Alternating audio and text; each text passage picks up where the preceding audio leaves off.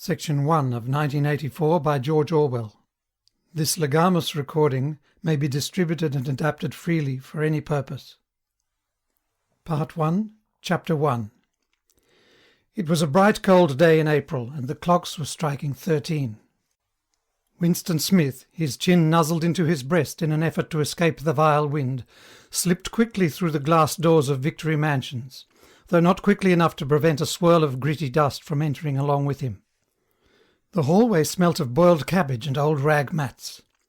At one end of it a coloured poster, too large for indoor display, had been tacked to the wall. It depicted simply an enormous face, more than a metre wide. The face of a man about 45, with a heavy black moustache and ruggedly handsome features. Winston made for the stairs.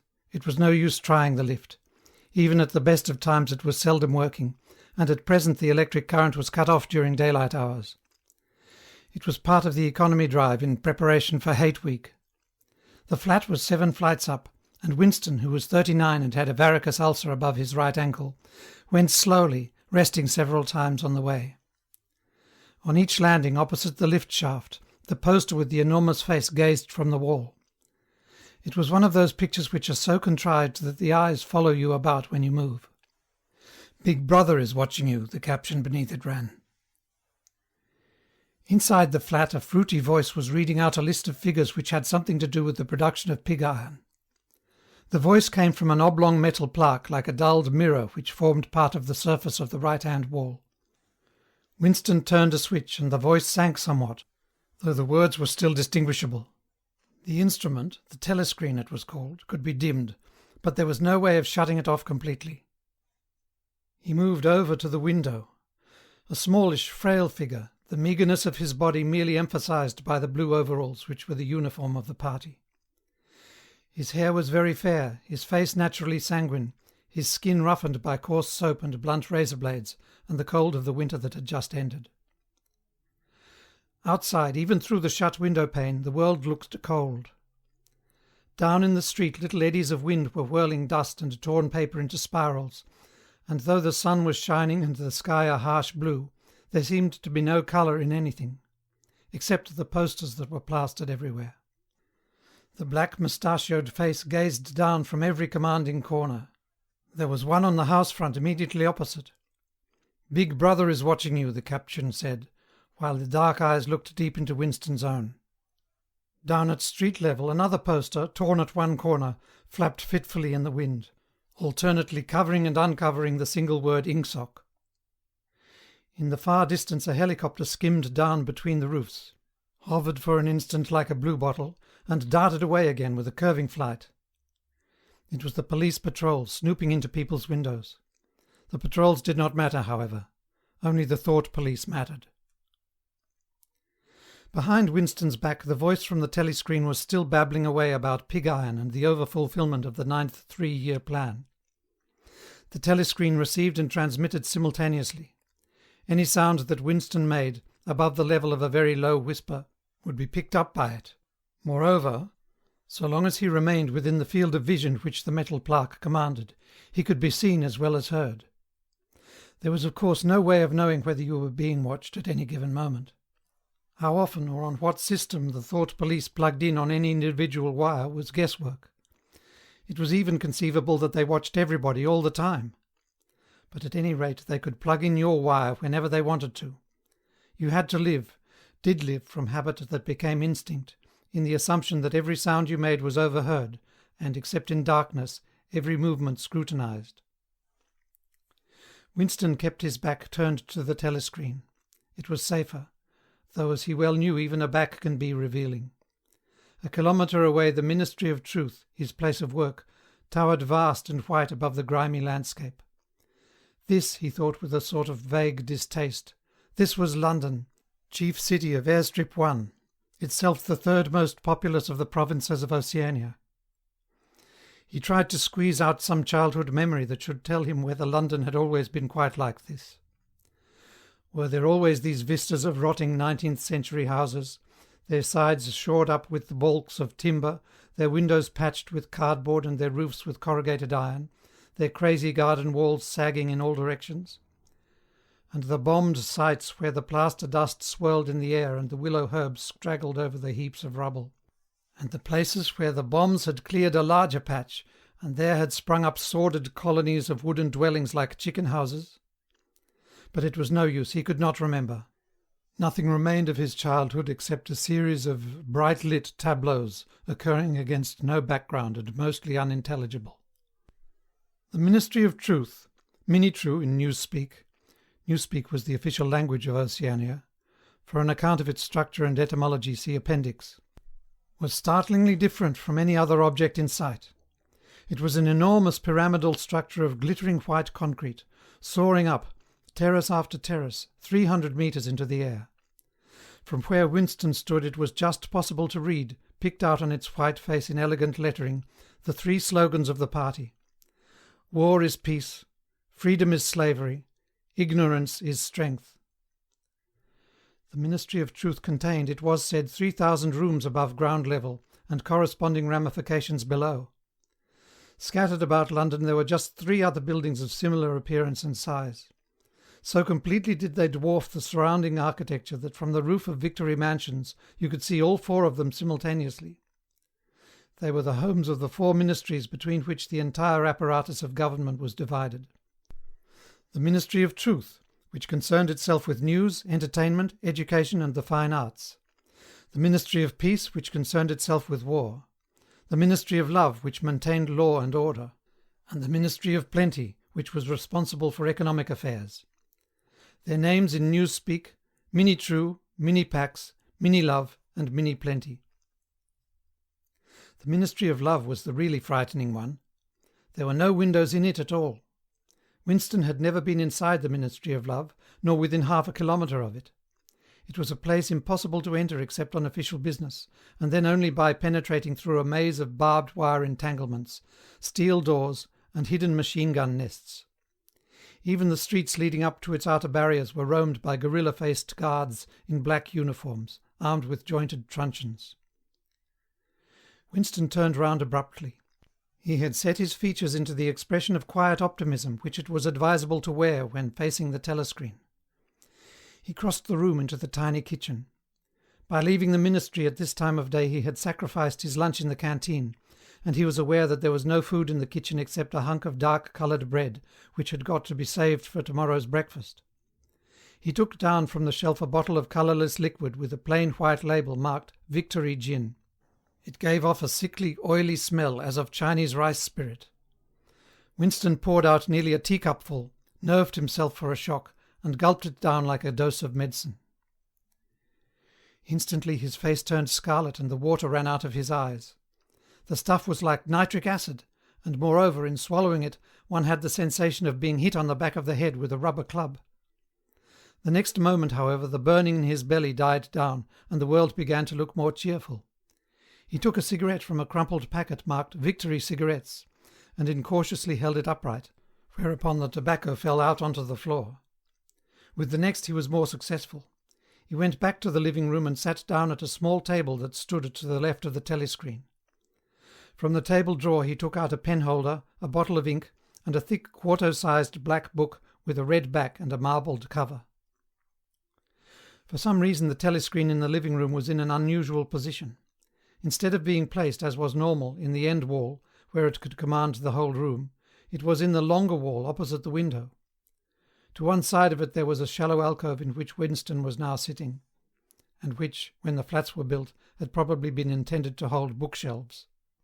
By sitting in the alcove, and keeping well back, Winston was able to remain outside the range of the telescreen, so far as sight went. He could be heard, of course, but so long as he stayed in his present position he could not be seen. It was partly the unusual geography of the room that had suggested to him the thing that he was now about to do. But it had also been suggested by the book that he had just taken out of the drawer. It was a peculiarly beautiful book. Its smooth, creamy paper, a little yellowed by age, was of a kind that had not been manufactured for at least 40 years past. He could guess, however, that the book was much older than that. He had seen it lying in the window of a frowsy little junk shop in a slummy quarter of the town, just what quarter he did not now remember, and had been stricken immediately by an overwhelming desire to possess it. Party members were supposed not to go into ordinary shops. Dealing on the free market, it was called. But the rule was not strictly kept, because there were various things, such as shoelaces and razor blades, which it was impossible to get hold of in any other way. He had given a quick glance up and down the street, and then had slipped inside and bought the book for $2.50. At the time he was not conscious of wanting it for any particular purpose. He had carried it guiltily home in his briefcase. Even with nothing written in it, it was a compromising possession. The thing that he was about to do was to open a diary. This was not illegal, nothing was illegal since there were no longer any laws, but if detected it was reasonably certain that it would be punished by death, or at least by 25 years in a forced labour camp. Winston fitted a nib into the penholder and sucked it to get the grease off. The pen was an archaic instrument, seldom used even for signatures, and he had procured one, furtively and with some difficulty, simply because of a feeling that the beautiful creamy paper deserved to be written on with a real nib instead of being scratched with an ink pencil. Actually, he was not used to writing by hand. Apart from very short notes, it was usual to dictate everything into the speakwrite, which was of course impossible for his present purpose. He dipped the pen into the ink and then faltered for just a second. A tremor had gone through his bowels. To mark the paper was the decisive act. In small, clumsy letters he wrote, April 4th, 1984. He sat back. A sense of complete helplessness had descended upon him. To begin with, he did not know with any certainty that this was 1984. It must be round about that date, since he was fairly sure that his age was 39, and he believed that he had been born in 1944 or 1945. But it was never possible nowadays to pin down any date within a year or two. For whom, it suddenly occurred to him to wonder, was he writing this diary? For the future, for the unborn? His mind hovered for a moment round the doubtful date on the page, and then fetched up with a bump against the newspeak word doublethink. For the first time the magnitude of what he had undertaken came home to him. How could you communicate with the future? It was of its nature impossible. Either the future would resemble the present, in which case it would not listen to him, or it would be different from it, and his predicament would be meaningless. For some time he sat gazing stupidly at the paper. The telescreen had changed over to strident military music. It was curious that he seemed not merely to have lost the power of expressing himself, but even to have forgotten what it was that he had originally intended to say. For weeks past he had been making ready for this moment, and it had never crossed his mind that anything would be needed except courage. The actual writing would be easy. All he had to do was to transfer to paper the interminable restless monologue that had been running inside his head, literally for years. At this moment, however, even the monologue had dried up. Moreover, his varicose ulcer had begun itching unbearably. He dared not scratch it, because if he did so it always became inflamed. The seconds were ticking by. He was conscious of nothing except the blankness of the page in front of him, the itching of the skin above his ankle, the blaring of the music, and a slight booziness caused by the gin. Suddenly he began writing in sheer panic, only imperfectly aware of what he was setting down. His small but childish handwriting straggled up and down the page, shedding first its capital letters and finally even its full stops. April 4th, 1984. Last night to the flicks. All war films. One very good one of a ship full of refugees being bombed somewhere in the Mediterranean. Audience much amused by shots of a great huge fat man trying to swim away with a helicopter after him. First you saw him wallowing along in the water like a porpoise, then you saw him through the helicopter's gun sights, then he was full of holes and the sea round him turned pink and he sank as suddenly as though the holes had let in the water, audience shouting with laughter when he sank. Then you saw a lifeboat full of children with a helicopter hovering over it. There was a middle-aged woman, might have been a Jewess, sitting up in the bow with a little boy about 3 years old in her arms.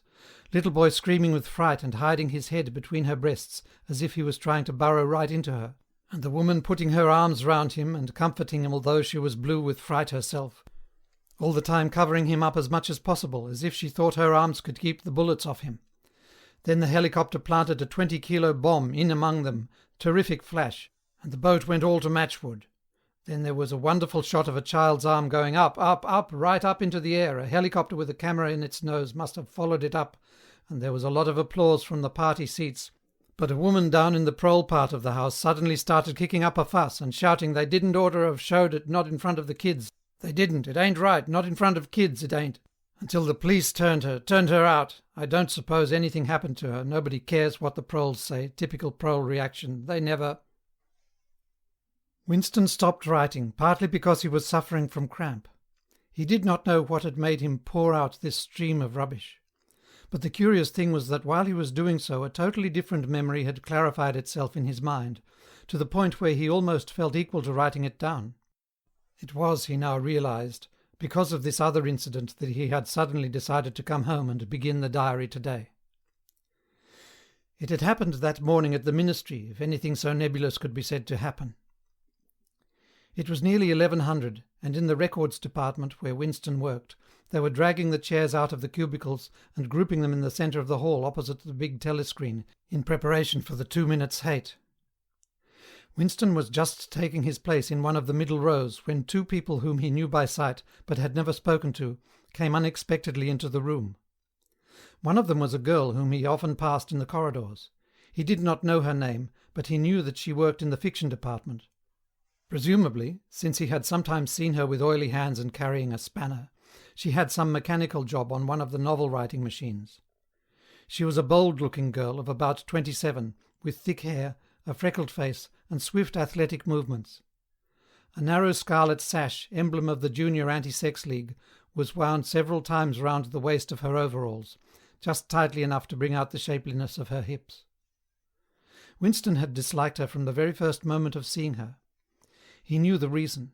It was because of the atmosphere of hockey fields and cold baths and community hikes and general clean-mindedness which she managed to carry about with her. He disliked nearly all women, and especially the young and pretty ones. It was always the women, and above all the young ones, who were the most bigoted adherents of the party, the swallowers of slogans, the amateur spies and nosers out of unorthodoxy. But this particular girl gave him the impression of being more dangerous than most. Once when they passed in the corridor she gave him a quick sidelong glance which seemed to pierce right into him and for a moment had filled him with black terror. The idea had even crossed his mind that she might be an agent of the thought police. That, it was true, was very unlikely. Still he continued to feel a peculiar uneasiness, which had fear mixed up in it as well as hostility, whenever she was anywhere near him. The other person was a man named O'Brien, a member of the inner party and holder of some post so important and remote that Winston had only a dim idea of its nature. A momentary hush passed over the group of people round the chairs as they saw the black overalls of an inner party member approaching. O'Brien was a large, burly man with a thick neck and a coarse, humorous, brutal face. In spite of his formidable appearance, he had a certain charm of manner. He had a trick of resettling his spectacles on his nose, which was curiously disarming. In some indefinable way, curiously civilized. It was a gesture which, if anyone had still thought in such terms, might have recalled an 18th-century nobleman offering his snuff-box. Winston had seen O'Brien perhaps a dozen times in almost as many years. He felt deeply drawn to him, and not solely because he was intrigued by the contrast between O'Brien's urbane manner and his prize-fighter's physique. Much more it was because of a secretly held belief, or perhaps not even a belief, merely a hope, that O'Brien's political orthodoxy was not perfect. Something in his face suggested it irresistibly. And again, perhaps it was not even unorthodoxy that was written in his face, but simply intelligence. But at any rate he had the appearance of being a person that you could talk to if somehow you could cheat the telescreen and get him alone. Winston had never made the smallest effort to verify this guess. Indeed, there was no way of doing so. At this moment O'Brien glanced at his wristwatch, saw that it was nearly 1100, and evidently decided to stay in the records department until the 2 minutes hate was over. He took a chair in the same row as Winston, a couple of places away. A small, sandy-haired woman who worked in the next cubicle to Winston was between them. The girl with dark hair was sitting immediately behind. The next moment a hideous grinding speech, as of some monstrous machine running without oil, burst from the big telescreen at the end of the room. It was a noise that set one's teeth on edge and bristled the hair at the back of one's neck. The hate had started. As usual, the face of Emmanuel Goldstein, the enemy of the people, had flashed onto the screen. There were hisses here and there among the audience. The little sandy-haired woman gave a squeak of mingled fear and disgust. Goldstein was the renegade and backslider who once, long ago, how long ago nobody quite remembered, had been one of the leading figures of the party, almost on a level with Big Brother himself, and then had engaged in counter-revolutionary activities, had been condemned to death, and had mysteriously escaped and disappeared. The programmes of the 2 Minutes Hate varied from day to day, but there was none in which Goldstein was not the principal figure. He was the primal traitor, the earliest defiler of the party's purity.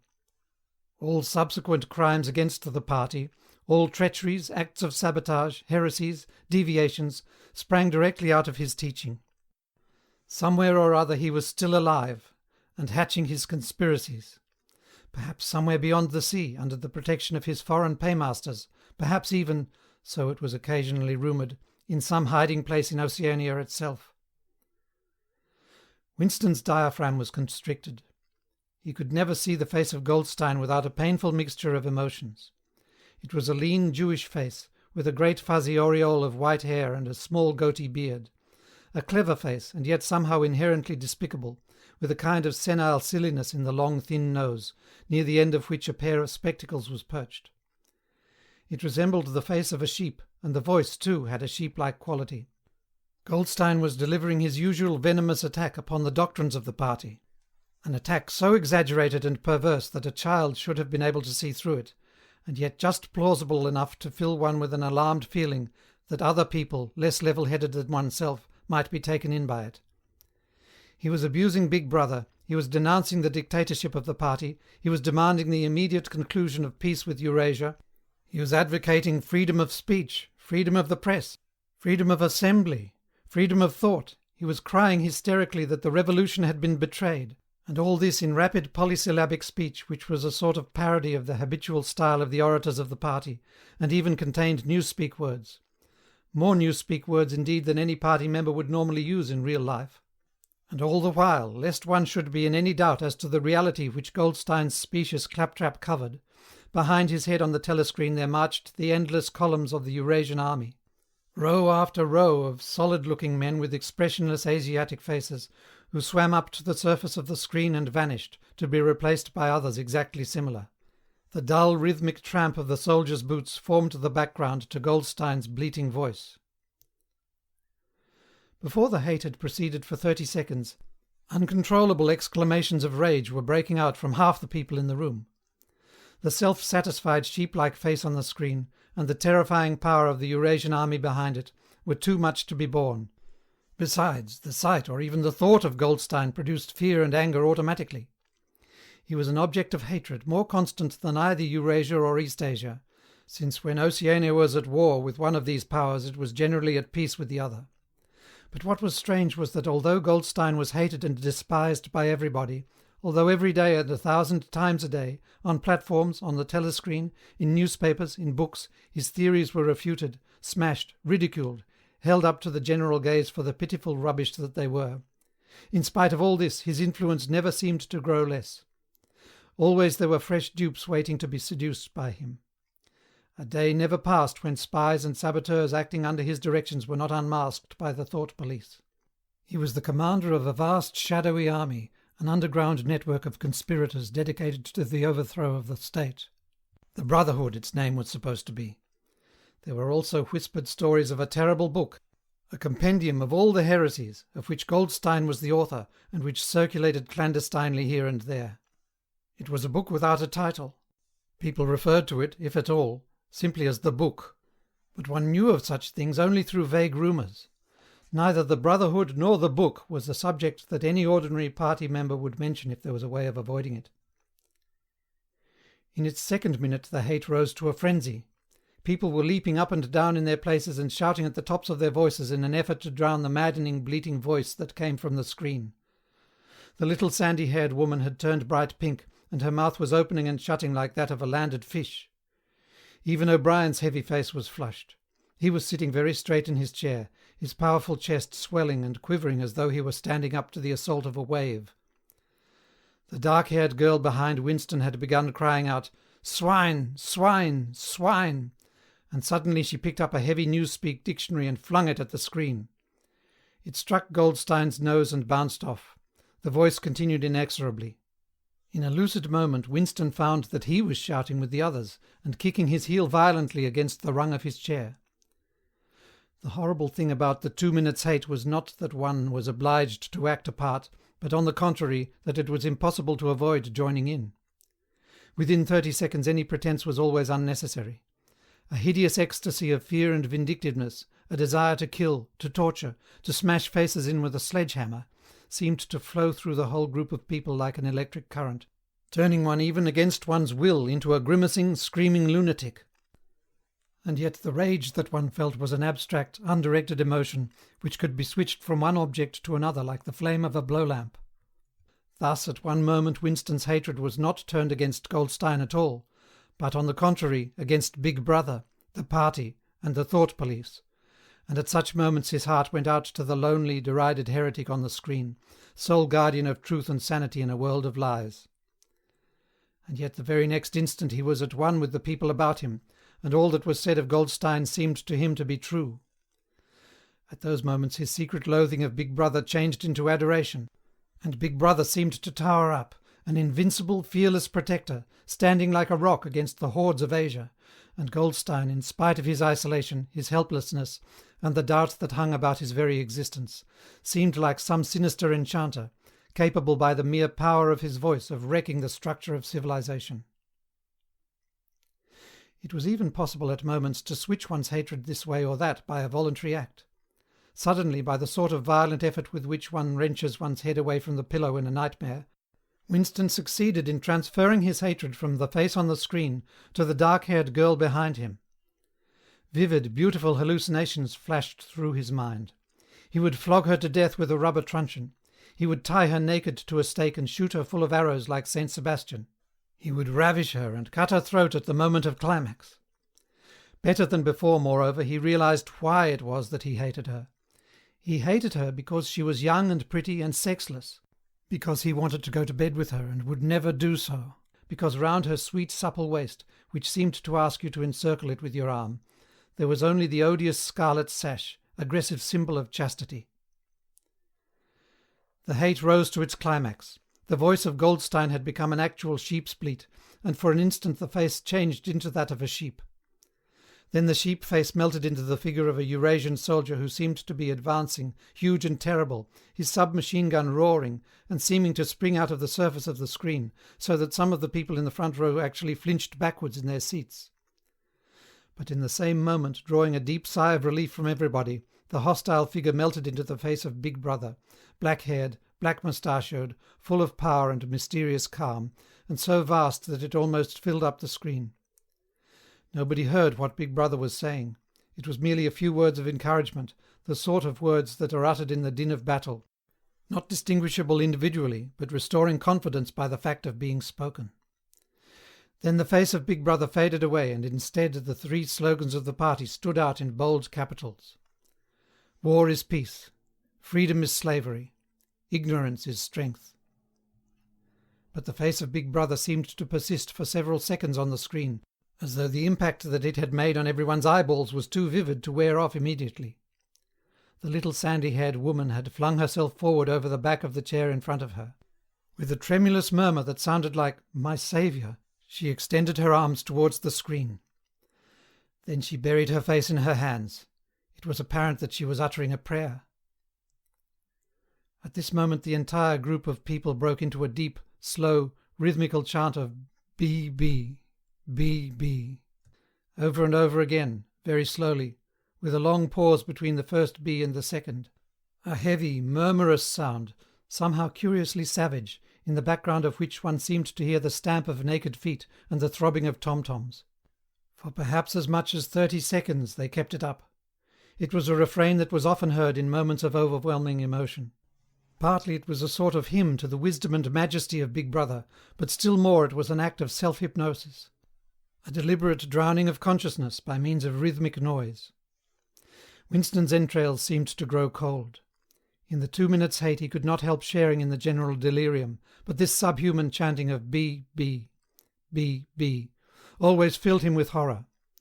Of course he chanted with the rest. It was impossible to do otherwise.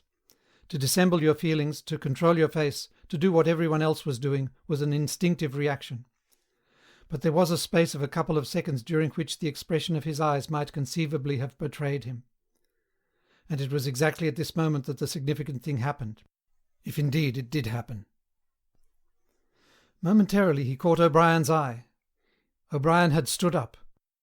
He had taken off his spectacles and was in the act of resettling them on his nose with his characteristic gesture. But there was a fraction of a second when their eyes met, and for as long as it took to happen, Winston knew, yes, he knew, that O'Brien was thinking the same thing as himself. An unmistakable message had passed. It was as though their two minds had opened and the thoughts were flowing from one into the other through their eyes. "I am with you," O'Brien seemed to be saying to him. "I know precisely what you are feeling. I know all about your contempt, your hatred, your disgust. But don't worry. I am on your side."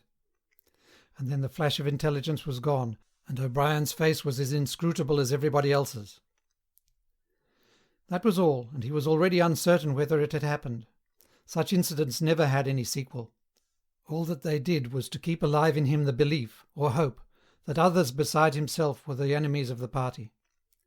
Perhaps the rumours of vast underground conspiracies were true after all. Perhaps the Brotherhood really existed. It was impossible, in spite of the endless arrests and confessions and executions, to be sure that the Brotherhood was not simply a myth. Some days he believed in it, some days not. There was no evidence, only fleeting glimpses that might mean anything or nothing. Snatches of overheard conversation, faint scribbles on lavatory walls. Once, even, when two strangers met, a small movement of the hand which had looked as though it might be a signal of recognition. It was all guesswork. Very likely he had imagined everything. He had gone back to his cubicle without looking at O'Brien again. The idea of following up their momentary contact hardly crossed his mind.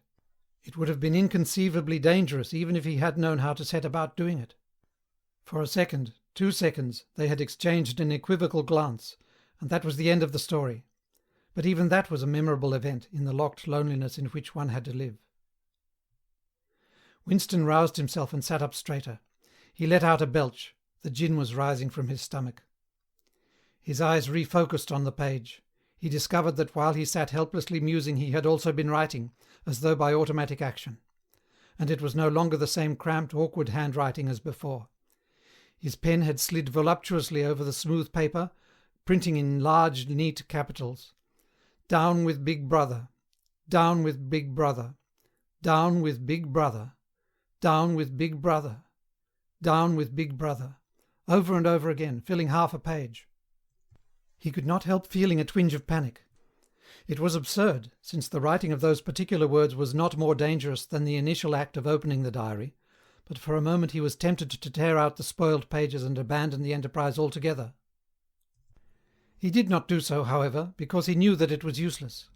Whether he wrote "Down with Big Brother" or whether he refrained from writing it made no difference. Whether he went on with the diary or whether he did not go on with it made no difference. The thought police would get him just the same. He had committed, would still have committed, even if he had never set pen to paper, the essential crime that contained all others in itself. Thought crime, they called it. Thought crime was not a thing that could be concealed forever. You might dodge successfully for a while, even for years, but sooner or later they were bound to get you. It was always at night. The arrests invariably happened at night. The sudden jerk out of sleep, the rough hand shaking your shoulder, the lights glaring in your eyes, the ring of hard faces round the bed. In the vast majority of cases there was no trial, no report of the arrest. People simply disappeared, always during the night. Your name was removed from the registers. Every record of everything you had ever done was wiped out. Your one-time existence was denied and then forgotten. You were abolished, annihilated. Vaporized was the usual word. For a moment he was seized by a kind of hysteria. He began writing in a hurried, untidy scrawl. "They'll shoot me. I don't care. They'll shoot me in the back of the neck. I don't care. Down with Big Brother. They always shoot you in the back of the neck. I don't care. Down with Big Brother." He sat back in his chair, slightly ashamed of himself, and laid down the pen. The next moment he started violently. There was a knocking at the door. "Already!" He sat as still as a mouse, in the futile hope that whoever it was might go away after a single attempt. But no, the knocking was repeated. The worst thing of all would be to delay. His heart was thumping like a drum, but his face, from long habit, was probably expressionless. He got up and moved heavily towards the door. End of section 1.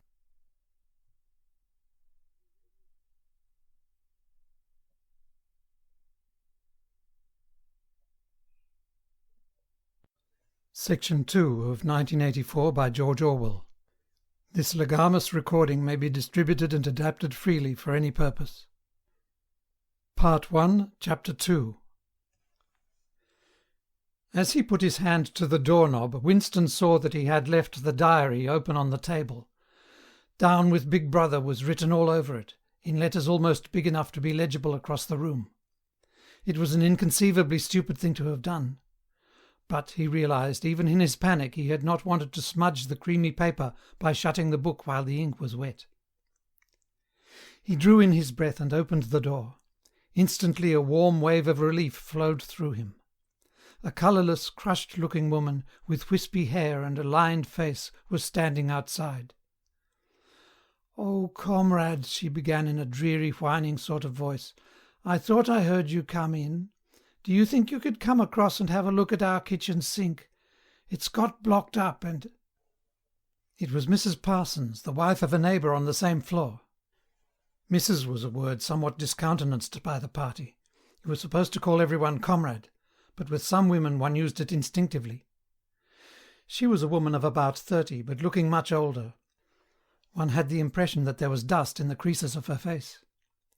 Winston followed her down the passage. These amateur repair jobs were an almost daily irritation.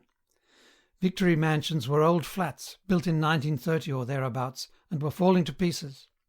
The plaster flaked constantly from ceilings and walls, the pipes burst in every hard frost, the roof leaked whenever there was snow, the heating system was usually running at half steam when it was not closed down altogether from motives of economy. Repairs, except what you could do for yourself, had to be sanctioned by remote committees which were liable to hold up even the mending of a window pane for 2 years. "Of course it's only because Tom isn't home," said Mrs. Parsons vaguely. The Parsons' flat was bigger than Winston's and dingy in a different way. Everything had a battered, trampled-on look, as though the place had just been visited by some large violent animal. Games impedimenta, hockey sticks, boxing gloves, a burst football, a pair of sweaty shorts turned inside out, lay all over the floor, and on the table there was a litter of dirty dishes and dog-eared exercise books.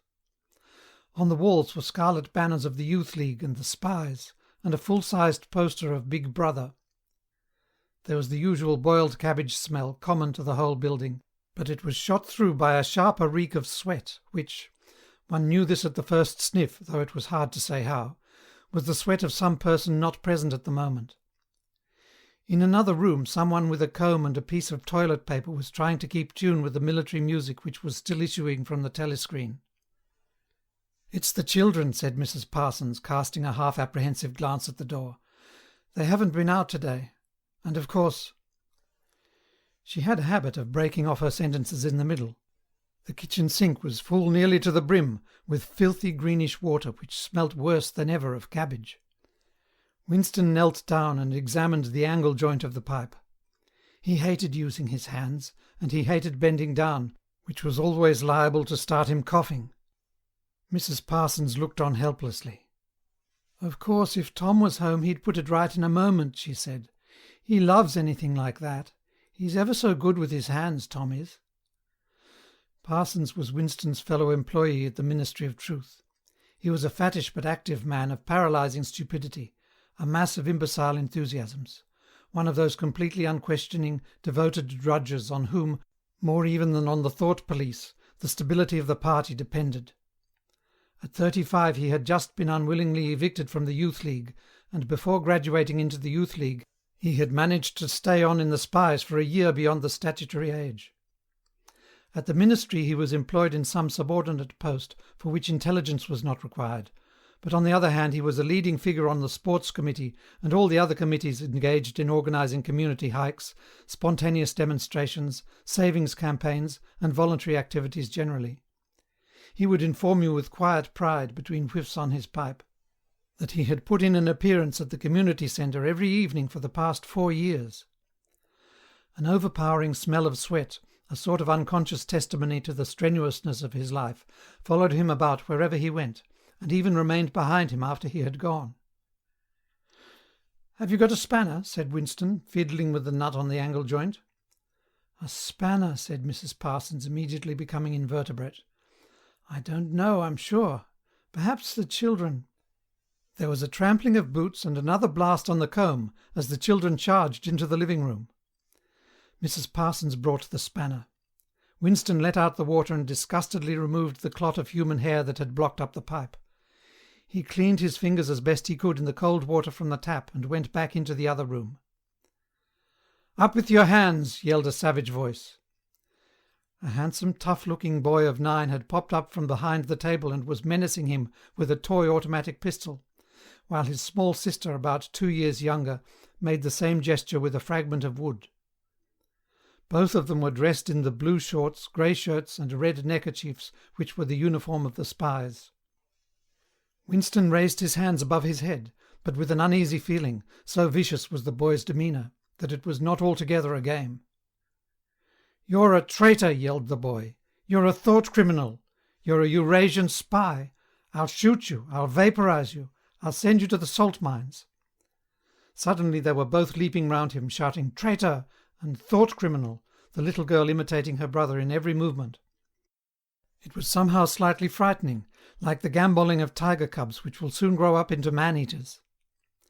There was a sort of calculating ferocity in the boy's eye, a quite evident desire to hit or kick Winston, and a consciousness of being very nearly big enough to do so. It was a good job it was not a real pistol he was holding, Winston thought. Mrs. Parsons' eyes flitted nervously from Winston to the children, and back again. In the better light of the living-room he noticed with interest that there actually was dust in the creases of her face. "They do get so noisy," she said. "They're disappointed because they couldn't go to see the hanging, that's what it is. I'm too busy to take them, and Tom won't be back from work in time." "Why can't we go and see the hanging?" roared the boy in his huge voice. "Want to see the hanging, want to see the hanging," chanted the little girl, still capering round. Some Eurasian prisoners, guilty of war crimes, were to be hanged in the park that evening, Winston remembered. This happened about once a month, and was a popular spectacle. Children always clamoured to be taken to see it. He took his leave of Mrs. Parsons and made for the door. But he had not gone 6 steps down the passage when something hit the back of his neck, an agonizingly painful blow. It was as though a red-hot wire had been jabbed into him. He spun round just in time to see Mrs. Parsons dragging her son back into the doorway, while the boy pocketed a catapult. "Goldstein!" bellowed the boy as the door closed on him. But what most struck Winston was the look of helpless fright on the woman's greyish face. Back in the flat he stepped quickly past the telescreen and sat down at the table again, still rubbing his neck. The music from the telescreen had stopped.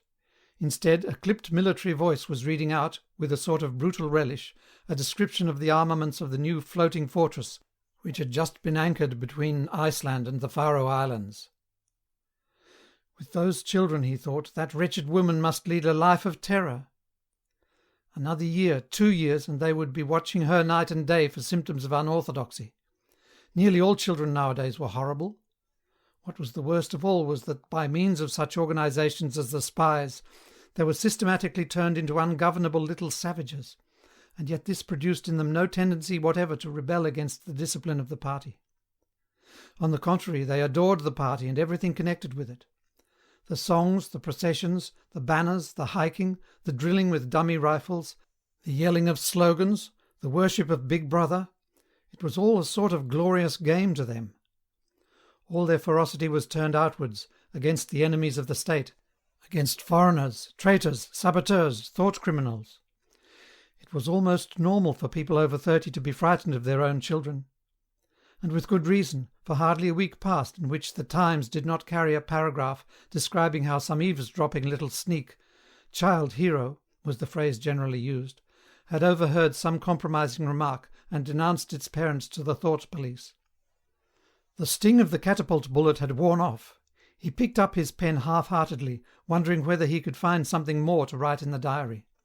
Suddenly he began thinking of O'Brien again. Years ago, how long was it? 7 years it must be. He had dreamed that he was walking through a pitch-dark room, and someone sitting to one side of him had said as he passed, "We shall meet in the place where there is no darkness." It was said very quietly, almost casually, a statement, not a command. He had walked on without pausing. What was curious was that at the time, in the dream, the words had not made much impression on him. It was only later and by degrees that they had seemed to take on significance. He could not now remember whether it was before or after having the dream that he had seen O'Brien for the first time, nor could he remember when he had first identified the voice as O'Brien's. But at any rate the identification existed. It was O'Brien who had spoken to him out of the dark. Winston had never been able to feel sure. Even after this morning's flash of the eyes, it was still impossible to be sure whether O'Brien was a friend or an enemy. Nor did it even seem to matter greatly. There was a link of understanding between them, more important than affection or partisanship. "We shall meet in the place where there is no darkness," he had said.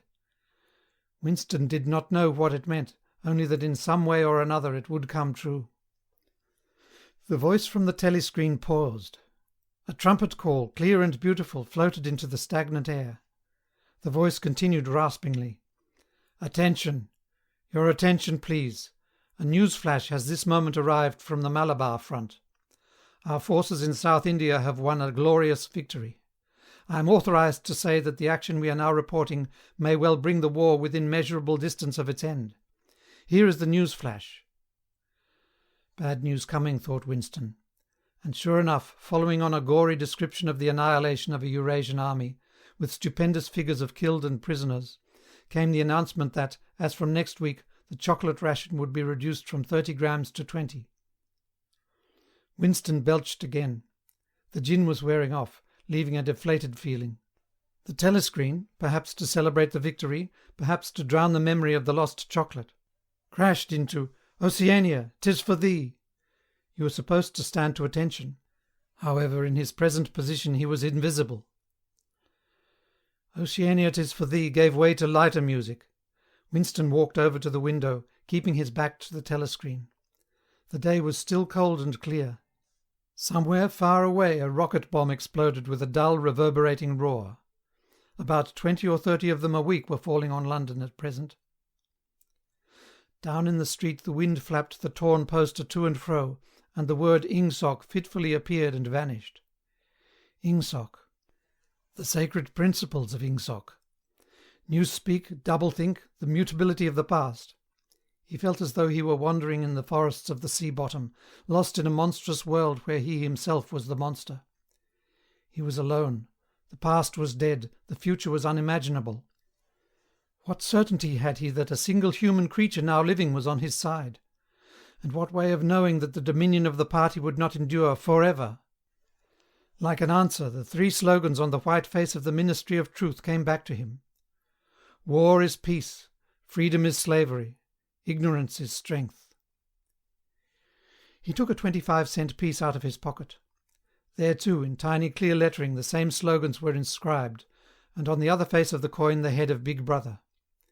Even from the coin the eyes pursued you. On coins, on stamps, on the covers of books, on banners, on posters, and on the wrappings of a cigarette packet. Everywhere. Always the eyes watching you and the voice enveloping you. Asleep or awake, working or eating, indoors or out of doors, in the bath or in bed, no escape. Nothing was your own except the few cubic centimetres inside your skull. The sun had shifted round, and the myriad windows of the Ministry of Truth, with the light no longer shining on them, looked grim as the loopholes of a fortress. His heart quailed before the enormous pyramidal shape. It was too strong, it could not be stormed. 1,000 rocket bombs would not batter it down. He wondered again for whom he was writing the diary. For the future, for the past, for an age that might be imaginary. And in front of him there lay not death but annihilation. The diary would be reduced to ashes and himself to vapour. Only the thought police would read what he had written, before they wiped it out of existence and out of memory. How could you make appeal to the future when not a trace of you, not even an anonymous word scribbled on a piece of paper, could physically survive? The telescreen struck 14. He must leave in 10 minutes. He had to be back at work by 14:30. Curiously, the chiming of the hour seemed to have put new heart into him. He was a lonely ghost, uttering a truth that nobody would ever hear. But so long as he uttered it, in some obscure way the continuity was not broken. It was not by making yourself heard, but by staying sane, that you carried on the human heritage. He went back to the table, dipped his pen, and wrote, "To the future or to the past, to a time when thought is free, when men are different from one another and do not live alone, to a time when truth exists and what is done cannot be undone. From the age of uniformity, from the age of solitude, from the age of Big Brother, from the age of doublethink, greetings." He was already dead, he reflected. It seemed to him that it was only now, when he had begun to be able to formulate his thoughts, that he had taken the decisive step. The consequences of every act are included in the act itself. He wrote, "Thought crime does not entail death. Thought crime is death." Now he had recognized himself as a dead man, it became important to stay alive as long as possible. 2 fingers of his right hand were ink-stained. It was exactly the kind of detail that might betray you. Some nosing zealot in the ministry, a woman probably, someone like the little sandy-haired woman or the dark-haired girl from the fiction department, might start wondering why he had been writing during the lunch interval, why he had used an old-fashioned pen, what he had been writing, and then drop a hint in the appropriate quarter. He went to the bathroom and carefully scrubbed the ink away with the gritty dark brown soap which rasped your skin like sandpaper and was therefore well adapted for this purpose. He put the diary away in the drawer. It was quite useless to think of hiding it, but he could at least make sure whether or not its existence had been discovered. A hair laid across the page ends was too obvious. With the tip of his finger he picked up an identifiable grain of whitish dust and deposited it on the corner of the cover, where it was bound to be shaken off if the book was moved. End of section 2.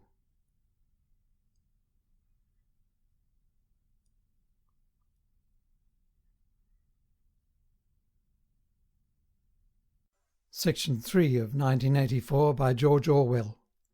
This legamus recording may be distributed and adapted freely for any purpose.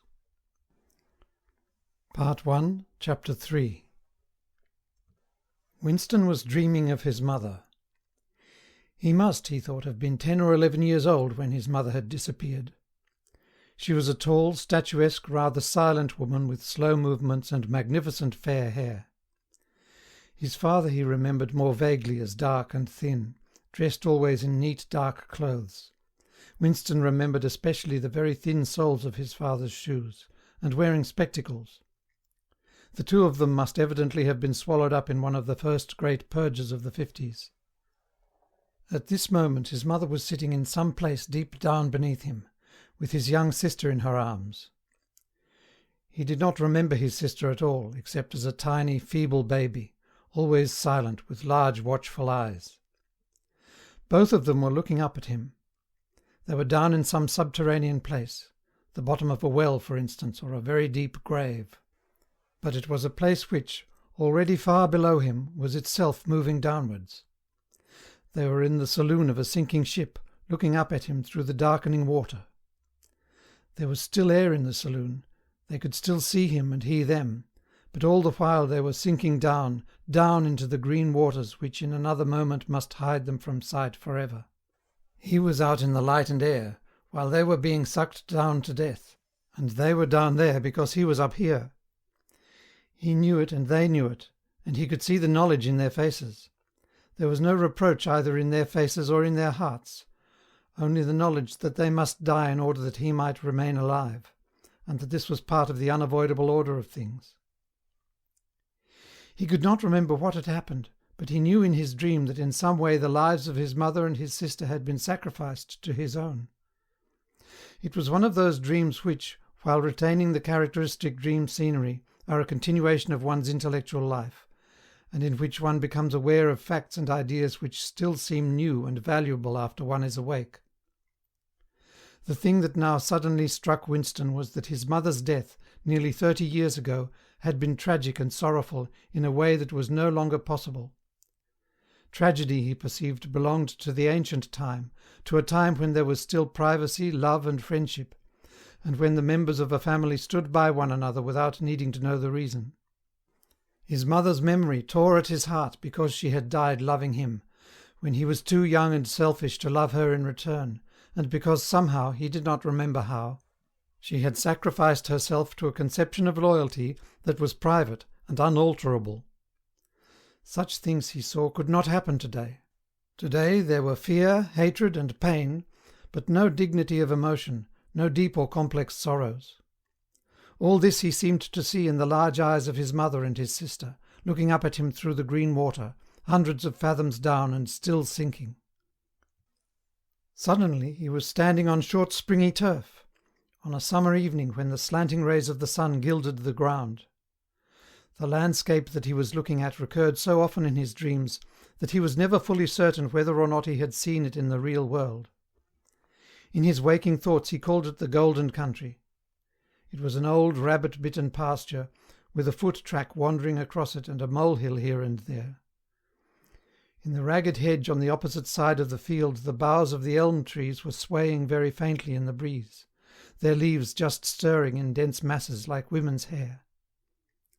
Somewhere near at hand, though out of sight, there was a clear, slow-moving stream where dace were swimming in the pools under the willow trees. The girl with dark hair was coming towards them across the field. With what seemed a single movement she tore off her clothes and flung them disdainfully aside. Her body was white and smooth, but it aroused no desire in him, indeed he barely looked at it. What overwhelmed him in that instant was admiration for the gesture with which she had thrown her clothes aside. With its grace and carelessness it seemed to annihilate a whole culture, a whole system of thought, as though Big Brother and the party and the thought police could all be swept into nothingness by a single splendid movement of the arm. That too was a gesture belonging to the ancient time. Winston woke up with the word Shakespeare on his lips. The telescreen was giving forth an ear-splitting whistle which continued on the same note for 30 seconds. It was 07:15, getting up time for office workers. Winston wrenched his body out of bed, naked, for a member of the outer party received only 3,000 clothing coupons annually, and a suit of pyjamas was 600, and seized a dingy singlet and a pair of shorts that were lying across a chair. The physical jerks would begin in 3 minutes. The next moment he was doubled up by a violent coughing fit which nearly always attacked him soon after waking up. It emptied his lungs so completely that he could only begin breathing again by lying on his back and taking a series of deep gasps. His veins had swelled with the effort of the cough, and the varicose ulcer had started itching. 30 to 40 group, yapped a piercing female voice. 30 to 40 group. Take your places, please. 30s to 40s. Winston sprang to attention in front of the telescreen, upon which the image of a youngish woman, scrawny but muscular, dressed in tunic and gym shoes, had already appeared. "Arms bending and stretching," she rapped out. "Take your time by me. 1, 2, 3, 4. 1, 2, 3, 4. Come on, comrades, put a bit of life into it. 1, 2, 3, 4. 1, 2, 3, 4. The pain of the coughing fit had not quite driven out of Winston's mind the impression made by his dream, and the rhythmic movements of the exercise restored it somewhat. As he mechanically shot his arms back and forth, wearing on his face the look of grim enjoyment which was considered proper during the physical jerks, he was struggling to think his way backward into the dim period of his early childhood. It was extraordinarily difficult. Beyond the late 50s everything faded. When there were no external records that you could refer to, even the outline of your own life lost its sharpness. You remembered huge events which had quite probably not happened. You remembered the detail of incidents without being able to recapture their atmosphere. And there were long blank periods to which you could assign nothing. Everything had been different then. Even the names of countries and their shapes on the map had been different. Airstrip 1, for instance, had not been so called in those days. It had been called England or Britain, though London, he felt fairly certain, had always been called London. Winston could not definitely remember a time when his country had not been at war, but it was evident that there had been a fairly long interval of peace during his childhood, because one of his early memories was of an air raid which appeared to take everyone by surprise. Perhaps it was the time when the atomic bomb had fallen on Colchester. He did not remember the raid itself, but he did remember his father's hand clutching his own as they hurried down, down, down into some place deep in the earth, round and round a spiral staircase which rang under his feet, and which finally so wearied his legs that he began whimpering, and they had to stop and rest. His mother, in her slow, dreamy way, was following a long way behind them. She was carrying his baby sister, or perhaps it was only a bundle of blankets that she was carrying. He was not certain whether his sister had been born then. Finally they had emerged into a noisy, crowded place which he had realized to be a tube station. There were people sitting all over the stone-flagged floor, and other people, packed tightly together, were sitting on metal bunks, one above the other. Winston and his mother and father found themselves a place on the floor, and near them an old man and an old woman were sitting side by side on a bunk. The old man had on a decent dark suit and a black cloth cap pushed back from very white hair. His face was scarlet and his eyes were blue and full of tears. He reeked of gin. It seemed to breathe out of his skin in place of sweat, and one could have fancied that the tears welling from his eyes were pure gin. But though slightly drunk, he was also suffering under some grief that was genuine and unbearable. In his childish way Winston grasped that some terrible thing, something that was beyond forgiveness and could never be remedied, had just happened. It also seemed to him that he knew what it was. Someone whom the old man loved, a little granddaughter perhaps, had been killed. Every few minutes the old man kept repeating, "We didn't ought to have trusted 'em. I said so, Ma, didn't I? That's what comes of trusting 'em. I said so all along. We didn't ought to have trusted the buggers." But which buggers they didn't ought to have trusted Winston could not now remember. Since about that time war had been literally continuous, though strictly speaking it had not always been the same war. For several months during his childhood there had been confused street fighting in London itself, some of which he remembered vividly. But to trace out the history of the whole period, to say who was fighting whom at any given moment, would have been utterly impossible, since no written record and no spoken word ever made mention of any other alignment than the existing one. At this moment, for example, in 1984, if it was 1984, Oceania was at war with Eurasia and in alliance with Eastasia. In no public or private utterance was it ever admitted that the three powers had at any time been grouped along different lines. Actually, as Winston well knew, it was only 4 years since Oceania had been at war with Eastasia and in alliance with Eurasia. But that was merely a piece of furtive knowledge which he happened to possess, because his memory was not satisfactorily under control. Officially the change of partners had never happened. Oceania was at war with Eurasia. Therefore Oceania had always been at war with Eurasia. The enemy of the moment always represented absolute evil, and it followed that any past or future agreement with him was impossible. The frightening thing, he reflected for the 10,000th time, as he forced his shoulders painfully backward. With hands on hips, they were gyrating their bodies from the waist, an exercise that was supposed to be good for the back muscles. The frightening thing was that it might all be true. If the party could thrust its hand into the past and say of this or that event, "It never happened," that surely was more terrifying than mere torture and death. The party said that Oceania had never been in alliance with Eurasia. He, Winston Smith, knew that Oceania had been in alliance with Eurasia as short a time as 4 years ago. But where did that knowledge exist? Only in his own consciousness, which in any case must soon be annihilated. And if all others accepted the lie which the party imposed, if all records told the same tale, then the lie passed into history and became truth. "Who controls the past," ran the party slogan, "controls the future. Who controls the present controls the past." And yet the past, though of its nature alterable, never had been altered. Whatever was true now was true from everlasting to everlasting. It was quite simple. All that was needed was an unending series of victories over your own memory. Reality control, they called it. In newspeak, doublethink. "Stand easy," barked the instructress a little more genially. Winston sank his arms to his sides and slowly refilled his lungs with air. His mind slid away into the labyrinthine world of doublethink.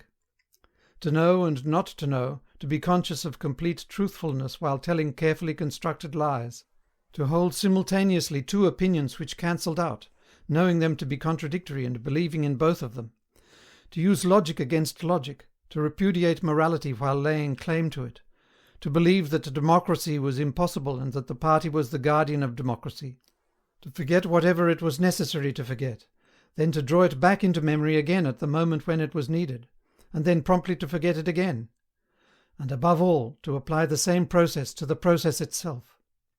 That was the ultimate subtlety, consciously to induce unconsciousness, and then, once again, to become unconscious of the act of hypnosis you had just performed. Even to understand the word doublethink involved the use of doublethink. The instructress had called them to attention again. "And now let's see which of us can touch our toes," she said enthusiastically. "Right over from the hips, please, comrades. 1, 2, 1, 2. Winston loathed this exercise, which sent shooting pains all the way from his heels to his buttocks, and often ended by bringing on another coughing fit. The half-pleasant quality went out of his meditations. The past, he reflected, had not merely been altered, it had actually been destroyed. For how could you establish even the most obvious fact when there existed no record outside your own memory? He tried to remember in what year he had first heard mention of Big Brother. He thought it must have been at some time in the 60s, but it was impossible to be certain. In the party histories, of course, Big Brother figured as the leader and guardian of the revolution since its very earliest days. His exploits had been gradually pushed backwards in time until already they extended into the fabulous world of the 40s and the 30s, when the capitalists in their strange cylindrical hats still rode through the streets of London in great gleaming motor cars or horse carriages with glass sides. There was no knowing how much of this legend was true and how much invented. Winston could not even remember at what date the party itself had come into existence. He did not believe he had ever heard the word ingsoc before 1960. But it was possible that in its old speak form, English socialism, that is to say, it had been current earlier. Everything melted into mist. Sometimes, indeed, you could put your finger on a definite lie. It was not true, for example, as was claimed in the party history books, that the party had invented aeroplanes. He remembered aeroplanes since his earliest childhood. But you could prove nothing. There was never any evidence. Just once in his whole life he had held in his hands unmistakable documentary proof of the falsification of an historical fact. And on that occasion... "Smith!" screamed the shrewish voice from the telescreen. 6079, Smith W. Yes, you. Bend lower, please. You can do better than that. You're not trying.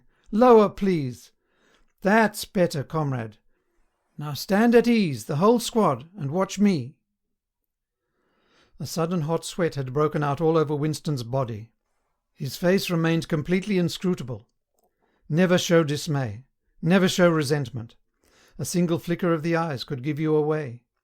He stood watching while the instructress raised her arms above her head and, one could not say gracefully, but with remarkable neatness and efficiency, bent over and tucked the first joint of her fingers under her toes. "There, comrades, that's how I want to see you doing it. Watch me again. I'm 39 and I've had 4 children. Now look." She bent over again. "You see, my knees aren't bent. You can all do it if you want to," she added as she straightened herself up. "Anyone under 45 is perfectly capable of touching his toes. We don't all have the privilege of fighting in the front line, but at least we can all keep fit. Remember our boys on the Malabar front, and the sailors in the floating fortresses. Just think what they have to put up with. Now try again. That's better, comrade, that's much better," she added encouragingly, as Winston, with a violent lunge, succeeded in touching his toes with knees unbent for the first time in several years. End of section 3.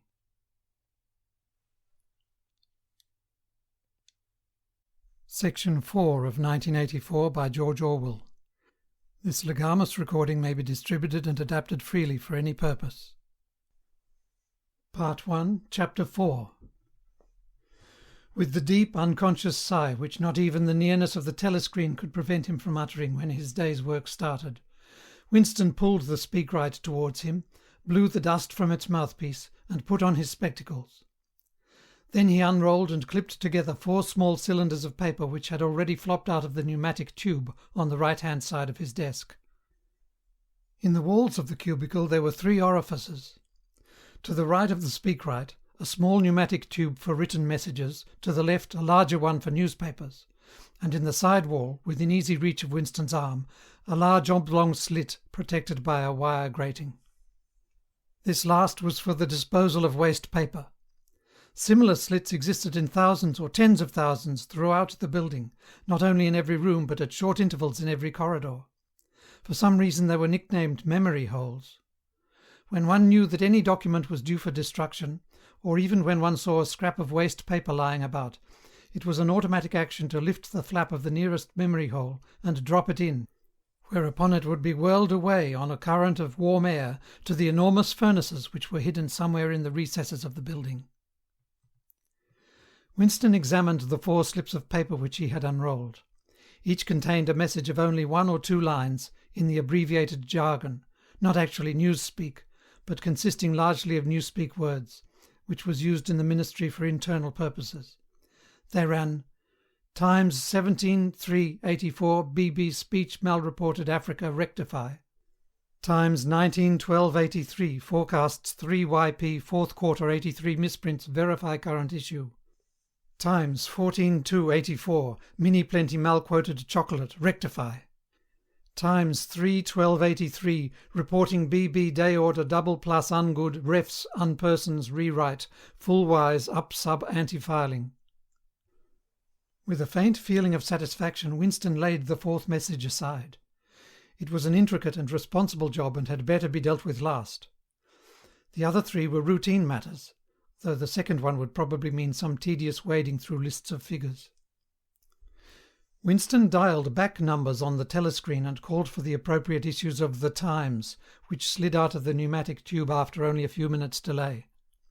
The messages he had received referred to articles or news items which for one reason or another it was thought necessary to alter, or, as the official phrase had it, to rectify. For example, it appeared from The Times of the 17th of March that Big Brother, in his speech of the previous day, had predicted that the South Indian front would remain quiet, but that a Eurasian offensive would shortly be launched in North Africa.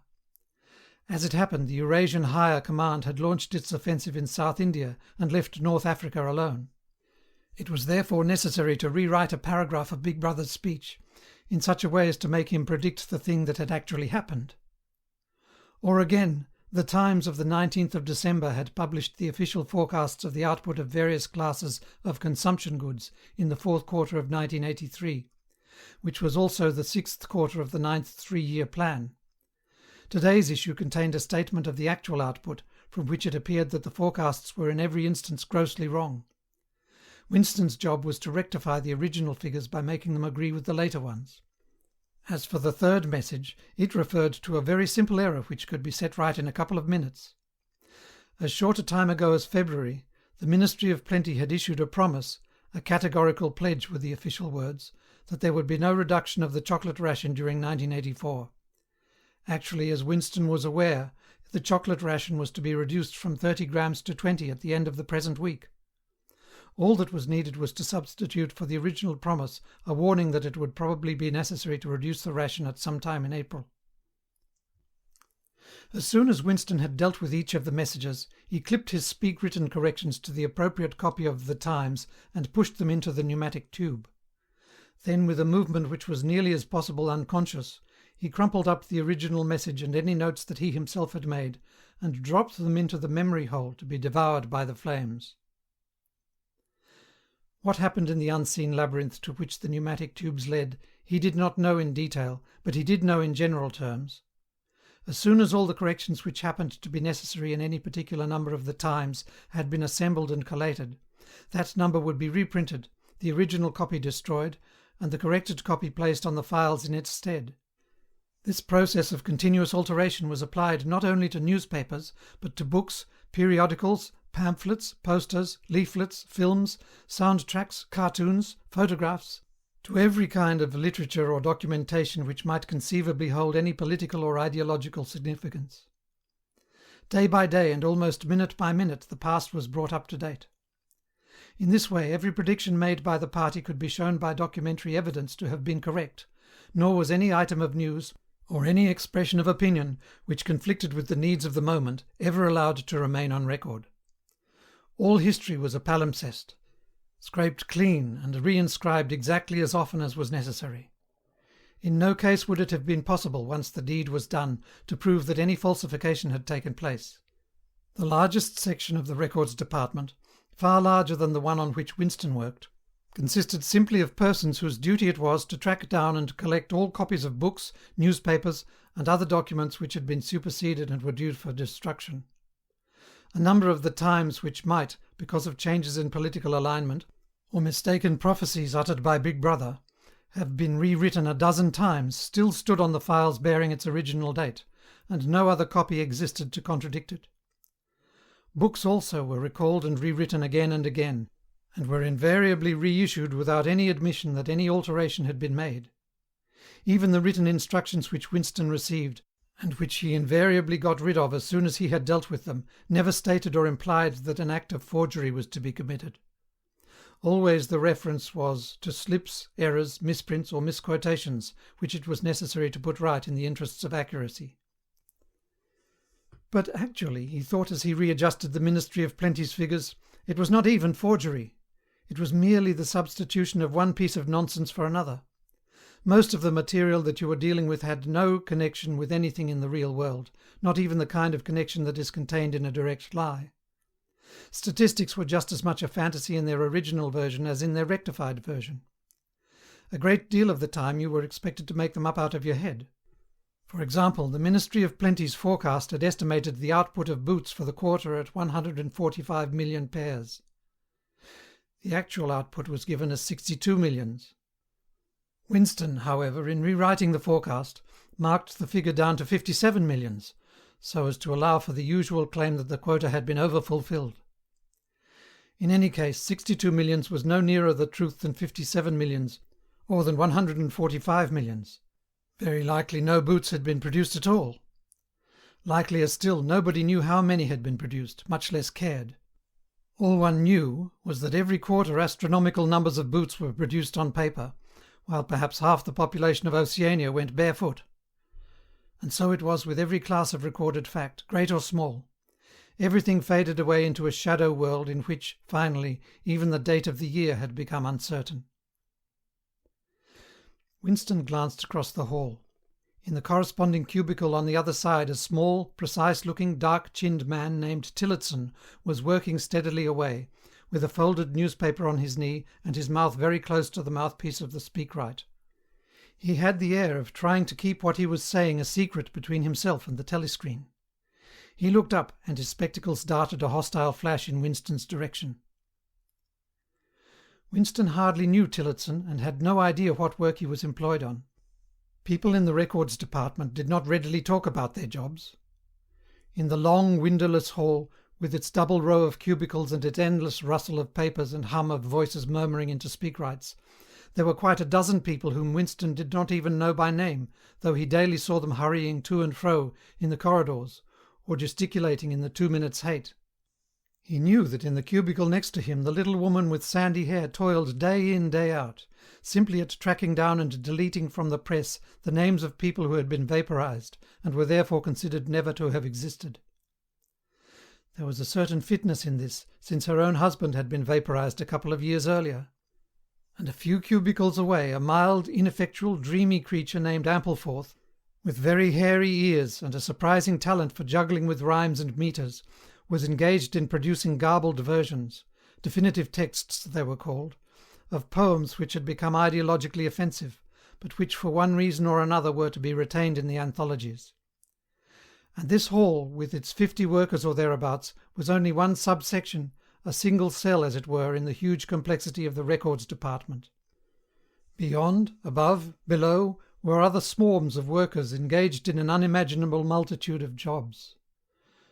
There were the huge printing shops with their sub-editors, their typography experts, and their elaborately equipped studios for the faking of photographs. There was the teleprograms section with its engineers, its producers, and its teams of actors specially chosen for their skill in imitating voices. There were the armies of reference clerks whose job was simply to draw up lists of books and periodicals which were due for recall. There were the vast repositories where the corrected documents were stored, and the hidden furnaces where the original copies were destroyed. And somewhere or other, quite anonymous, there were the directing brains who coordinated the whole effort and laid down the lines of policy which made it necessary that this fragment of the past should be preserved, that one falsified, and the other rubbed out of existence. And the Records Department, after all, was itself only a single branch of the Ministry of Truth, whose primary job was not to reconstruct the past, but to supply the citizens of Oceania with newspapers, films, textbooks, telescreen programs, plays, novels, with every conceivable kind of information, instruction, or entertainment, from a statue to a slogan, from a lyric poem to a biological treatise, and from a child's spelling book to a Newspeak dictionary. And the ministry had not only to supply the multifarious needs of the party, but also to repeat the whole operation at a lower level for the benefit of the proletariat. There was a whole chain of separate departments dealing with proletarian literature, music, drama, and entertainment generally. Here were produced rubbishy newspapers containing almost nothing except sport, crime, and astrology, sensational 5-cent novelettes, films oozing with sex, and sentimental songs which were composed entirely by mechanical means on a special kind of kaleidoscope known as a versificator. There was even a whole subsection, pornosec it was called in newspeak, engaged in producing the lowest kind of pornography, which was sent out in sealed packets and which no party member, other than those who worked on it, was permitted to look at. 3 messages had slid out of the pneumatic tube while Winston was working, but they were simple matters, and he had disposed of them before the 2 minutes' hate interrupted him. When the hate was over, he returned to his cubicle, took the Newspeak dictionary from the shelf, pushed the speakwrite to one side, cleaned his spectacles, and settled down to his main job of the morning. Winston's greatest pleasure in life was in his work. Most of it was a tedious routine, but included in it there were also jobs so difficult and intricate that you could lose yourself in them as in the depths of a mathematical problem, delicate pieces of forgery in which you had nothing to guide you except your knowledge of the principles of Ingsoc and your estimate of what the party wanted you to say. Winston was good at this kind of thing. On occasion he had even been entrusted with the rectification of The Times' leading articles, which were written entirely in newspeak. He unrolled the message that he had set aside earlier. It ran, Times 3/12/83, reporting BB day order double plus ungood, refs unpersons rewrite full wise up sub anti-filing. In old speak, or standard English, this might be rendered, the reporting of Big Brother's order for the day in the Times of December the 3rd, 1983, is extremely unsatisfactory and makes references to non-existent persons. Rewrite it in full and submit your draft to higher authority before filing. Winston read through the offending article. Big Brother's order for the day, it seemed, had been chiefly devoted to praising the work of an organisation known as FFCC, which supplied cigarettes and other comforts to the sailors in the floating fortresses. A certain Comrade Withers, a prominent member of the inner party, had been singled out for special mention and awarded a decoration, the Order of Conspicuous Merit, 2nd class. 3 months later, FFCC had suddenly been dissolved with no reasons given. One could assume that Withers and his associates were now in disgrace, but there had been no report of the matter in the press or on the telescreen. That was to be expected, since it was unusual for political offenders to be put on trial or even publicly denounced. The great purges involving thousands of people, with public trials of traitors and thought criminals who made abject confession of their crimes and were afterwards executed, were special showpieces not occurring oftener than once in a couple of years. More commonly, people who had incurred the displeasure of the party simply disappeared and were never heard of again. One never had the smallest clue as to what had happened to them. In some cases they might not even be dead.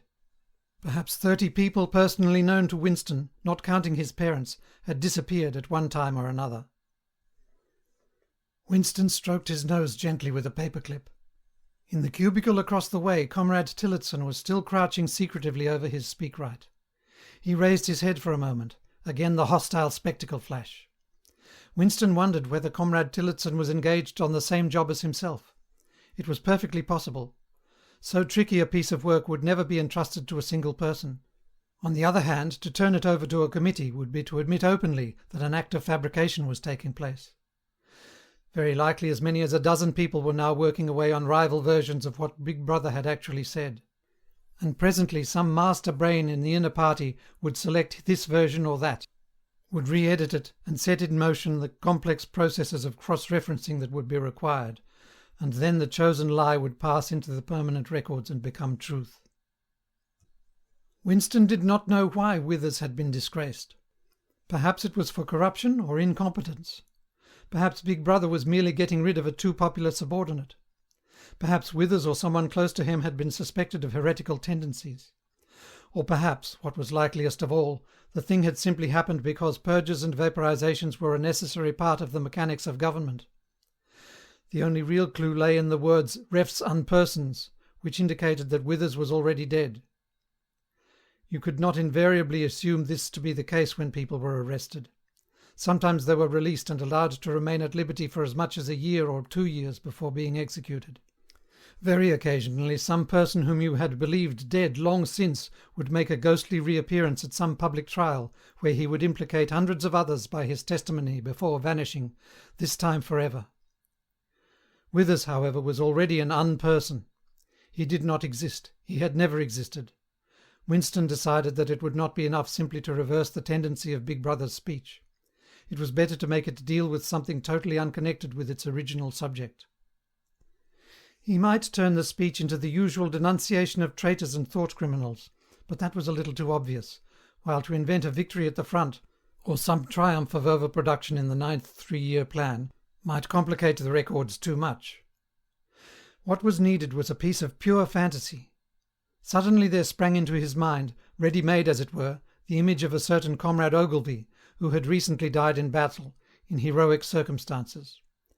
There were occasions when Big Brother devoted his order for the day to commemorating some humble, rank-and-file party member whose life and death he held up as an example worthy to be followed. Today he should commemorate Comrade Ogilvy. It was true that there was no such person as Comrade Ogilvy, but a few lines of print and a couple of faked photographs would soon bring him into existence. Winston thought for a moment, then pulled the speak-right towards him and began dictating in Big Brother's familiar style, a style at once military and pedantic, and because of a trick of asking questions and then promptly answering them. What lessons do we learn from this fact, comrades? The lesson, which is also one of the fundamental principles of Ingsoc, that, etc., etc., easy to imitate. At the age of 3, Comrade Ogilvy had refused all toys except a drum, a submachine gun, and a model helicopter. At 6, a year early by a special relaxation of the rules, he had joined the spies. At 9 he had been a troop leader. At 11 he had denounced his uncle to the thought police after overhearing a conversation which appeared to him to have criminal tendencies. At 17 he had been a district organiser of the Junior Anti-Sex League. At 19 he had designed a hand grenade which had been adopted by the Ministry of Peace, and which, at its first trial, had killed 31 Eurasian prisoners in one burst. At 23 he had perished in action. Pursued by enemy jet planes while flying over the Indian Ocean with important despatches, he had weighted his body with his machine gun and leapt out of the helicopter into deep water, despatches and all. An end, said Big Brother, which it was impossible to contemplate without feelings of envy. Big Brother added a few remarks on the purity and single-mindedness of Comrade Ogilvy's life. He was a total abstainer and a non-smoker, had no recreations except a daily hour in the gymnasium, and had taken a vow of celibacy, believing marriage and the care of a family to be incompatible with a 24-hour-a-day devotion to duty. He had no subjects of conversation except the principles of Ingsoc, and no aim in life except the defeat of the Eurasian enemy and the hunting down of spies, saboteurs, thought criminals, and traitors generally. Winston debated with himself whether to award Comrade Ogilvy the Order of Conspicuous Merit. In the end he decided against it, because of the unnecessary cross-referencing that it would entail. Once again he glanced at his rival in the opposite cubicle. Something seemed to tell him with certainty that Tillotson was busy on the same job as himself. There was no way of knowing whose job would finally be adopted, but he felt a profound conviction that it would be his own. Comrade Ogilvy, unimagined an hour ago, was now a fact. It struck him as curious that you could create dead men but not living ones. Comrade Ogilvy, who had never existed in the present, now existed in the past, and when once the act of forgery was forgotten, he would exist just as authentically and upon the same evidence as Charlemagne or Julius Caesar. End of section 4.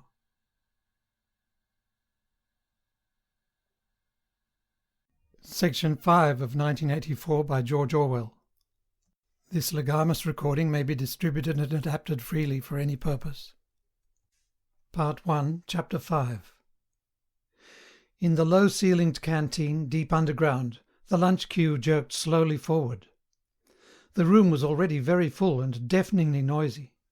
From the grill at the counter the steam of stew came pouring forth, with a sour metallic smell which did not quite overcome the fumes of Victory gin. On the far side of the room there was a small bar, a mere hole in the wall, where gin could be bought at 10 cents the large nip. "Just the man I was looking for," said a voice at Winston's back. He turned round. It was his friend Syme, who worked in the research department. Perhaps friend was not exactly the right word. You did not have friends nowadays, you had comrades, but there were some comrades whose society was pleasanter than that of others. Syme was a philologist, a specialist in newspeak. Indeed, he was one of the enormous team of experts now engaged in compiling the 11th edition of the Newspeak Dictionary. He was a tiny creature, smaller than Winston, with dark hair and large protuberant eyes, at once mournful and derisive, which seemed to search your face closely while he was speaking to you. "I wanted to ask you whether you'd got any razor blades," he said. "Not one," said Winston with a sort of guilty haste. "I've tried all over the place. They don't exist any longer." Everyone kept asking you for razor blades. Actually, he had 2 unused ones which he was hoarding up. There had been a famine of them for months past. At any given moment there was some necessary article which the party shops were unable to supply. Sometimes it was buttons, sometimes it was darning wool, sometimes it was shoelaces. At present it was razor blades. You could only get hold of them, if at all, by scrounging more or less furtively on the free market. "I've been using the same blade for 6 weeks," he added untruthfully. The queue gave another jerk forward. As they halted he turned and faced Syme again. Each of them took a greasy metal tray from a pile at the end of the counter. "Did you go and see the prisoners hanged yesterday?" said Syme. "I was working," said Winston indifferently. "I shall see it on the flicks, I suppose." "A very inadequate substitute," said Syme. His mocking eyes roved over Winston's face. "I know you," the eyes seemed to say. "I see through you. I know very well why you didn't go to see those prisoners hanged." In an intellectual way, Syme was venomously orthodox. He would talk with a disagreeable, gloating satisfaction of helicopter raids on enemy villages, and trials and confessions of thought criminals, the executions in the cellars of the Ministry of Love. Talking to him was largely a matter of getting him away from such subjects and entangling him, if possible, in the technicalities of newspeak, on which he was authoritative and interesting. Winston turned his head a little aside to avoid the scrutiny of the large dark eyes. "It was a good hanging," said Syme reminiscently. "I think it spoils it when they tie their feet together. I like to see them kicking. And above all, at the end, the tongue sticking right out, and blue, quite a bright blue. That's the detail that appeals to me." "Next, please," yelled the white-aproned prole with the ladle. Winston and Syme pushed their trays beneath the grill. Onto each was dumped swiftly the regulation lunch, a metal pannikin of pinkish-grey stew, a hunk of bread, a cube of cheese, a mug of milkless Victory coffee, and 1 saccharin tablet. "There's a table over there, under that telescreen," said Syme. "Let's pick up a gin on the way." The gin was served out to them in handleless china mugs. They threaded their way across the crowded room and unpacked their trays onto the metal-topped table, on one corner of which someone had left a pool of stew, a filthy liquid mess that had the appearance of vomit. Winston took up his mug of gin, paused for an instant to collect his nerve, and gulped the oily-tasting stuff down. When he had winked the tears out of his eyes, he suddenly discovered that he was hungry. He began swallowing spoonfuls of the stew, which, in among its general sloppiness, had cubes of spongy pinkish stuff which was probably a preparation of meat. Neither of them spoke again till they had emptied their pannikins. From the table at Winston's left, a little behind his back, someone was talking rapidly and continuously, a harsh gabble almost like the quacking of a duck, which pierced the general uproar of the room. "How is the dictionary getting on?" said Winston, raising his voice to overcome the noise. "Slowly," said Syme. "I'm on the adjectives. It's fascinating." He had brightened up immediately at the mention of Newspeak. He pushed his pannikin aside, took up his hunk of bread in one delicate hand and his cheese in the other, and leaned across the table so as to be able to speak without shouting. "The 11th edition is the definitive edition," he said. "We're getting the language into its final shape, the shape it's going to have when nobody speaks anything else. When we've finished with it, people like you will have to learn it all over again. You think, I dare say, that our chief job is inventing new words, but not a bit of it. We're destroying words, scores of them, hundreds of them, every day. We're cutting the language down to the bone. The 11th edition won't contain a single word that will become obsolete before the year 2050. He bit hungrily into his bread and swallowed a couple of mouthfuls, then continued speaking with a sort of pedant's passion. His thin dark face had become animated. His eyes had lost their mocking expression and grown almost dreamy. "It's a beautiful thing, the destruction of words. Of course the great wastage is in the verbs and adjectives, but there are hundreds of nouns that can be got rid of as well. It isn't only the synonyms, there are also the antonyms. After all, what justification is there for a word which is simply the opposite of some other word? A word contains its opposite in itself. Take good, for instance. If you have a word like good, what need is there for a word like bad? Ungood will do just as well, better, because it's an exact opposite, which the other is not. Or again, if you want a stronger version of good, what sense is there in having a whole string of vague, useless words like excellent and splendid and all the rest of them? Plus good covers the meaning, or double plus good if you want something stronger still. Of course we use those forms already, but in the final version of Newspeak there'll be nothing else. In the end, the whole notion of goodness and badness will be covered by only 6 words. In reality, only 1 word. Don't you see the beauty of that, Winston? It was BB's idea originally, of course," he added as an afterthought. A sort of vapid eagerness flitted across Winston's face at the mention of Big Brother. Nevertheless, Syme immediately detected a certain lack of enthusiasm. "You haven't a real appreciation of Newspeak, Winston," he said almost sadly. "Even when you write it, you're still thinking in old speak. I've read some of those pieces that you write in the Times occasionally. They're good enough, but they're translations. In your heart you'd prefer to stick to old speak with all its vagueness and its useless shades of meaning. You don't grasp the beauty of the destruction of words. Do you know that Newspeak is the only language in the world whose vocabulary gets smaller every year?" Winston did know that, of course. He smiled, sympathetically he hoped, not trusting himself to speak. Syme bit off another fragment of the dark-coloured bread, chewed it briefly, and went on. "Don't you see that the whole aim of Newspeak is to narrow the range of thought? In the end we shall make thought crime literally impossible, because there will be no words in which to express it. Every concept that can ever be needed will be expressed by exactly 1 word, with its meaning rigidly defined and all its subsidiary meanings rubbed out and forgotten. Already, in the 11th edition, we're not far from that point. But the process will still be continuing long after you and I are dead. Every year fewer and fewer words, and the range of consciousness always a little smaller. Even now, of course, there's no reason or excuse for committing thought crime.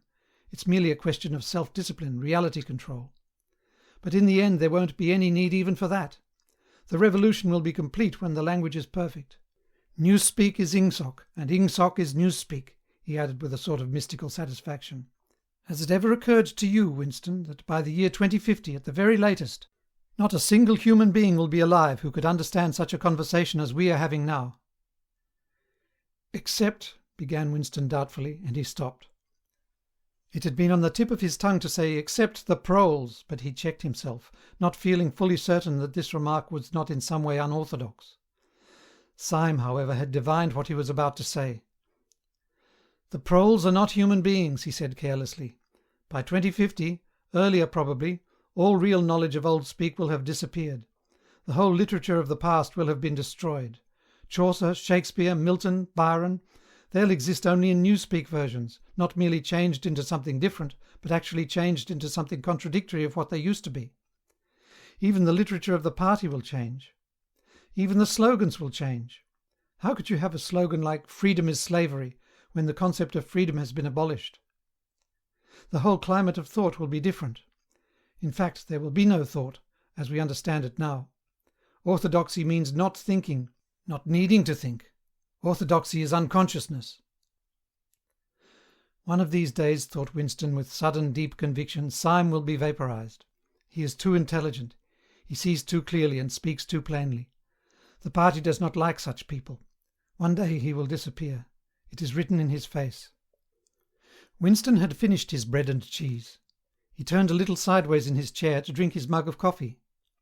At the table on his left the man with the strident voice was still talking remorselessly away. A young woman who was perhaps his secretary, and who was sitting with her back to Winston, was listening to him and seemed to be eagerly agreeing with everything that he said. From time to time Winston caught some such remark as, "I think you're so right, I do so agree with you," uttered in a youthful and rather silly feminine voice. But the other voice never stopped for an instant, even when the girl was speaking. Winston knew the man by sight, though he knew no more about him than that he held some important post in the fiction department. He was a man of about 30, with a muscular throat and a large, mobile mouth. His head was thrown back a little, and because of the angle at which he was sitting, his spectacles caught the light and presented to Winston two blank discs instead of eyes. What was slightly horrible was that from the stream of sound that poured out of his mouth, it was almost impossible to distinguish a single word. Just once Winston caught a phrase, "complete and final elimination of Goldsteinism," jerked out very rapidly, and as it seemed all in one piece, like a line of type cast solid. For the rest it was just a noise, a quack, quack, quacking. And yet, though you could not actually hear what the man was saying, you could not be in any doubt about its general nature. He might be denouncing Goldstein and demanding sterner measures against thought criminals and saboteurs. He might be fulminating against the atrocities of the Eurasian army. He might be praising Big Brother or the heroes on the Malabar front. It made no difference. Whatever it was, you could be certain that every word of it was pure orthodoxy, pure ingsoc. As he watched the eyeless face with the jaw moving rapidly up and down, Winston had a curious feeling that this was not a real human being but some kind of dummy. It was not the man's brain that was speaking, it was his larynx. The stuff that was coming out of him consisted of words, but it was not speech in the true sense.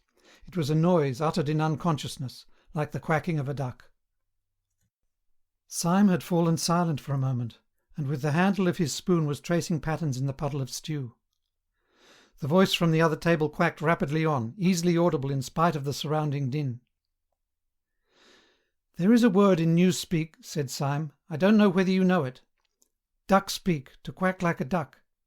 It is one of those interesting words that have two contradictory meanings. Applied to an opponent it is abuse, applied to someone you agree with it is praise." Unquestionably Syme will be vaporized, Winston thought again.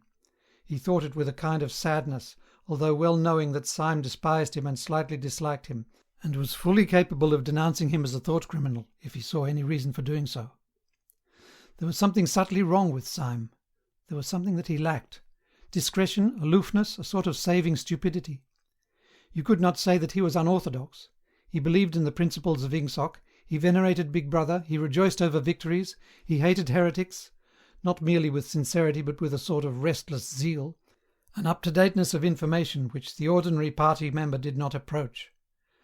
Yet a faint air of disreputability always clung to him. He said things that would have been better unsaid. He had read too many books. He frequented the Chestnut Tree Café, haunt of painters and musicians.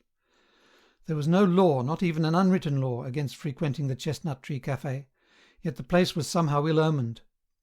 The old discredited leaders of the party had been used to gather there before they were finally purged. Goldstein himself, it was said, had sometimes been seen there, years and decades ago. Syme's fate was not difficult to foresee. And yet it was a fact that if Syme grasped even for 3 seconds the nature of his, Winston's, secret opinions, he would betray him instantly to the thought police. So would anybody else for that matter, but Syme more than most. Zeal was not enough. Orthodoxy was unconsciousness. Syme looked up. "Here comes Parsons," he said. Something in the tone of his voice seemed to add, "That bloody fool." Parsons, Winston's fellow tenant at Victory Mansions, was in fact threading his way across the room, a tubby, middle-sized man with fair hair and a frog-like face. At 35 he was already putting on rolls of fat at neck and waistline, but his movements were brisk and boyish. His whole appearance was that of a little boy grown large, so much so that although he was wearing the regulation overalls, it was almost impossible not to think of him as being dressed in the blue shorts, grey shirt and red neckerchief of the spies. In visualizing him one always saw a picture of dimpled knees and sleeves rolled back from pudgy forearms. Parsons did indeed invariably revert to shorts when a community hike or any other physical activity gave him an excuse for doing so. He greeted them both with a cheery "Hullo, hullo," and sat down at the table, giving off an intense smell of sweat. Beads of moisture stood out all over his pink face. His powers of sweating were extraordinary. At the community centre you could always tell when he had been playing table tennis by the dampness of the bat handle. Syme had produced a strip of paper on which there was a long column of words, and was studying it with an ink pencil between his fingers. "Look at him working away in the lunch hour," said Parsons, nudging Winston. "Keenness, eh? What's that you've got there, old boy? Something a bit too brainy for me, I expect. Smith, old boy, I'll tell you why I'm chasing you. It's that sub you forgot to give me." "Which sub is that?" said Winston, automatically feeling for money. About a quarter of one's salary had to be earmarked for voluntary subscriptions, which were so numerous that it was difficult to keep track of them. "For Hate Week. You know, the house-by-house fund. I'm treasurer for our block. We're making an all-out effort. Going to put on a tremendous show. I tell you, it won't be my fault if old Victory Mansions doesn't have the biggest outfit of flags in the whole street. $2 you promised me." Winston found and handed over 2 creased and filthy notes, which Parsons entered in a small notebook, in the neat handwriting of the illiterate. "By the way, old boy," he said, "I hear that little beggar of mine let fly at you with his catapult yesterday. I gave him a good dressing down for it. In fact, I told him I'd take the catapult away if he does it again." "I think he was a little upset at not going to the execution," said Winston. "Ah, well, what I mean to say, that shows the right spirit, doesn't it? Mischievous little beggars they are, both of them, but talk about keenness. All they think about is the spies and the war, of course. Do you know what that little girl of mine did last Saturday, when her troop was on a hike out Berkhamsted way?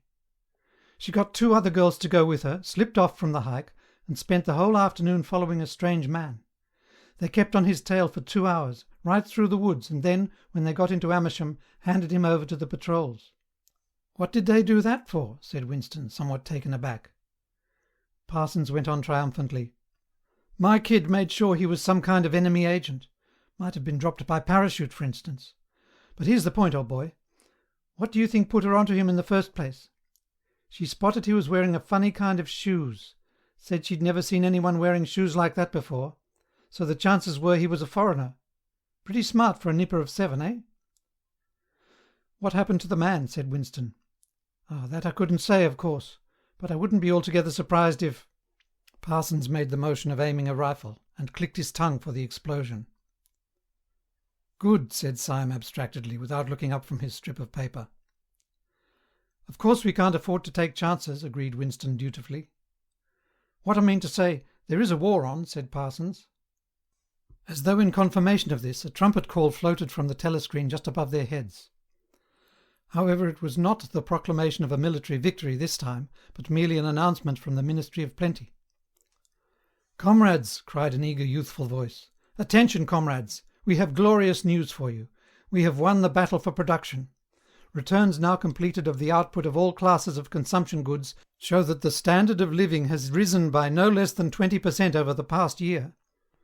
All over Oceania this morning there were irrepressible spontaneous demonstrations when workers marched out of factories and offices and paraded through the streets with banners voicing their gratitude to Big Brother for the new, happy life which his wise leadership has bestowed upon us. Here are some of the completed figures. Foodstuffs." The phrase "our new happy life" recurred several times. It had been a favourite of late with the Ministry of Plenty. Parsons, his attention caught by the trumpet call, sat listening with a sort of gaping solemnity, a sort of edified boredom. He could not follow the figures, but he was aware that they were in some way a cause for satisfaction. He had lugged out a huge and filthy pipe which was already half full of charred tobacco. With the tobacco ration at 100 grams a week, it was seldom possible to fill a pipe to the top. Winston was smoking a Victory cigarette which he held carefully horizontal. The new ration did not start till tomorrow, and he had only 4 cigarettes left. For the moment he had shut his ears to the remoter noises and was listening to the stuff that streamed out of the telescreen. It appeared that there had even been demonstrations to thank Big Brother for raising the chocolate ration to 20 grams a week. And only yesterday, he reflected, it had been announced that the ration was to be reduced to 20 grams a week. Was it possible that they could swallow that, after only 24 hours? Yes, they swallowed it. Parsons swallowed it easily, with the stupidity of an animal. The eyeless creature at the other table swallowed it fanatically, passionately, with a furious desire to track down, denounce, and vaporize anyone who should suggest that last week the ration had been 30 grams. Syme, too. In some more complex way, involving doublethink, Syme swallowed it. Was he then alone in the possession of a memory? The fabulous statistics continued to pour out of the telescreen. As compared with last year, there was more food, more clothes, more houses, more furniture, more cooking pots, more fuel, more ships, more helicopters, more books, more babies, more of everything except disease, crime and insanity. Year by year and minute by minute, everybody and everything was whizzing rapidly upwards. As Syme had done earlier, Winston had taken up his spoon and was dabbling in the pale-coloured gravy that dribbled across the table, drawing a long streak of it out into a pattern. He meditated resentfully on the physical texture of life. Had it always been like this? Had food always tasted like this? He looked round the canteen. A low-ceilinged, crowded room, its walls grimy from the contact of innumerable bodies, battered metal tables and chairs, placed so close together that you sat with elbows touching, bent spoons, dented trays, coarse white mugs, all surfaces greasy, grime in every crack, and a sourish composite smell of bad gin and bad coffee and metallic stew and dirty clothes. Always in your stomach and in your skin there was a sort of protest, a feeling that you had been cheated of something that you had a right to. It was true that he had no memories of anything greatly different. In any time that he could accurately remember, there had never been quite enough to eat, one had never had socks or underclothes that were not full of holes, furniture had always been battered and rickety, rooms underheated, tube trains crowded, houses falling to pieces, bread dark-coloured, tea a rarity, coffee filthy tasting, cigarettes insufficient, nothing cheap and plentiful except synthetic gin. And though of course it grew worse as one's body aged, was it not a sign that this was not the natural order of things, if one's heart sickened at the discomfort and dirt and scarcity, the interminable winters, the stickiness of one's socks, the lifts that never worked, the cold water, the gritty soap, the cigarettes that came to pieces, the food with its strange evil tastes? Why should one feel it to be intolerable unless one had some kind of ancestral memory that things had once been different? He looked round the canteen again. Nearly everyone was ugly, and would still have been ugly even if dressed otherwise than in the uniform blue overalls.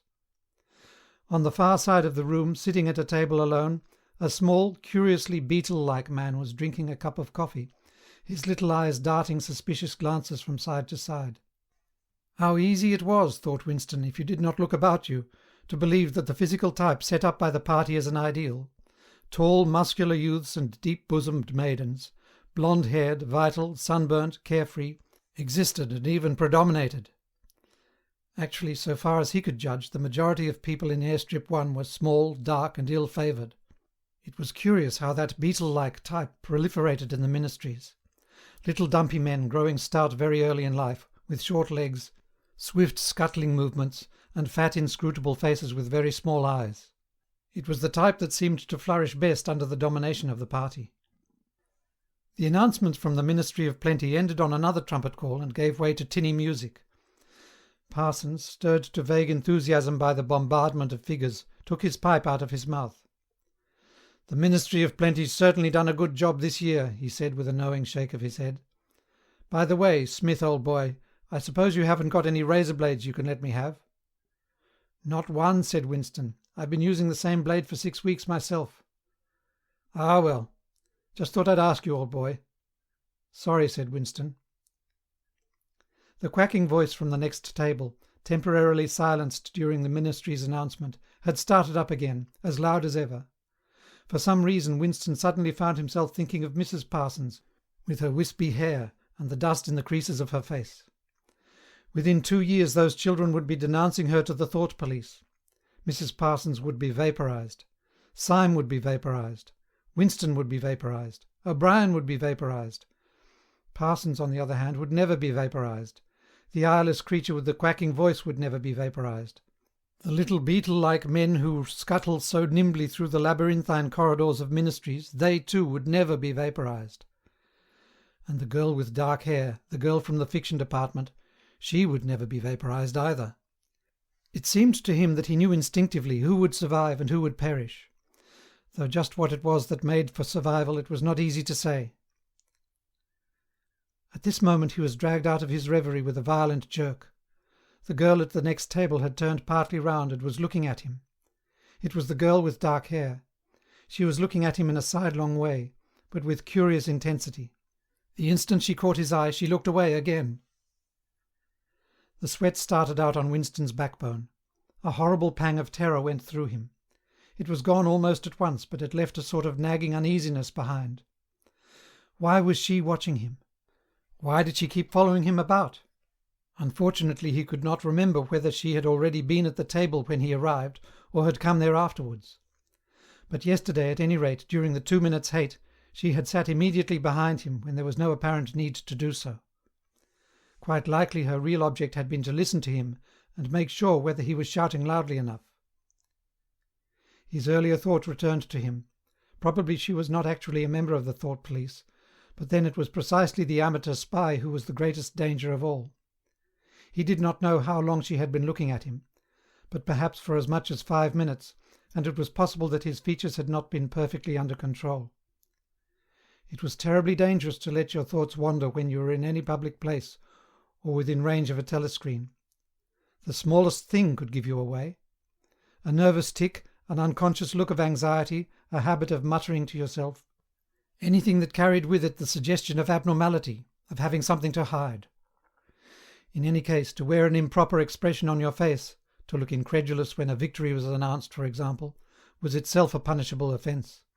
There was even a word for it in newspeak. Face crime, it was called. The girl had turned her back on him again. Perhaps after all she was not really following him about. Perhaps it was coincidence that she had sat so close to him 2 days running. His cigarette had gone out, and he laid it carefully on the edge of the table. He would finish smoking it after work, if he could keep the tobacco in it. Quite likely the person at the next table was a spy of the thought police, and quite likely he would be in the cellars of the Ministry of Love within 3 days, but a cigarette end must not be wasted. Syme had folded up his strip of paper and stowed it away in his pocket. Parsons had begun talking again.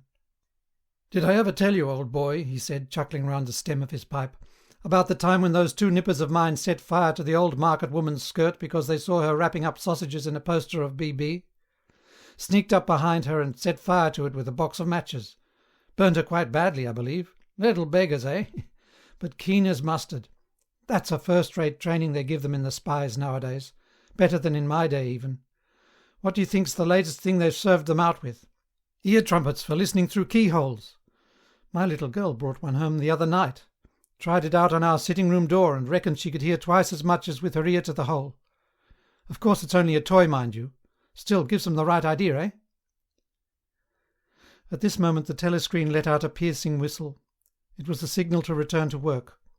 All 3 men sprang to their feet to join in the struggle round the lifts, and the remaining tobacco fell out of Winston's cigarette. End of section 5.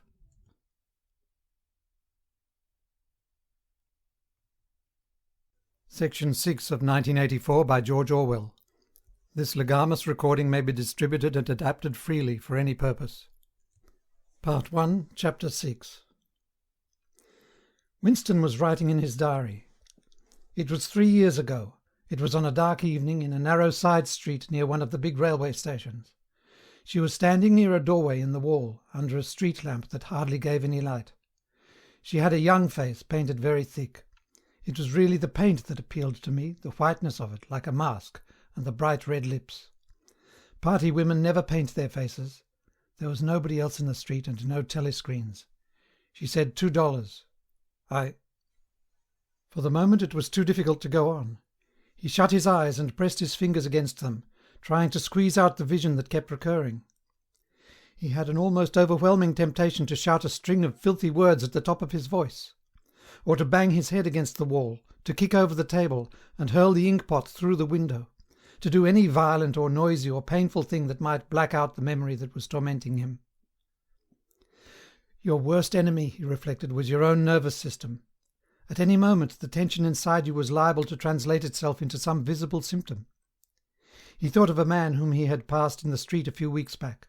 A quite ordinary-looking man, a party member, aged 35 to 40, tallish and thin, carrying a briefcase. They were a few metres apart when the left side of the man's face was suddenly contorted by a sort of spasm. It happened again just as they were passing one another. It was only a twitch, a quiver, rapid as the clicking of a camera shutter, but obviously habitual. He remembered thinking at the time, "That poor devil is done for." And what was frightening was that the action was quite possibly unconscious. The most deadly danger of all was talking in your sleep. There was no way of guarding against that so far as he could see. He drew his breath and went on writing. I went with her through the doorway and across a backyard into a basement kitchen. There was a bed against the wall and a lamp on the table, turned down very low. His teeth were set on edge. He would have liked to spit. Simultaneously with the woman in the basement kitchen, he thought of Catherine, his wife. Winston was married. Had been married, at any rate. Probably he still was married, so far as he knew his wife was not dead. He seemed to breathe again the warm, stuffy odour of the basement kitchen, an odour compounded of bugs and dirty clothes and villainous cheap scent, but nevertheless alluring, because no woman of the party ever used scent, or could be imagined as doing so. Only the proles used scent. In his mind the smell of it was inextricably mixed up with fornication. When he had gone with that woman it had been his first lapse in 2 years or thereabouts. Consorting with prostitutes was forbidden, of course, but it was one of those rules that you could occasionally nerve yourself to break. It was dangerous, but it was not a life-and-death matter. To be caught with a prostitute might mean 5 years in a forced labour camp, not more if you had committed no other offence. And it was easy enough, provided that you could avoid being caught in the act. The poorer quarters swarmed with women who were ready to sell themselves.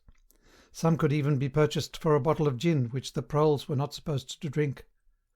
Tacitly the party was even inclined to encourage prostitution, as an outlet for instincts which could not be altogether suppressed. Mere debauchery did not matter very much, so long as it was furtive and joyless and only involved the women of a submerged and despised class.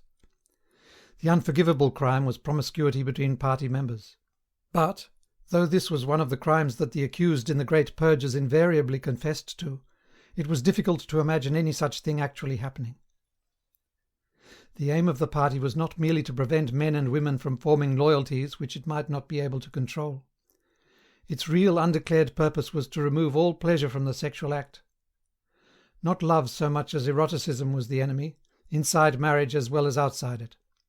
All marriages between party members had to be approved by a committee appointed for the purpose, and, though the principle was never clearly stated, permission was always refused if the couple concerned gave the impression of being physically attracted to one another. The only recognised purpose of marriage was to beget children for the service of the party. Sexual intercourse was to be looked on as a slightly disgusting minor operation, like having an enema. This again was never put into plain words, but in an indirect way it was rubbed into every party member from childhood onwards. There were even organisations such as the Junior Anti-Sex League, which advocated complete celibacy for both sexes. All children were to be begotten by artificial insemination, artsem it was called in newspeak, and brought up in public institutions. This, Winston was aware, was not meant altogether seriously, but somehow it fitted in with the general ideology of the party. The party was trying to kill the sex instinct, or if it could not be killed, then to distort it and dirty it. He did not know why this was so, but it seemed natural that it should be so. And as far as the women were concerned, the party's efforts were largely successful. He thought again of Catherine. It must be 9, 10, nearly 11 years since they had parted. It was curious how seldom he thought of her. For days at a time he was capable of forgetting that he had ever been married. They had only been together for about 15 months. The party did not permit divorce, but it rather encouraged separation in cases where there were no children. Catherine was a tall, fair-haired girl, very straight, with splendid movements. She had a bold, aquiline face, a face that one might have called noble, until one discovered that there was as nearly as possible nothing behind it. Very early in her married life he had decided, though perhaps it was only that he knew her more intimately than he knew most people, that she had without exception the most stupid, vulgar, empty mind that he had ever encountered. She had not a thought in her head that was not a slogan, and there was no imbecility, absolutely none, that she was not capable of swallowing if the party handed it out to her. The human soundtrack, he nicknamed her in his own mind. Yet he could have endured living with her if it had not been for just one thing: sex. As soon as he touched her she seemed to wince and stiffen. To embrace her was like embracing a jointed wooden image. And what was strange was that even when she was clasping him against her, he had the feeling that she was simultaneously pushing him away with all her strength. The rigidity of her muscles managed to convey that impression. She would lie there with shut eyes, neither resisting nor cooperating, but submitting. It was extraordinarily embarrassing, and after a while horrible. But even then he could have borne living with her if it had been agreed that they should remain celibate. But curiously enough it was Catherine who refused this. They must, she said, produce a child if they could. So the performance continued to happen, once a week quite regularly, whenever it was not impossible. She even used to remind him of it in the morning, as something which had to be done that evening and which must not be forgotten. She had 2 names for it. One was making a baby, and the other was our duty to the party. Yes, she had actually used that phrase. Quite soon he grew to have a feeling of positive dread when the appointed day came round. But luckily no child appeared, and in the end she agreed to give up trying, and soon afterwards they parted. Winston sighed inaudibly. He picked up his pen again and wrote. She threw herself down on the bed, and at once, without any kind of preliminary, in the most coarse, horrible way you can imagine, pulled up her skirt. He saw himself standing there in the dim lamplight, with the smell of bugs and cheap scent in his nostrils, and in his heart a feeling of defeat and resentment, which even at that moment was mixed up with the thought of Catherine's white body, frozen forever by the hypnotic power of the party. Why did it always have to be like this? Why could he not have a woman of his own instead of these filthy scuffles at intervals of years? But a real love affair was an almost unthinkable event. The women of the party were all alike. Chastity was as deep ingrained in them as party loyalty. By careful early conditioning, by games and cold water, by the rubbish that was dinned into them at school and in the spies and the youth league, by lectures, parades, songs, slogans, and martial music, the natural feeling had been driven out of them. His reason told him that there must be exceptions, but his heart did not believe it. They were all impregnable, as the party intended that they should be. And what he wanted, more even than to be loved, was to break down that wall of virtue, even if it were only once in his whole life. The sexual act, successfully performed, was rebellion. Desire was thought crime. Even to have awakened Catherine, if he could have achieved it, would have been like a seduction, although she was his wife. But the rest of the story had got to be written down. He wrote, I turned up the lamp. When I saw her in the light... After the darkness, the feeble light of the paraffin lamp had seemed very bright. For the first time he could see the woman properly. He had taken a step towards her and then halted, full of lust and terror. He was painfully conscious of the risk he had taken in coming here. It was perfectly possible that the patrols would catch him on the way out. For that matter, they might be waiting outside the door at this moment. If he went away without even doing what he had come here to do. It had got to be written down. It had got to be confessed. What he had suddenly seen in the lamplight was that the woman was old. The paint was plastered so thick on her face that it looked as though it might crack like a cardboard mask. There were streaks of white in her hair, but the truly dreadful detail was that her mouth had fallen a little open, revealing nothing except a cavernous blackness. She had no teeth at all. He wrote hurriedly in scrabbling handwriting. When I saw her in the light, she was quite an old woman, 50 years old at least. But I went ahead and did it just the same. He pressed his fingers against his eyelids again. He had written it down at last, but it made no difference. The therapy had not worked. The urge to shout filthy words at the top of his voice was as strong as ever. End of section 6.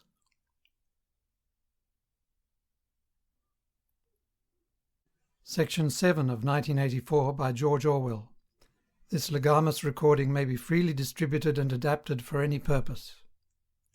Part 1, Chapter 7. "If there is hope," wrote Winston, "it lies in the proles." If there was hope, it must lie in the proles, because only there, in those swarming disregarded masses, 85% of the population of Oceania, could the force to destroy the party ever be generated. The party could not be overthrown from within. Its enemies, if it had any enemies, had no way of coming together or even of identifying one another. Even if the legendary brotherhood existed, as just possibly it might, it was inconceivable that its members could ever assemble in larger numbers than 2s and 3s. Rebellion meant a look in the eyes, an inflection of the voice, at the most, an occasional whispered word. But the proles, if only they could somehow become conscious of their own strength, would have no need to conspire. They needed only to rise up and shake themselves like a horse shaking off flies. If they chose, they could blow the party to pieces tomorrow morning. Surely, sooner or later, it must occur to them to do it. And yet... He remembered how once he had been walking down a crowded street when a tremendous shout of hundreds of voices, women's voices, had burst from a side street a little way ahead. It was a great formidable cry of anger and despair, a deep, loud "Oh!" that went humming on like the reverberation of a bell. His heart had leapt. It started, he had thought. A riot. The proles are breaking loose at last. When he had reached the spot, it was to see a mob of 200 or 300 women crowding round the stalls of a street market, with faces as tragic as though they had been the doomed passengers on a sinking ship. But at this moment the general despair broke down into a multitude of individual quarrels. It appeared that one of the stalls had been selling tin saucepans. They were wretched, flimsy things, but cooking pots of any kind were always difficult to get. Now the supply had unexpectedly given out. The successful women, bumped and jostled by the rest, were trying to make off with their saucepans, while dozens of others clamoured round the stall, accusing the stall-keeper of favouritism and of having more saucepans somewhere in reserve. There was a fresh outburst of yells. 2 bloated women, one of them with her hair coming down, had got hold of the same saucepan and were trying to tear it out of one another's hands. For a moment they were both tugging, and then the handle came off. Winston watched them disgustedly. And yet, just for a moment, what almost frightening power had sounded in that cry from only a few hundred throats? Why was it that they could never shout like that about anything that mattered? He wrote, "Until they become conscious, they will never rebel, and until after they have rebelled, they cannot become conscious." That, he reflected, might almost have been a transcription from one of the party textbooks. The party claimed, of course, to have liberated the proles from bondage. Before the revolution they had been hideously oppressed by the capitalists, they had been starved and flogged, women had been forced to work in the coal mines, women still did work in the coal mines, as a matter of fact. Children had been sold into the factories at the age of 6. But simultaneously, true to the principles of doublethink, the party taught that the proles were natural inferiors who must be kept in subjection, like animals, by the application of a few simple rules. In reality, very little was known about the proles. It was not necessary to know much. So long as they continued to work and breed, their other activities were without importance. Left to themselves, like cattle turned loose upon the plains of Argentina, they had reverted to a style of life that appeared to be natural to them, a sort of ancestral pattern. They were born, they grew up in the gutters, they went to work at 12, they passed through a brief blossoming period of beauty and sexual desire, they married at 20, they were middle-aged at 30, they died for the most part at 60. Heavy physical work, the care of home and children, petty quarrels with neighbours, films, football, beer, and above all gambling, filled up the horizon of their minds. To keep them in control was not difficult. A few agents of the thought police moved always among them, spreading false rumours and marking down and eliminating the few individuals who were judged capable of becoming dangerous. But no attempt was made to indoctrinate them with the ideology of the party. It was not desirable that the proles should have strong political feelings. All that was required of them was a primitive patriotism which could be appealed to whenever it was necessary to make them accept longer working hours or shorter rations. and even when they became discontented, as they sometimes did, their discontent led nowhere, because being without general ideas, they could only focus it on petty specific grievances. The larger evils invariably escaped their notice. The great majority of proles did not even have telescreens in their homes. Even the civil police interfered with them very little. There was a vast amount of criminality in London, a whole world within a world of thieves, bandits, prostitutes, drug peddlers, and racketeers of every description. But since it all happened among the proles themselves, it was of no importance. In all questions of morals they were allowed to follow their ancestral code. The sexual puritanism of the party was not imposed upon them. Promiscuity went unpunished, divorce was permitted. For that matter, even religious worship would have been permitted if the proles had shown any sign of needing or wanting it. They were beneath suspicion. As the party slogan put it, proles and animals are free. Winston reached down and cautiously scratched his varicose ulcer. It had begun itching again. The thing you invariably came back to was the impossibility of knowing what life before the Revolution had really been like. He took out of the drawer a copy of a children's history textbook, which he had borrowed from Mrs. Parsons, and began copying a passage into the diary. In the old days, it ran, before the glorious Revolution, London was not the beautiful city that we know today. It was a dark, dirty, miserable place where hardly anybody had enough to eat, and where hundreds and thousands of poor people had no boots on their feet and not even a roof to sleep under. Children no older than you had to work 12 hours a day for cruel masters who flogged them with whips if they worked too slowly and fed them on nothing but stale bread crusts and water. But in among all this terrible poverty there were just a few great big beautiful houses that were lived in by rich men who had as many as 30 servants to look after them. These rich men were called capitalists. They were fat, ugly men with wicked faces, like the one in the picture on the opposite page. You can see that he is dressed in a long black coat which was called a frock coat, and a queer shiny hat shaped like a stovepipe, which was called a top hat. This was the uniform of the capitalists, and no one else was allowed to wear it. The capitalists owned everything in the world, and everyone else was their slave. They owned all the land, all the houses, all the factories, and all the money. If anyone disobeyed them, they could throw them into prison, or they could take his job away and starve him to death. Whenever any ordinary person spoke to a capitalist, he had to cringe and bow to him, and take off his cap and address him as Sir. The chief of all the capitalists was called the King, but he knew the rest of the catalogue. There would be mention of the bishops in their lawn sleeves, the judges in their ermine robes, the pillory, the stocks, the treadmill, the cat-o'-nine tails, the Lord Mayor's banquet, and the practice of kissing the Pope's toe. There was also something called the Jus Primae Noctis, which would probably not be mentioned in a textbook for children. It was the law by which every capitalist had the right to sleep with any woman working in one of his factories. How could you tell how much of it was lies? It might be true that the average human being was better off now than he had been before the Revolution. The only evidence to the contrary was the mute protest in your own bones, the instinctive feeling that the conditions you lived in were intolerable and that at some other time they must have been different. It struck him that the truly characteristic thing about modern life was not its cruelty and insecurity, but simply its bareness, its dinginess, its listlessness. Life, if you looked about you, bore no resemblance not only to the lies that streamed out of the telescreens, but even to the ideals that the party was trying to achieve. Great areas of it, even for a party member, were neutral and non-political, a matter of slogging through dreary jobs, fighting for a place on the tube, darning a worn-out sock, cadging a saccharin tablet, saving a cigarette end. The ideal set up by the party was something huge, terrible and glittering. A world of steel and concrete, of monstrous machines and terrifying weapons. A nation of warriors and fanatics, marching forward in perfect unity, all thinking the same thoughts and shouting the same slogans, perpetually working, fighting, triumphing, persecuting. 300 million people all with the same face.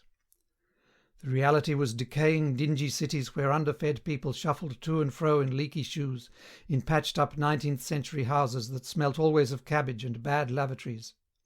He seemed to see a vision of London, vast and ruinous, city of 1,000,000 dustbins, and mixed up with it was a picture of Mrs. Parsons, a woman with lined face and wispy hair, fiddling helplessly with a blocked waste pipe.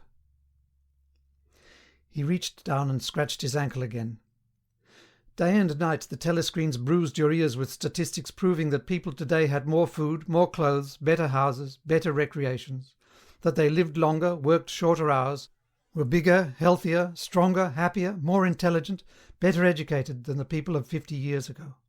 Not a word of it could ever be proved or disproved. The party claimed, for example, that today 40% of adult proles were literate. Before the revolution, it was said, the number had only been 15%. The party claimed that the infant mortality rate was now only 160 per thousand, whereas before the revolution it had been 300. And so it went on. It was like a single equation with two unknowns. It might very well be that literally every word in the history books, even the things that one accepted without question, was pure fantasy. For all he knew, there might never have been any such law as the jus primae noctis, or any such creature as a capitalist, or any such garment as a top hat. Everything faded into mist. The past was erased, the erasure was forgotten, the lie became truth. Just once in his life he had possessed, after the event, that was what counted, concrete, unmistakable evidence of an act of falsification. He had held it between his fingers for as long as 30 seconds. In 1973 it must have been. At any rate, it was about at the time when he and Catherine had parted. But the really relevant date was 7 or 8 years earlier. The story really began in the middle 60s, the period of the great purges in which the original leaders of the revolution were wiped out once and for all. By 1970 none of them was left, except Big Brother himself. All the rest had by that time been exposed as traitors and counter-revolutionaries. Goldstein had fled and was hiding no one knew where, and of the others a few had simply disappeared, while the majority had been executed after spectacular public trials at which they made confession of their crimes. Among the last survivors were 3 men named Jones, Aronson and Rutherford. It must have been in 1965 that these 3 had been arrested. As often happened, they had vanished for a year or more, so that one did not know whether they were alive or dead, and then had suddenly been brought forth to incriminate themselves in the usual way. They had confessed to intelligence with the enemy, at that date, too, the enemy was Eurasia, embezzlement of public funds, the murder of various trusted party members, intrigues against the leadership of Big Brother which had started long before the revolution happened, and acts of sabotage causing the deaths of hundreds of thousands of people.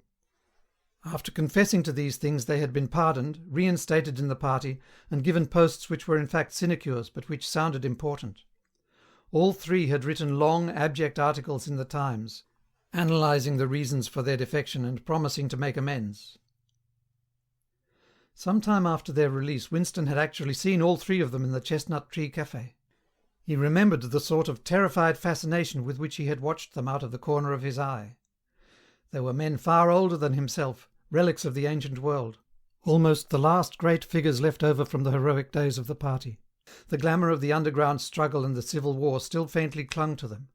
He had the feeling, though already at that time facts and dates were growing blurry, that he had known their names earlier than he had known that of Big Brother. But also they were outlaws, enemies, untouchables, doomed with absolute certainty to extinction within a year or two. No one who had once fallen into the hands of the thought police ever escaped in the end. They were corpses waiting to be sent back to the grave. There was no one at any of the tables nearest to them. It was not wise even to be seen in the neighbourhood of such people.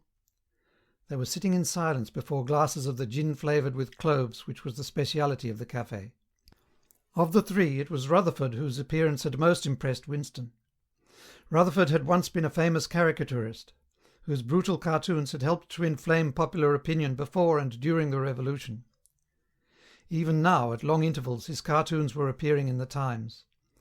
They were simply an imitation of his earlier manner, and curiously lifeless and unconvincing. Always they were a rehashing of the ancient themes: slum tenements, starving children, street battles, capitalists in top hats. Even on the barricades, the capitalists still seemed to cling to their top hats, an endless, hopeless effort to get back into the past. He was a monstrous man with a mane of greasy grey hair, his face pouched and seamed, with thick negroid lips. At one time he must have been immensely strong. Now his great body was sagging, sloping, bulging, falling away in every direction. He seemed to be breaking up before one's eyes, like a mountain crumbling. It was the lonely hour of 15. Winston could not now remember how he had come to be in the café at such a time. The place was almost empty. A tinny music was trickling from the telescreens. The three men sat in their corner almost motionless, never speaking. Uncommanded, the waiter brought fresh glasses of gin. There was a chessboard on the table beside them, with the pieces set out but no game started. And then, for perhaps half a minute in all, something happened to the telescreens. The tune that they were playing changed, and the tone of the music changed too. There came into it, but it was something hard to describe. It was a peculiar cracked, braying, jeering note. In his mind, Winston called it a yellow note. And then a voice from the telescreen was singing, "Under the spreading chestnut tree, I sold you, and you sold me. There lie they, and here lie we, under the spreading chestnut tree."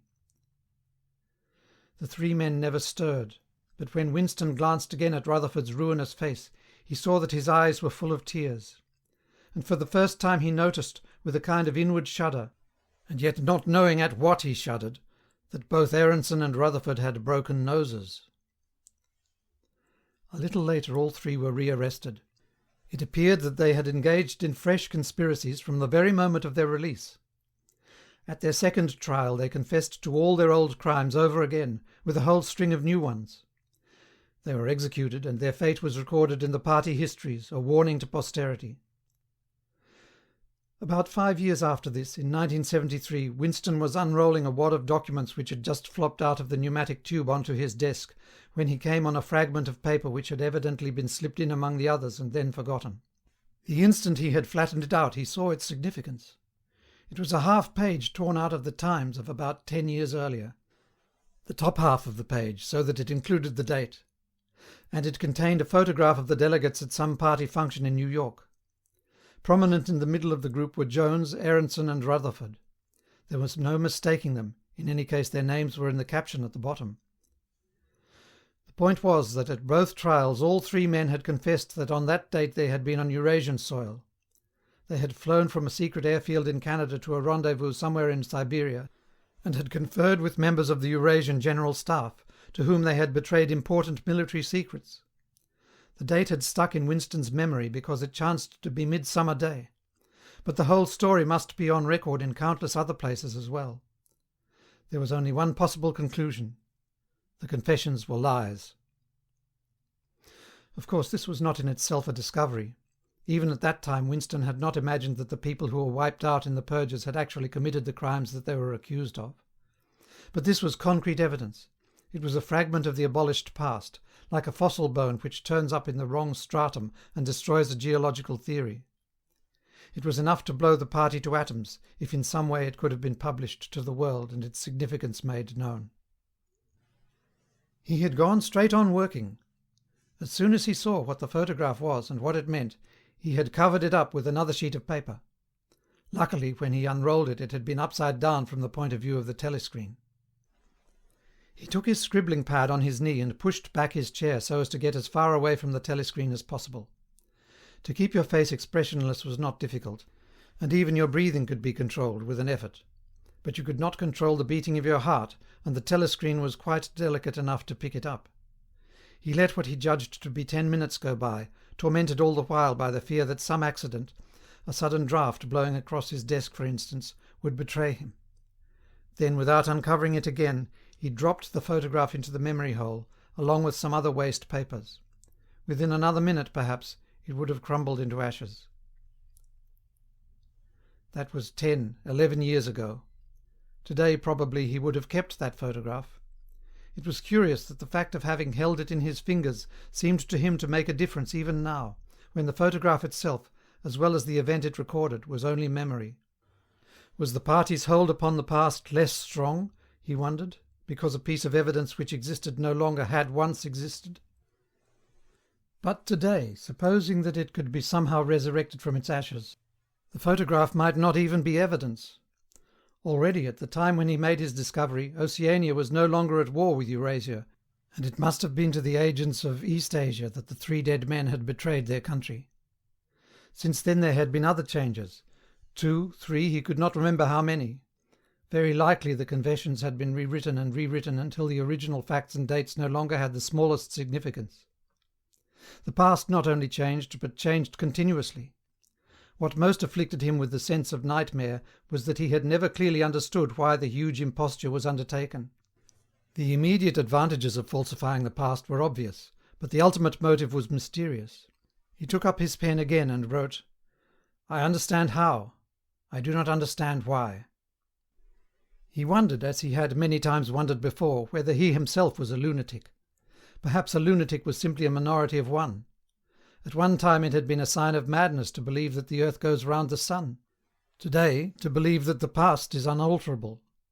He might be alone in holding that belief, and if alone, then a lunatic. But the thought of being a lunatic did not greatly trouble him.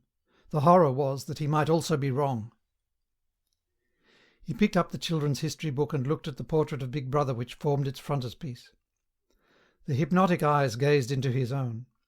It was as though some huge force were pressing down upon you, something that penetrated inside your skull, battering against your brain, frightening you out of your beliefs, persuading you almost to deny the evidence of your senses. In the end the party would announce that 2 and 2 made 5, and you would have to believe it. It was inevitable that they should make that claim sooner or later. The logic of their position demanded it. Not merely the validity of experience, but the very existence of external reality was tacitly denied by their philosophy. The heresy of heresies was common sense. And what was terrifying was not that they would kill you for thinking otherwise, but that they might be right. For after all, how do we know that 2 and 2 make 4, or that the force of gravity works, or that the past is unchangeable? If both the past and the external world exist only in the mind, and if the mind itself is controllable, what then? But no, his courage seemed suddenly to stiffen of its own accord. The face of O'Brien, not called up by any obvious association, had floated into his mind. He knew, with more certainty than before, that O'Brien was on his side. He was writing the diary for O'Brien. To O'Brien. It was like an interminable letter which no one would ever read, but which was addressed to a particular person and took its colour from that fact. The party told you to reject the evidence of your eyes and ears. It was their final, most essential command. His heart sank as he thought of the enormous power arrayed against him, the ease with which any party intellectual would overthrow him in debate, the subtle arguments which he would not be able to understand, much less answer. And yet he was in the right.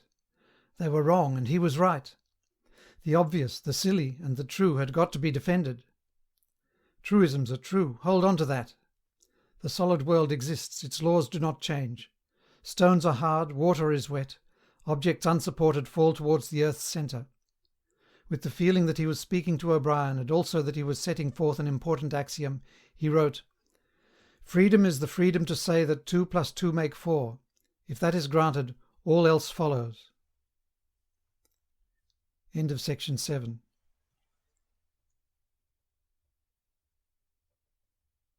Section 8 of 1984 by George Orwell.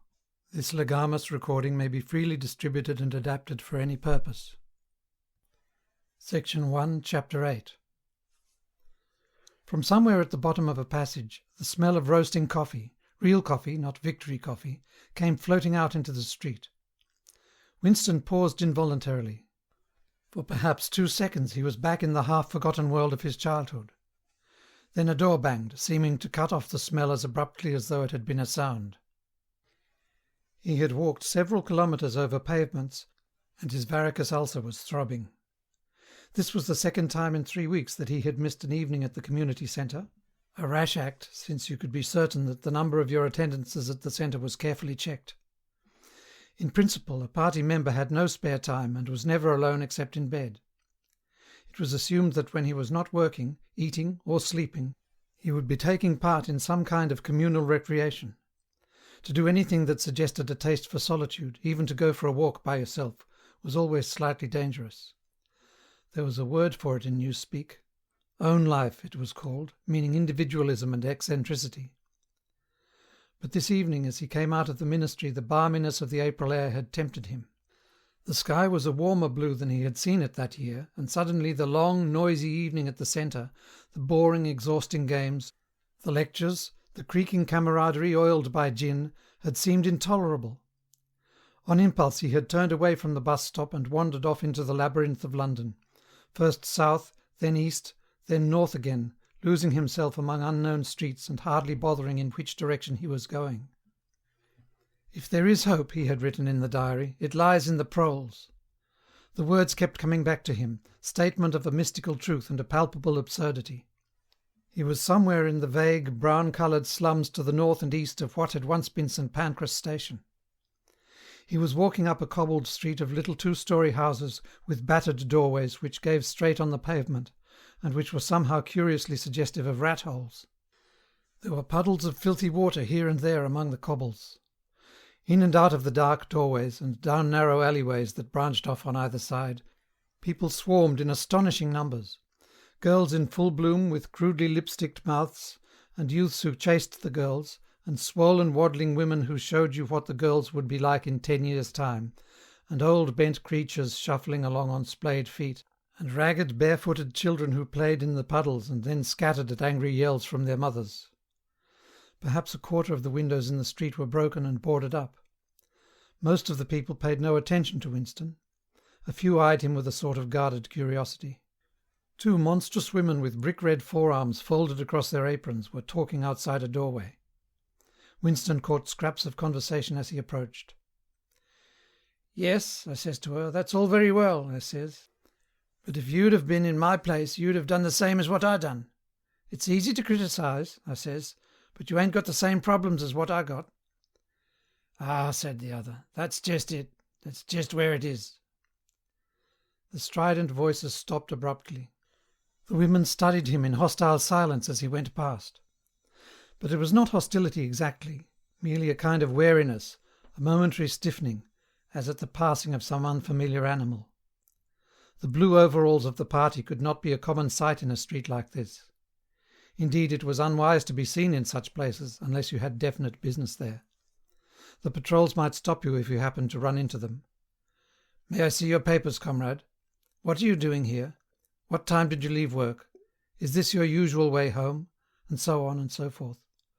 Not that there was any rule against walking home by an unusual route, but it was enough to draw attention to you if the thought police heard about it. Suddenly the whole street was in commotion. There were yells of warning from all sides. People were shooting into the doorways like rabbits. A young woman leapt out of a doorway a little ahead of Winston, grabbed up a tiny child playing in a puddle, whipped her apron round it, and leapt back again, all in one movement. At the same instant a man in a concertina-like black suit, who had emerged from a side alley, ran towards Winston, pointing excitedly to the sky. "Steamer!" he yelled. "Look out, governor! Bang overhead! Lay down quick!" Steamer was a nickname which, for some reason, the proles applied to rocket bombs. Winston promptly flung himself on his face. The proles were nearly always right when they gave you a warning of this kind. They seemed to possess some kind of instinct which told them several seconds in advance when a rocket was coming, although the rockets supposedly travelled faster than sound. Winston clasped his forearms above his head. There was a roar which seemed to make the pavement heave. A shower of light objects pattered onto his back. When he stood up he found that he was covered with fragments of glass from the nearest window. He walked on. A bomb had demolished a group of houses 200 metres up the street. A black plume of smoke hung in the sky, and below it a cloud of plaster dust in which a crowd was already forming around the ruins. There was a little pile of plaster lying on the pavement ahead of him, and in the middle of it he could see a bright red streak. When he got up to it, he saw that it was a human hand severed at the wrist. Apart from the bloody stump, the hand was so completely whitened as to resemble a plaster cast. He kicked the thing into the gutter, and then, to avoid the crowd, turned down a side street to the right. Within 3 or 4 minutes he was out of the area which the bomb had affected, and the sordid, swarming life of the streets was going on as though nothing had happened. It was nearly 20 hours, and the drinking shops which the proles frequented, pubs they called them, were choked with customers. From their grimy swing doors, endlessly opening and shutting, there came forth a smell of urine, sawdust, and sour beer. In an angle formed by a projecting house front 3 men were standing very close together, the middle one of them holding a folded-up newspaper which the other 2 were studying over his shoulder. Even before he was near enough to make out the expression on their faces, Winston could see absorption in every line of their bodies. It was obviously some serious piece of news that they were reading. He was a few paces away from them when suddenly the group broke up and two of the men were in violent altercation. For a moment they seemed almost on the point of blows. "Can't you bleeding well listen to what I say? I tell you, no number ending in 7 ain't one for over 14 months. "Yes, it has then. "No, it has not. Back home I got the whole lot of 'em for over 2 years wrote down on a piece of paper. I takes 'em down reg'lar as the clock. And I tell you, no number ending in 7. Yes, a 7 has one. I could pretty near tell you the bleeding number. 407 it ended in. It were in February, 2nd week in February. February, your grandmother. I got it all down in black and white, and I tell you, no number. Oh, pack it in," said the third man. They were talking about the lottery. Winston looked back when he had gone 30 metres. They were still arguing, with vivid, passionate faces. The lottery, with its weekly payout of enormous prizes, was the one public event to which the proles paid serious attention. It was probable that there were some millions of proles for whom the lottery was the principal, if not the only reason for remaining alive. It was their delight, their folly, their anodyne, their intellectual stimulant.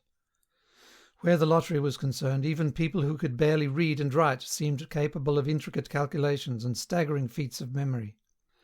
There was a whole tribe of men who made a living simply by selling systems, forecasts, and lucky amulets. Winston had nothing to do with the running of the lottery, which was managed by the Ministry of Plenty, but he was aware, indeed everyone in the party was aware, that the prizes were largely imaginary. Only small sums were actually paid out, the winners of the big prizes being non-existent persons. In the absence of any real intercommunication between one part of Oceania and another, this was not difficult to arrange. But if there was hope, it lay in the proles. You had to cling on to that. When you put it in words, it sounded reasonable. It was when you looked at the human beings passing you on the pavement that it became an act of faith. The street into which he had turned ran downhill. He had a feeling that he had been in this neighbourhood before, and that there was a main thoroughfare not far away. From somewhere ahead there came a din of shouting voices. The street took a sharp turn and then ended in a flight of steps which led down into a sunken alley where a few stall-keepers were selling tired-looking vegetables. At this moment Winston remembered where he was. The alley led out into the main street, and down the next turning, not 5 minutes away, was the junk shop where he had bought the blank book which was now his diary. And in a small stationer's shop not far away he had bought his penholder and his bottle of ink. He paused for a moment at the top of the steps. On the opposite side of the alley there was a dingy little pub whose windows appeared to be frosted over, but in reality they were merely coated with dust. A very old man, bent but active, with white moustaches that bristled forward like those of a prawn, pushed open the swing door and went in. As Winston stood watching, it occurred to him that the old man, who must be 80 at the least, had already been middle-aged when the revolution happened. He and a few others like him were the last links that now existed with the vanished world of capitalism. In the party itself there were not many people left whose ideas had been formed before the revolution. The older generation had mostly been wiped out in the great purges of the 50s and 60s, and the few who survived had long ago been terrified into complete intellectual surrender. If there was anyone still alive who could give you a truthful account of conditions in the early part of the century, it could only be a prole. Suddenly the passage from the history book that he had copied into his diary came back into Winston's mind, and a lunatic impulse took hold of him. He would go into the pub, he would scrape acquaintance with that old man and question him. He would say to him, "Tell me about your life when you were a boy. What was it like in those days? Were things better than they are now, or were they worse?" Hurriedly, lest he should have time to become frightened, he descended the steps and crossed the narrow street. It was madness, of course. As usual, there was no definite rule against talking to proles and frequenting their pubs, but it was far too unusual an action to pass unnoticed. If the patrols appeared, he might plead an attack of faintness, but it was not likely that they would believe him. He pushed open the door, and a hideous cheesy smell of sour beer hit him in the face. As he entered, the din of voices dropped to about half its volume. Behind his back he could feel everyone eyeing his blue overalls. A game of darts which was going on at the other end of the room interrupted itself for perhaps as much as 30 seconds. The old man whom he had followed was standing at the bar, having some kind of altercation with the barman, a large, stout, hook-nosed young man with enormous forearms. A knot of others, standing round with glasses in their hands, were watching the scene. "I asked you civil enough, didn't I?" said the old man, straightening his shoulders pugnaciously. "You telling me you ain't got a pint mug in the old bleeding boozer?" "And what in hell's name is a pint?" said the barman, leaning forward with the tips of his fingers on the counter. "Hark at him! Calls hisself a barman and don't know what a pint is. Why, a pint's the half of a quart, and there's 4 quarts to the gallon. Have to teach you the ABC next." "Never heard of 'em," said the barman shortly. "Litre and half-litre, that's all we serve. There's the glasses on the shelf in front of you." "I likes a pint," persisted the old man. "You could have drawed me off a pint easy enough. We didn't have these bleeding litres when I was a young man." "When you were a young man we were all living in the tree-tops," said the barman with a glance at the other customers. There was a shout of laughter, and the uneasiness caused by Winston's entry seemed to disappear. The old man's white stubbled face had flushed pink.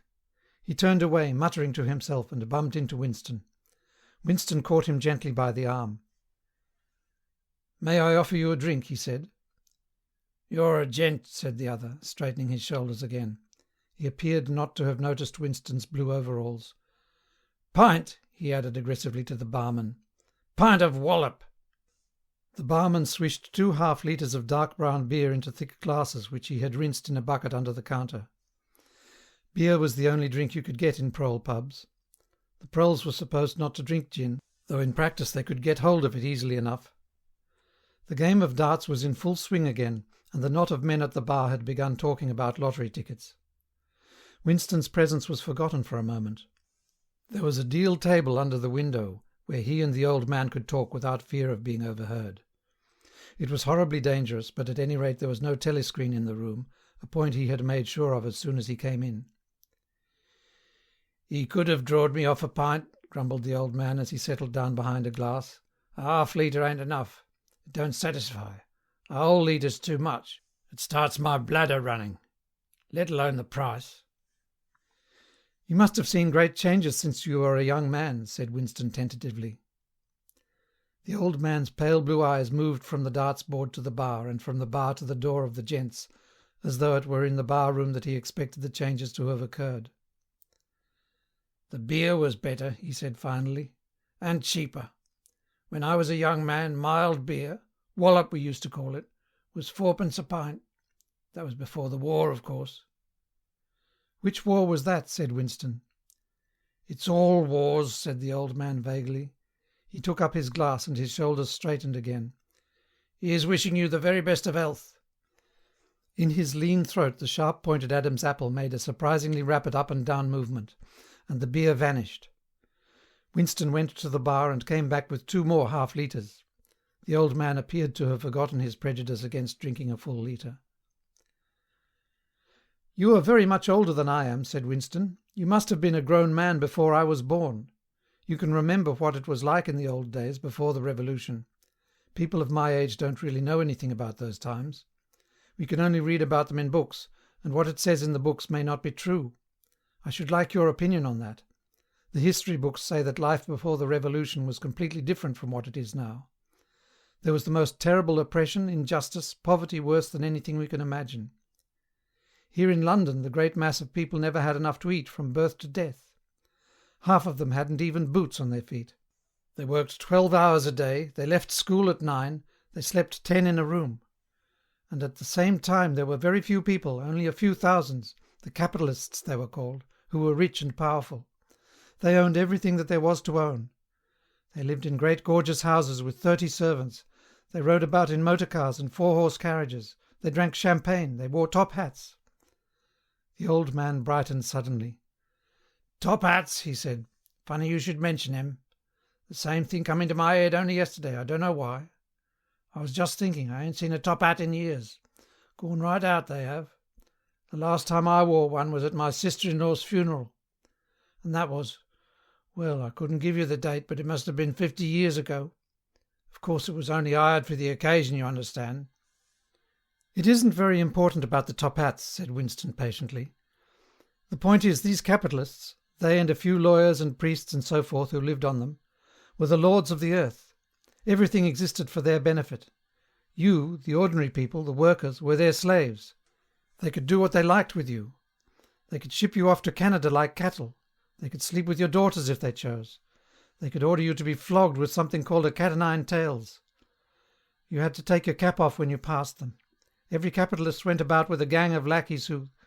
The old man brightened again. Lackeys, he said. Now there's a word I ain't heard since ever so long.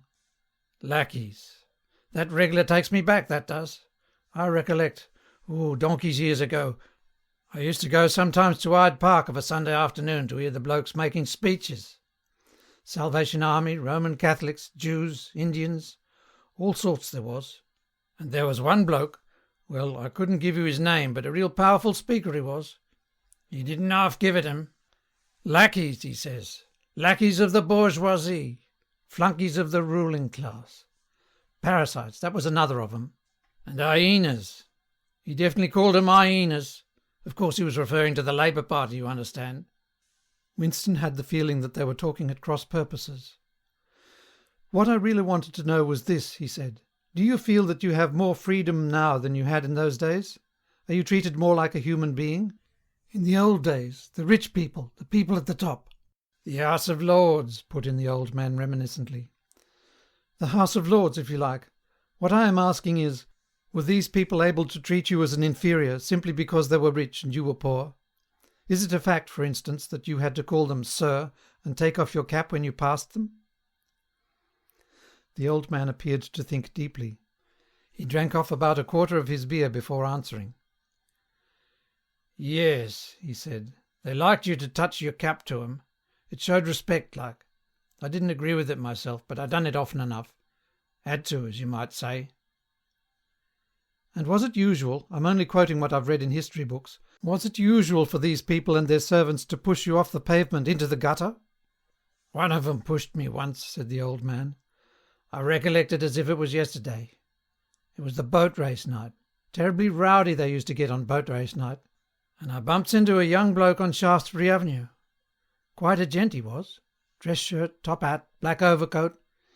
He was kind of zigzagging across the pavement and I bumps into him accidental like. He says, "Why can't you look where you're going?" he says. I say, "Do you think you've bought the bleeding pavement?" He says, "I'll twist your bloody head off if you get fresh with me." I says, "You're drunk. I'll give you in charge in half a minute," I says. And if you'll believe me, he puts his hand on my chest and gives me a shove as pretty near sent me under the wheels of a bus. Well, I was young in them days, and I was going to have fetched him one, only... A sense of helplessness took hold of Winston. The old man's memory was nothing but a rubbish heap of details.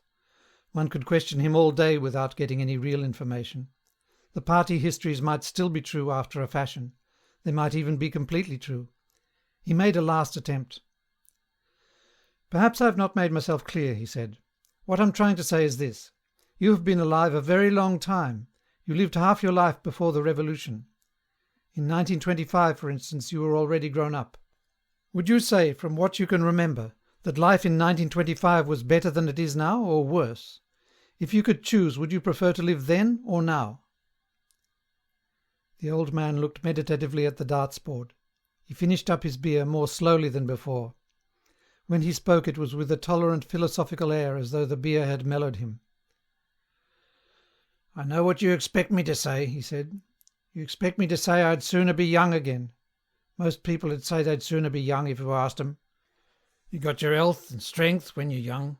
When you get to my time of life you ain't never well. I suffer something wicked from my feet, and my bladder's just terrible. 6 and 7 times a night it has me out of bed. On the other hand, there's great advantages in being an old man. You ain't got the same worries. No truck with women, and that's a great thing. I ain't had a woman for near on 30 years, if you'd credit it, nor wanted to, what's more." Winston sat back against the window-sill. It was no use going on. He was about to buy some more beer when the old man suddenly got up and shuffled rapidly into the stinking urinal at the side of the room. The extra half-litre was already working on him. Winston sat for a minute or two gazing at his empty glass, and hardly noticed when his feet carried him out into the street again. Within 20 years at the most, he reflected, the huge and simple question, was life better before the revolution than it is now, would have ceased once and for all to be answerable. But in effect it was unanswerable even now, since the few scattered survivors from the ancient world were incapable of comparing one age with another. They remembered a million useless things, a quarrel with a workmate, a hunt for a lost bicycle pump, the expression on a long-dead sister's face, the swirls of dust on a windy morning 70 years ago. But all the relevant facts were outside the range of their vision. They were like the ant, which can see small objects but not large ones. And when memory failed and written records were falsified, when that happened, the claim of the party to have improved the conditions of human life had got to be accepted, because there did not exist, and never again could exist, any standard against which it could be tested. At this moment his train of thought stopped abruptly. He halted and looked up. He was in a narrow street with a few dark little shops, interspersed among dwelling-houses. Immediately above his head there hung 3 discoloured metal balls which looked as if they had once been gilded. He seemed to know the place. Of course, he was standing outside the junk shop where he had bought the diary. A twinge of fear went through him. It had been a sufficiently rash act to buy the book in the beginning, and he had sworn never to come near the place again. And yet the instant that he allowed his thoughts to wander, his feet had brought him back here of their own accord. It was precisely against suicidal impulses of this kind that he had hoped to guard himself by opening the diary. At the same time he noticed that although it was nearly 21 hours the shop was still open. With the feeling that he would be less conspicuous inside than hanging about on the pavement, he stepped through the doorway. If questioned, he could plausibly say that he was trying to buy razor blades. The proprietor had just lighted a hanging oil lamp which gave off an unclean but friendly smell. He was a man of perhaps 60, frail and bowed, with a long, benevolent nose, and mild eyes distorted by thick spectacles. His hair was almost white, but his eyebrows were bushy and still black. His spectacles, his gentle, fussy movements, and the fact that he was wearing an aged jacket of black velvet, gave him a vague air of intellectuality, as though he had been some kind of literary man, or perhaps a musician. His voice was soft, as though faded, and his accent less debased than that of the majority of proles. "I recognized you on the pavement," he said immediately. "You're the gentleman that bought the young lady's keepsake album. That was a beautiful bit of paper, that was. Cream-laid, it used to be called. There's been no paper like that made for, I dare say 50 years. He peered at Winston over the top of his spectacles. "Is there anything special I can do for you? Or did you just want to look around?" "I was passing," said Winston vaguely. "I just looked in. I don't want anything in particular." "It's just as well," said the other, "because I don't suppose I could have satisfied you." He made an apologetic gesture with his soft-palmed hand. "You see how it is. An empty shop, you might say. Between you and me, the antique trade's just about finished. No demand any longer, and no stock either. Furniture, china, glass, it's all been broken up by degrees. And of course the metal stuff's mostly been melted down. I haven't seen a brass candlestick in years." The tiny interior of the shop was in fact uncomfortably full, but there was almost nothing in it of the slightest value. The floor space was very restricted, because all round the walls were stacked innumerable dusty picture frames. In the window there were trays of nuts and bolts, worn-out chisels, pen-knives with broken blades, tarnished watches that did not even pretend to be in going order, and other miscellaneous rubbish. Only on a small table in the corner was there a litter of odds and ends, lacquered snuff-boxes, agate brooches and the like, which looked as though they might include something interesting. As Winston wandered towards the table his eye was caught by a round, smooth thing that gleamed softly in the lamplight, and he picked it up. It was a heavy lump of glass, curved on one side, flat on the other, making almost a hemisphere. There was a peculiar softness, as of rainwater, in both the colour and the texture of the glass. At the heart of it, magnified by the curved surface, there was a strange, pink, convoluted object that recalled a rose or a sea anemone. "What is it?" said Winston, fascinated. "That's coral, that is," said the old man. "It must have come from the Indian Ocean. They used to kind of embed it in the glass. That wasn't made less than 100 years ago. More, by the look of it." "It's a beautiful thing," said Winston. "It is a beautiful thing," said the other appreciatively, "but there's not many that'd say so nowadays." He coughed. "Now, if it so happened that you wanted to buy it, that'd cost you $4. I can remember when a thing like that would have fetched £8, and £8 was, well, I can't work it out, but it was a lot of money. But who cares about genuine antiques nowadays, even the few that's left?" Winston immediately paid over the $4 and slid the coveted thing into his pocket. What appealed to him about it was not so much its beauty as the air it seemed to possess of belonging to an age quite different from the present one. The soft, rain-watery glass was not like any glass that he had ever seen. The thing was doubly attractive because of its apparent uselessness, though he could guess that it must once have been intended as a paperweight. It was very heavy in his pocket, but fortunately it did not make much of a bulge. It was a queer thing, even a compromising thing, for a party member to have in his possession. Anything old, and for that matter anything beautiful, was always vaguely suspect. The old man had grown noticeably more cheerful after receiving the $4. Winston realized that he would have accepted 3 or even 2. "There's another room upstairs that you might care to take a look at," he said. "There's not much in it, just a few pieces. We'll do with the light if we're going upstairs." He lit another lamp and, with bowed back, led the way slowly up the steep and worn stairs and along a tiny passage, into a room which did not give on the street but looked out on a cobbled yard and a forest of chimney-pots. Winston noticed that the furniture was still arranged as though the room were meant to be lived in. There was a strip of carpet on the floor, a picture or two on the walls, and a deep, slatternly armchair drawn up to the fireplace. An old-fashioned glass clock with a 12-hour face was ticking away on the mantelpiece. Under the window, and occupying nearly a quarter of the room, was an enormous bed with the mattress still on it. "We lived here till my wife died," said the old man half apologetically. "I'm selling the furniture off by little and little. Now that's a beautiful mahogany bed, or at least it would be if you could get the bugs out of it. But I dare say you'd find it a little bit cumbersome." He was holding the lamp high up so as to illuminate the whole room, and in the warm, dim light the place looked curiously inviting.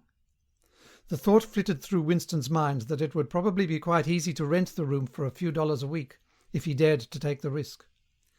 It was a wild, impossible notion to be abandoned as soon as thought of, but the room had awakened in him a sort of nostalgia, a sort of ancestral memory. It seemed to him that he knew exactly what it felt like to sit in a room like this, in an armchair beside an open fire with your feet in the fender and a kettle on the hob, utterly alone, utterly secure, with nobody watching you, no voice pursuing you, no sound except the singing of the kettle and the friendly ticking of the clock. "There's no telescreen," he could not help murmuring. "Ah," said the old man, "I never had one of those things. Too expensive, and I never seemed to feel the need of it somehow. Now that's a nice gate-legged table in the corner there, though of course you'd have to put new hinges on it if you wanted to use the flaps." There was a small bookcase in the other corner, and Winston had already gravitated towards it. It contained nothing but rubbish.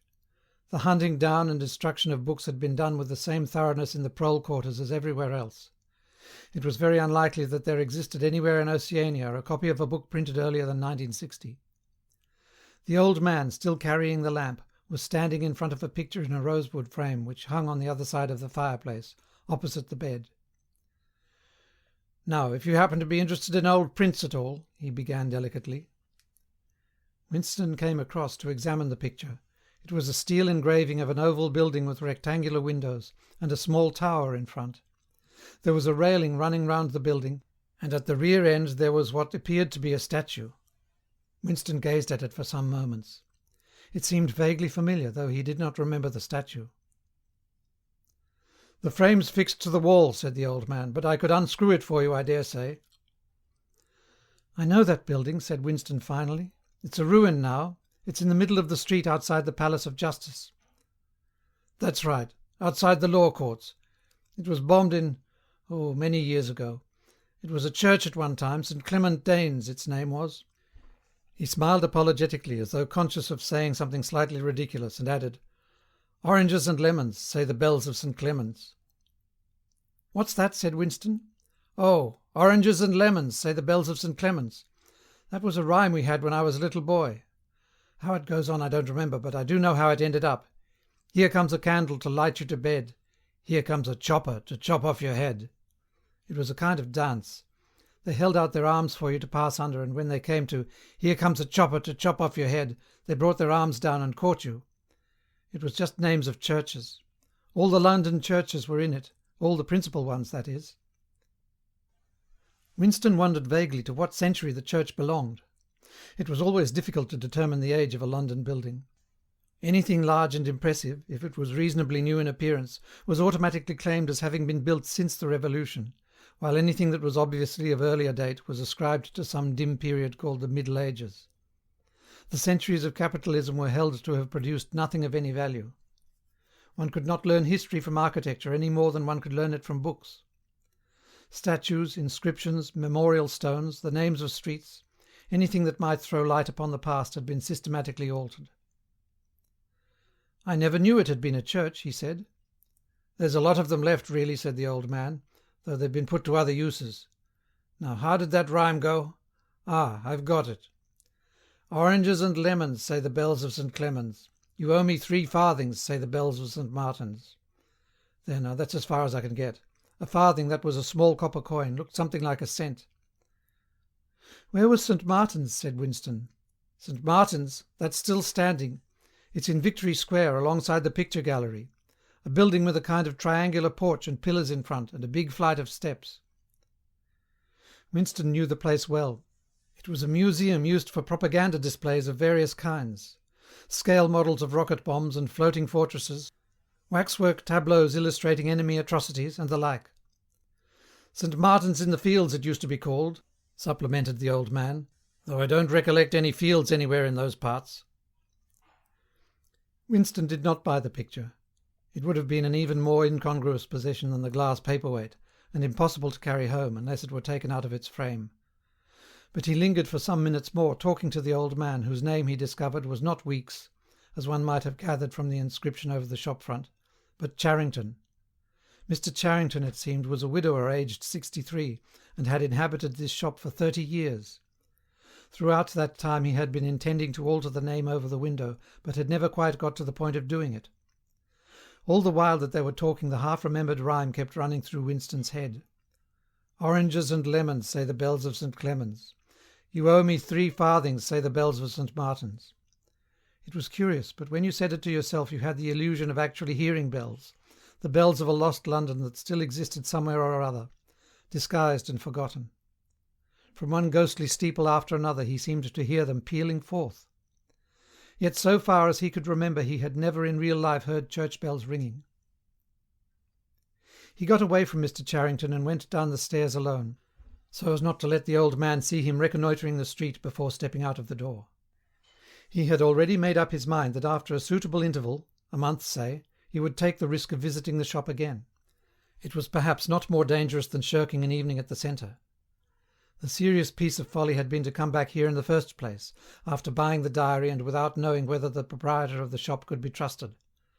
However, yes, he thought again, he would come back. He would buy further scraps of beautiful rubbish. He would buy the engraving of St. Clement Danes, take it out of its frame, and carry it home concealed under the jacket of his overalls. He would drag the rest of that poem out of Mr. Charrington's memory. Even the lunatic project of renting the room upstairs flashed momentarily through his mind again. For perhaps 5 seconds exultation made him careless, and he stepped out onto the pavement without so much as a preliminary glance through the window. He had even started humming to an improvised tune. "Oranges and lemons, say the bells of St. Clement's. You owe me 3 farthings, say the..." Suddenly his heart seemed to turn to ice and his bowels to water. A figure in blue overalls was coming down the pavement, not 10 metres away. It was the girl from the fiction department, the girl with dark hair. The light was failing, but there was no difficulty in recognizing her. She looked him straight in the face, then walked quickly on as though she had not seen him. For a few seconds Winston was too paralysed to move. Then he turned to the right and walked heavily away, not noticing for the moment that he was going in the wrong direction. At any rate, one question was settled. There was no doubting any longer that the girl was spying on him. She must have followed him here, because it was not credible that by pure chance she should have happened to be walking on the same evening up the same obscure back street, kilometres distant from any quarter where party members lived. It was too great a coincidence. Whether she was really an agent of the thought police or simply an amateur spy actuated by officiousness hardly mattered. It was enough that she was watching him. Probably she had seen him go into the pub as well.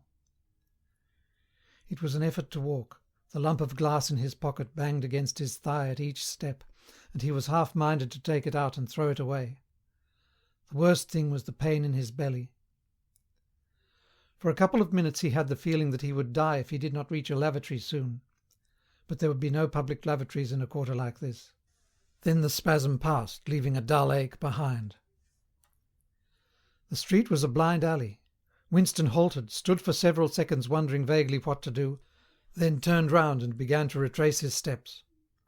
As he turned, it occurred to him that the girl had only passed him 3 minutes ago, and that by running he could probably catch up with her. He could keep on her track till they were in some quiet place, and then smash her skull in with a cobblestone. The piece of glass in his pocket would be heavy enough for the job. But he abandoned the idea immediately, because even the thought of making any physical effort was unbearable. He could not run, he could not strike a blow. Besides, she was young and lusty and would defend herself. He thought also of hurrying to the community centre and staying there till the place closed, so as to establish a partial alibi for the evening. But that too was impossible. A deadly lassitude had taken hold of him. All he wanted was to get home quickly and then sit down and be quiet. It was after 22 hours when he got back to the flat. The lights would be switched off at the main at 23:30. He went into the kitchen and swallowed nearly a teacupful of Victory gin. Then he went to the table in the alcove, sat down, and took the diary out of the drawer. But he did not open it at once. From the telescreen a brassy female voice was squalling a patriotic song. He sat staring at the marbled cover of the book, trying without success to shut the voice out of his consciousness. It was at night that they came for you, always at night. The proper thing was to kill yourself before they got you. Undoubtedly some people did so. Many of the disappearances were actually suicides. But it needed desperate courage to kill yourself in a world where firearms, or any quick and certain poison, were completely unprocurable. He thought with a kind of astonishment of the biological uselessness of pain and fear, the treachery of the human body which always freezes into inertia at exactly the moment when a special effort is needed. He might have silenced the dark-haired girl if only he had acted quickly enough, but precisely because of the extremity of his danger he had lost the power to act. It struck him that in moments of crisis one is never fighting against an external enemy, but always against one's own body. Even now, in spite of the gin, the dull ache in his belly made consecutive thought impossible. And it is the same, he perceived, in all seemingly heroic or tragic situations. On the battlefield, in the torture chamber, on a sinking ship, the issues that you are fighting for are always forgotten, because the body swells up until it fills the universe, and even when you are not paralyzed by fright or screaming with pain, life is a moment-to-moment struggle against hunger or cold or sleeplessness, against a sour stomach or an aching tooth. He opened the diary. It was important to write something down. The woman on the telescreen had started a new song. Her voice seemed to stick into his brain like jagged splinters of glass. He tried to think of O'Brien, for whom or to whom the diary was written, but instead he began thinking of the things that would happen to him after the thought police took him away. It would not matter if they killed you at once.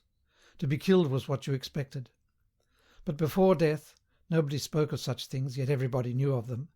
There was the routine of confession that had to be gone through, the grovelling on the floor and screaming for mercy, the crack of broken bones, the smashed teeth and bloody clots of hair. Why did you have to endure it, since the end was always the same? Why was it not possible to cut a few days or weeks out of your life?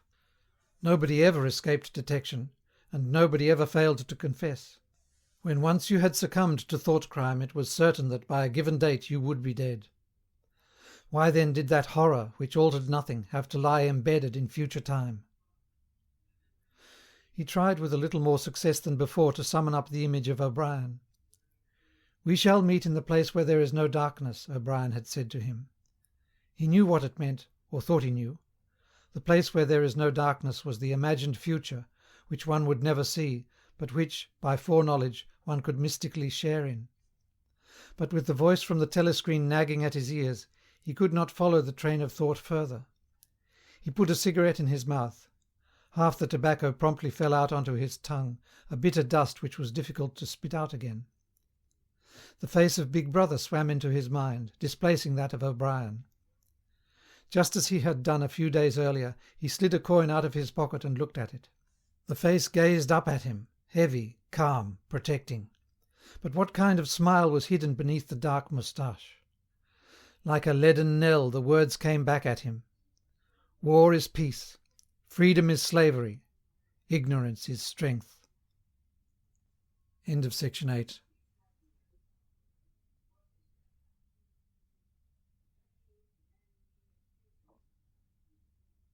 Section 9 of 1984 by George Orwell. This legamus recording may be freely distributed and adapted for any purpose. Part 2, Chapter 1.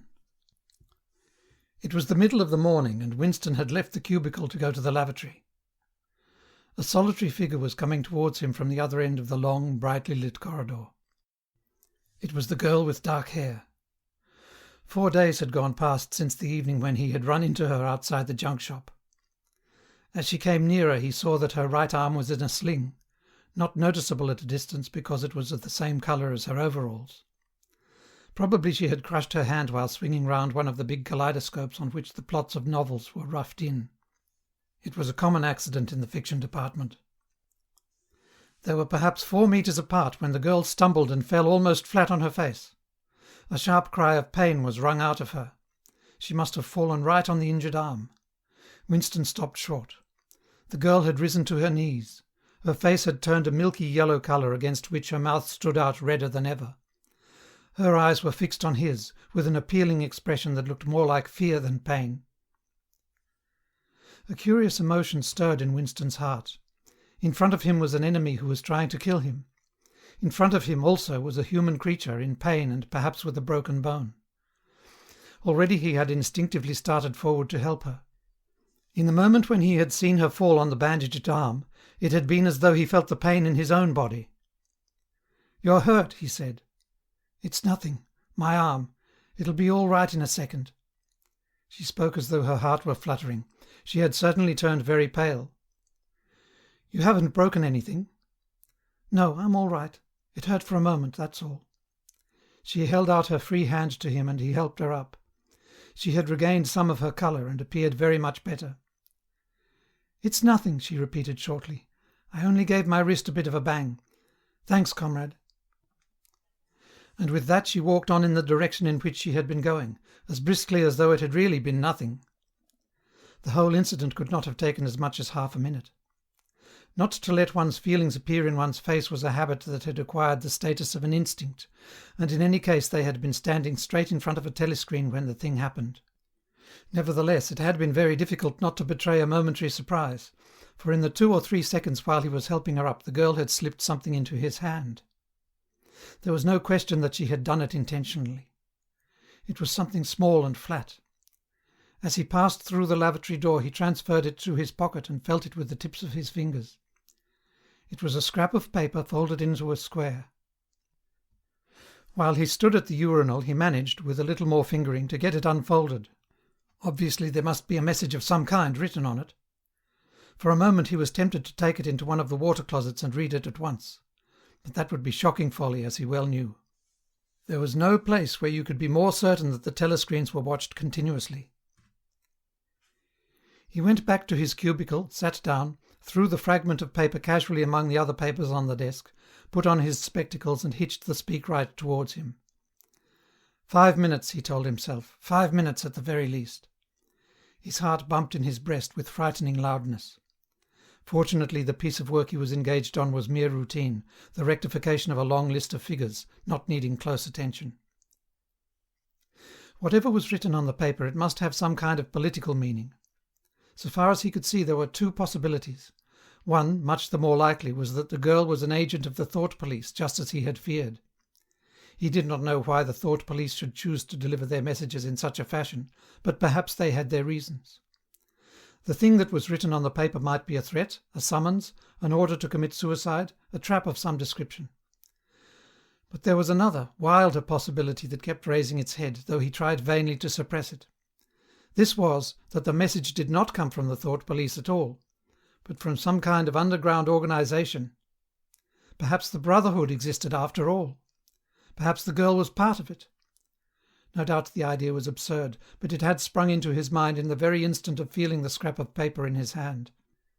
It was not till a couple of minutes later that the other, more probable explanation had occurred to him. And even now, though his intellect told him that the message probably meant death, still that was not what he believed, and the unreasonable hope persisted, and his heart banged, and it was with difficulty that he kept his voice from trembling as he murmured his figures into the speakwrite. He rolled up the completed bundle of work and slid it into the pneumatic tube. 8 minutes had gone by. He readjusted his spectacles on his nose, sighed, and drew the next batch of work towards him, with the scrap of paper on top of it. He flattened it out. On it was written, in a large, unformed handwriting, "I love you."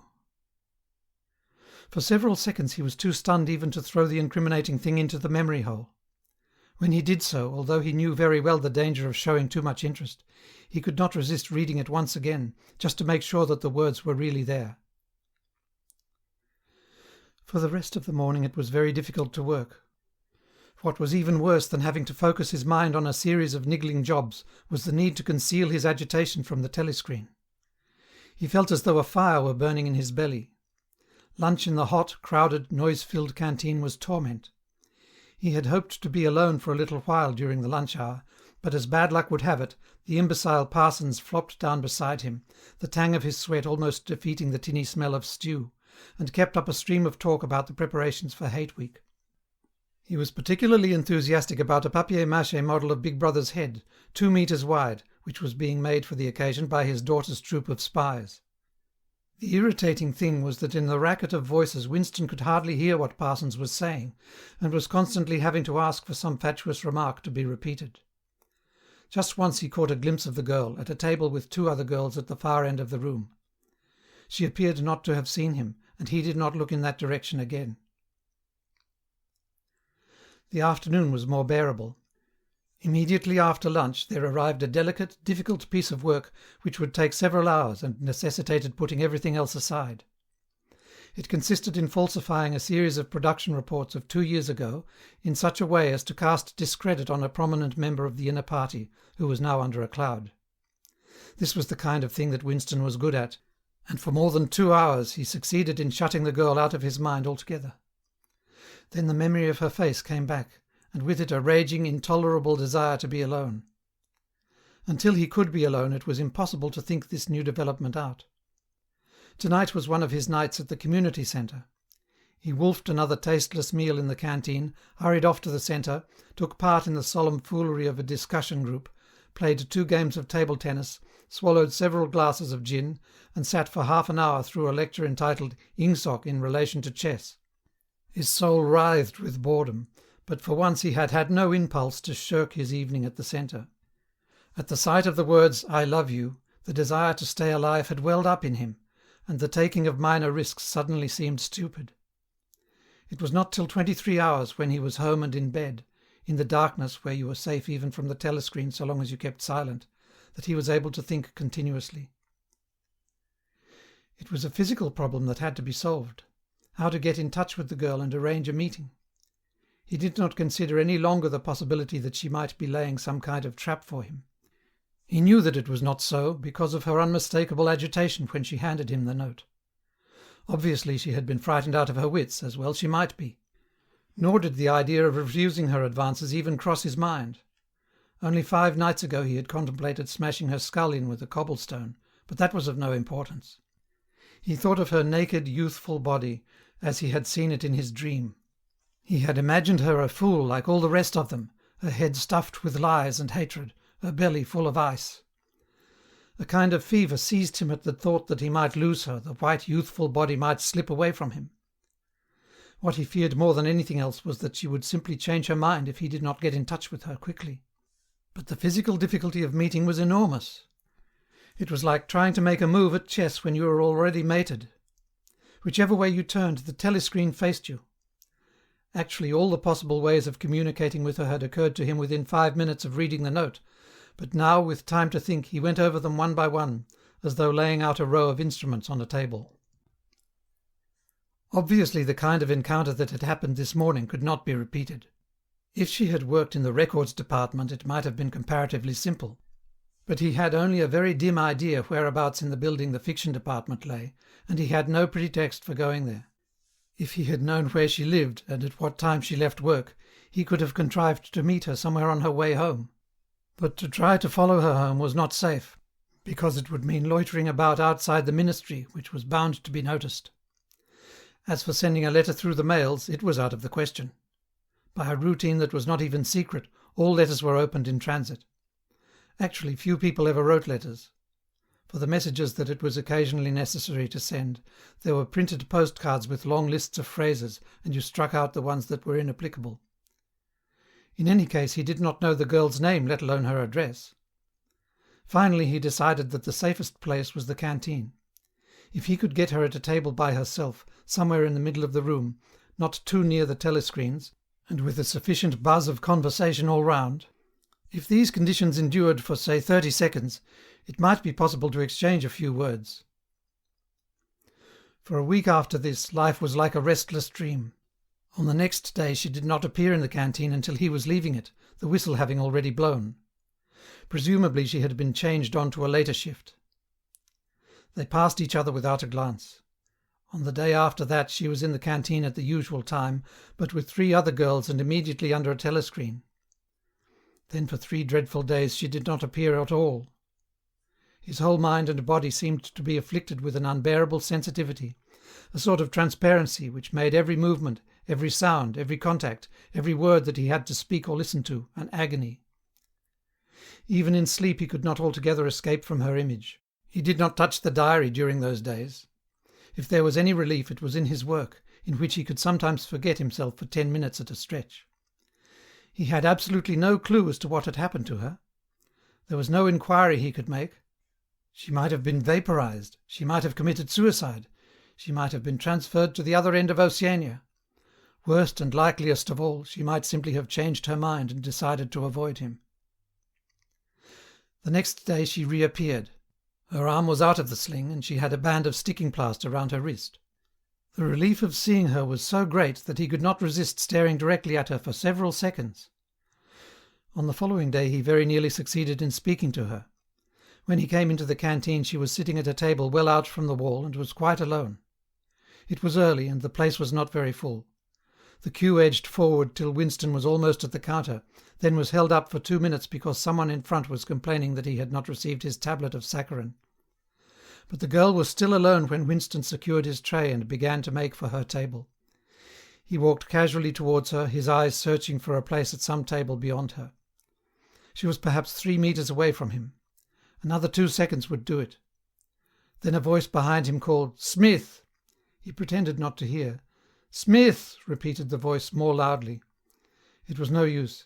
He turned round.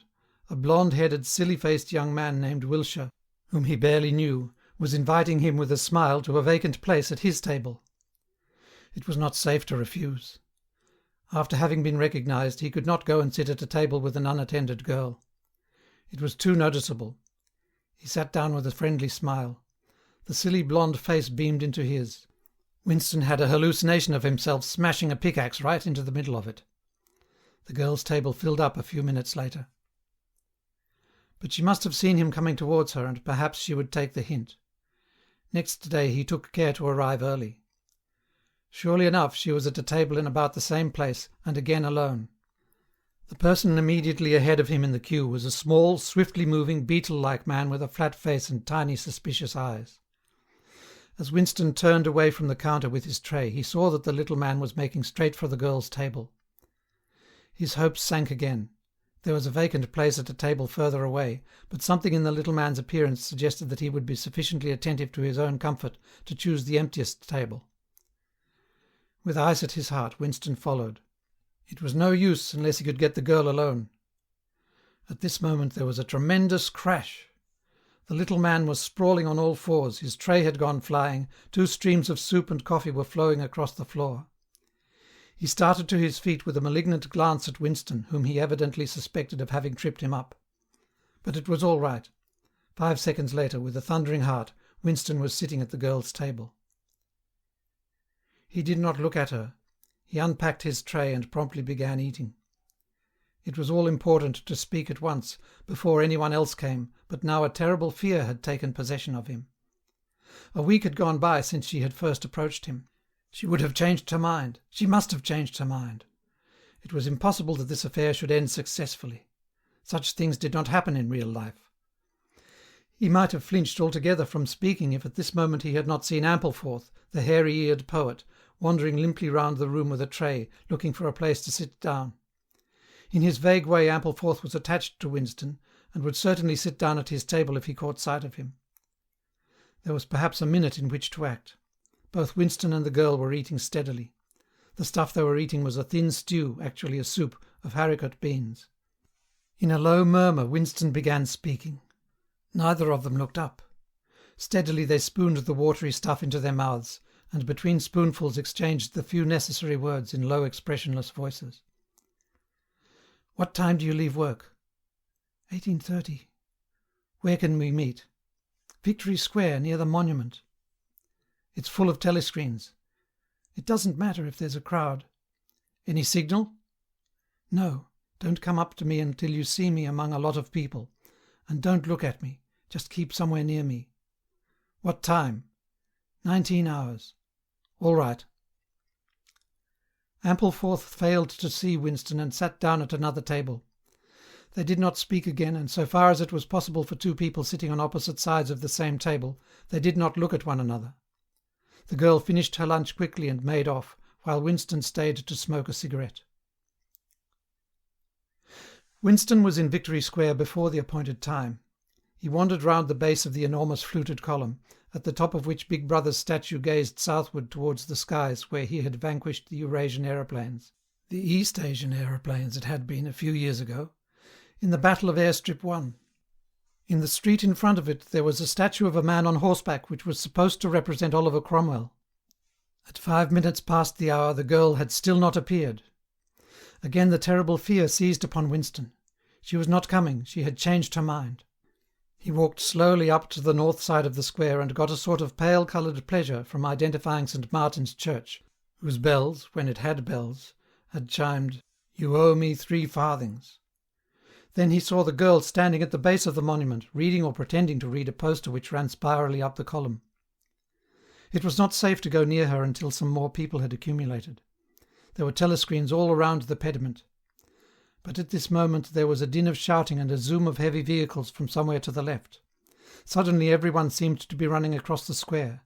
The girl nipped nimbly round the lions at the base of the monument and joined in the rush. Winston followed. As he ran, he gathered from some shouted remarks that a convoy of Eurasian prisoners was passing.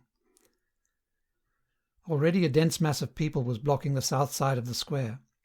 Winston, at normal times the kind of person who gravitates to the outer edge of any kind of scrimmage, shoved, butted, squirmed his way forward into the heart of the crowd. Soon he was within arm's length of the girl, but the way was blocked by an enormous prole with an almost equally enormous woman, presumably his wife, who seemed to form an impenetrable wall of flesh. Winston wriggled himself sideways, and with a violent lunge managed to drive his shoulder between them. For a moment it felt as though his entrails were being ground to pulp between the two muscular hips. Then he had broken through, sweating a little. He was next to the girl. They were shoulder to shoulder, both staring fixedly in front of them. A long line of trucks, with wooden-faced guards armed with submachine guns standing upright in each corner, was passing slowly down the street. In the trucks, little yellow men in shabby greenish uniforms were squatting, jammed close together. Their sad Mongolian faces gazed out over the sides of the trucks, utterly incurious. Occasionally when a truck jolted there was a clank-clank of metal. All the prisoners were wearing leg irons. Truckload after truckload of the sad faces passed. Winston knew they were there, but he saw them only intermittently. The girl's shoulder and her arm right down to the elbow were pressed against his. Her cheek was almost near enough for him to feel its warmth. She had immediately taken charge of the situation, just as she had done in the canteen. She began speaking in the same expressionless voice as before, with lips barely moving, a mere murmur easily drowned by the din of voices and the rumbling of the trucks. "Can you hear me?" "Yes." "Can you get Sunday afternoon off?" "Yes." "Then listen carefully. You'll have to remember this. "Go to Paddington Station." With a sort of military precision that astonished him, she outlined the route that he was to follow. A half-hour railway journey, turn left outside the station, 2 kilometres along the road, a gate with the top bar missing, a path across a field, a grass-grown lane, a track between bushes, a dead tree with moss on it. It was as though she had a map inside her head. "Can you remember all that?" she murmured finally. "Yes." "You turn left, then right, then left again, and the gate's got no top bar." "Yes." "What time?" "About 15. You may have to wait. I'll get there by another way. Are you sure you remember everything?" "Yes." "Then get away from me as quick as you can." She need not have told him that. But for the moment they could not extricate themselves from the crowd. The trucks were still filing past, the people still insatiably gaping. At the start there had been a few boos and hisses, but it came only from the party members among the crowd, and had soon stopped. The prevailing emotion was simply curiosity. Foreigners, whether from Eurasia or from East Asia, were a kind of strange animal. One literally never saw them except in the guise of prisoners, and even as prisoners one never got more than a momentary glimpse of them. Nor did one know what became of them, apart from the few who were hanged as war criminals. The others simply vanished, presumably into forced labour camps. The round Mongol faces had given way to faces of a more European type, dirty, bearded and exhausted. From over scrubby cheekbones, eyes looked into Winston's, sometimes with strange intensity, and flashed away again. The convoy was drawing to an end. In the last truck he could see an aged man, his face a mass of grizzled hair, standing upright with wrists crossed in front of him, as though he were used to having them bound together. It was almost time for Winston and the girl to part. But at the last moment, while the crowd still hemmed them in, her hand felt for his and gave it a fleeting squeeze. It could not have been 10 seconds, and yet it seemed a long time that their hands were clasped together. He had time to learn every detail of her hand. He explored the long fingers, the shapely nails, the work-hardened palm with its row of calluses, the smooth flesh under the wrist. Merely from feeling it he would have known it by sight. In the same instant it occurred to him that he did not know what colour the girl's eyes were. They were probably brown, but people with dark hair sometimes had blue eyes. To turn his head and look at her would have been inconceivable folly. With hands locked together, invisible among the press of bodies, they stared steadily in front of them, and instead of the eyes of the girl, the eyes of the aged prisoner gazed mournfully at Winston out of nests of hair. End of section 9.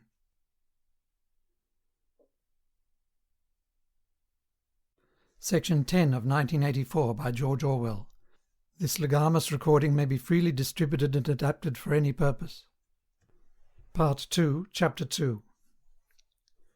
Winston picked his way up the lane through dappled light and shade, stepping out into pools of gold wherever the boughs parted. Under the trees to the left of him the ground was misty with bluebells. The air seemed to kiss one's skin. It was the 2nd of May. From somewhere deeper in the heart of the wood came the droning of ring-doves. He was a bit early. There had been no difficulties about the journey, and the girl was so evidently experienced that he was less frightened than he would normally have been. Presumably she could be trusted to find a safe place. In general you could not assume that you were much safer in the country than in London. There were no telescreens, of course, but there was always the danger of concealed microphones by which your voice might be picked up and recognised. Besides, it was not easy to make a journey by yourself without attracting attention. For distances of less than 100 kilometres it was not necessary to get your passport endorsed, but sometimes there were patrols hanging about the railway stations, who examined the papers of any party member they found there and asked awkward questions. However, no patrols had appeared, and on the walk from the station he had made sure by cautious backward glances that he was not being followed. The train was full of proles, in holiday mood because of the summery weather. The wooden-seated carriage in which he travelled was filled to overflowing by a single enormous family, ranging from a toothless great-grandmother to a month-old baby, going out to spend an afternoon with in-laws in the country, and, as they freely explained to Winston, to get hold of a little black market butter. The lane widened, and in a minute he came to the footpath she had told him of, a mere cattle track which plunged between the bushes. He had no watch, but it could not be 15 yet. The bluebells were so thick underfoot that it was impossible not to tread on them. He knelt down and began picking some, partly to pass the time away, but also from a vague idea that he would like to have a bunch of flowers to offer the girl when they met. He had got together a big bunch and was smelling their faint sickly scent when a sound at his back froze him, the unmistakable crackle of a foot on twigs. He went on picking bluebells. It was the best thing to do. It might be the girl, or he might have been followed after all. To look round was to show guilt. He picked another and another. A hand fell lightly on his shoulder. He looked up.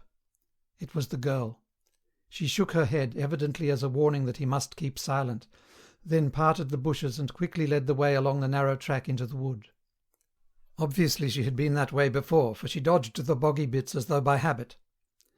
Winston followed, still clasping his bunch of flowers. His first feeling was relief, but as he watched the strong, slender body moving in front of him, with the scarlet sash that was just tight enough to bring out the curve of her hips, the sense of his own inferiority was heavy upon him. Even now it seemed quite likely that when she turned round and looked at him she would draw back after all. The sweetness of the air and the greenness of the leaves daunted him.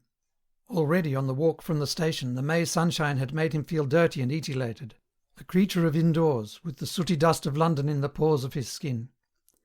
It occurred to him that till now she had probably never seen him in broad daylight in the open.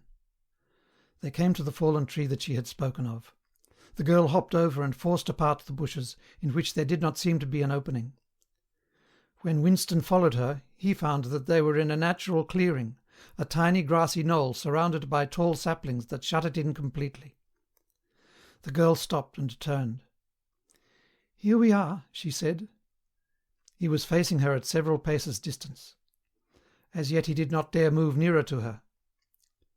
"I didn't want to say anything in the lane," she went on, "in case there's a mic hidden there. I don't suppose there is, but there could be. There's always the chance of one of those swine recognizing your voice. We're all right here." He still had not the courage to approach her. "We're all right here?" he repeated stupidly. "Yes, look at the trees." There were small ashes, which at some time had been cut down and had sprouted up again into a forest of poles, none of them thicker than one's wrist. "There's nothing big enough to hide a mic in. Besides, I've been here before." They were only making conversation. He had managed to move closer to her now. She stood before him very upright, with a smile on her face that looked faintly ironical, as though she were wondering why he was so slow to act. The bluebells had cascaded onto the ground. They seemed to have fallen of their own accord. He took her hand. "Would you believe," he said, "that till this moment I didn't know what colour your eyes were?" They were brown, he noted, a rather light shade of brown, with dark lashes. "Now that you've seen what I'm really like, can you still bear to look at me?" "Yes, easily." "I'm 39 years old. I've got a wife that I can't get rid of. I've got varicose veins. I've got 5 false teeth." "I couldn't care less," said the girl. The next moment, it was hard to say by whose act, she was in his arms. At the beginning he had no feeling except sheer incredulity. The youthful body was strained against his own, the mass of dark hair was against his face, and yes, actually she had turned her face up and he was kissing the wide red mouth. She had clasped her arms about his neck, she was calling him darling, precious one, loved one. He had pulled her down onto the ground, she was utterly unresisting. He could do what he liked with her. But the truth was that he had no physical sensation except that of mere contact. All he felt was incredulity and pride. He was glad that this was happening, but he had no physical desire. It was too soon, her youth and prettiness had frightened him. He was too much used to living without women.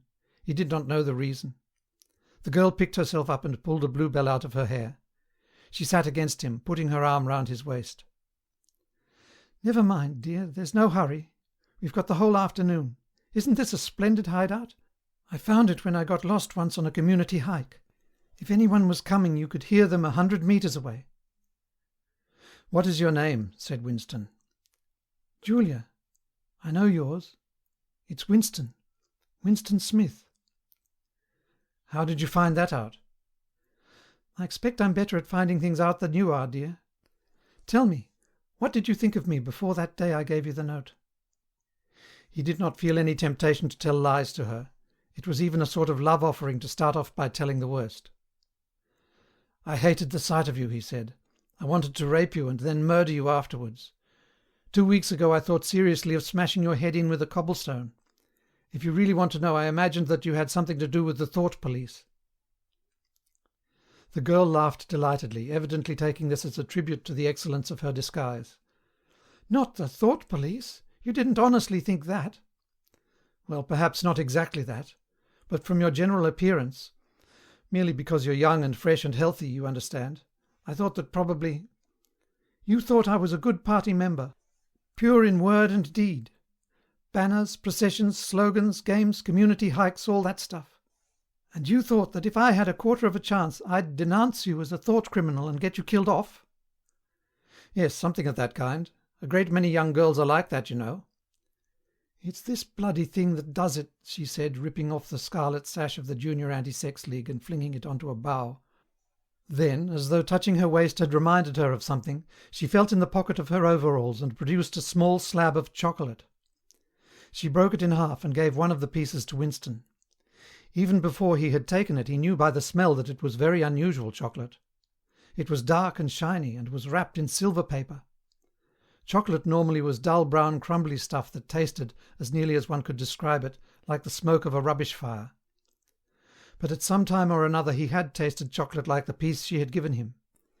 The first whiff of its scent had stirred up some memory which he could not pin down, but which was powerful and troubling. "Where did you get this stuff?" he said. "Black market," she said indifferently. "Actually, I am that sort of girl to look at. I'm good at games. I was a troop leader in the Spies. I do voluntary work 3 evenings a week for the Junior Anti-Sex League. Hours and hours I've spent pasting their bloody rot all over London. I always carry one end of a banner in the processions. I always look cheerful and I never shirk anything. Always yell with the crowd, that's what I say. It's the only way to be safe." The first fragment of chocolate had melted on Winston's tongue. The taste was delightful. But there was still that memory moving round the edges of his consciousness, something strongly felt but not reducible to definite shape, like an object seen out of the corner of one's eye. He pushed it away from him, aware only that it was the memory of some action which he would have liked to undo, but could not. "You are very young," he said. "You are 10 or 15 years younger than I am. What could you see to attract you in a man like me?" "It was something in your face. I thought I'd take a chance. I'm good at spotting people who don't belong. As soon as I saw you, I knew you were against them." Them, it appeared, meant the party, and above all the inner party, about whom she talked with an open jeering hatred which made Winston feel uneasy, although he knew that they were safe here if they could be safe anywhere. A thing that astonished him about her was the coarseness of her language. Party members were supposed not to swear, and Winston himself very seldom did swear, aloud at any rate. Julia, however, seemed unable to mention the party, and especially the inner party, without using the kind of words that you saw chalked up in dripping alleyways. He did not dislike it. It was merely one symptom of her revolt against the party and all its ways, and somehow it seemed natural and healthy, like the sneeze of a horse that smells bad hay. They had left the clearing and were wandering again through the checkered shade, with their arms round each other's waists whenever it was wide enough to walk 2 abreast. He noticed how much softer her waist seemed to feel now that the sash was gone. They did not speak above a whisper. Outside the clearing, Julia said, it was better to go quietly. Presently they had reached the edge of the little wood. She stopped him. "Don't go out into the open. There might be someone watching. We're all right if we keep behind the boughs." They were standing in the shade of hazel bushes. The sunlight, filtering through innumerable leaves, was still hot on their faces. Winston looked out into the field beyond and underwent a curious, slow shock of recognition. He knew it by sight. An old, close-bitten pasture, with a footpath wandering across it, and a molehill here and there. In the ragged hedge on the opposite side the boughs of the elm trees swayed just perceptibly in the breeze, and their leaves stirred faintly in dense masses like women's hair. Surely somewhere nearby, but out of sight, there must be a stream with green pools where dace were swimming. "Isn't there a stream somewhere near here?" he whispered. "That's right, there is a stream. It's at the edge of the next field, actually. There are fish in it, great big ones. You can watch them lying in the pools under the willow trees, waving their tails." "It's the golden country, almost," he murmured. "The golden country?" It's nothing, really. A landscape I've seen sometimes in a dream." "Look," whispered Julia. A thrush had alighted on a bough not 5 metres away, almost at the level of their faces. Perhaps it had not seen them. It was in the sun, they in the shade. It spread out its wings, fitted them carefully into place again, ducked its head for a moment, as though making a sort of obeisance to the sun, and then began to pour forth a torrent of song. In the afternoon hush the volume of sound was startling. Winston and Julia clung together, fascinated. The music went on, minute after minute, with astonishing variations, never once repeating itself, almost as if the bird were deliberately showing off its virtuosity. Sometimes it stopped for a few seconds, spread out and resettled its wings, then swelled its speckled breast and again burst into song. Winston watched it with a sort of vague reverence. For whom, for what was that bird singing? No mate, no rival was watching it. What made it sit at the edge of the lonely wood and pour its music into nothingness? He wondered whether after all there was a microphone hidden somewhere near. He and Julia had spoken only in low whispers, and it would not pick up what they had said, but it would pick up the thrush. Perhaps at the other end of the instrument some small beetle-like man was listening intently, listening to that. But by degrees the flood of music drove all speculations out of his mind. It was as though it were a kind of liquid stuff that poured all over him and got mixed up with the sunlight that filtered through the leaves. He stopped thinking and merely felt. The girl's waist in the bend of his arm was soft and warm. He pulled her round so that they were breast to breast. Her body seemed to melt into his. Wherever his hands moved it was all as yielding as water. Their mouths clung together. It was quite different from the hard kisses they had exchanged earlier. When they moved their faces apart again, both of them sighed deeply. The bird took fright and fled with a clatter of wings. Winston put his lips against her ear. "Now," he whispered. "Not here," she whispered back. "Come back to the hideout, it's safer." Quickly, with an occasional crackle of twigs, they threaded their way back to the clearing. When they were once inside the ring of saplings, she turned and faced him. They were both breathing fast, but the smile had reappeared round the corners of her mouth. She stood looking at him for an instant, then felt at the zipper of her overalls.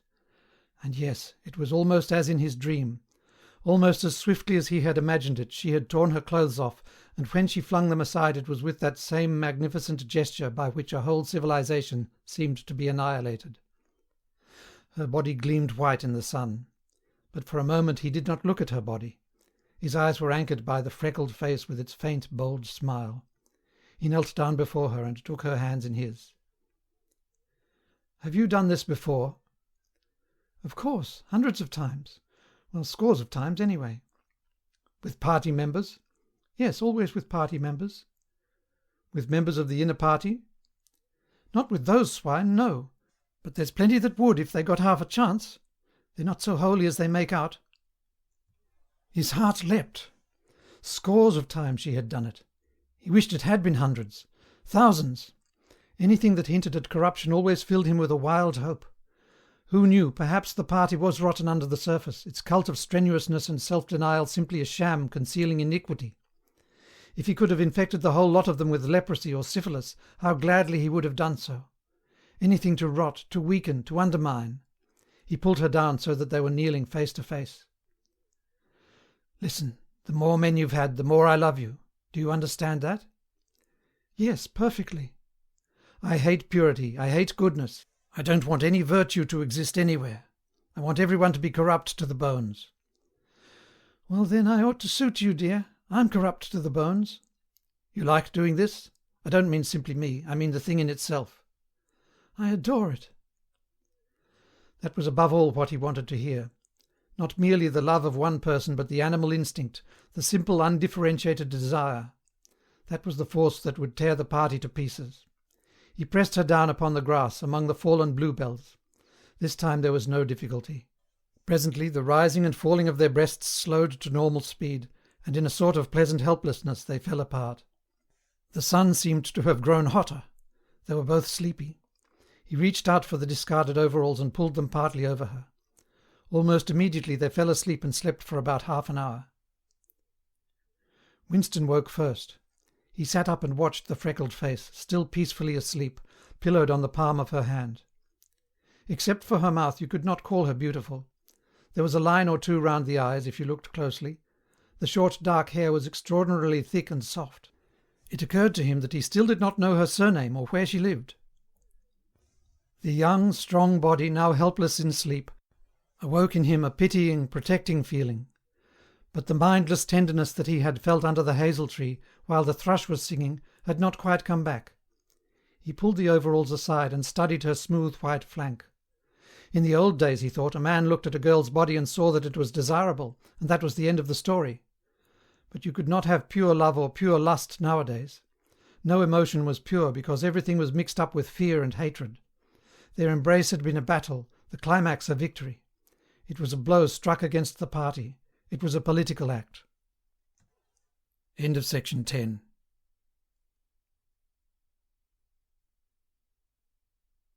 Section 11 of 1984 by George Orwell. This legamus recording may be freely distributed and adapted for any purpose. Part 2, Chapter 3. "We can come here once again," said Julia. "It's generally safe to use any hideout twice. But not for another month or two, of course." As soon as she woke up, her demeanour had changed. She became alert and businesslike, put her clothes on, knotted the scarlet sash about her waist, and began arranging the details of the journey home. It seemed natural to leave this to her. She obviously had a practical cunning which Winston lacked, and she seemed also to have an exhaustive knowledge of the countryside round London, stored away from innumerable community hikes. The route she gave him was quite different from the one by which he had come, and brought him out at a different railway station. "Never go home the same way as you went out," she said, as though enunciating an important general principle. She would leave first, and Winston was to wait half an hour before following her. She had named a place where they could meet after work, 4 evenings hence. It was a street in one of the poorer quarters, where there was an open market which was generally crowded and noisy. She would be hanging about among the stalls, pretending to be in search of shoelaces or sewing thread. If she judged that the coast was clear, she would blow her nose when he approached.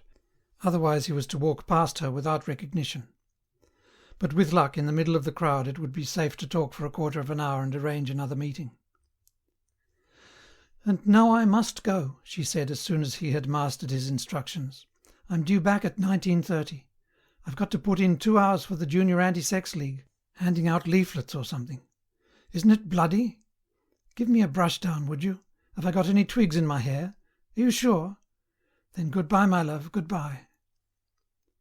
She flung herself into his arms, kissed him almost violently, and a moment later pushed her way through the saplings and disappeared into the wood with very little noise.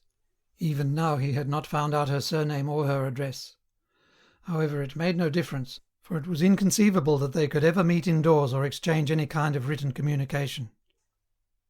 As it happened, they never went back to the clearing in the wood. During the month of May there was only one further occasion on which they actually succeeded in making love. That was in another hiding-place known to Julia, the belfry of a ruinous church in an almost deserted stretch of country where an atomic bomb had fallen 30 years earlier. It was a good hiding-place when once you got there, but the getting there was very dangerous. For the rest they could meet only in the streets, in a different place every evening and never for more than half an hour at a time. In the street it was usually possible to talk after a fashion.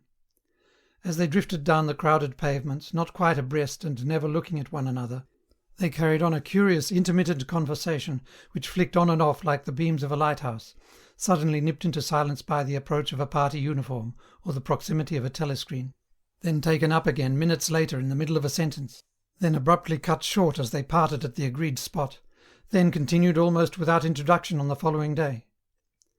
Julia appeared to be quite used to this kind of conversation, which she called talking by instalments. She was also surprisingly adept at speaking without moving her lips. Just once in almost a month of nightly meetings they managed to exchange a kiss. They were passing in silence down a side street. Julia would never speak when they were away from the main streets. When there was a deafening roar, the earth heaved and the air darkened, and Winston found himself lying on his side, bruised and terrified. A rocket bomb must have dropped quite near at hand. Suddenly he became aware of Julia's face a few centimetres from his own, deathly white as chalk. Even her lips were white. She was dead. He clasped her against him and found that he was kissing a live, warm face. but there was some powdery stuff that got in the way of his lips. Both of their faces were thickly coated with plaster. There were evenings when they reached their rendezvous and then had to walk past one another without a sign, because a patrol had just come round the corner or a helicopter was hovering overhead. Even if it had been less dangerous, it would still have been difficult to find time to meet. Winston's working week was 60 hours, Julia's was even longer, and their free days varied according to the pressure of work and did not often coincide. Julia, in any case, seldom had an evening completely free. She spent an astonishing amount of time in attending lectures and demonstrations, distributing literature for the Junior Anti-Sex League, preparing banners for Hate Week, making collections for the Savings Campaign and such-like activities. It paid, she said, it was camouflage. If you kept the small rules, you could break the big ones.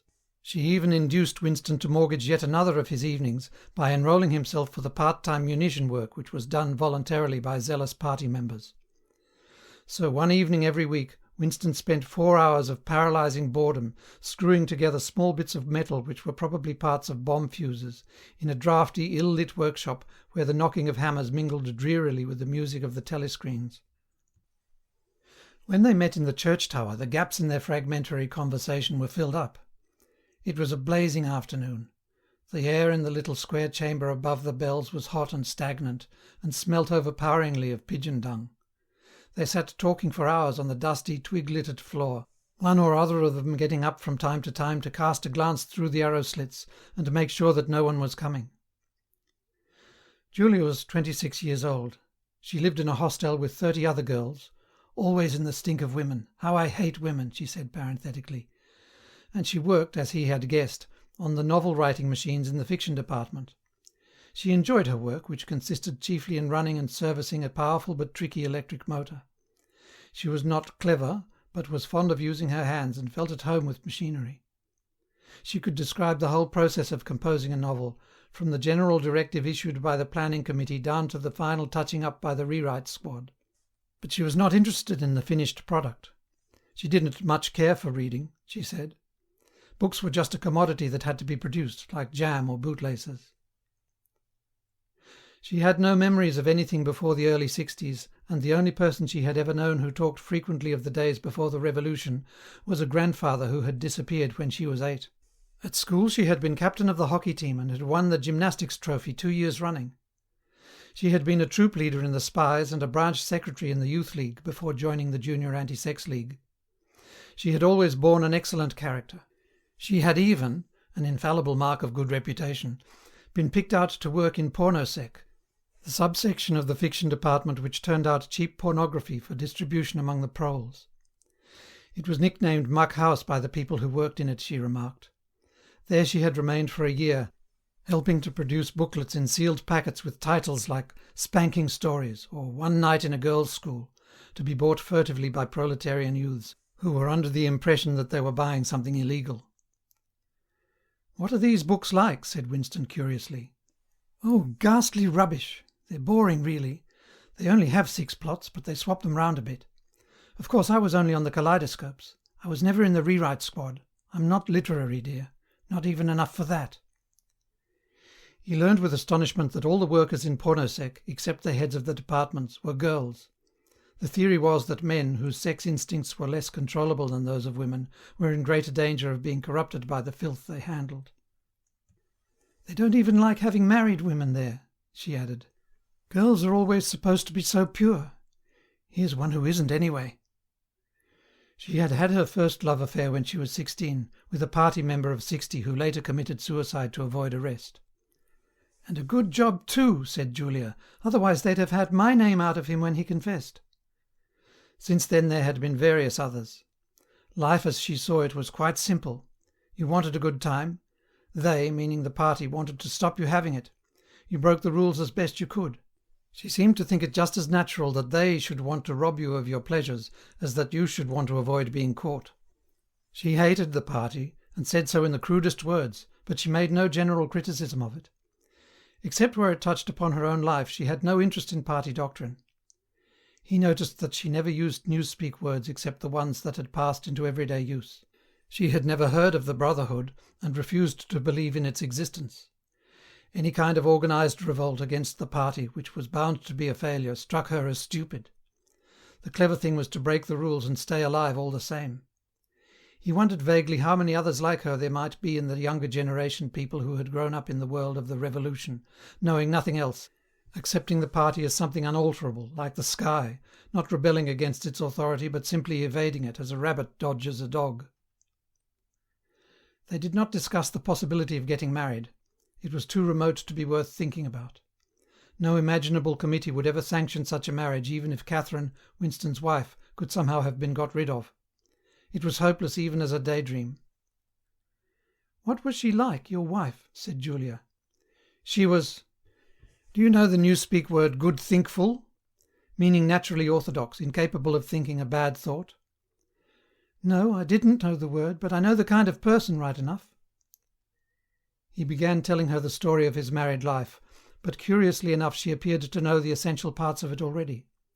She described to him, almost as though she had seen or felt it, the stiffening of Catherine's body as soon as he touched her, the way in which she still seemed to be pushing him from her with all her strength, even when her arms were clasped tightly around him.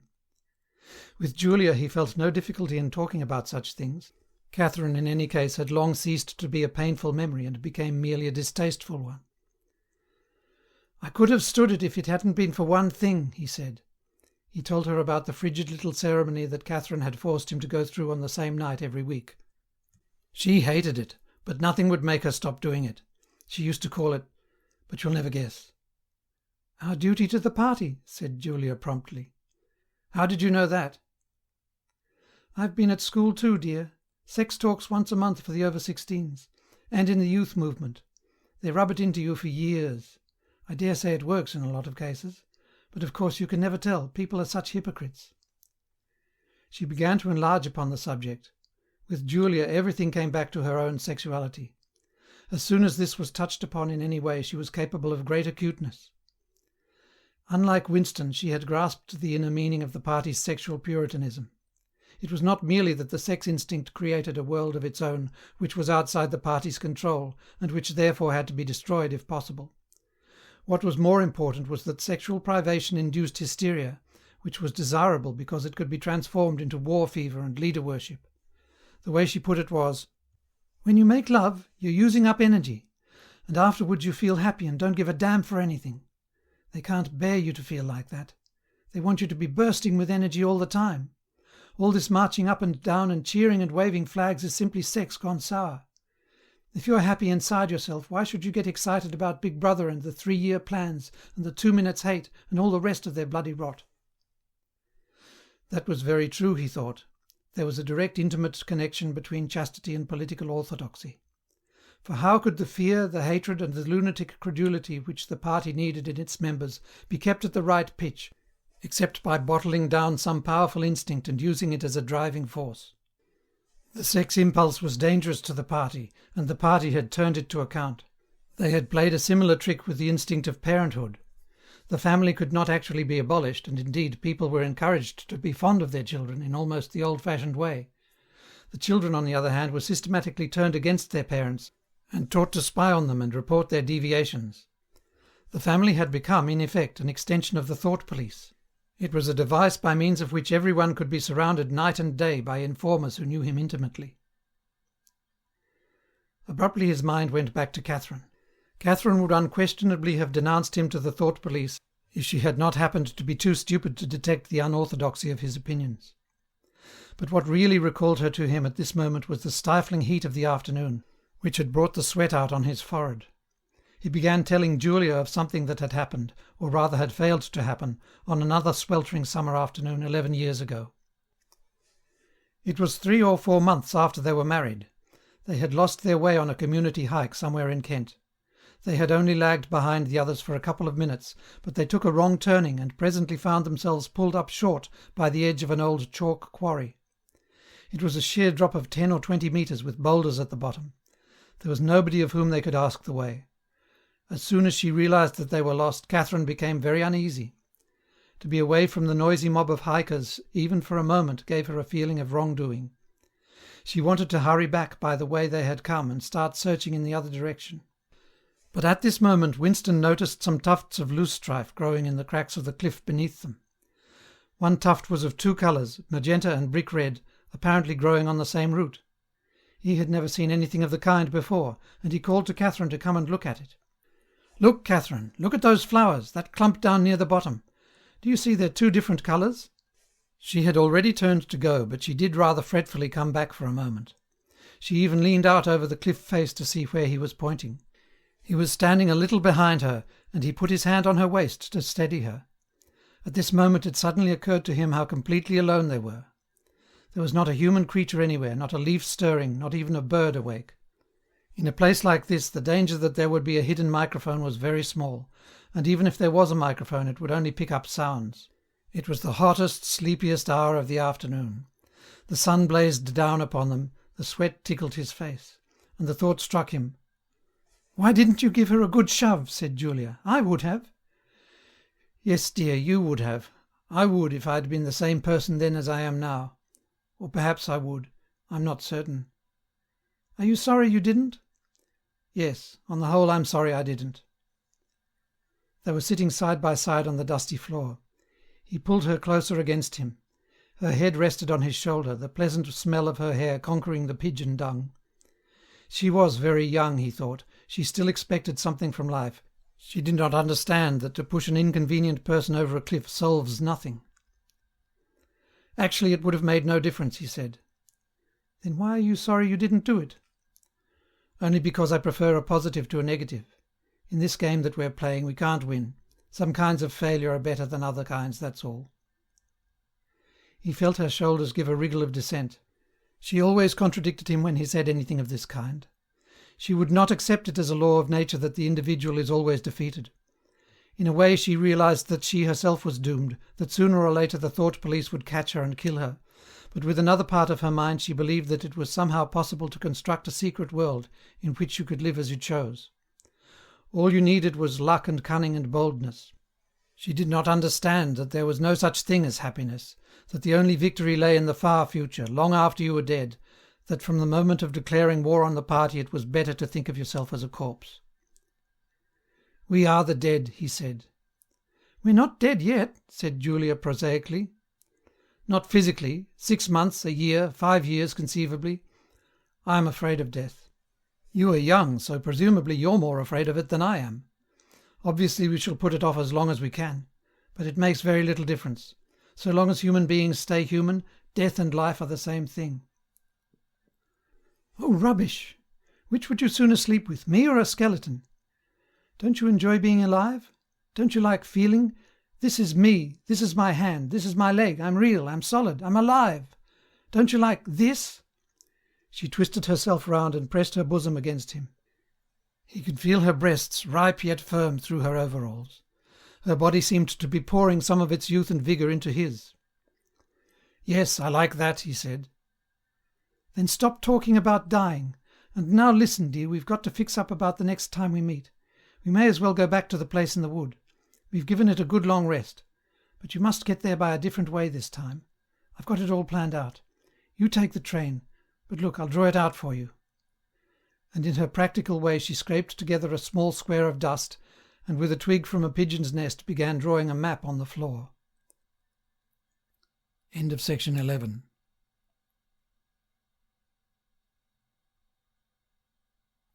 Section 12 of 1984 by George Orwell. This Legamus recording may be freely distributed and adapted for any purpose. Part 2, Chapter 4.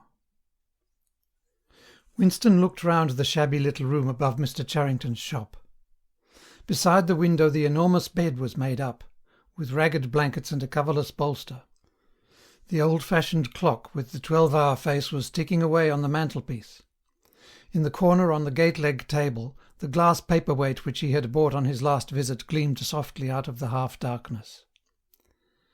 In the fender was a battered tin oil stove, a saucepan, and 2 cups provided by Mr. Charrington. Winston lit the burner and set a pan of water to boil.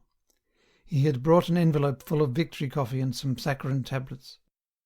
The clock's hands said 17:20. It was 19:20 really. She was coming at 19:30. Folly, Folly, his heart kept saying. Conscious, gratuitous, suicidal folly. Of all the crimes that a party member could commit, this one was the least possible to conceal. Actually, the idea had first floated into his head in the form of a vision, of the glass paperweight mirrored by the surface of the gate-leg table. As he had foreseen, Mr. Charrington had made no difficulty about letting the room. He was obviously glad of the few dollars that it would bring him, nor did he seem shocked or become offensively knowing when it was made clear that Winston wanted the room for the purpose of a love affair. Instead, he looked into the middle distance and spoke in generalities with so delicate an air as to give the impression that he had become partly invisible. Privacy, he said, was a very valuable thing. Everyone wanted a place where they could be alone occasionally. And when they had such a place, it was only common courtesy in anyone else who knew of it to keep his knowledge to himself. He even, seeming almost to fade out of existence as he did so, added that there were 2 entries to the house, one of them through the backyard, which gave on an alley. Under the window somebody was singing. Winston peeped out, secure in the protection of the muslin curtain. The June sun was still high in the sky, and in the sun-filled court below, a monstrous woman, solid as a Norman pillar, with brawny red forearms and a sacking apron strapped about her middle, was stumping to and fro between a wash-tub and a clothesline, pegging out a series of square white things which Winston recognised as babies' diapers. Whenever her mouth was not corked with clothes-pegs, she was singing in a powerful contralto.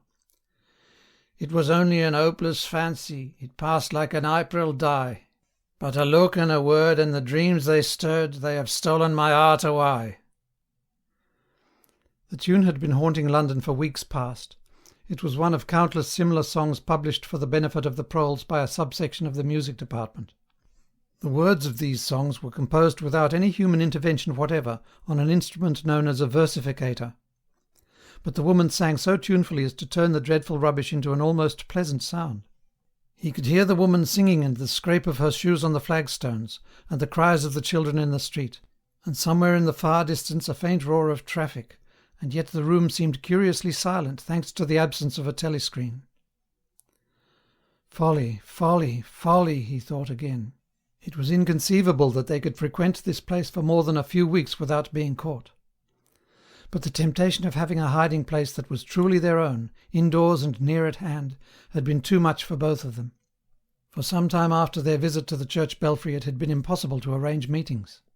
Working hours had been drastically increased in anticipation of Hate Week. It was more than a month distant, but the enormous, complex preparations that it entailed were throwing extra work onto everybody. Finally, both of them managed to secure a free afternoon on the same day. They had agreed to go back to the clearing in the wood. On the evening beforehand they met briefly in the street. As usual, Winston hardly looked at Julia as they drifted towards one another in the crowd, but from the short glance he gave her, it seemed to him that she was paler than usual. "It's all off," she murmured as soon as she judged it safe to speak. "Tomorrow, I mean." "What?"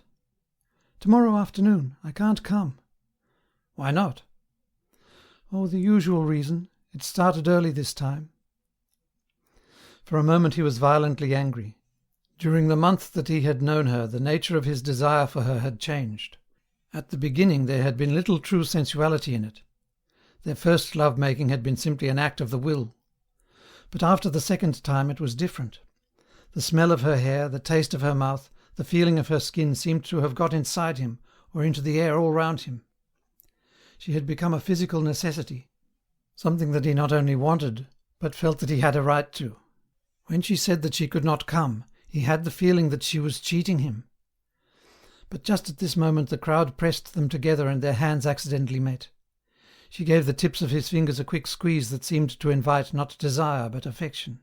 It struck him that when one lived with a woman this particular disappointment must be a normal recurring event, and a deep tenderness, such as he had not felt for her before, suddenly took hold of him. He wished that they were a married couple of 10 years' standing. He wished that he were walking through the streets with her just as they were doing now, but openly and without fear, talking of trivialities and buying odds and ends for the household. He wished above all that they had some place where they could be alone together without feeling the obligation to make love every time they met. It was not actually at that moment, but at some time on the following day, that the idea of renting Mr. Charrington's room had occurred to him. When he suggested it to Julia, she had agreed with unexpected readiness. Both of them knew that it was lunacy. It was as though they were intentionally stepping nearer to their graves. As he sat waiting on the edge of the bed, he thought again of the cellars of the Ministry of Love. It was curious how that predestined horror moved in and out of one's consciousness. There it lay, fixed in future times, preceding death as surely as 99 precedes 100. One could not avoid it, but one could perhaps postpone it. And yet instead, every now and again, by a conscious wilful act, one chose to shorten the interval before it happened. At this moment there was a quick step on the stairs. Julia burst into the room. She was carrying a tool bag of coarse brown canvas, such as he had sometimes seen her carrying to and fro at the ministry. He started forward to take her in his arms, but she disengaged herself rather hurriedly, partly because she was still holding the tool bag. "Half a second," she said. "Just let me show you what I've brought. Did you bring some of that filthy Victory coffee? I thought you would. You can chuck it away again, because we shan't be needing it. Look here." She fell on her knees, threw open the bag, and tumbled out some spanners and a screwdriver that filled the top part of it. Underneath were a number of neat paper packets. The first packet that she passed to Winston had a strange and yet vaguely familiar feeling. It was filled with some kind of heavy, sand-like stuff which yielded wherever you touched it. "It isn't sugar," he said. "Real sugar. Not saccharin, sugar. And here's a loaf of bread, proper white bread, not our bloody stuff. And a little pot of jam. And here's a tin of milk. But look, this is the one I'm really proud of. I had to wrap a bit of sacking round it because—" But she did not need to tell him why she had wrapped it up. The smell was already filling the room, a rich, hot smell which seemed like an emanation from his early childhood, but which one did occasionally meet with even now, blowing down a passageway before a door slammed, or diffusing itself mysteriously in a crowded street, sniffed for an instant and then lost again. "It's coffee," he murmured. "Real coffee." "It's inner party coffee. There's a whole kilo here," she said. "How did you manage to get hold of all these things?" "It's all inner party stuff. There's nothing those swine don't have, nothing. But of course waiters and servants and people pinch things, and... Look, I got a little packet of tea as well." Winston had squatted down beside her. He tore open a corner of the packet. "It's real tea, not blackberry leaves." "There's been a lot of tea about lately. They've captured India or something," she said vaguely. "But listen, dear, I want you to turn your back on me for 3 minutes. Go and sit on the other side of the bed. Don't go too near the window, and don't turn round till I tell you." Winston gazed abstractedly through the muslin curtain. Down in the yard the red-armed woman was still marching to and fro between the washtub and the line. She took 2 more pegs out of her mouth and sang with deep feeling. "They say that time heals all things. They say you can always forget. But the smiles and the tears across the years, they twist my heartstrings yet." She knew the whole drivelling song by heart, it seemed.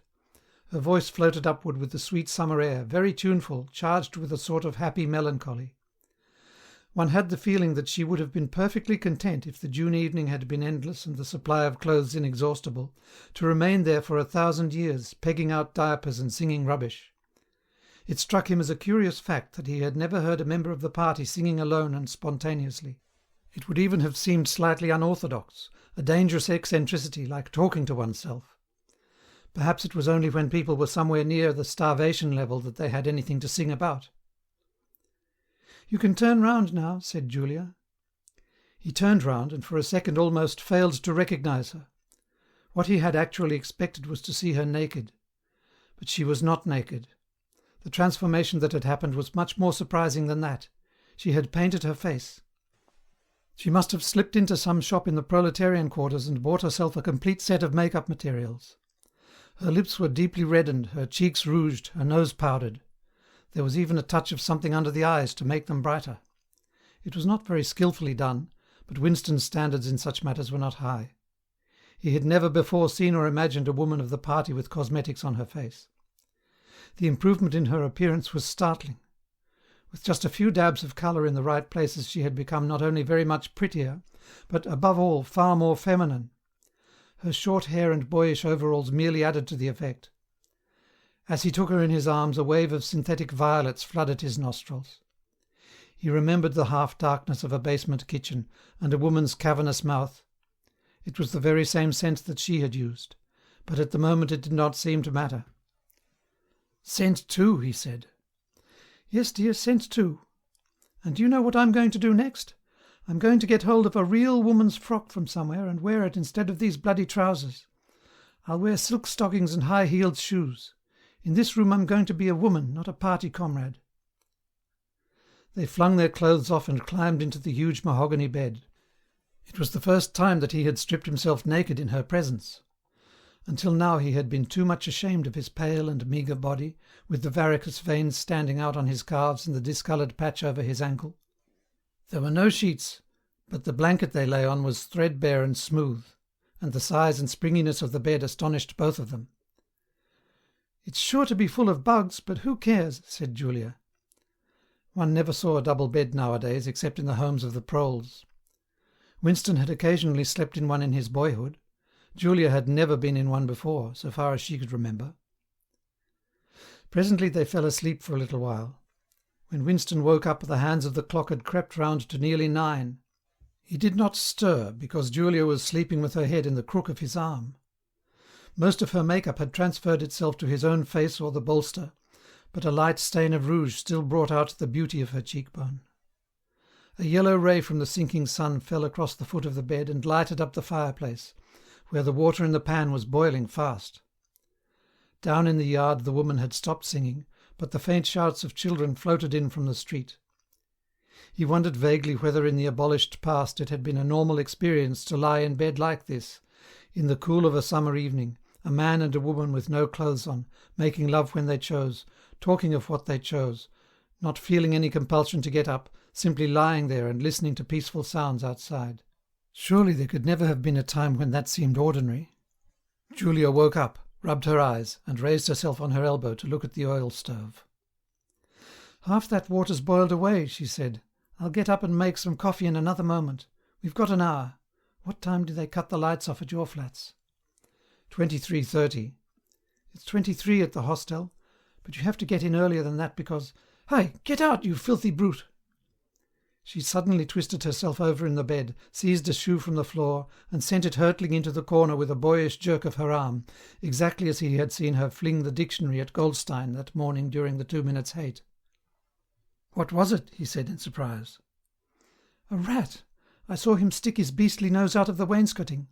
There's a hole down there. I gave him a good fright anyway." "Rats," murmured Winston, "in this room." "They're all over the place," said Julia indifferently as she lay down again. "We've even got them in the kitchen at the hostel. Some parts of London are swarming with them. Did you know they attack children? Yes, they do. In some of these streets a woman daren't leave a baby alone for 2 minutes.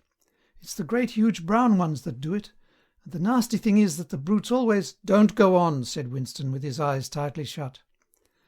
"Dearest, you've gone quite pale. What's the matter? Do they make you feel sick?" "Of all the horrors in the world, a rat." She pressed herself against him and wound her limbs round him as though to reassure him with the warmth of her body. He did not reopen his eyes immediately. For several moments he had had the feeling of being back in a nightmare which had recurred from time to time throughout his life. It was always very much the same. He was standing in front of a wall of darkness, and on the other side of it there was something unendurable, something too dreadful to be faced. In the dream his deepest feeling was always one of self-deception, because he did in fact know what was behind the wall of darkness. With a deadly effort, like wrenching a piece out of his own brain, he could even have dragged the thing into the open. He always woke up without discovering what it was, but somehow it was connected with what Julia had been saying when he cut her short. "I'm sorry," he said. "It's nothing. I don't like rats, that's all." "Don't worry, dear. We're not going to have the filthy brutes in here. I'll stuff the hole with a bit of sacking before we go. And next time we come here I'll bring some plaster and bung it up properly." Already the black instant of panic was half forgotten. Feeling slightly ashamed of himself, he sat up against the bedhead. Julia got out of bed, pulled on her overalls, and made the coffee. The smell that rose from the saucepan was so powerful and exciting that they shut the window lest anybody outside should notice it and become inquisitive. What was even better than the taste of the coffee was the silky texture given to it by the sugar, a thing Winston had almost forgotten after years of saccharin. With one hand in her pocket and a piece of bread and jam in the other, Julia wandered about the room, glancing indifferently at the bookcase, pointing out the best way of repairing the gate-leg table, plumping herself down in the ragged armchair to see if it was comfortable, and examining the absurd 12-hour clock with a sort of tolerant amusement. She brought the glass paperweight over to the bed to have a look at it in a better light. He took it out of her hand, fascinated as always by the soft, rain-watery appearance of the glass. "What is it, do you think?" said Julia. "I don't think it's anything. I don't think it was ever put to any use. That's what I like about it. It's a little chunk of history that they've forgotten to alter. It's a message from 100 years ago, if one knew how to read it. And that picture over there," she nodded at the engraving on the opposite wall, "would that be 100 years old?" "More. 200, I dare say. One can't tell. It's impossible to discover the age of anything nowadays." She went over to look at it. "Here's where that brute stuck his nose out," she said, kicking the wainscoting immediately below the picture. "What is this place? I've seen it before somewhere." "It's a church, or at least it used to be. St. Clement Danes its name was." The fragment of rhyme that Mr. Charrington had taught him came back into his head, and he added half nostalgically, "Oranges and lemons, say the bells of St. Clement's." To his astonishment, she capped the line. "You owe me 3 farthings, say the bells of St. Martin's. When will you pay me, say the bells of Old Bailey." I can't remember how it goes on after that. But anyway, I remember it ends up, "Here comes a candle to light you to bed. Here comes a chopper to chop off your head." It was like the 2 halves of a countersign. But there must be another line after the bells of Old Bailey. Perhaps it could be dug out of Mr. Charrington's memory if he were suitably prompted. "Who taught you that?" he said. "My grandfather. He used to say it to me when I was a little girl. He was vaporized when I was 8. At any rate, he disappeared. I wonder what a lemon was," she added inconsequently. "I've seen oranges. They're a kind of round yellow fruit with a thick skin." "I can remember lemons," said Winston. "They were quite common in the 50s. They were so sour that it set your teeth on edge even to smell them." "I bet that picture's got bugs behind it," said Julia. "I'll take it down and give it a good clean some day. I suppose it's almost time we were leaving. I must start washing this paint off. What a bore. I'll get the lipstick off your face afterwards." Winston did not get up for a few minutes more. The room was darkening. He turned over towards the light and lay gazing into the glass paperweight. The inexhaustibly interesting thing was not the fragment of coral, but the interior of the glass itself. There was such a depth of it, and yet it was almost as transparent as air. It was as though the surface of the glass had been the arch of the sky, enclosing a tiny world with its atmosphere complete. He had the feeling that he could get inside it, and that in fact he was inside it, along with the mahogany bed and the gate-leg table, and the clock and the steel engraving and the paperweight itself. The paperweight was the room he was in, and the coral was Julia's life and his own, fixed in a sort of eternity at the heart of the crystal. End of section 12.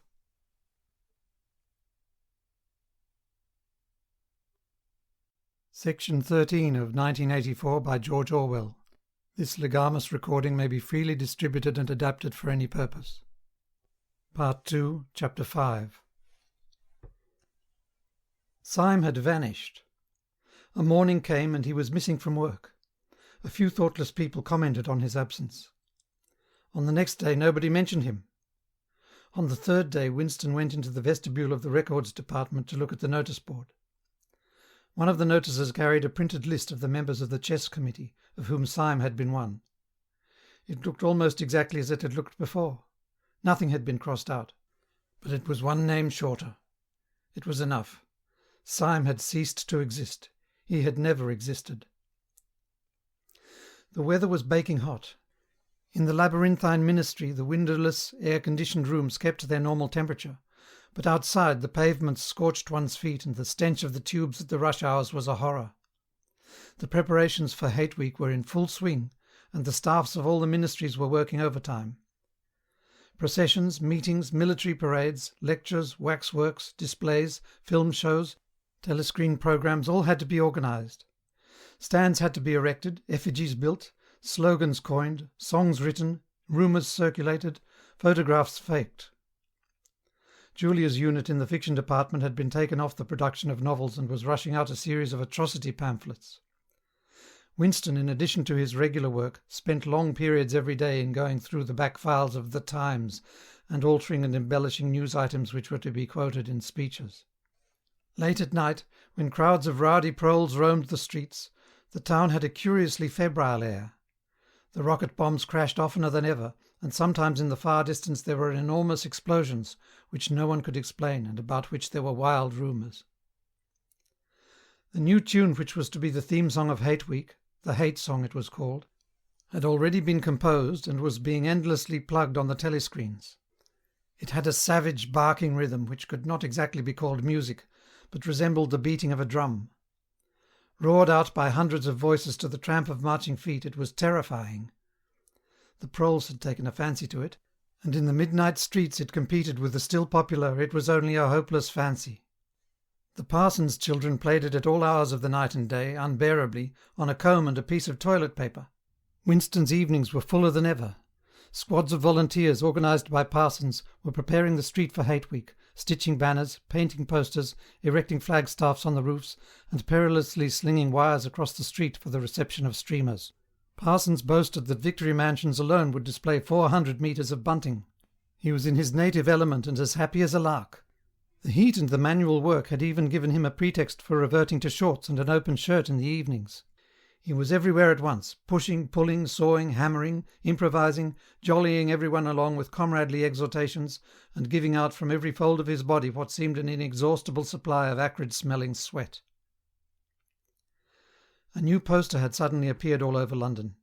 It had no caption and represented simply the monstrous figure of a Eurasian soldier, 3 or 4 metres high, striding forward with expressionless Mongolian face and enormous boots, a submachine gun pointed from his hip. From whatever angle you looked at the poster, the muzzle of the gun, magnified by the foreshortening, seemed to be pointed straight at you. The thing had been plastered on every blank space on every wall, even outnumbering the portraits of Big Brother.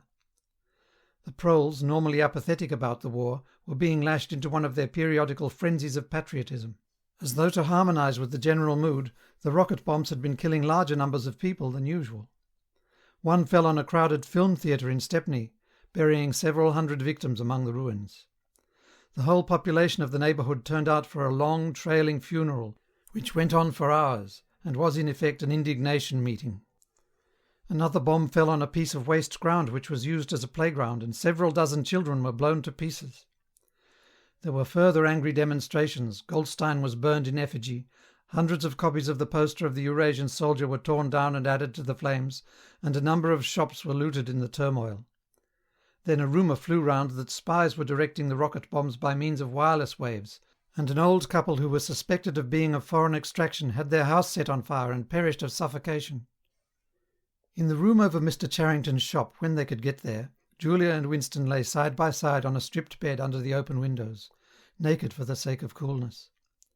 The rat had never come back, but the bugs had multiplied hideously in the heat. It did not seem to matter. Dirty or clean, the room was paradise. As soon as they arrived, they would sprinkle everything with pepper bought on the black market, tear off their clothes, and make love with sweating bodies, then fall asleep and wake to find that the bugs had rallied and were massing for the counter-attack. 4, 5, 6, 7 times they met during the month of June. Winston had dropped his habit of drinking gin at all hours. He seemed to have lost the need for it. He had grown fatter. His varicose ulcer had subsided, leaving only a brown stain on the skin above his ankle. His fits of coughing in the early morning had stopped. The process of life had ceased to be intolerable. He had no longer any impulse to make faces at the telescreen or shout curses at the top of his voice. Now that they had a secure hiding place, almost a home, it did not even seem a hardship that they could only meet infrequently and for a couple of hours at a time. What mattered was that the room over the junk shop should exist. To know that it was there, inviolate, was almost the same as being in it. The room was a world, a pocket of the past where extinct animals could walk. Mr. Charrington, thought Winston, was another extinct animal. He usually stopped to talk with Mr. Charrington for a few minutes on his way upstairs. The old man seemed seldom or never to go out of doors, and on the other hand to have almost no customers. He led a ghost-like existence between the tiny, dark shop and an even tinier back kitchen where he prepared his meals, and which contained, among other things, an unbelievably ancient gramophone with an enormous horn. He seemed glad of the opportunity to talk. Wandering about among his worthless stock, with his long nose and thick spectacles, and his bowed shoulders in the velvet jacket, he had always vaguely the air of being a collector rather than a tradesman. With a sort of faded enthusiasm he would finger this scrap of rubbish or that: a china bottle stopper, the painted lid of a broken snuff-box, a pinchbeck locket containing a strand of some long-dead baby's hair, never asking that Winston should buy it, merely that he should admire it. To talk to him was like listening to the tinkling of a worn-out musical box. He had dragged out from the corners of his memory some more fragments of forgotten rhymes. There was one about 24 blackbirds, and another about a cow with a crumpled horn, and another about the death of poor Cock Robin. "It just occurred to me you might be interested," he would say with a deprecating little laugh whenever he produced a new fragment. But he could never recall more than a few lines of any one rhyme.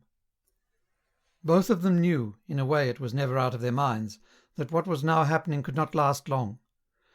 There were times when the fact of impending death seemed as palpable as the bed they lay on, and they would cling together with a sort of despairing sensuality, like a damned soul grasping at his last morsel of pleasure when the clock is within 5 minutes of striking.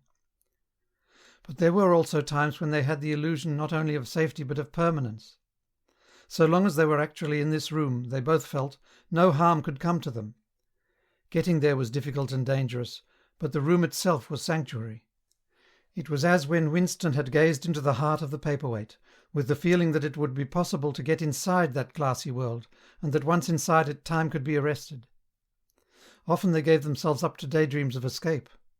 Their luck would hold indefinitely, and they would carry on their intrigue, just like this, for the remainder of their natural lives.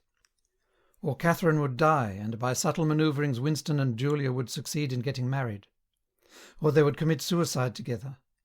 Or they would disappear, alter themselves out of recognition, learn to speak with proletarian accents, get jobs in a factory and live out their lives undetected in a back street.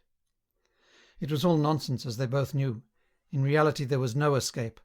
Even the one plan that was practicable, suicide, they had no intention of carrying out. To hang on from day to day and from week to week, spinning out a present that had no future, seemed an unconquerable instinct, just as one's lungs will always draw the next breath so long as there is air available. Sometimes, too, they talked of engaging in active rebellion against the party, but with no notion of how to take the first step. Even if the fabulous brotherhood was a reality, there still remained the difficulty of finding one's way into it. He told her of the strange intimacy that existed, or seemed to exist, between himself and O'Brien, and of the impulse he sometimes felt simply to walk into O'Brien's presence, announce that he was the enemy of the party, and demand his help. Curiously enough, this did not strike her as an impossibly rash thing to do. She was used to judging people by their faces, and it seemed natural to her that Winston should believe O'Brien to be trustworthy on the strength of a single flash of the eyes. Moreover, she took it for granted that everyone, or nearly everyone, secretly hated the party and would break the rules if he thought it safe to do so. But she refused to believe that widespread organised opposition existed or could exist. The tales about Goldstein and his underground army, she said, were simply a lot of rubbish which the party had invented for its own purposes, and which you had to pretend to believe in.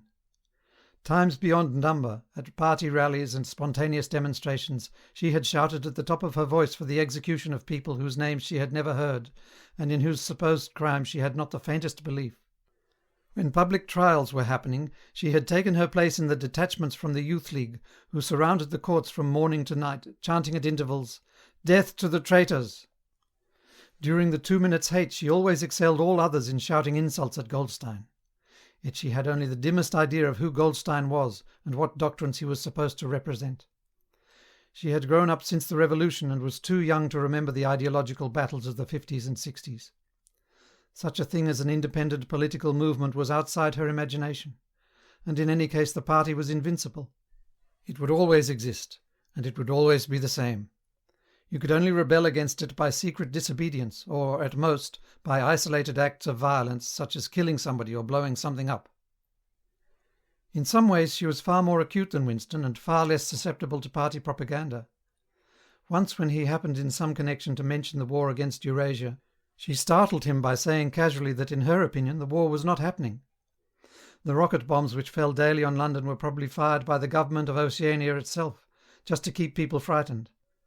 This was an idea that had literally never occurred to him. She also stirred a sort of envy in him by telling him that during the 2 minutes' hate her great difficulty was to avoid bursting out laughing. But she only questioned the teachings of the party when they in some way touched upon her own life. Often she was ready to accept the official mythology, simply because the difference between truth and falsehood did not seem important to her.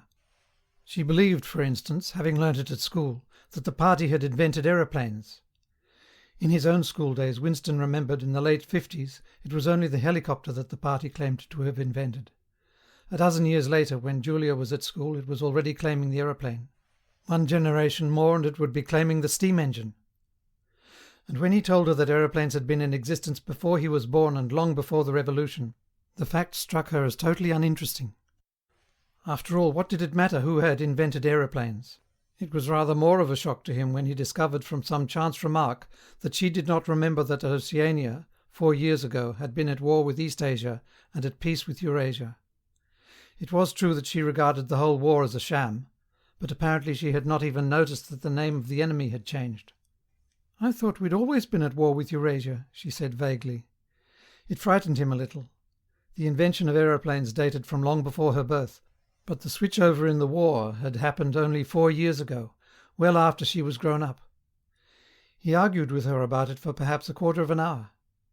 In the end he succeeded in forcing her memory back until she did dimly recall that at one time East Asia and not Eurasia had been the enemy.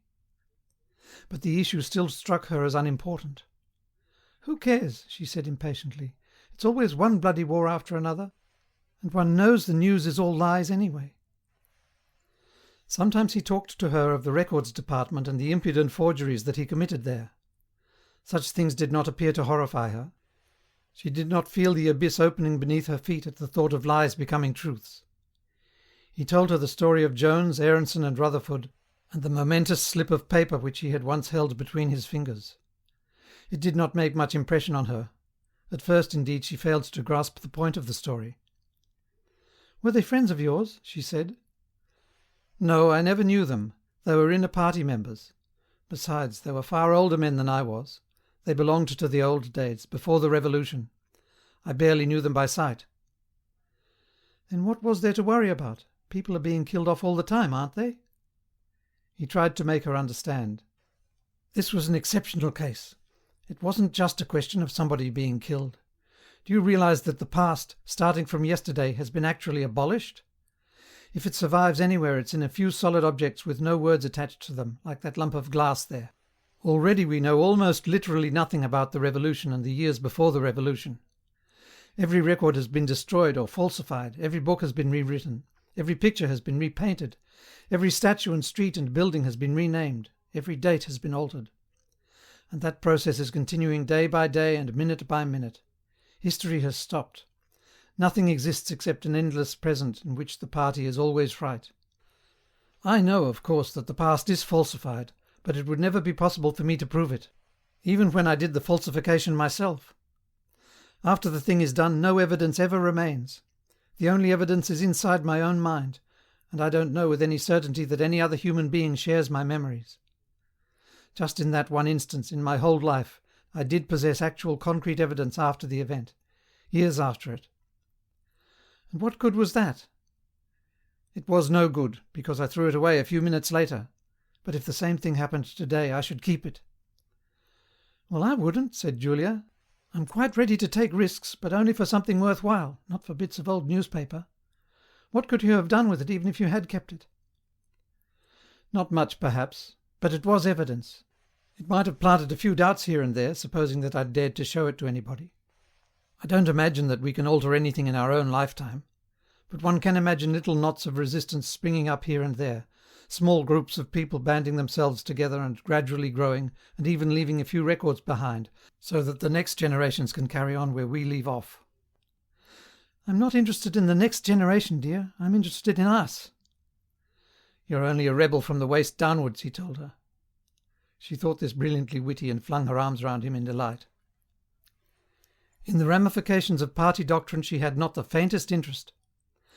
Whenever he began to talk of the principles of Ingsoc, doublethink, the mutability of the past, and the denial of objective reality, and to use Newspeak words, she became bored and confused and said that she never paid any attention to that kind of thing. One knew that it was all rubbish, so why let oneself be worried by it? She knew when to cheer and when to boo, and that was all one needed.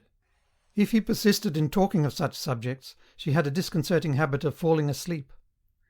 She was one of those people who can go to sleep at any hour and in any position. Talking to her, he realized how easy it was to present an appearance of orthodoxy while having no grasp whatever of what orthodoxy meant. In a way, the world view of the party imposed itself most successfully on people incapable of understanding it. They could be made to accept the most flagrant violations of reality, because they never fully grasped the enormity of what was demanded of them, and were not sufficiently interested in public events to notice what was happening. By lack of understanding they remained sane. They simply swallowed everything, and what they swallowed did them no harm, because it left no residue behind, just as a grain of corn will pass undigested through the body of a bird. End of section 13.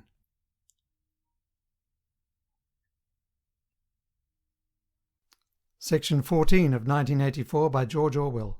This legamus recording may be freely distributed and adapted for any purpose. Part 2, Chapter 6.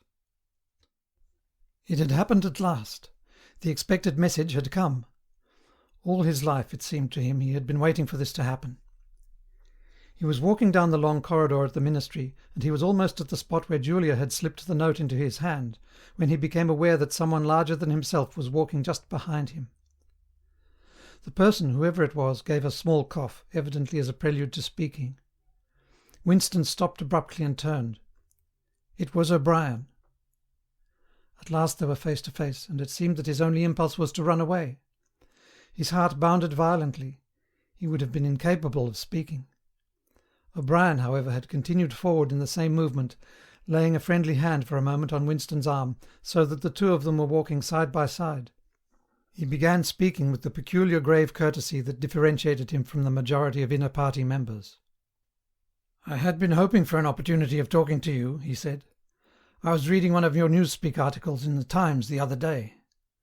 You take a scholarly interest in Newspeak, I believe." Winston had recovered part of his self-possession. "Hardly scholarly," he said. "I'm only an amateur. It's not my subject. I have never had anything to do with the actual construction of the language." "But you write it very elegantly," said O'Brien. "That is not only my own opinion. I was talking recently to a friend of yours who is certainly an expert.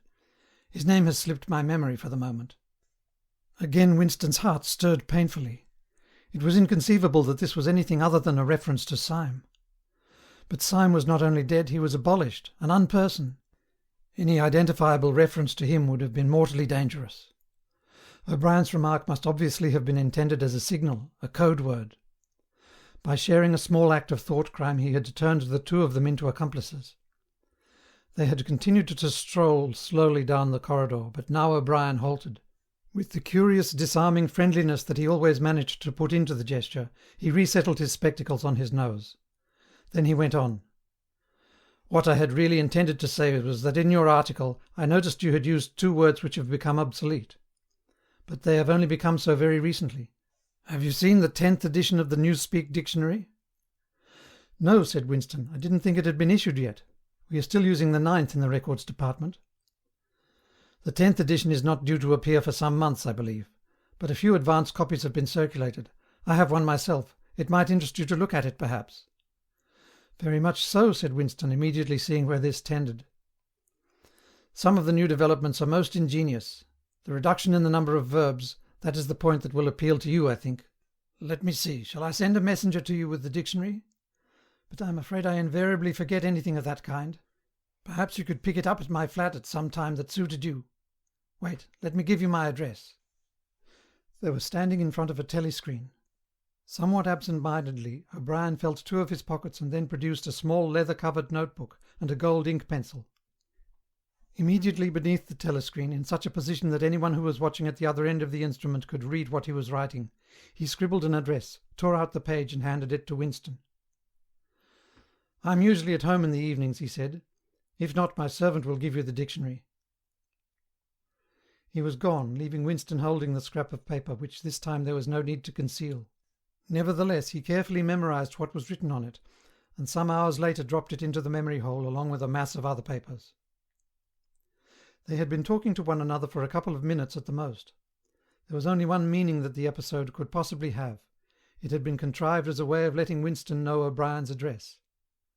This was necessary because, except by direct inquiry, it was never possible to discover where anyone lived. There were no directories of any kind. "If you ever want to see me, this is where I can be found," was what O'Brien had been saying to him. Perhaps there would even be a message concealed somewhere in the dictionary, but at any rate one thing was certain. The conspiracy that he had dreamed of did exist, and he had reached the outer edges of it. He knew that sooner or later he would obey O'Brien's summons. Perhaps tomorrow, perhaps after a long delay. He was not certain. What was happening was only the working out of a process that had started years ago. The first step had been a secret, involuntary thought. The second had been the opening of the diary. He had moved from thoughts to words, and now from words to actions. The last step was something that would happen in the ministry of love. He had accepted it. The end was contained in the beginning. But it was frightening. Or more exactly, it was like a foretaste of death, like being a little less alive.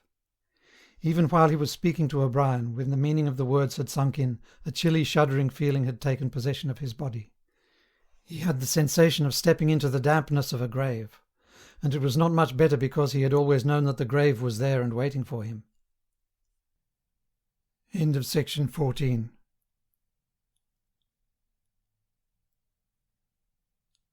Section 15 of 1984 by George Orwell. This legamus recording may be freely distributed and adapted for any purpose. Section 2, Chapter 7. Winston had woken up with his eyes full of tears. Julia rolled sleepily against him, murmuring something that might have been, "What's the matter?" "I dreamt," he began, and stopped short. It was too complex to be put into words. There was the dream itself, and there was a memory connected with it that had swum into his mind in the few seconds after waking. He lay back with his eyes shut, still sodden in the atmosphere of the dream. It was a vast luminous dream in which his whole life seemed to stretch out before him like a landscape on a summer evening after rain. It had all occurred inside the glass paperweight, but the surface of the glass was the dome of the sky, and inside the dome everything was flooded with clear soft light in which one could see into interminable distances. The dream had also been comprehended by, indeed in some sense it had consisted in, a gesture of the arm made by his mother, and made again 30 years later by the Jewish woman he had seen on the news film, trying to shelter the small boy from the bullets, before the helicopter blew them both to pieces. "Do you know," he said, "that until this moment I believed I had murdered my mother?" "Why did you murder her?" said Julia, almost asleep. "I didn't murder her. Not physically." In the dream he had remembered his last glimpse of his mother, and within a few moments of waking the cluster of small events surrounding it had all come back. It was a memory that he must have deliberately pushed out of his consciousness over many years. He was not certain of the date, but he could not have been less than 10 years old, possibly 12, when it had happened. His father had disappeared some time earlier, how much earlier he could not remember. He remembered better the rackety, uneasy circumstances of the time. The periodical panics about air raids and the sheltering in tube stations, the piles of rubble everywhere, the unintelligible proclamations posted at street corners, the gangs of youths in shirts all the same colour, the enormous queues outside the bakeries, the intermittent machine-gun fire in the distance. Above all, the fact that there was never enough to eat. He remembered long afternoons spent with other boys in scrounging round dustbins and rubbish heaps, picking out the ribs of cabbage leaves, potato peelings, sometimes even scraps of stale bread crust from which they carefully scraped away the cinders. And also in waiting for the passing of trucks which travelled over a certain route and were known to carry cattle feed, and which, when they jolted over the bad patches in the road, sometimes spilt a few fragments of oil cake. When his father disappeared, his mother did not show any surprise or any violent grief, but a sudden change came over her. She seemed to have become completely spiritless. It was evident even to Winston that she was waiting for something that she knew must happen. She did everything that was needed: cooked, washed, mended, made the bed, swept the floor, dusted the mantelpiece. always very slowly and with a curious lack of superfluous motion, like an artist's lay figure moving of its own accord. Her large, shapely body seemed to relapse naturally into stillness. For hours at a time she would sit almost immobile on the bed, nursing his young sister, a tiny, ailing, very silent child of 2 or 3, with a face made simian by thinness. Very occasionally she would take Winston in her arms and press him against her for a long time without saying anything. He was aware, in spite of his youthfulness and selfishness, that this was somehow connected with the never-mentioned thing that was about to happen. He remembered the room where they lived, a dark, close-smelling room that seemed half filled by a bed with a white counterpane. There was a gas ring in the fender, and a shelf where food was kept, and on the landing outside there was a brown earthenware sink, common to several rooms. He remembered his mother's statuesque body bending over the gas ring to stir at something in a saucepan. Above all, he remembered his continuous hunger, and the fierce sordid battles at mealtimes. He would ask his mother naggingly, over and over again, why there was not more food. He would shout and storm at her. He even remembered the tones of his voice, which was beginning to break prematurely and sometimes boomed in a peculiar way. Or he would attempt a snivelling note of pathos in his efforts to get more than his share. His mother was quite ready to give him more than his share. She took it for granted that he, the boy, should have the biggest portion. But however much she gave him, he invariably demanded more.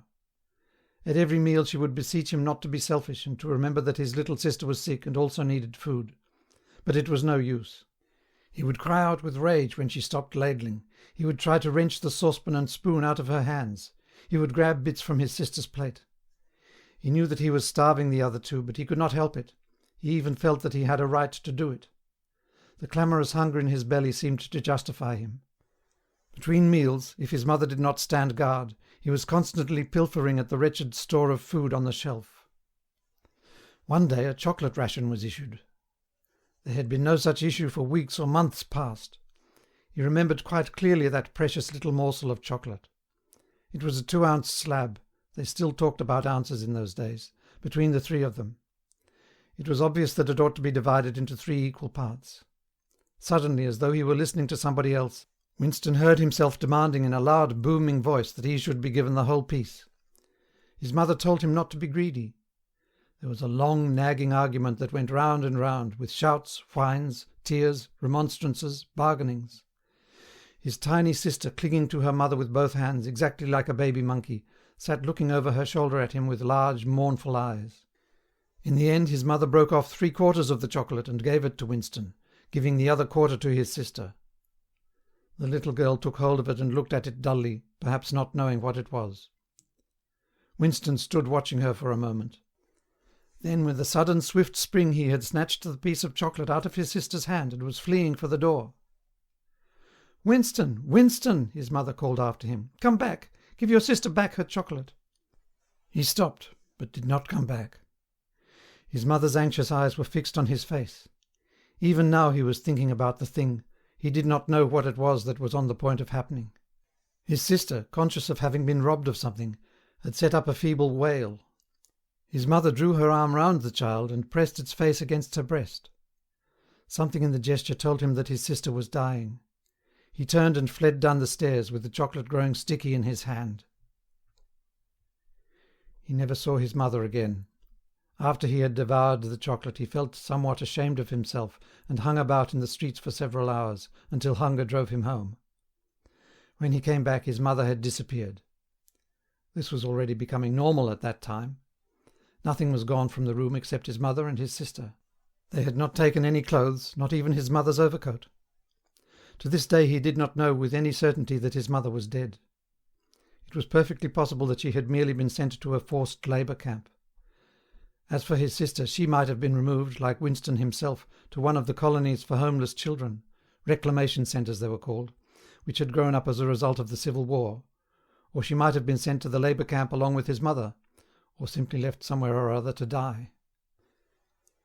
The dream was still vivid in his mind, especially the enveloping, protecting gesture of the arm in which its whole meaning seemed to be contained. His mind went back to another dream of 2 months ago. Exactly as his mother had sat on the dingy white quilted bed, with the child clinging to her, so she had sat in the sunken ship, far underneath him, and drowning deeper every minute, but still looking up at him through the darkening water. He told Julia the story of his mother's disappearance. Without opening her eyes, she rolled over and settled herself into a more comfortable position. "I expect you were a beastly little swine in those days," she said indistinctly. "All children are swine." "Yes, but the real point of the story—" From her breathing it was evident that she was going off to sleep again. He would have liked to continue talking about his mother. He did not suppose, from what he could remember of her, that she had been an unusual woman, still less an intelligent one, and yet she had possessed a kind of nobility, a kind of purity, simply because the standards that she obeyed were private ones. Her feelings were her own, and could not be altered from outside. It would not have occurred to her that an action which is ineffectual thereby becomes meaningless. If you loved someone, you loved him, and when you had nothing else to give, you still gave him love. When the last of the chocolate was gone, his mother had clasped the child in her arms. It was no use, it changed nothing, it did not produce more chocolate, it did not avert the child's death or her own. But it seemed natural to her to do it. The refugee woman in the boat had also covered the little boy with her arm, which was no more use against the bullets than a sheet of paper. The terrible thing that the party had done was to persuade you that mere impulses, mere feelings, were of no account, while at the same time robbing you of all power over the material world. When once you were in the grip of the party, what you felt or did not feel, what you did or refrained from doing, made literally no difference. Whatever happened, you vanished, and neither you nor your actions were ever heard of again. You were lifted clean out of the stream of history. And yet to the people of only 2 generations ago this would not have seemed all important, because they were not attempting to alter history. They were governed by private loyalties which they did not question. What mattered were individual relationships, and a completely helpless gesture, an embrace, a tear, a word spoken to a dying man, could have value in itself. The proles, it suddenly occurred to him, had remained in this condition. They were not loyal to a party or a country or an idea, they were loyal to one another. For the first time in his life, he did not despise the proles or think of them merely as an inert force which would one day spring to life and regenerate the world. The proles had stayed human. They had not become hardened inside. They had held on to the primitive emotions which he himself had to relearn by conscious effort. And in thinking this, he remembered, without apparent relevance, how a few weeks ago he had seen a severed hand lying on the pavement and had kicked it into the gutter as though it had been a cabbage stalk. "The proles are human beings," he said aloud. "We are not human." "Why not?" said Julia, who had woken up again. He thought for a little while. "Has it ever occurred to you," he said, "that the best thing for us to do would be simply to walk out of here before it's too late, and never see each other again?" "Yes, dear, it has occurred to me several times, but I'm not going to do it all the same." "We've been lucky," he said, "but it can't last much longer. You're young. You look normal and innocent. If you keep clear of people like me, you might stay alive for another 50 years. No, I've thought it all out. What you do, I'm going to do. And don't be too downhearted. I'm rather good at staying alive. We may be together for another 6 months, a year. There's no knowing. At the end we're certain to be apart. Do you realize how utterly alone we shall be? When once they get hold of us, there will be nothing, literally nothing, that either of us can do for the other. If I confess, they'll shoot you, and if I refuse to confess, they'll shoot you just the same. Nothing that I can do or say, or stop myself from saying, will put off your death for as much as 5 minutes. Neither of us will even know whether the other is alive or dead. We shall be utterly without power of any kind. The one thing that matters is that we shouldn't betray one another, although even that can't make the slightest difference." "If you mean confessing," she said, "we shall do that, right enough. Everybody always confesses. You can't help it. They torture you." "I don't mean confessing. Confession is not betrayal. What you say or do doesn't matter. Only feelings matter. If they could make me stop loving you, that would be the real betrayal." She thought it over. "They can't do that," she said finally. "It's the one thing they can't do. They can make you say anything, but they can't make you believe it. They can't get inside you." "No," he said a little more hopefully. "No, that's quite true. They can't get inside you.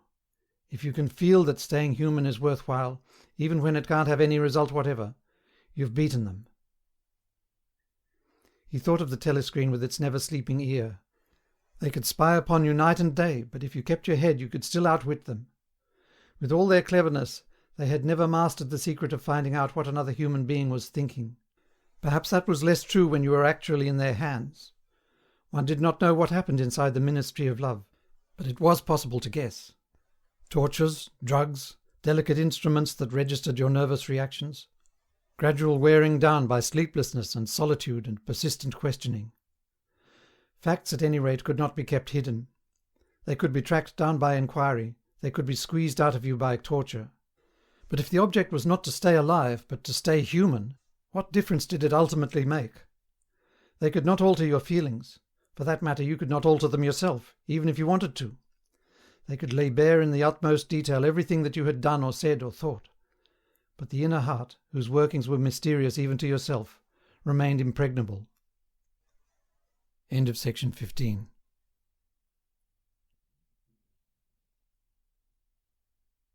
Section 16 of 1984 by George Orwell.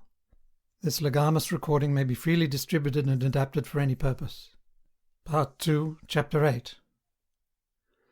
They had done it. They had done it at last. The room they were standing in was long-shaped and softly lit. The telescreen was dimmed to a low murmur. The richness of the dark blue carpet gave one the impression of treading on velvet. At the far end of the room O'Brien was sitting at a table under a green-shaded lamp, with a mass of papers on either side of him. He had not bothered to look up when the servant showed Julia and Winston in. Winston's heart was thumping so hard that he doubted whether he would be able to speak. They had done it at last, was all he could think. It had been a rash act to come here at all, and sheer folly to arrive together, though it was true that they had come by different routes and only met on O'Brien's doorstep. But merely to walk into such a place needed an effort of the nerve. It was only on very rare occasions that one saw inside the dwelling places of the inner party, or even penetrated into the quarter of the town where they lived. The whole atmosphere of the huge block of flats, the richness and spaciousness of everything, the unfamiliar smells of good food and good tobacco, the silent and incredibly rapid lifts sliding up and down, the white-jacketed servants hurrying to and fro, everything was intimidating. Although he had a good pretext for coming here, he was haunted at every step by the fear that a black-uniformed guard would suddenly appear from round the corner, demand his papers, and order him to get out. O'Brien's servant, however, had admitted the two of them without demur. He was a small, dark-haired man in a white jacket, with a diamond-shaped, completely expressionless face which might have been that of a Chinese. The passage down which he led them was softly carpeted, with cream-papered walls and white wainscoting, all exquisitely clean. That too was intimidating. Winston could not remember ever to have seen a passageway whose walls were not grimy from the contact of human bodies. O'Brien had a slip of paper between his fingers and seemed to be studying it intently. His heavy face, bent down so that one could see the line of the nose, looked both formidable and intelligent. For perhaps 20 seconds he sat without stirring. Then he pulled the speak right towards him and rapped out a message in the hybrid jargon of the ministries. Items 1,5,7 approved full-wise stop. Suggestion contained item 6 double plus ridiculous verging crime think cancel stop. Unproceed construction-wise anti-getting plus full estimates machinery overheads stop end message. He rose deliberately from his chair and came towards them across the soundless carpet. A little of the official atmosphere seemed to have fallen away from him with the newspeak words, but his expression was grimmer than usual, as though he were not pleased at being disturbed. The terror that Winston already felt was suddenly shot through by a streak of ordinary embarrassment. It seemed to him quite possible that he had simply made a stupid mistake. For what evidence had he in reality that O'Brien was any kind of political conspirator? Nothing but a flash of the eyes and a single equivocal remark. Beyond that, only his own secret imaginings, founded on a dream. He could not even fall back on the pretence that he had come to borrow the dictionary, because in that case Julia's presence was impossible to explain. As O'Brien passed the telescreen, a thought seemed to strike him. He stopped, turned aside and pressed a switch on the wall. There was a sharp snap. The voice had stopped. Julia uttered a tiny sound, a sort of squeak of surprise. Even in the midst of his panic, Winston was too much taken aback to be able to hold his tongue. "You can turn it off," he said. "Yes," said O'Brien, "we can turn it off. We have that privilege." He was opposite them now. His solid form towered over the pair of them, and the expression on his face was still indecipherable. He was waiting, somewhat sternly, for Winston to speak, but about what? Even now it was quite conceivable that he was simply a busy man wondering irritably why he had been interrupted. Nobody spoke. After the stopping of the telescreen the room seemed deadly silent. The seconds marched past, enormous. With difficulty Winston continued to keep his eyes fixed on O'Brien's. Then suddenly the grim face broke down into what might have been the beginnings of a smile. With his characteristic gesture O'Brien resettled his spectacles on his nose. "Shall I say it, or will you?" he said. "I will say it," said Winston promptly. "The thing is really turned off?" "Yes, everything is turned off. We are alone. We have come here because—" He paused, realizing for the first time the vagueness of his own motives. Since he did not in fact know what kind of help he expected from O'Brien, it was not easy to say why he had come here. He went on, conscious that what he was saying must sound both feeble and pretentious. "We believe that there is some kind of conspiracy, some kind of secret organisation working against the party, and that you are involved in it. We want to join it and work for it. We are enemies of the party. We disbelieve in the principles of Ingsoc. We are thought criminals. We are also adulterers. I tell you this because we want to put ourselves at your mercy. If you want us to incriminate ourselves in any other way, we are ready." He stopped and glanced over his shoulder with the feeling that the door had opened. Sure enough, the little yellow-faced servant had come in without knocking. Winston saw that he was carrying a tray with a decanter and glasses. "Martin is one of us," said O'Brien impassively. "Bring the drinks over here, Martin. Put them on the round table. Have we enough chairs? Then we may as well sit down and talk in comfort. Bring a chair for yourself, Martin. This is business. You can stop being a servant for the next 10 minutes. The little man sat down, quite at his ease, and yet still with a servant-like air, the air of a valet enjoying a privilege. Winston regarded him out of the corner of his eye. It struck him that the man's whole life was playing a part, and that he felt it to be dangerous to drop his assumed personality even for a moment. O'Brien took the decanter by the neck and filled up the glasses with a dark red liquid. It aroused in Winston dim memories of something seen long ago on a wall or a hoarding. A vast bottle composed of electric lights which seemed to move up and down and pour its contents into a glass.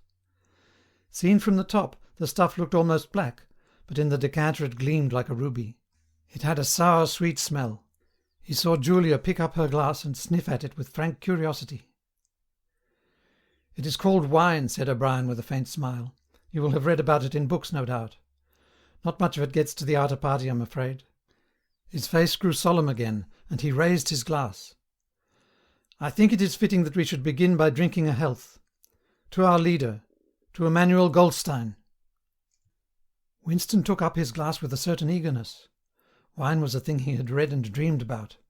Like the glass paperweight or Mr. Charrington's half-remembered rhymes, it belonged to the vanished, romantic past, the olden time as he liked to call it in his secret thoughts. For some reason he had always thought of wine as having an intensely sweet taste, like that of blackberry jam, and an immediate intoxicating effect. Actually, when he came to swallow it, the stuff was distinctly disappointing. The truth was that after years of gin drinking he could barely taste it. He set down the empty glass. "Then there is such a person as Goldstein," he said. "Yes, there is such a person, and he is alive. Where, I do not know." "And the conspiracy? The organisation? Is it real? Is it not simply an invention of the thought police?" "No, it is real. The Brotherhood, we call it. You will never learn much more about the Brotherhood than that it exists and that you belong to it. I will come back to that presently." He looked at his wrist-watch. "It is unwise even for members of the inner party to turn off the telescreen for more than half an hour. You ought not to have come here together, and you will have to leave separately. You, comrade," he bowed his head to Julia, "will leave first. We have about 20 minutes at our disposal.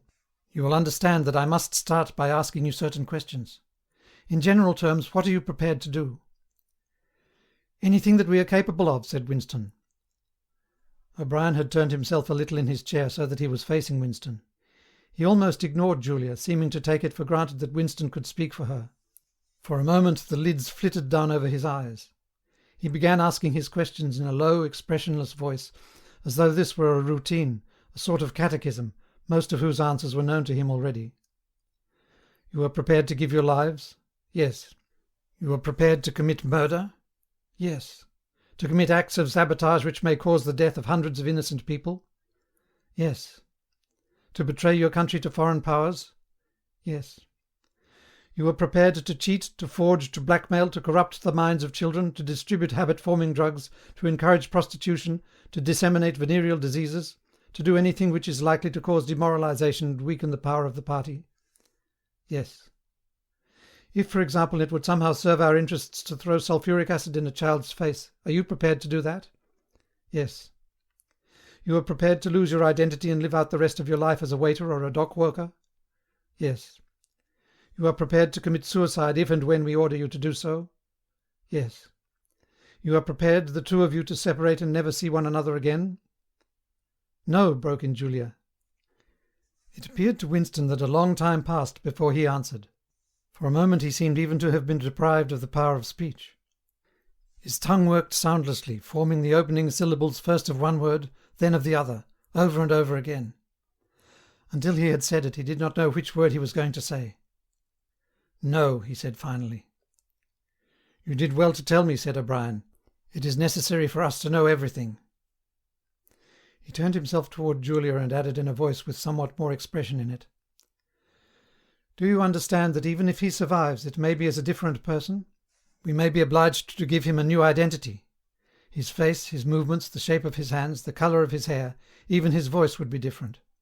And you yourself might have become a different person. Our surgeons can alter people beyond recognition. Sometimes it is necessary. Sometimes we even amputate a limb." Winston could not help snatching another sidelong glance at Martin's Mongolian face. There were no scars that he could see. Julia had turned a shade paler, so that her freckles were showing, but she faced O'Brien boldly. She murmured something that seemed to be assent. "Good, then that is settled." There was a silver box of cigarettes on the table. With a rather absent-minded air, O'Brien pushed them towards the others, took one himself, then stood up and began to pace slowly to and fro, as though he could think better standing. They were very good cigarettes, very thick and well packed, with an unfamiliar silkiness in the paper. O'Brien looked at his wrist-watch again. "You had better go back to your pantry, Martin," he said. "I shall switch on in a quarter of an hour. Take a good look at these comrades' faces before you go. You will be seeing them again. I may not." Exactly as they had done at the front door, the little man's dark eyes flickered over their faces. There was not a trace of friendliness in his manner. He was memorizing their appearance, but he felt no interest in them, or appeared to feel none. It occurred to Winston that a synthetic face was perhaps incapable of changing its expression. Without speaking or giving any kind of salutation, Martin went out, closing the door silently behind him. O'Brien was strolling up and down, one hand in the pocket of his black overalls, the other holding his cigarette. "You understand," he said, "that you will be fighting in the dark. You will always be in the dark. You will receive orders and you will obey them, without knowing why. Later I shall send you a book from which you will learn the true nature of the society we live in, and the strategy by which we shall destroy it. When you have read the book, you will be full members of the Brotherhood. But between the general aims that we are fighting for, and the immediate tasks of the moment, you will never know anything. I tell you that the Brotherhood exists, but I cannot tell you whether it numbers 100 members or 10 million. From your personal knowledge you will never be able to say that it numbers even as many as a dozen. You will have 3 or 4 contacts, who will be renewed from time to time as they disappear. As this was your first contact, it will be preserved. When you receive orders, they will come from me. If we find it necessary to communicate with you, it will be through Martin. When you are finally caught, you will confess. That is unavoidable. But you will have very little to confess, other than your own actions. You will not be able to betray more than a handful of unimportant people. Probably you will not even betray me. By that time I may be dead, or I shall have become a different person with a different face." He continued to move to and fro over the soft carpet. In spite of the bulkiness of his body, there was a remarkable grace in his movements. It came out even in the gesture with which he thrust a hand into his pocket, or manipulated a cigarette. More even than of strength, he gave an impression of confidence, and of an understanding tinged by irony. However much in earnest he might be, he had nothing of the single-mindedness that belongs to a fanatic. When he spoke of murder, suicide, venereal disease, amputated limbs, and altered faces, it was with a faint air of persiflage. "This is unavoidable," his voice seemed to say. "This is what we have got to do, unflinchingly. But this is not what we shall be doing when life is worth living again." A wave of admiration, almost of worship, flowed out from Winston towards O'Brien. For the moment he had forgotten the shadowy figure of Goldstein. When you looked at O'Brien's powerful shoulders and his blunt-featured face, so ugly and yet so civilized, it was impossible to believe that he could be defeated. There was no stratagem that he was not equal to, no danger that he could not foresee. Even Julia seemed to be impressed. She had let her cigarette go out and was listening intently. O'Brien went on. "You will have heard rumours of the existence of the Brotherhood. No doubt you have formed your own picture of it. You have imagined, probably, a huge underworld of conspirators, meeting secretly in cellars, scribbling messages on walls, recognizing one another by code words or by special movements of the hand. Nothing of the kind exists. The members of the Brotherhood have no way of recognizing one another, and it is impossible for any one member to be aware of the identity of more than a few others. Goldstein himself, if he fell into the hands of the thought police, could not give them a complete list of members, or any information that would lead them to a complete list. No such list exists. The Brotherhood cannot be wiped out because it is not an organization in the ordinary sense. Nothing holds it together except an idea which is indestructible. You will never have anything to sustain you except the idea. You will get no comradeship and no encouragement. When finally you are caught, you will get no help. We never help our members. At most, when it is absolutely necessary that someone should be silenced, we are occasionally able to smuggle a razor blade into a prisoner's cell. You will have to get used to living without results and without hope. You will work for a while, you will be caught, you will confess, and then you will die. Those are the only results that you will ever see. There is no possibility that any perceptible change will happen within our own lifetime. We are the dead. Our only true life is in the future. We shall take part in it as handfuls of dust and splinters of bone. But how far away that future may be there is no knowing. It might be 1,000 years. At present nothing is possible except to extend the area of sanity little by little. We cannot act collectively. We can only spread our knowledge outwards from individual to individual, generation after generation. In the face of the thought police there is no other way." He halted and looked for the third time at his wristwatch. "It is almost time for you to leave, comrade," he said to Julia.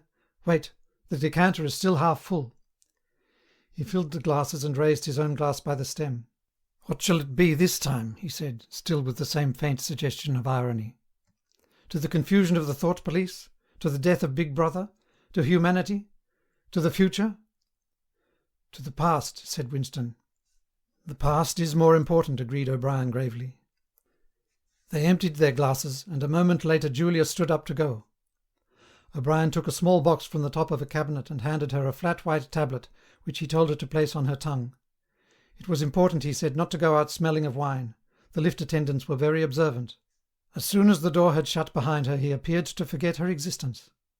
He took another pace or two up and down, and then stopped. "There are details to be settled," he said. "I assume that you have a hiding place of some kind."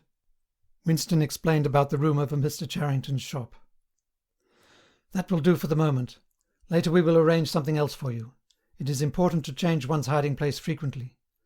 Meanwhile I shall send you a copy of the book." Even O'Brien, Winston noticed, seemed to pronounce the words as though they were in italics. "Goldstein's book, you understand, as soon as possible. It may be some days before I can get hold of one. There are not many in existence, as you can imagine. The thought police hunt them down and destroy them almost as fast as we can produce them. It makes very little difference. The book is indestructible. If the last copy were gone, we could reproduce it almost word for word. Do you carry a briefcase to work with you?" he added. "As a rule, yes." "What is it like?" "Black, very shabby, with 2 straps." "Black, 2 straps, very shabby. Good. One day in the fairly near future, I cannot give a date, one of the messages among your morning's work will contain a misprinted word, and you will have to ask for a repeat. On the following day you will go to work without your briefcase. At some time during the day in the street a man will touch you on the arm and say, 'I think you have dropped your briefcase.' The one he gives you will contain a copy of Goldstein's book. You will return it within 14 days. They were silent for a moment. "There are a couple of minutes before you need to go," said O'Brien. "We shall meet again. If we do meet again." Winston looked up at him. "In the place where there is no darkness," he said hesitantly. O'Brien nodded without appearance of surprise. "In the place where there is no darkness," he said, as though he had recognized the allusion. "And in the meantime, is there anything that you wish to say before you leave? Any message? Any question? Winston thought. There did not seem to be any further question that he wanted to ask. Still less did he feel any impulse to utter high-sounding generalities. Instead of anything directly connected with O'Brien or the Brotherhood, there came into his mind a sort of composite picture of the dark bedroom where his mother had spent her last days, and the little room over Mr. Charrington's shop, and the glass paperweight, and the steel engraving in its rosewood frame. Almost at random he said, "Did you ever happen to hear an old rhyme that begins, 'Oranges and lemons, say the bells of St. Clement's'?" Again O'Brien nodded. With a sort of grave courtesy he completed the stanza. "Oranges and lemons, say the bells of St. Clement's. You owe me 3 farthings, say the bells of St. Martin's. When will you pay me, say the bells of Old Bailey. When I grow rich, say the bells of Shoreditch." "You knew the last line," said Winston. "Yes, I knew the last line, and now I am afraid it is time for you to go. But wait, you had better let me give you one of these tablets." As Winston stood up, O'Brien held out a hand. His powerful grip crushed the bones of Winston's palm. At the door Winston looked back, but O'Brien seemed already to be in the process of putting him out of mind. He was waiting with his hand on the switch that controlled the telescreen. Beyond him Winston could see the writing table with its green-shaded lamp, and the speakwrite and the wire baskets deep laden with papers. The incident was closed. Within 30 seconds, it occurred to him, O'Brien would be back at his interrupted and important work on behalf of the party. End of section 16.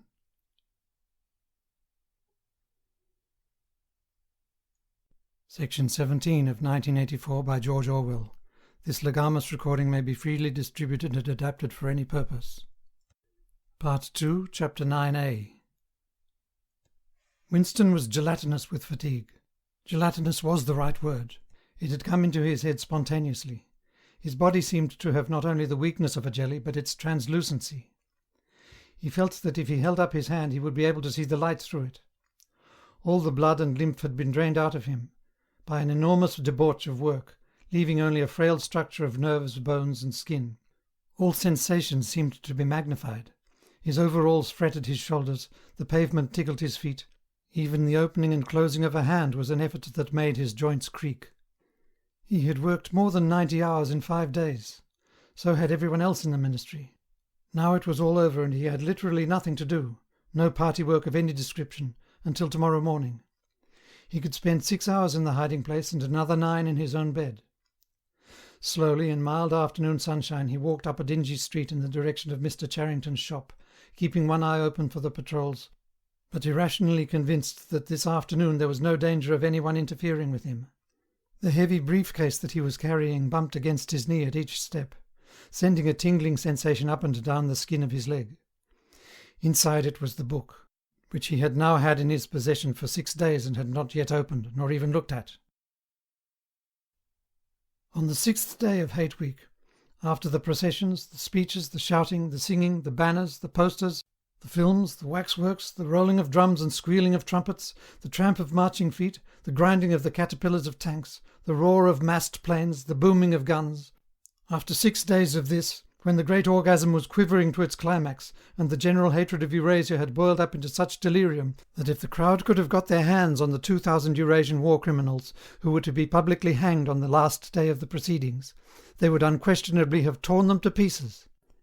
At just this moment it had been announced that Oceania was not after all at war with Eurasia. Oceania was at war with Eastasia. Eurasia was an ally.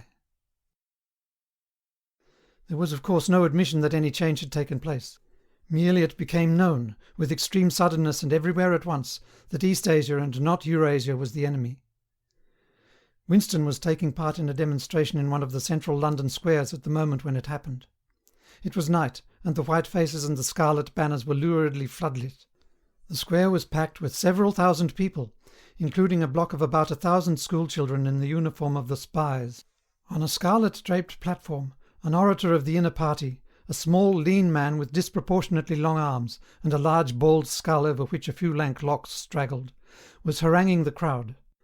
A little Rumpelstiltskin figure, contorted with hatred, he gripped the neck of the microphone with one hand while the other, enormous at the end of a bony arm, clawed the air menacingly above his head. His voice, made metallic by the amplifiers, boomed forth an endless catalogue of atrocities, massacres, Deportations, lootings, rapings, torture of prisoners, bombing of civilians, lying propaganda, unjust aggressions, broken treaties. It was almost impossible to listen to him without first being convinced and then maddened. At every few moments the fury of the crowd boiled over and the voice of the speaker was drowned by a wild beast-like roaring that rose uncontrollably from thousands of throats. The most savage yells of all came from the school children. The speech had been proceeding for perhaps 20 minutes when a messenger hurried onto the platform and a scrap of paper was slipped into the speaker's hand. He unrolled and read it without pausing in his speech. Nothing altered in his voice or manner, or in the content of what he was saying, but suddenly the names were different. Without words said, a wave of understanding rippled through the crowd. Oceania was at war with East Asia. The next moment there was a tremendous commotion. The banners and posters with which the square was decorated were all wrong. Quite half of them had the wrong faces on them. It was sabotage. The agents of Goldstein had been at work. There was a riotous interlude while posters were ripped from the walls, banners torn to shreds and trampled underfoot. The spies performed prodigies of activity in clambering over the rooftops and cutting the streamers that fluttered from the chimneys. But within 2 or 3 minutes it was all over. The orator, still gripping the neck of the microphone, his shoulders hunched forward, his free hand clawing at the air, had gone straight on with his speech. 1 minute more and the feral roars of rage were again bursting from the crowd. The hate continued exactly as before, except that the target had been changed. The thing that impressed Winston in looking back was that the speaker had switched from one line to the other actually in mid-sentence, not only without a pause, but without even breaking the syntax. But at the moment he had other things to preoccupy him.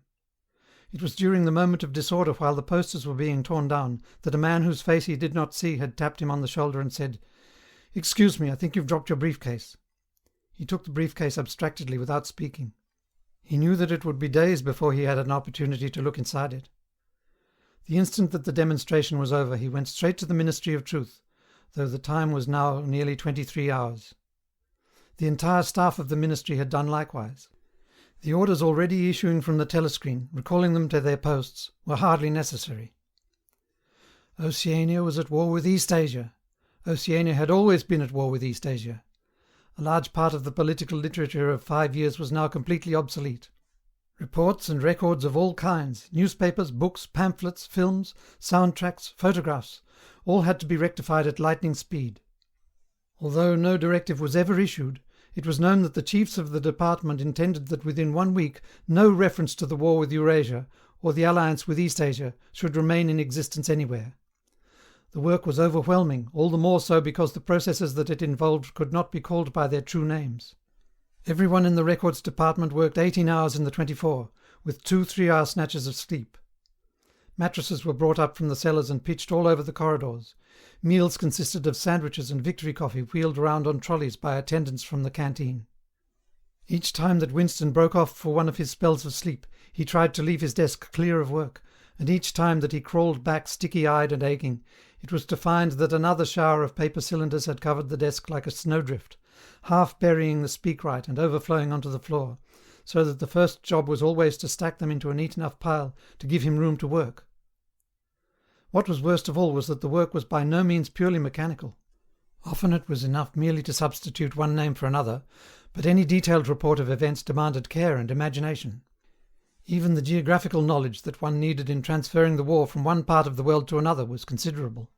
By the third day his eyes ached unbearably and his spectacles needed wiping every few minutes. It was like struggling with some crushing physical task, something which one had the right to refuse and which one was nevertheless neurotically anxious to accomplish. In so far as he had time to remember it, he was not troubled by the fact that every word he murmured into the speakwrite, every stroke of his ink pencil, was a deliberate lie. He was as anxious as anyone else in the department that the forgery should be perfect. On the morning of the 6th day the dribble of cylinders slowed down. For as much as half an hour nothing came out of the tube, then one more cylinder, then nothing. Everywhere at about the same time the work was easing off. A deep and as it were secret sigh went through the department. A mighty deed, which could never be mentioned, had been achieved. It was now impossible for any human being to prove by documentary evidence that the war with Eurasia had ever happened. At 1200 it was unexpectedly announced that all workers in the ministry were free till tomorrow morning. Winston, still carrying the briefcase containing the book, which had remained between his feet while he worked and under his body while he slept, went home, shaved himself, and almost fell asleep in his bath, although the water was barely more than tepid. With a sort of voluptuous creaking in his joints he climbed the stair above Mr. Charrington's shop. He was tired, but not sleepy any longer. He opened the window, lit the dirty little oil stove, and put on a pan of water for coffee. Julia would arrive presently. Meanwhile there was the book. He sat down in the sluttish armchair and undid the straps of the briefcase. A heavy black volume, amateurishly bound, with no name or title on the cover. The print also looked slightly irregular. The pages were worn at the edges and fell apart easily, as though the book had passed through many hands. The inscription on the title page ran, "The Theory and Practice of Oligarchical Collectivism, by Emmanuel Goldstein." Winston began reading. Chapter 1. Ignorance is Strength. Throughout recorded time, and probably since the end of the Neolithic age, there have been three kinds of people in the world, the high, the middle, and the low.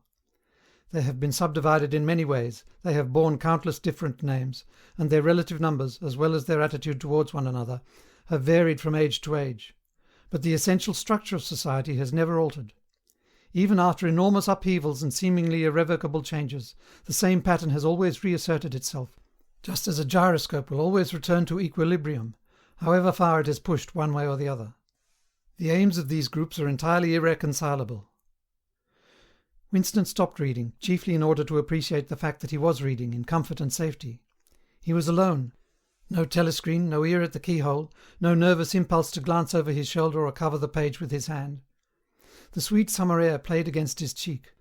From somewhere far away there floated the faint shouts of children. In the room itself there was no sound except the insect voice of the clock. He settled deeper into the armchair and put his feet up on the fender. It was bliss, it was eternity. Suddenly, as one sometimes does with a book of which one knows that one will ultimately read and reread every word, he opened it at a different place and found himself at chapter 3. He went on reading. Chapter 3. War is Peace. The splitting up of the world into three great superstates was an event which could be and indeed was foreseen before the middle of the 20th century. With the absorption of Europe by Russia and of the British Empire by the United States, two of the three existing powers, Eurasia and Oceania, were already effectively in being. The third, East Asia, only emerged as a distinct unit after another decade of confused fighting. The frontiers between the three superstates are in some places arbitrary, and in others they fluctuate according to the fortunes of war, but in general they follow geographical lines. Eurasia comprises the whole of the northern part of the European and Asiatic landmass, from Portugal to the Bering Strait. Oceania comprises the Americas, the Atlantic islands including the British Isles, Australasia, and the southern portion of Africa. East Asia, smaller than the others and with a less definite western frontier, comprises China and the countries to the south of it, the Japanese islands, and a large but fluctuating portion of Manchuria, Mongolia, and Tibet. In one combination or another, these three superstates are permanently at war, and have been so for the past 25 years. War, however, is no longer the desperate, annihilating struggle that it was in the early decades of the 20th century. It is a warfare of limited aims between combatants who are unable to destroy one another, have no material cause for fighting, and are not divided by any genuine ideological difference. This is not to say that either the conduct of war or the prevailing attitude towards it has become less bloodthirsty or more chivalrous. On the contrary, war hysteria is continuous and universal in all countries, and such acts as raping, looting, the slaughter of children, the reduction of whole populations to slavery, and reprisals against prisoners which extend even to boiling and burying alive, are looked upon as normal, and when they are committed by one's own side and not by the enemy, meritorious. But in a physical sense war involves very small numbers of people, mostly highly trained specialists, and causes comparatively few casualties. The fighting, when there is any, takes place on the vague frontiers whose whereabouts the average man can only guess at, or round the floating fortresses which guard strategic spots on the sea lanes. In the centres of civilization war means no more than a continuous shortage of consumption goods, and the occasional crash of a rocket bomb which may cause a few scores of deaths. War has in fact changed its character. More exactly, the reasons for which war is waged have changed in their order of importance.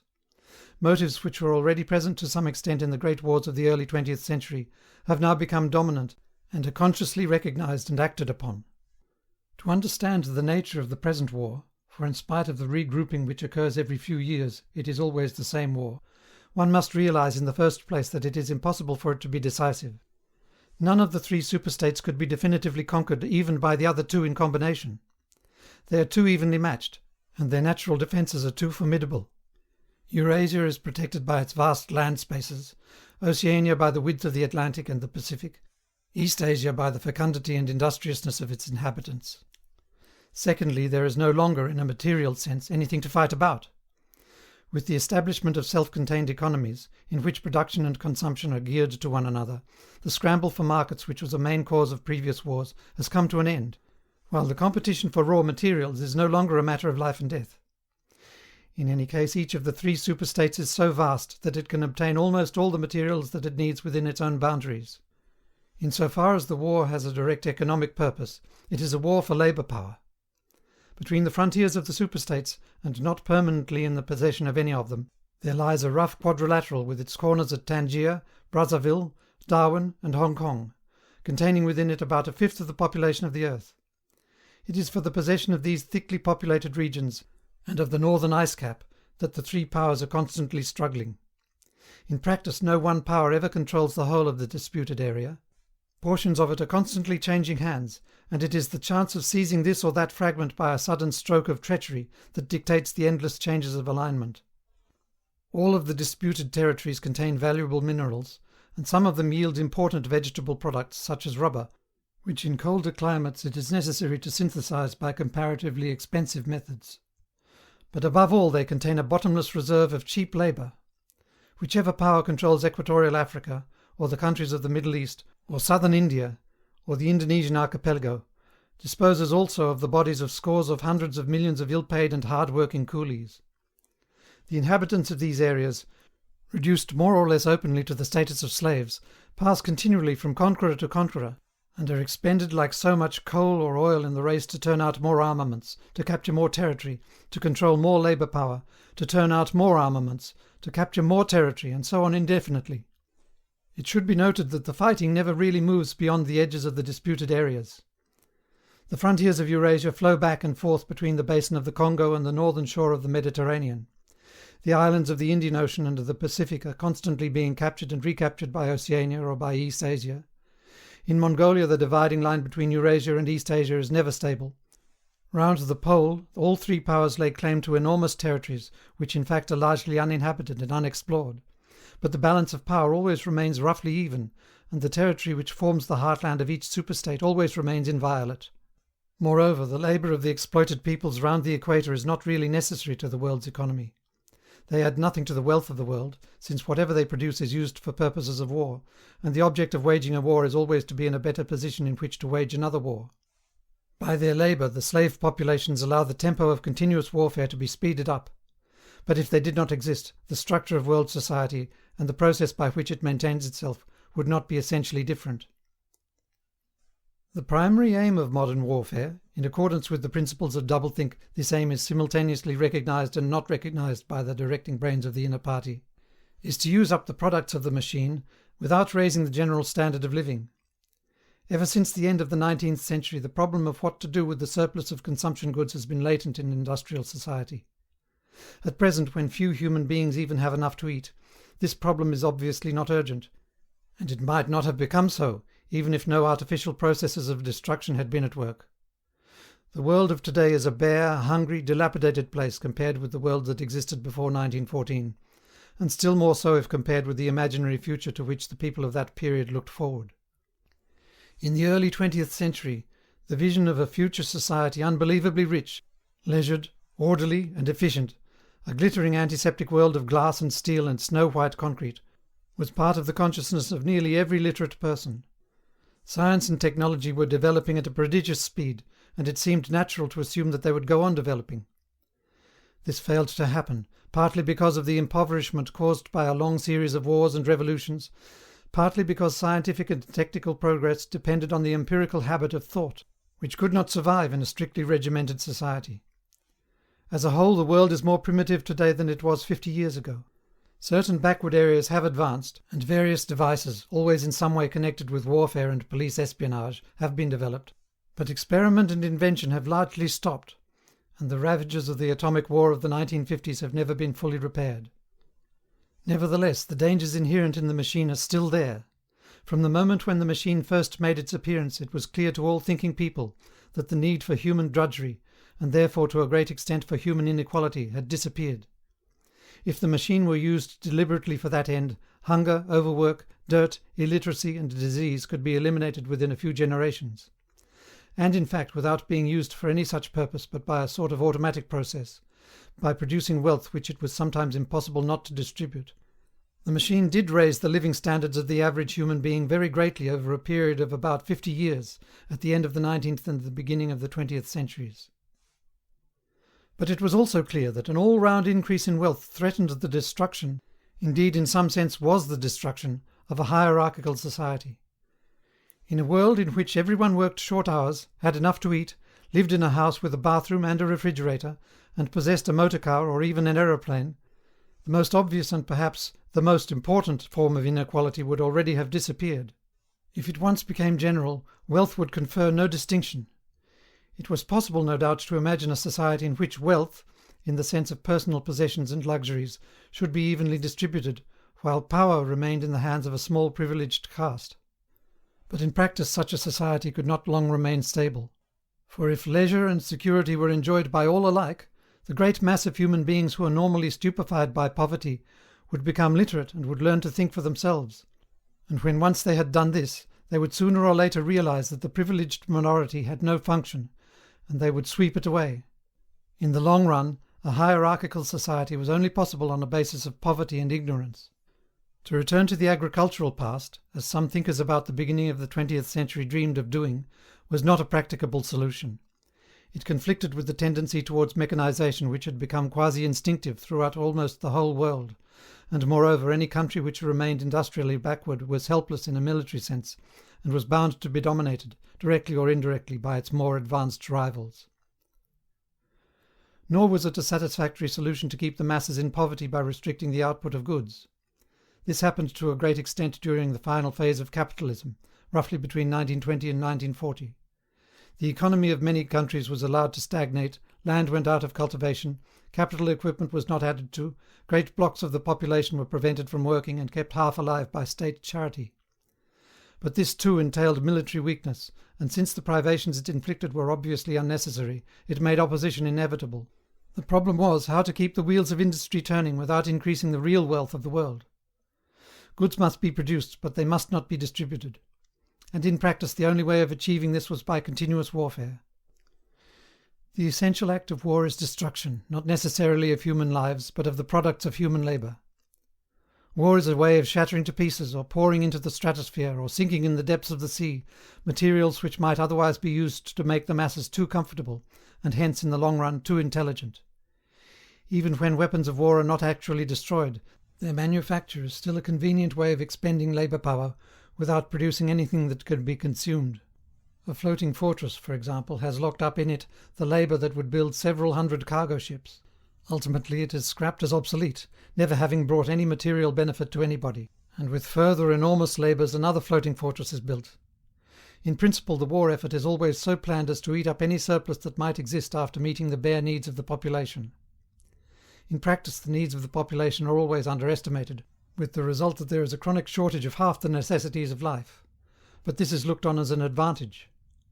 It is deliberate policy to keep even the favoured groups somewhere near the brink of hardship, because a general state of scarcity increases the importance of small privileges, and thus magnifies the distinction between one group and another.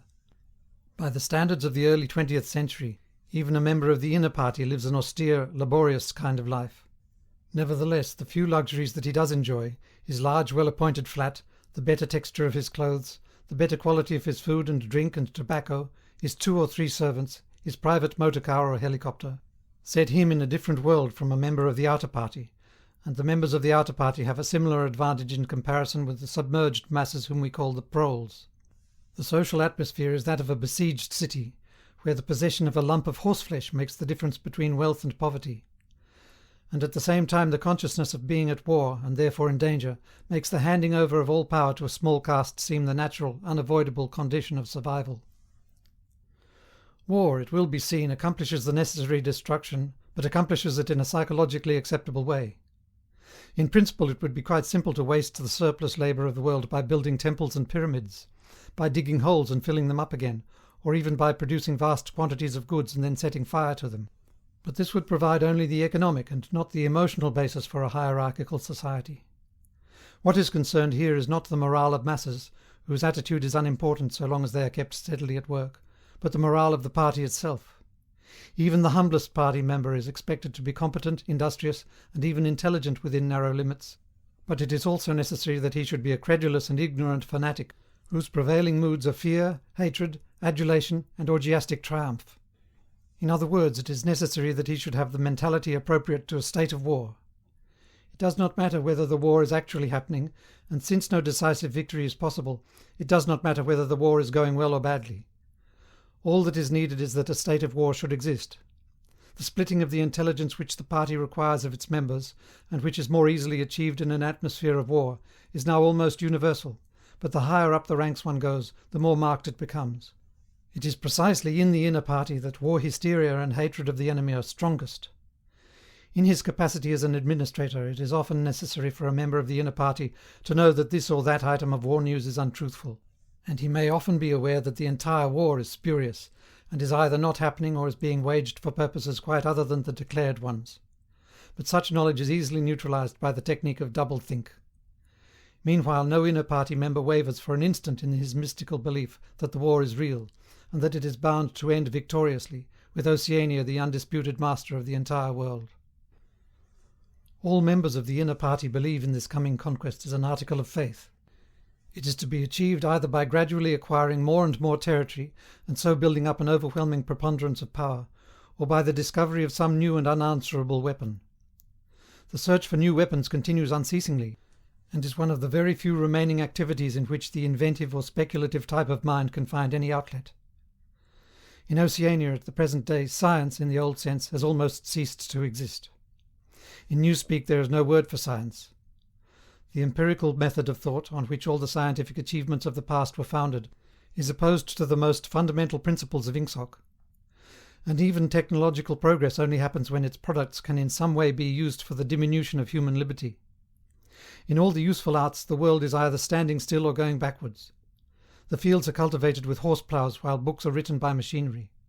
But in matters of vital importance, meaning in effect war and police espionage, the empirical approach is still encouraged, or at least tolerated.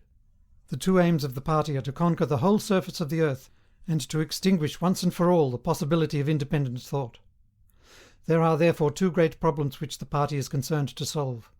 One is how to discover, against his will, what another human being is thinking, and the other is how to kill several 100 million people in a few seconds without giving warning beforehand. Insofar as scientific research still continues, this is its subject matter. The scientist of today is either a mixture of psychologist and inquisitor, studying with real ordinary minuteness the meaning of facial expressions, gestures, and tones of voice, and testing the truth-producing effects of drugs, shock therapy, hypnosis, and physical torture, or he is chemist, physicist, or biologist concerned only with such branches of his special subject as are relevant to the taking of life. In the vast laboratories of the Ministry of Peace, and in the experimental stations hidden in the Brazilian forests, or in the Australian desert, or on lost islands of the Antarctic, the teams of experts are indefatigably at work. Some are concerned simply with planning the logistics of future wars. Others devise larger and larger rocket bombs, more and more powerful explosives, and more impenetrable armour plating. Others search for new and deadlier gases, or for soluble poisons capable of being produced in such quantities as to destroy the vegetation of whole continents, or for breeds of disease germs immunized against all possible antibodies. Others strive to produce a vehicle that shall bore its way under the soil like a submarine under the water, or an aeroplane as independent of its base as a sailing ship. Others explore even remoter possibilities, such as focusing the sun's rays through lenses suspended thousands of kilometers away in space, or producing artificial earthquakes and tidal waves by tapping the heat at the Earth's centre. But none of these projects ever comes anywhere near realization, and none of the three superstates ever gains a significant lead on the others. What is more remarkable is that all three powers already possess, in the atomic bomb, a weapon far more powerful than any that their present researchers are likely to discover. Although the party, according to its habit, claims the invention for itself, atomic bombs first appeared as early as the 1940s, and were first used on a large scale about 10 years later. At that time some hundreds of bombs were dropped on industrial centres, chiefly in European Russia, Western Europe, and North America. The effect was to convince the ruling groups of all countries that a few more atomic bombs would mean the end of organised society, and hence of their own power. Thereafter, although no formal agreement was ever made or hinted at, no more bombs were dropped.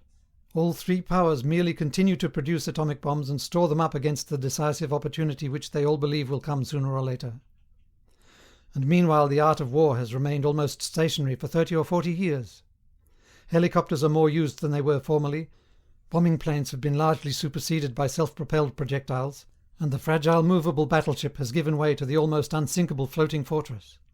But otherwise there has been little development. The tank, the submarine, the torpedo, the machine gun, even the rifle and the hand grenade are still in use. And in spite of the endless slaughters reported in the press and on the telescreens, the desperate battles of earlier wars, in which hundreds of thousands or even millions of men were often killed in a few weeks, have never been repeated. None of the three superstates ever attempts any manoeuvre which involves the risk of serious defeat. Whenever any large operation is undertaken, it is usually a surprise attack against an ally. The strategy that all three powers are following, or pretend to themselves that they are following, is the same. The plan is, by a combination of fighting, bargaining, and well-timed strokes of treachery, to acquire a ring of bases completely encircling one or other of the rival states, and then to sign a pact of friendship with that rival, and remain on peaceful terms for so many years as to lull suspicion to sleep. During this time rockets loaded with atomic bombs can be assembled at all the strategic spots. Finally, they will all be fired simultaneously, with effects so devastating as to make retaliation impossible. It will then be time to sign a pact of friendship with the remaining world power, in preparation for another attack. This scheme, it is hardly necessary to say, is a mere daydream, impossible of realization.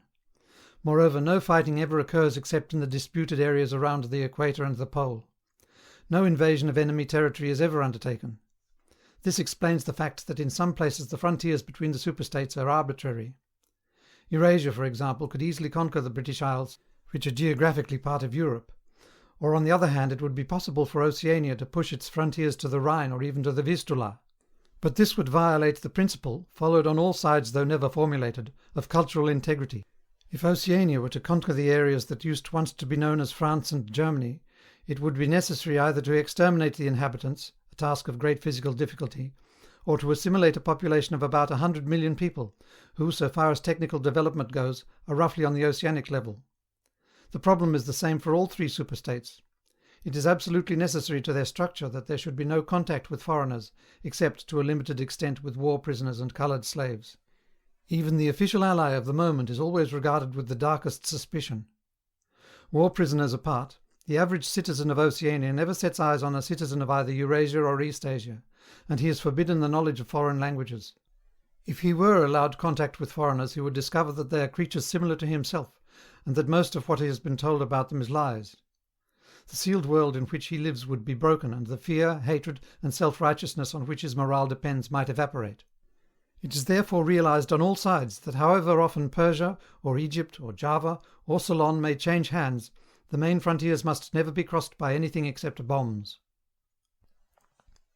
Under this lies a fact never mentioned aloud, but tacitly understood and acted upon, namely, that the conditions of life in all three superstates are very much the same. In Oceania the prevailing philosophy is called Ingsoc, in Eurasia it is called Neo-Bolshevism, and in East Asia it is called by a Chinese name, usually translated as death worship, but perhaps better rendered as obliteration of the self. The citizen of Oceania is not allowed to know anything of the tenets of the other two philosophies, but he is taught to execrate them as barbarous outrages upon morality and common sense. Actually, the three philosophies are barely distinguishable, and the social systems which they support are not distinguishable at all. Everywhere there is the same pyramidal structure, the same worship of semi-divine leader, the same economy existing by and for continuous warfare. It follows that the three superstates not only cannot conquer one another, but would gain no advantage by doing so. On the contrary, so long as they remain in conflict, they prop one another up, like three sheaves of corn. And, as usual, the ruling groups of all three powers are simultaneously aware and unaware of what they are doing. Their lives are dedicated to world conquest, but they also know that it is necessary that the war should continue everlastingly and without victory. Meanwhile, the fact that there is no danger of conquest makes possible the denial of reality, which is the special feature of Ingsoc and its rival systems of thought. Here it is necessary to repeat what has been said earlier, that by becoming continuous, war has fundamentally changed its character. In past ages, a war, almost by definition, was something that sooner or later came to an end, usually in unmistakable victory or defeat. In the past, also, war was one of the main instruments by which human societies were kept in touch with physical reality. All rulers in all ages have tried to impose a false view of the world upon their followers, but they could not afford to encourage any illusion that tended to impair military efficiency. So long as defeat meant the loss of independence, or some other result generally held to be undesirable, the precautions against defeat had to be serious. Physical facts could not be ignored. In philosophy, or religion, or ethics, or politics, 2 and 2 might make 5, but when one was designing a gun or an aeroplane they had to make 4. Inefficient nations were always conquered sooner or later, and the struggle for efficiency was inimical to illusions. Moreover, to be efficient it was necessary to be able to learn from the past, which meant having a fairly accurate idea of what had happened in the past. Newspapers and history books were, of course, always coloured and biased, but falsification of the kind that is practised today would have been impossible. War was a sure safeguard of sanity, and so far as the ruling classes were concerned it was probably the most important of all safeguards. While wars could be won or lost, no ruling class could be completely irresponsible. But when war becomes literally continuous, it also ceases to be dangerous. When war is continuous, there is no such thing as military necessity. Technical progress can cease, and the most palpable facts can be denied or disregarded. As we have seen, researches that could be called scientific are still carried out for the purposes of war, but they are essentially a kind of daydreaming, and their failure to show results is not important. Efficiency, even military efficiency, is no longer needed. Nothing is efficient in Oceania except the thought police.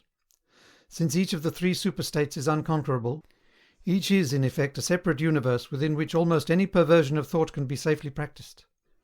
Reality only exerts its pressure through the needs of everyday life, the need to eat and drink, to get shelter and clothing, to avoid swallowing poison or stepping out of top-story windows and the like. Between life and death, between physical pleasure and physical pain, there is still a distinction, but that is all. Cut off from contact with the outer world, and with the past, the citizen of Oceania is like a man in interstellar space, who has no way of knowing which direction is up and which is down. The rulers of such a state are absolute, as the pharaohs or the Caesars could not be. They are obliged to prevent their followers from starving to death in numbers large enough to be inconvenient, and they are obliged to remain at the same low level of military technique as their rivals. But once that minimum is achieved, they can twist reality into whatever shape they choose. The war, therefore, if we judge it by the standards of previous wars, is merely an imposture. It is like the battles between certain ruminant animals whose horns are set at such an angle that they are incapable of hurting one another. But though it is unreal, it is not meaningless. It eats up the surplus of consumable goods, and it helps to preserve the special mental atmosphere that a hierarchical society needs. War, it will be seen, is now a purely internal affair. In the past, the ruling groups of all countries, although they might recognize their common interest and therefore limit the destructiveness of war, did fight against one another, and the victor always plundered the vanquished. In our own day they are not fighting against one another at all. The war is waged by each ruling group against its own subjects, and the object of the war is not to make or prevent conquests of territory, but to keep the structure of society intact. The very word war, therefore, has become misleading. It would probably be accurate to say that by becoming continuous, war has ceased to exist. The peculiar pressure that it exerted on human beings between the Neolithic age and the early 20th century has disappeared and been replaced by something quite different. The effect would be much the same if the 3 superstates, instead of fighting one another, should agree to live in perpetual peace, each inviolate within its own boundaries. For in that case each would still be a self-contained universe, freed forever from the sobering influence of external danger. A peace that was truly permanent would be the same as a permanent war. This, although the vast majority of party members understand it only in a shallower sense, is the inner meaning of the party slogan, "War is peace." Winston stopped reading for a moment. Somewhere in remote distance a rocket bomb thundered.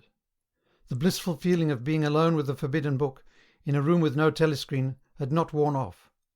Solitude and safety were physical sensations, mixed up somehow with the tiredness of his body, the softness of the chair, the touch of the faint breeze from the window that played upon his cheek. The book fascinated him, or more exactly it reassured him.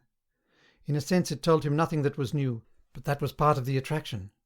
It said what he would have said, if it had been possible for him to set his scattered thoughts in order. It was the product of a mind similar to his own, but enormously more powerful, more systematic, less fear-ridden. The best books, he perceived, are those that tell you what you know already. He had just turned back to chapter 1 when he heard Julia's footstep on the stair and started out of his chair to meet her. She dumped her brown tool bag on the floor and flung herself into his arms. It was more than a week since they had seen one another. "I've got the book," he said as they disentangled themselves. "Oh, you've got it? Good," she said without much interest, and almost immediately knelt down beside the oil stove to make the coffee. They did not return to the subject until they had been in bed for half an hour. The evening was just cool enough to make it worthwhile to pull up the counterpane. From below came the familiar sound of singing and the scrape of boots on the flagstones. The brawny, red-armed woman whom Winston had seen there on his first visit was almost a fixture in the yard. There seemed to be no hour of daylight when she was not marching to and fro between the washtub and the line, alternately gagging herself with clothes pegs and breaking forth into lusty song. Julia had settled down on her side and seemed to be already on the point of falling asleep.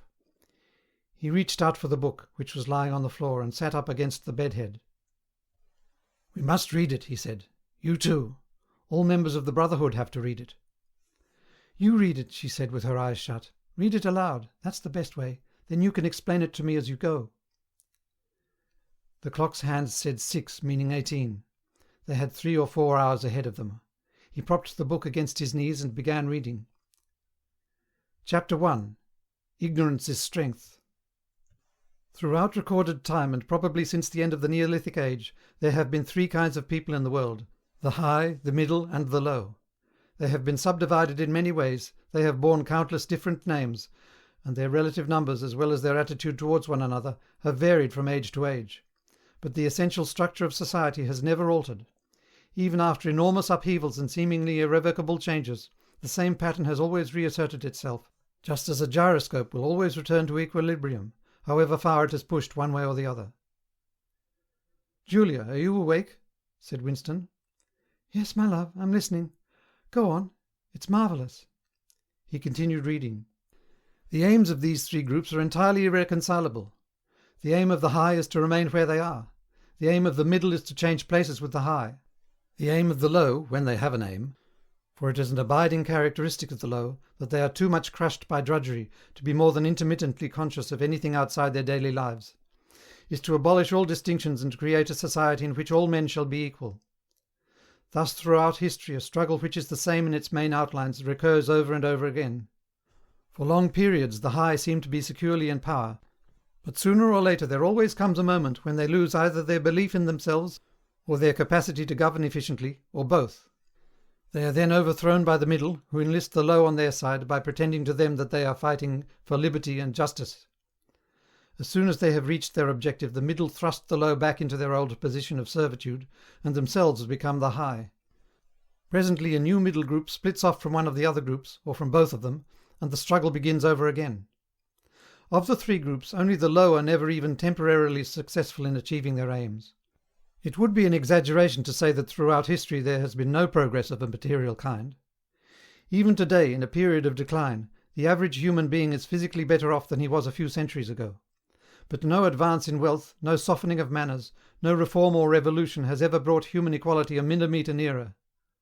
From the point of view of the low, no historic change has ever meant much more than a change in the name of their masters. By the late 19th century the recurrence of this pattern had become obvious to many observers. There then rose schools of thinkers who interpreted history as a cyclical process and claimed to show that inequality was the unalterable law of human life.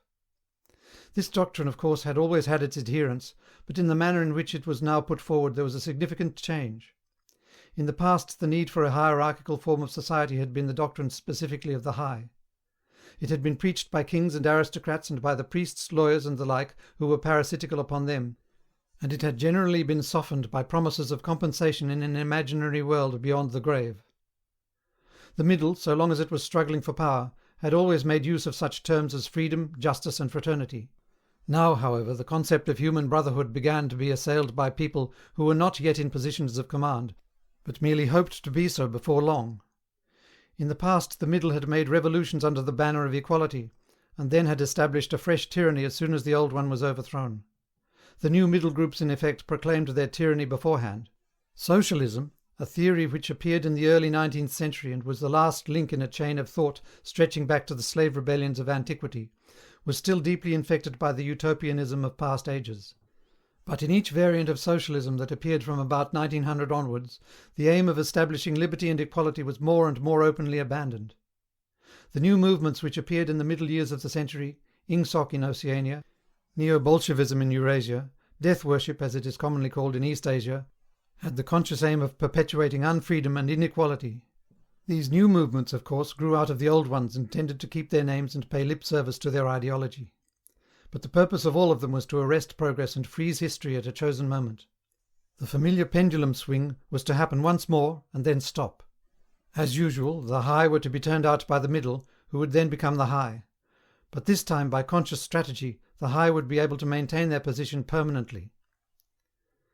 The new doctrines arose partly because of the accumulation of historical knowledge and the growth of the historical sense, which had hardly existed before the 19th century.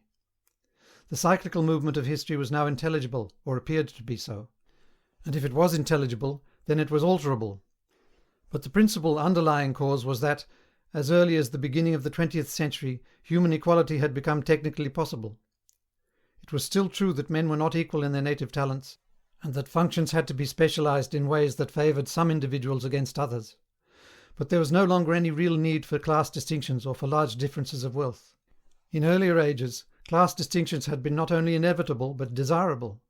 Inequality was the price of civilization. With the development of machine production, however, the case was altered. Even if it was still necessary for human beings to do different kinds of work, it was no longer necessary for them to live at different social or economic levels. Therefore, from the point of view of the new groups who were on the point of seizing power, human equality was no longer an ideal to be striven after, but a danger to be averted. In more primitive ages, when a just and peaceful society was in fact not possible, it had been fairly easy to believe it. The idea of an earthly paradise in which men should live together in a state of brotherhood, without laws and without brute labour, had haunted the human imagination for thousands of years.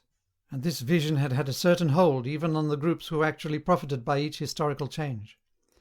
The heirs of the French, English, and American revolutions had partly believed in their own phrases about the rights of man, freedom of speech, equality before the law, and the like, and had even allowed their conduct to be influenced by them to some extent. But by the fourth decade of the 20th century, all the main currents of political thought were authoritarian. The earthly paradise had been discredited at exactly the moment when it became realizable. Every new political theory, by whatever name it called itself, led back to hierarchy and regimentation. And in the general hardening of outlook that set in round about 1930, practices which had been long abandoned, in some cases for hundreds of years, imprisonment without trial, the use of war prisoners as slaves, public executions, torture to extract confessions, the use of hostages, and the deportation of whole populations, not only became common again, but were tolerated and even defended by people who considered themselves enlightened and progressive. It was only after a decade of national wars, civil wars, revolutions and counter-revolutions in all parts of the world that Ingsoc and its rivals emerged as fully worked out political theories. But they had been foreshadowed by the various systems, generally called totalitarian, which had appeared earlier in the century, and the main outlines of the world which would emerge from the prevailing chaos had long been obvious. What kind of people would control this world had been equally obvious. The new aristocracy was made up for the most part of bureaucrats, scientists, technicians, trade union organisers, publicity experts, sociologists, teachers, journalists, and professional politicians. These people, whose origins lay in the salaried middle class and the upper grades of the working class, had been shaped and brought together by the barren world of monopoly industry and centralised government. As compared with their opposite numbers in past ages, they were less avaricious, less tempted by luxury, hungrier for pure power, and above all, more conscious of what they were doing and more intent on crushing opposition. This last difference was cardinal. By comparison with that existing today, all the tyrannies of the past were half-hearted and inefficient. The ruling groups were always infected to some extent by liberal ideas, and were content to leave loose ends everywhere, to regard only the overt act, and to be uninterested in what their subjects were thinking. Even the Catholic Church of the Middle Ages was tolerant by modern standards. Part of the reason for this was that in the past no government had the power to keep its citizens under constant surveillance. The invention of print, however, made it easier to manipulate public opinion, and the film and the radio carried the process further. With the development of television and the technical advance which made it possible to receive and transmit simultaneously on the same instrument, private life came to an end. Every citizen, or at least every citizen important enough to be worth watching, could be kept for 24 hours a day under the eyes of the police and in the sound of official propaganda, with all other channels of communication closed. The possibility of enforcing not only complete obedience to the will of the state, but complete uniformity of opinion on all subjects, now existed for the first time. After the revolutionary period of the 50s and 60s, society regrouped itself, as always, into high, middle and low. But the new high group, unlike all its forerunners, did not act upon instinct, but knew what was needed to safeguard its position. It had long been realized that the only secure basis for oligarchy is collectivism. Wealth and privilege are most easily defended when they are possessed jointly. The so-called abolition of private property, which took place in the middle years of the century, meant, in effect, the concentration of property in far fewer hands than before, but with this difference, that the new owners were a group instead of a mass of individuals. Individually, no member of the party owns anything except petty personal belongings. Collectively, the party owns everything in Oceania, because it controls everything and disposes of the products as it thinks fit. In the years following the revolution, it was able to step into this commanding position almost unopposed, because the whole process was represented as an act of collectivization. It had always been assumed that if the capitalist class were expropriated, socialism must follow, and unquestionably the capitalists had been expropriated. Factories, mines, land, houses, transport, everything had been taken away from them, and since these things were no longer private property, it followed that they must be public property. Ingsoc, which grew out of the earlier socialist movement and inherited its phraseology, has in fact carried out the main item in the socialist program, with the result, foreseen and intended beforehand, that economic inequality has been made permanent. But the problems of perpetuating a hierarchical society go deeper than this. There are only 4 ways in which a ruling group can fall from power. Either it is conquered from without, or it governs so inefficiently that the masses are stirred to revolt, or it allows a strong and discontented middle group to come into being, or it loses its own self-confidence and willingness to govern. These causes do not operate singly, and as a rule all 4 of them are present in some degree. A ruling class which could guard against all of them would remain in power permanently. Ultimately, the determining factor is the mental attitude of the ruling class itself. After the middle of the present century, the first danger had in reality disappeared. Each of the 3 powers which now divide the world is in fact unconquerable, and could only become conquerable through slow demographic changes which a government with wide powers can easily avert. The second danger also is only a theoretical one. The masses never revolt of their own accord, and they never revolt merely because they are oppressed. Indeed, so long as they are not permitted to have standards of comparison, they never even become aware that they are oppressed. The recurrent economic crises of past times were totally unnecessary and are not now permitted to happen. But other and equally large dislocations can and do happen without having political results, because there is no way in which discontent can become articulate. As for the problem of overproduction, which has been latent in our society since the development of machine technique, it is solved by the device of continuous warfare, see Chapter 3, which is also useful in keying up public morale to the necessary pitch. From the point of view of our present rulers, therefore, the only genuine dangers are the splitting off of a new group of able, underemployed, power-hungry people, and the growth of liberalism and scepticism in their own ranks. The problem, that is to say, is educational. It is a problem of continuously moulding the consciousness both of the directing group and of the larger executive group that lies immediately below it.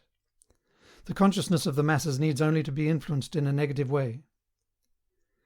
Given this background, one could infer, if one did not know it already, the general structure of oceanic society. At the apex of the pyramid comes Big Brother.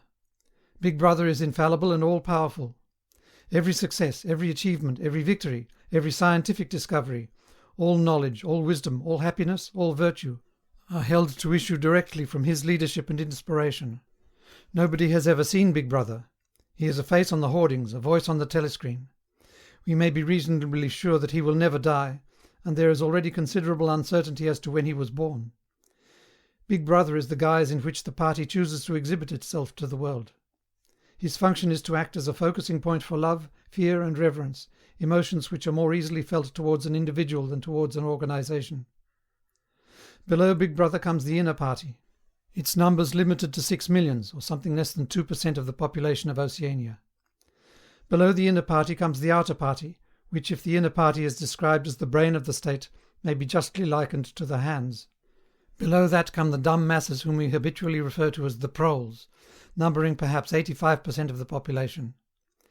In the terms of our earlier classification, the proles are the low, for the slave population of the equatorial lands who pass constantly from conqueror to conqueror are not a permanent or necessary part of the structure. In principle, membership of these three groups is not hereditary. The child of the inner party parents is in theory not born into the inner party. Admission to either branch of the party is by examination, taken at the age of 16. Nor is there any racial discrimination or any marked domination of one province by another. Jews, Negroes, South Americans of pure Indian blood are to be found in the highest ranks of the party, and the administrators of any area are always drawn from the inhabitants of that area. In no part of Oceania do the inhabitants have the feeling that they are a colonial population ruled from a distant capital. Oceania has no capital, and its titular head is a person whose whereabouts nobody knows. Except that English is its chief lingua franca, and newspeak its official language, it is not centralized in any way. Its rulers are not held together by blood ties, but by adherence to a common doctrine. It is true that our society is stratified, and very rigidly stratified, on what at first sight appear to be hereditary lines. There is far less to and fro movement between the different groups than happened under capitalism, or even in the pre-industrial age. Between the two branches of the party there is a certain amount of interchange, but only so much as will ensure that weaklings are excluded from the inner party, and that ambitious members of the outer party are made harmless by allowing them to rise. Proletarians, in practice, are not allowed to graduate into the party. The most gifted among them, who might possibly become nuclei of discontent, are simply marked down by the thought police and eliminated. But this state of affairs is not necessarily permanent, nor is it a matter of principle. The party is not a class in the old sense of the word. It does not aim at transmitting power to its own children as such.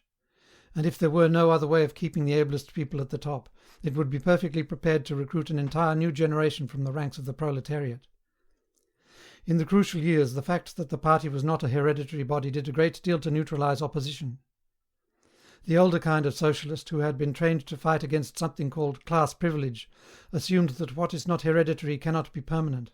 He did not see that the continuity of an oligarchy need not be physical, nor did he pause to reflect that hereditary aristocracies have always been short-lived, whereas adoptive organizations such as the Catholic Church have sometimes lasted for hundreds or thousands of years. The essence of oligarchical rule is not father-to-son inheritance, but the persistence of a certain world-view and a certain way of life, imposed by the dead upon the living. A ruling group is a ruling group so long as it can nominate its successors. The party is not concerned with perpetuating its blood, but with perpetuating itself. Who wields power is not important, provided that the hierarchical structure remains always the same. All the beliefs, habits, tastes, emotions, mental attitudes that characterize our time are really designed to sustain the mystique of the party and prevent the true nature of present-day society from being perceived. Physical rebellion or any preliminary move toward rebellion is at present not possible. From the proletarians nothing is to be feared. Left to themselves, they will continue from generation to generation and from century to century, working, breeding and dying, not only without any impulse to rebel, but without the power of grasping that the world could be other than it is. They could only become dangerous if the advance of industrial technique made it necessary to educate them more highly. But since military and commercial rivalry are no longer important, the level of popular education is actually declining. What opinions the masses hold, or do not hold, is looked on as a matter of indifference. They can be granted intellectual liberty because they have no intellect. In a party member, on the other hand, not even the smallest deviation of opinion on the most unimportant subject can be tolerated. A party member lives from birth to death under the eye of the thought police. Even when he is alone, he can never be sure that he is alone. Wherever he may be, asleep or awake, working or resting, in his bath or in bed, he can be inspected without warning and without knowing that he is being inspected. Nothing that he does is indifferent. His friendships, his relaxations, his behaviour towards his wife and children, the expression of his face when he is alone, the words he mutters in sleep, even the characteristic movements of his body are all jealously scrutinized. Not only any actual misdemeanour, but any eccentricity, however small, any change of habits, any nervous mannerism that could possibly be the symptom of an inner struggle, is certain to be detected. He has no freedom of choice in any direction whatever. On the other hand, his actions are not regulated by law, or by any clearly formulated code of behaviour. In Oceania there is no law. Thoughts and actions which, when detected, mean certain death are not formally forbidden, and the endless purges, arrests, tortures, imprisonments, and vaporizations are not inflicted as punishment for crimes which have actually been committed, but are merely the wiping out of persons who might perhaps commit a crime at some time in the future. A party member is required to have not only the right opinions but the right instincts. Many of the beliefs and attitudes demanded of him are never plainly stated, and could not be stated without laying bare the contradictions inherent in ingsoc. If he is a person naturally orthodox, in newspeak a good thinker, he will in all circumstances know without taking thought what is the true belief or the desirable emotion. But in any case, an elaborate mental training, undergone in childhood and grouping itself around the newspeak words crime stop, black-white, and double-think, makes him unwilling and unable to think too deeply on any subject whatever. A party member is expected to have no private emotions and no respites from enthusiasm. He is supposed to live in a continuous frenzy of hatred of foreign enemies and internal traitors, triumph over victories, and self-abasement before the power and wisdom of the party. The discontents produced by his bare, unsatisfying life are deliberately turned outwards and dissipated by such devices as the 2 minutes' hate, and the speculations which might possibly induce a sceptical or rebellious attitude are killed in advance by his early acquired inner discipline. The first and simplest stage in the discipline, which can be taught even to young children, is called in newspeak crime stop. Crime stop means the faculty of stopping short, as though by instinct, at the threshold of any dangerous thought. It includes the power of not grasping analogies, of failing to perceive logical errors, of misunderstanding the simplest arguments if they are inimical to ingsoc, and of being bored or repelled by any train of thought which is capable of leading in a heretical direction. Crime stop, in short, means protective stupidity. But stupidity is not enough. On the contrary, orthodoxy in the full sense demands a control over one's mental processes as complete as that of a contortionist over his body. Oceanic society rests ultimately on the belief that Big Brother is omnipotent and that the party is infallible. But since in reality Big Brother is not omnipotent and the party is not infallible, there is need for an unwearying, moment-to-moment flexibility in the treatment of facts. The key word here is black-white. Like so many newspeak words, this word has two mutually contradictory meanings. Applied to an opponent, it means the habit of impudently claiming that black is white, in contradiction of the plain facts. Applied to a party member, it means a loyal willingness to say that black is white when party discipline demands this. But it means also the ability to believe that black is white, and more, to know that black is white, and to forget that one has ever believed the contrary. This demands a continuous alteration of the past, made possible by the system of thought which really embraces all the rest, and which is known in newspeak as double-think.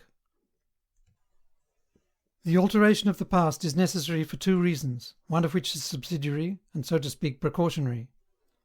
The subsidiary reason is that the party member, like the proletarian, tolerates present-day conditions partly because he has no standards of comparison. He must be cut off from the past, just as he must be cut off from foreign countries, because it is necessary for him to believe that he is better off than his ancestors, and that the average level of material comfort is constantly rising. But by far the more important reason for the readjustment of the past is the need to safeguard the infallibility of the party. It is not merely that speeches, statistics, and records of every kind must be constantly brought up to date in order to show that the predictions of the party were in all cases right. It is also that no change in doctrine or in political alignment can ever be admitted.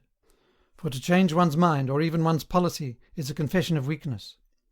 If, for example, Eurasia or East Asia, whichever it may be, is the enemy today, then that country must always have been the enemy. And if the facts say otherwise, then the facts must be altered. Thus history is continuously rewritten. This day-to-day falsification of the past, carried out by the Ministry of Truth, is as necessary to the stability of the regime as the work of repression and espionage carried out by the Ministry of Love. The mutability of the past is the central tenet of Ingsoc. Past events, it is argued, have no objective existence, but survive only in written records and in human memories. The past is whatever the records and the memories agree upon. And since the party is in full control of all records, and in equally full control of the minds of its members, it follows that the past is whatever the party chooses to make it. It also follows that though the past is alterable, it never has been altered in any specific instance. For when it has been recreated in whatever shape is needed at the moment, then this new version is the past, and no different past can ever have existed. This holds good even when, as often happens, the same event has to be altered out of recognition several times in the course of a year. At all times the party is in possession of absolute truth, and clearly the absolute can never have been different from what it is now. It will be seen that the control of the past depends above all on the training of memory. To make sure that all written records agree with the orthodoxy of the moment is merely a mechanical act. But it is also necessary to remember that events happened in the desired manner. And if it is necessary to rearrange one's memories, or to tamper with written records, then it is necessary to forget that one has done so. The trick of doing this can be learned like any other mental technique. It is learned by the majority of party members, and certainly by those who are intelligent as well as orthodox. In old speak it is called, quite frankly, reality control. In new speak it is called doublethink, though doublethink comprises much else as well. Doublethink means the power of holding two contradictory beliefs in one's mind simultaneously, and accepting both of them. The party intellectual knows in which direction his memories must be altered. He therefore knows that he is playing tricks with reality, but by the exercise of doublethink he also satisfies himself that reality is not violated. The process has to be conscious, or it would not be carried out with sufficient precision, but it also has to be unconscious, or it would bring with it a feeling of falsity and hence of guilt. Doublethink lies at the very heart of Ingsoc, since the essential act of the party is to use conscious deception while retaining the firmness of purpose that goes with complete honesty. To tell deliberate lies while genuinely believing in them, to forget any fact that has become inconvenient, and then, when it becomes necessary again, to draw it back from oblivion for just so long as it is needed, to deny the existence of objective reality and all the while to take account of the reality which one denies. All this is indispensably necessary. Even in using the word doublethink it is necessary to exercise doublethink. For by using the word one admits that one is tampering with the reality. By a fresh act of doublethink one erases this knowledge, and so on indefinitely, with the lie always one leap ahead of the truth. Ultimately it is by means of doublethink that the party has been able, and may for all we know continue to be able for thousands of years, to arrest the course of history. All past oligarchies have fallen from power either because they ossified or because they grew soft. Either they became stupid and arrogant, failed to adjust themselves to changing circumstances and were overthrown, or they became liberal and cowardly, made concessions when they should have used force, and once again were overthrown. They fell, that is to say, either through consciousness or through unconsciousness. It is the achievement of the party to have produced a system of thought in which both conditions can exist simultaneously. And upon no other intellectual basis could the dominion of the party be made permanent. If one is to rule, and to continue ruling, one must be able to dislocate the sense of reality.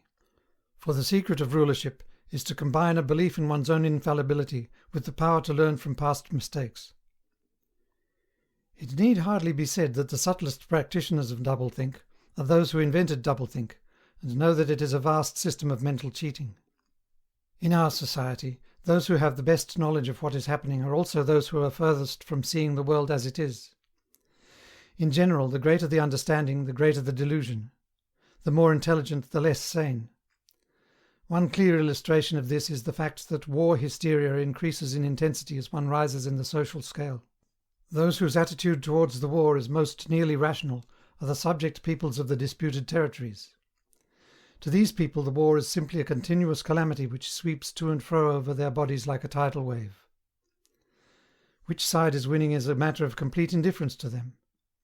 They are aware that a change of overlordship means simply that they will be doing the same work as before for new masters who treat them in the same manner as the old ones. The slightly more favoured workers whom we call the proles are only intermittently conscious of the war. When it is necessary they can be prodded into frenzies of fear and hatred, but when left to themselves they are capable of forgetting for long periods that the war is happening. It is in the ranks of the party, and above all of the inner party, that the true war enthusiasm is found. world conquest is believed in most firmly by those who know it to be impossible. This peculiar linking together of opposites, knowledge with ignorance, cynicism with fanaticism, is one of the chief distinguishing marks of oceanic society. The official ideology abounds with contradictions even when there is no practical reason for them. Thus the party rejects and vilifies every principle for which the socialist movement originally stood, and it chooses to do this in the name of socialism. It preaches a contempt for the working class unexampled for centuries past, and it dresses its members in a uniform which was at one time peculiar to manual workers, and was adopted for that reason. It systematically undermines the solidarity of the family, and it calls its leader by a name which is a direct appeal to the sentiment of family loyalty. Even the names of the four ministries by which we are governed exhibit a sort of impudence in their deliberate reversal of the facts. The Ministry of Peace concerns itself with war, the Ministry of Truth with lies, the Ministry of Love with torture, and the Ministry of Plenty with starvation. These contradictions are not accidental, nor do they result from ordinary hypocrisy. They are deliberate exercises in doublethink, for it is only by reconciling contradictions that power can be retained indefinitely. In no other way could the ancient cycle be broken. If human equality is to be forever averted, if the high, as we have called them, are to keep their places permanently, then the prevailing mental condition must be controlled insanity. But there is one question which until this moment we have almost ignored. It is, why should human equality be averted? Supposing that the mechanics of the process have been rightly described, what is the motive for this huge, accurately planned effort to freeze history at a particular moment of time? Here we reach the central secret. As we have seen, the mystique of the party, and above all of the inner party, depends upon doublethink. But deeper than this lies the original motive, the never-questioned instinct that first led to the seizure of power and brought doublethink, the thought police, continuous warfare, and all the other necessary paraphernalia into existence afterwards. This motive really consists... Winston became aware of silence as one becomes aware of a new sound. It seemed to him that Julia had been very still for some time past. She was lying on her side, naked from the waist upwards, with her cheek pillowed on her hand and one dark lock tumbling across her eyes. Her breast rose and fell slowly and regularly. "Julia?" No answer. "Julia, are you awake?" No answer. She was asleep. He shut the book, put it carefully on the floor, lay down and pulled the coverlet over both of them. He had still, he reflected, not learned the ultimate secret. He understood how, he did not understand why. Chapter 1, like Chapter 3, had not actually told him anything that he did not know.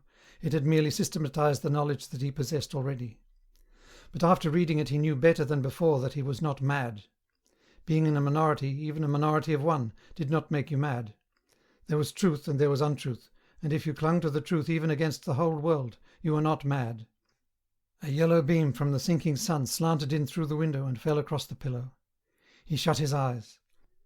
The sun on his face and the girl's smooth body touching his own gave him a strong, sleepy, confident feeling.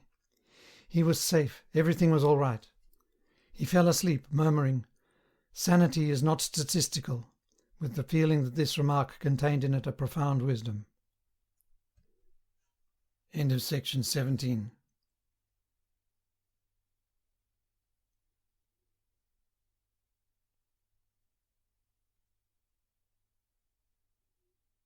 Section 18 of 1984 by George Orwell. This legamus recording may be freely distributed and adapted for any purpose. Section 2, Chapter 9b. When he woke, it was with the sensation of having slept for a long time, but a glance at the old-fashioned clock told him that it was only 20:30. He lay dozing for a while. Then the usual deep-lunged singing struck up from the yard below. "It was only an hopeless fancy, it passed like an April day, but a look and a word and the dreams they stirred, they have stolen my heart away." The drivelling song seemed to have kept its popularity. You still heard it all over the place. It had outlived the hate song. Julia woke at the sound, stretched herself luxuriously, and got out of bed. "I'm hungry," she said. "Let's make some more coffee.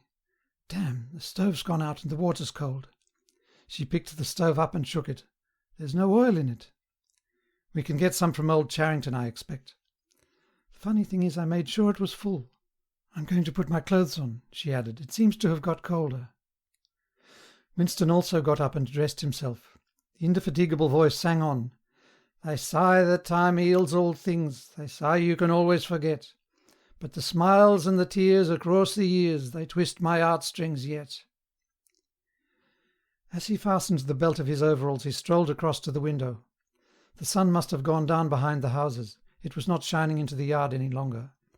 The flagstones were wet, as though they had just been washed, and he had the feeling that the sky had been washed too, so fresh and pale was the blue between the chimney-pots. Tirelessly the woman marched to and fro, corking and uncorking herself, singing and falling silent, and pegging out more diapers, and yet more. He wondered whether she took in washing for a living or was merely the slave of 20 or 30 grandchildren. Julia had come across to his side. Together they gazed down with a sort of fascination at the sturdy figure below. As he looked at the woman in her characteristic attitude, her thick arms reaching up for the line, her powerful mare-like buttocks protruded, it struck him for the first time that she was beautiful. It had never before occurred to him that the body of a woman of 50, blown up to monstrous dimensions by childbearing, then hardened, roughened by work till it was coarse in the grain like an overripe turnip, could be beautiful. But it was so, and after all, he thought, why not? The solid, contourless body, like a block of granite, and the rasping red skin, bore the same relation to the body of a girl as the rosehip to the rose. Why should the fruit be held inferior to the flower? "She's beautiful," he murmured. "She's a metre across the hips, easily," said Julia. "That is her style of beauty," said Winston. He held Julia's supple waist easily encircled by his arm. From the hip to the knee her flank was against his. Out of their bodies no child would ever come. That was the one thing they could never do. Only by word of mouth, from mind to mind, could they pass on the secret. The woman down there had no mind, she had only strong arms, a warm heart, and a fertile belly. He wondered how many children she had given birth to. It might easily be 15. She had had her momentary flowering, a year, perhaps, of wild rose beauty, and then she had suddenly swollen like a fertilized fruit and grown hard and red and coarse. And then her life had been laundering, scrubbing, darning, cooking, sweeping, polishing, mending, scrubbing, laundering, first for children, then for grandchildren, over 30 unbroken years. At the end of it she was still singing. The mystical reverence that he felt for her was somehow mixed up with the aspect of the pale, cloudless sky, stretching away behind the chimney-pots into interminable distance. It was curious to think that the sky was the same for everybody, in Eurasia or East Asia as well as here. And the people under the sky were also very much the same. Everywhere, all over the world, hundreds of thousands of millions of people just like this, people ignorant of one another's existence, held apart by walls of hatred and lies, and yet almost exactly the same. People who had never learned to think, but who were storing up in their hearts and bellies and muscles the power that would one day overturn the world. If there was hope, it lay in the proles. Without having read to the end of the book, he knew that that must be Goldstein's final message. The future belonged to the proles. And could he be sure that when their time came the world they constructed would not be just as alien to him, Winston Smith, as the world of the party? Yes, because at the least it would be a world of sanity. Where there is equality there can be sanity. Sooner or later it would happen, strength would change into consciousness. The proles were immortal. You could not doubt it when you looked at that valiant figure in the yard. In the end their awakening would come. And until that happened, though it might be 1,000 years, they would stay alive against all the odds, like birds passing on from body to body the vitality which the party did not share and could not kill. "Do you remember," he said, "the thrush that sang to us that first day at the edge of the wood?" "He wasn't singing to us," said Julia. "He was singing to please himself. Not even that. He was just singing." The birds sang, the proles sang, the party did not sing. All round the world, in London and New York, in Africa and Brazil, and in the mysterious forbidden lands beyond the frontiers, in the streets of Paris and Berlin, in the villages of the endless Russian plain, in the bazaars of China and Japan, everywhere stood the same solid, unconquerable figure, made monstrous by work and childbearing, toiling from birth to death and still singing. Out of those mighty loins a race of conscious beings must one day come. You were the dead, theirs was the future. But you could share in that future if you kept alive the mind as they kept alive the body, and passed on the secret doctrine that 2 + 2 make 4. "We are the dead," he said. "We are the dead," echoed Julia dutifully. "You are the dead," said an iron voice behind them. They sprang apart. Winston's entrails seemed to have turned into ice. He could see the white all round the irises of Julia's eyes. Her face had turned a milky yellow. The smear of rouge that was still on each cheekbone stood out sharply, almost as though unconnected with the skin beneath. "You are the dead," repeated the iron voice. "It was behind the picture," breathed Julia. "It was behind the picture," said the voice. "Remain exactly where you are. Make no movement until you are ordered." It was starting. It was starting at last. They could do nothing except stand gazing into one another's eyes. To run for life, to get out of the house before it was too late, no such thought occurred to them. Unthinkable to disobey the iron voice from the wall. There was a snap as though a catch had been turned back, and a crash of breaking glass. The picture had fallen to the floor, uncovering the telescreen behind it. "Now they can see us," said Julia. "Now we can see you," said the voice. "Stand out in the middle of the room. Stand back to back. Clasp your hands behind your heads. Do not touch one another." They were not touching, but it seemed to him that he could feel Julia's body shaking. Or perhaps it was merely the shaking of his own. He could just stop his teeth from chattering, but his knees were beyond his control. There was a sound of trampling boots below, inside the house and outside. The yard seemed to be full of men. Something was being dragged across the stones. The woman's singing had stopped abruptly. There was a long rolling clang as though the wash-tub had been flung across the yard, and then a confusion of angry shouts which ended in a yell of pain. "The house is surrounded," said Winston. "The house is surrounded," said the voice. He heard Julia snap her teeth together. "I suppose we may as well say good-bye," she said. "You may as well say good-bye," said the voice. And then another quite different voice, a thin, cultivated voice which Winston had the impression of having heard before, struck in. "And by the way, while we are on the subject, here comes a candle to light you to bed. Here comes a chopper to chop off your head." Something crashed onto the bed behind Winston's back. The head of a ladder had been thrust through the window and had burst in the frame. Someone was climbing through the window. There was a stampede of boots up the stairs. The room was full of solid men in black uniforms, with iron-shod boots on their feet and truncheons in their hands. Winston was not trembling any longer. Even his eyes he barely moved. One thing alone mattered: to keep still. To keep still and not give them an excuse to hit you. A man with a smooth prize-fighter's jowl in which the mouth was only a slit paused opposite him, balancing his truncheon meditatively between thumb and forefinger. Winston met his eyes. The feeling of nakedness, with one's hands behind one's head and one's face and body all exposed, was almost unbearable. The man protruded the tip of a white tongue, licked the place where his lips should have been, and then passed on. There was another crash. Someone had picked up the glass paperweight from the table and smashed it to pieces on the hearthstone. The fragment of coral, a tiny crinkle of pink like a sugar rosebud from a cake, rolled across the mat. How small, thought Winston, how small it always was. There was a gasp and a thump behind him, and he received a violent kick on the ankle which nearly flung him off his ballads. One of the men had smashed his fist into Julia's solar plexus, doubling her up like a pocket ruler. She was thrashing about on the floor, fighting for breath. Winston dared not turn his head even by a millimetre, but sometimes her livid, gasping face came within the angle of his vision.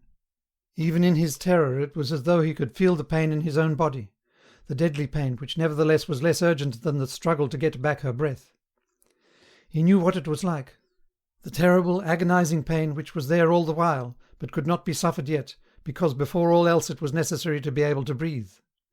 Then two of the men hoisted her up by knees and shoulders, and carried her out of the room like a sack. Winston had a glimpse of her face, upside down, yellow and contorted, with the eyes shut, and still with a smear of rouge on either cheek, and that was the last he saw of her. He stood dead still. No one had hit him yet. Thoughts which came of their own accord but seemed totally uninteresting began to flit through his mind. He wondered whether they had got Mr. Charrington. He wondered what they had done to the woman in the yard. He noticed that he badly wanted to urinate and felt a faint surprise because he had done so only 2 or 3 hours ago. He noticed that the clock on the mantelpiece said 9, meaning 21, but the light seemed too strong. Would not the light be fading at 21 hours on an August evening? He wondered whether after all he and Julia had mistaken the time, had slept the clock round and thought it was 20:30 when really it was 08:30 on the following morning. But he did not pursue the thought further, it was not interesting. There was another lighter step in the passage. Mr. Charrington came into the room. The demeanour of the black uniformed men suddenly became more subdued. Something had also changed in Mr. Charrington's appearance. His eye fell on the fragments of the glass paperweight. "Pick up those pieces," he said sharply. A man stooped to obey. The Cockney accent had disappeared. Winston suddenly realised whose voice it was that he had heard a few moments ago on the telescreen. Mr. Charrington was still wearing his old velvet jacket, but his hair, which had been almost white, had turned black. Also he was not wearing his spectacles. He gave Winston a single sharp glance, as though verifying his identity, and then paid no more attention to him. He was still recognisable, but he was not the same person any longer. His body had straightened and seemed to have grown bigger. His face had undergone only tiny changes that had nevertheless worked a complete transformation. The black eyebrows were less bushy, the wrinkles were gone, the whole lines of the face seemed to have altered, even the nose seemed shorter. It was the alert, cold face of a man of about 35. It occurred to Winston that for the first time in his life he was looking, with knowledge, at a member of the thought police. End of section 18.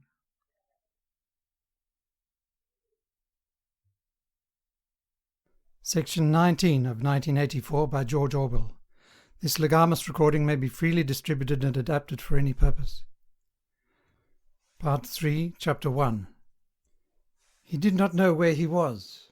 Presumably he was in the Ministry of Love, but there was no way of making certain. He was in a high-ceilinged, windowless cell with walls of glittering white porcelain. Concealed lamps flooded it with cold light, and there was a low, steady humming sound which he supposed had something to do with the air supply. A bench, or shelf, just wide enough to sit on, ran round the wall, broken only by the door, and, at the end opposite the door, a lavatory pan with no wooden seat. There were 4 telescreens, one in each wall. There was a dull aching in his belly. It had been there ever since they had bundled him into the closed van and driven him away. But he was also hungry, with a gnawing, unwholesome kind of hunger. It might be 24 hours since he had eaten, it might be 36. He still did not know, probably never would know, whether it had been morning or evening when they arrested him. Since he was arrested he had not been fed. He sat as still as he could on the narrow bench, with his hands crossed on his knee. He had already learned to sit still. If you made unexpected movements they yelled at you from the telescreen. But the craving for food was growing upon him. What he longed for above all was a piece of bread. He had an idea that there were a few breadcrumbs in the pocket of his overalls. It was even possible, he thought this because from time to time something seemed to tickle his leg, that there might be a sizable bit of crust there. In the end the temptation to find out overcame his fear. He slipped a hand into his pocket. "Smith," yelled a voice from the telescreen. 6079 Smith, W. Hands out of pockets in the cells. He sat still again, his hands crossed on his knee. Before being brought here he had been taken to another place which must have been an ordinary prison or a temporary lock-up used by the patrols. He did not know how long he had been there. Some hours at any rate. With no clocks and no daylight it was hard to gauge the time. It was a noisy, evil-smelling place. They had put him into a cell similar to the one he was now in, but filthily dirty and at all times crowded by 10 or 15 people. The majority of them were common criminals, but there were a few political prisoners among them. He had sat silent against the wall, jostled by dirty bodies, too preoccupied by fear and the pain in his belly to take much interest in his surroundings, but still noticing the astonishing difference in demeanour between party prisoners and the others. The party prisoners were always silent and terrified, but the ordinary criminals seemed to care nothing for anybody. They yelled insults at the guards, fought back fiercely when their belongings were impounded, wrote obscene words on the floor, ate smuggled food which they produced from mysterious hiding places in their clothes, and even shouted down the telescreen when it tried to restore order. On the other hand, some of them seemed to be on good terms with the guards, called them by nicknames, and tried to wheedle cigarettes through the spy hole in the door. The guards, too, treated the common criminals with a certain forbearance, even when they had to handle them roughly. There was much talk about the forced labour camps to which most of the prisoners expected to be sent. It was all right in the camps, he gathered, so long as you had good contacts and knew the ropes. There was bribery, favouritism, and racketeering of every kind. There was homosexuality and prostitution. There was even illicit alcohol distilled from potatoes. The positions of trust were given only to the common criminals, especially the gangsters and the murderers, who formed a sort of aristocracy. All the dirty jobs were done by the politicals. There was a constant come and go of prisoners of every description: drug peddlers, thieves, bandits, black marketeers, drunks, prostitutes. Some of the drunks were so violent that the other prisoners had to combine to suppress them. An enormous wreck of a woman, aged about 60, with great tumbling breasts and thick coils of white hair which had come down in her struggles, was carried in, kicking and shouting, by 4 guards, who had hold of her, one at each corner. They wrenched off the boots with which she had been trying to kick them, and dumped her down across Winston's lap, almost breaking his thigh bones. The woman hoisted herself upright and followed them out with a yell of "F, bastards!" Then, noticing that she was sitting on something uneven, she slid off Winston's knees onto the bench. "Beg pardon, dearie," she said. "I wouldn't have sat on you, only the buggers put me there. They don't know how to treat a lady, do they?" She paused, patted her breast, and belched. "Pardon," she said. "I ain't myself quite." She leant forward and vomited copiously on the floor. "That's better," she said, leaning back with closed eyes. "Never keep it down, that's what I say. Get it up while it's fresh on your stomach, like." She revived, turned to have another look at Winston, and seemed immediately to take a fancy to him. She put a vast arm round his shoulder and drew him towards her, breathing beer and vomit into his face. "What's your name, dearie?" she said. "Smith," said Winston. "Smith," said the woman. "That's funny. My name's Smith too. Why," she added sentimentally, "I might be your mother." She might, thought Winston, be his mother. She was about the right age and physique, and it was probable that people changed somewhat after 20 years in a forced labour camp. No one else had spoken to him. To a surprising extent, the ordinary criminals ignored the party prisoners. The Polits, they called them, with a sort of uninterested contempt. The party prisoners seemed terrified of speaking to anybody, and above all of speaking to one another. Only once, when 2 party members, both women, were pressed close together on the bench, he overheard amid the din of voices a few hurriedly whispered words, and in particular a reference to something called Room 101, which he did not understand. It might be 2 or 3 hours ago that they had brought him here. The dull pain in his belly never went away, but sometimes it grew better and sometimes worse, and his thoughts expanded or contracted accordingly. When it grew worse, he thought only of the pain itself and of his desire for food. When it grew better, panic took hold of him. There were moments when he foresaw the things that would happen to him with such actuality that his heart galloped and his breath stopped. He felt the smash of truncheons on his elbows and iron-shod boots on his shins. He saw himself grovelling on the floor, screaming for mercy through broken teeth. He hardly thought of Julia. He could not fix his mind on her. He loved her and would not betray her, but that was only a fact, known as he knew the rules of arithmetic. He felt no love for her, and he hardly even wondered what was happening to her. He thought oftener of O'Brien with a flickering hope. O'Brien might know that he had been arrested. The Brotherhood, he had said, never tried to save its members. But there was the razor blade. They would send the razor blade if they could. There would be perhaps 5 seconds before the guard could rush into the cell. The blade would bite into him with a sort of burning coldness, and even the fingers that held it would be cut to the bone. Everything came back to his sick body, which shrank trembling from the smallest pain. He was not certain that he would use the razor blade even if he got the chance. It was more natural to exist from moment to moment, accepting another 10 minutes' life even with the certainty that there was torture at the end of it. Sometimes he tried to calculate the number of porcelain bricks in the walls of the cell. It should have been easy, but he always lost count at some point or another. More often he wondered where he was, and what time of day it was. At one moment he felt certain that it was broad daylight outside, and at the next equally certain that it was pitch darkness. In this place, he knew instinctively, the lights would never be turned out. It was the place with no darkness. He saw now why O'Brien had seemed to recognise the illusion. In the Ministry of Love there were no windows. His cell might be at the heart of the building or against its outer wall. It might be 10 floors below ground or 30 above it. He moved himself mentally from place to place, and tried to determine by the feeling of his body whether he was perched high in the air or buried deep underground. There was a sound of marching boots outside. The steel door opened with a clang. A young officer, a trim black uniformed figure who seemed to glitter all over with polished leather, and whose pale, straight-featured face was like a wax mask, stepped smartly through the doorway. He motioned to the guards outside to bring in the prisoner they were leading.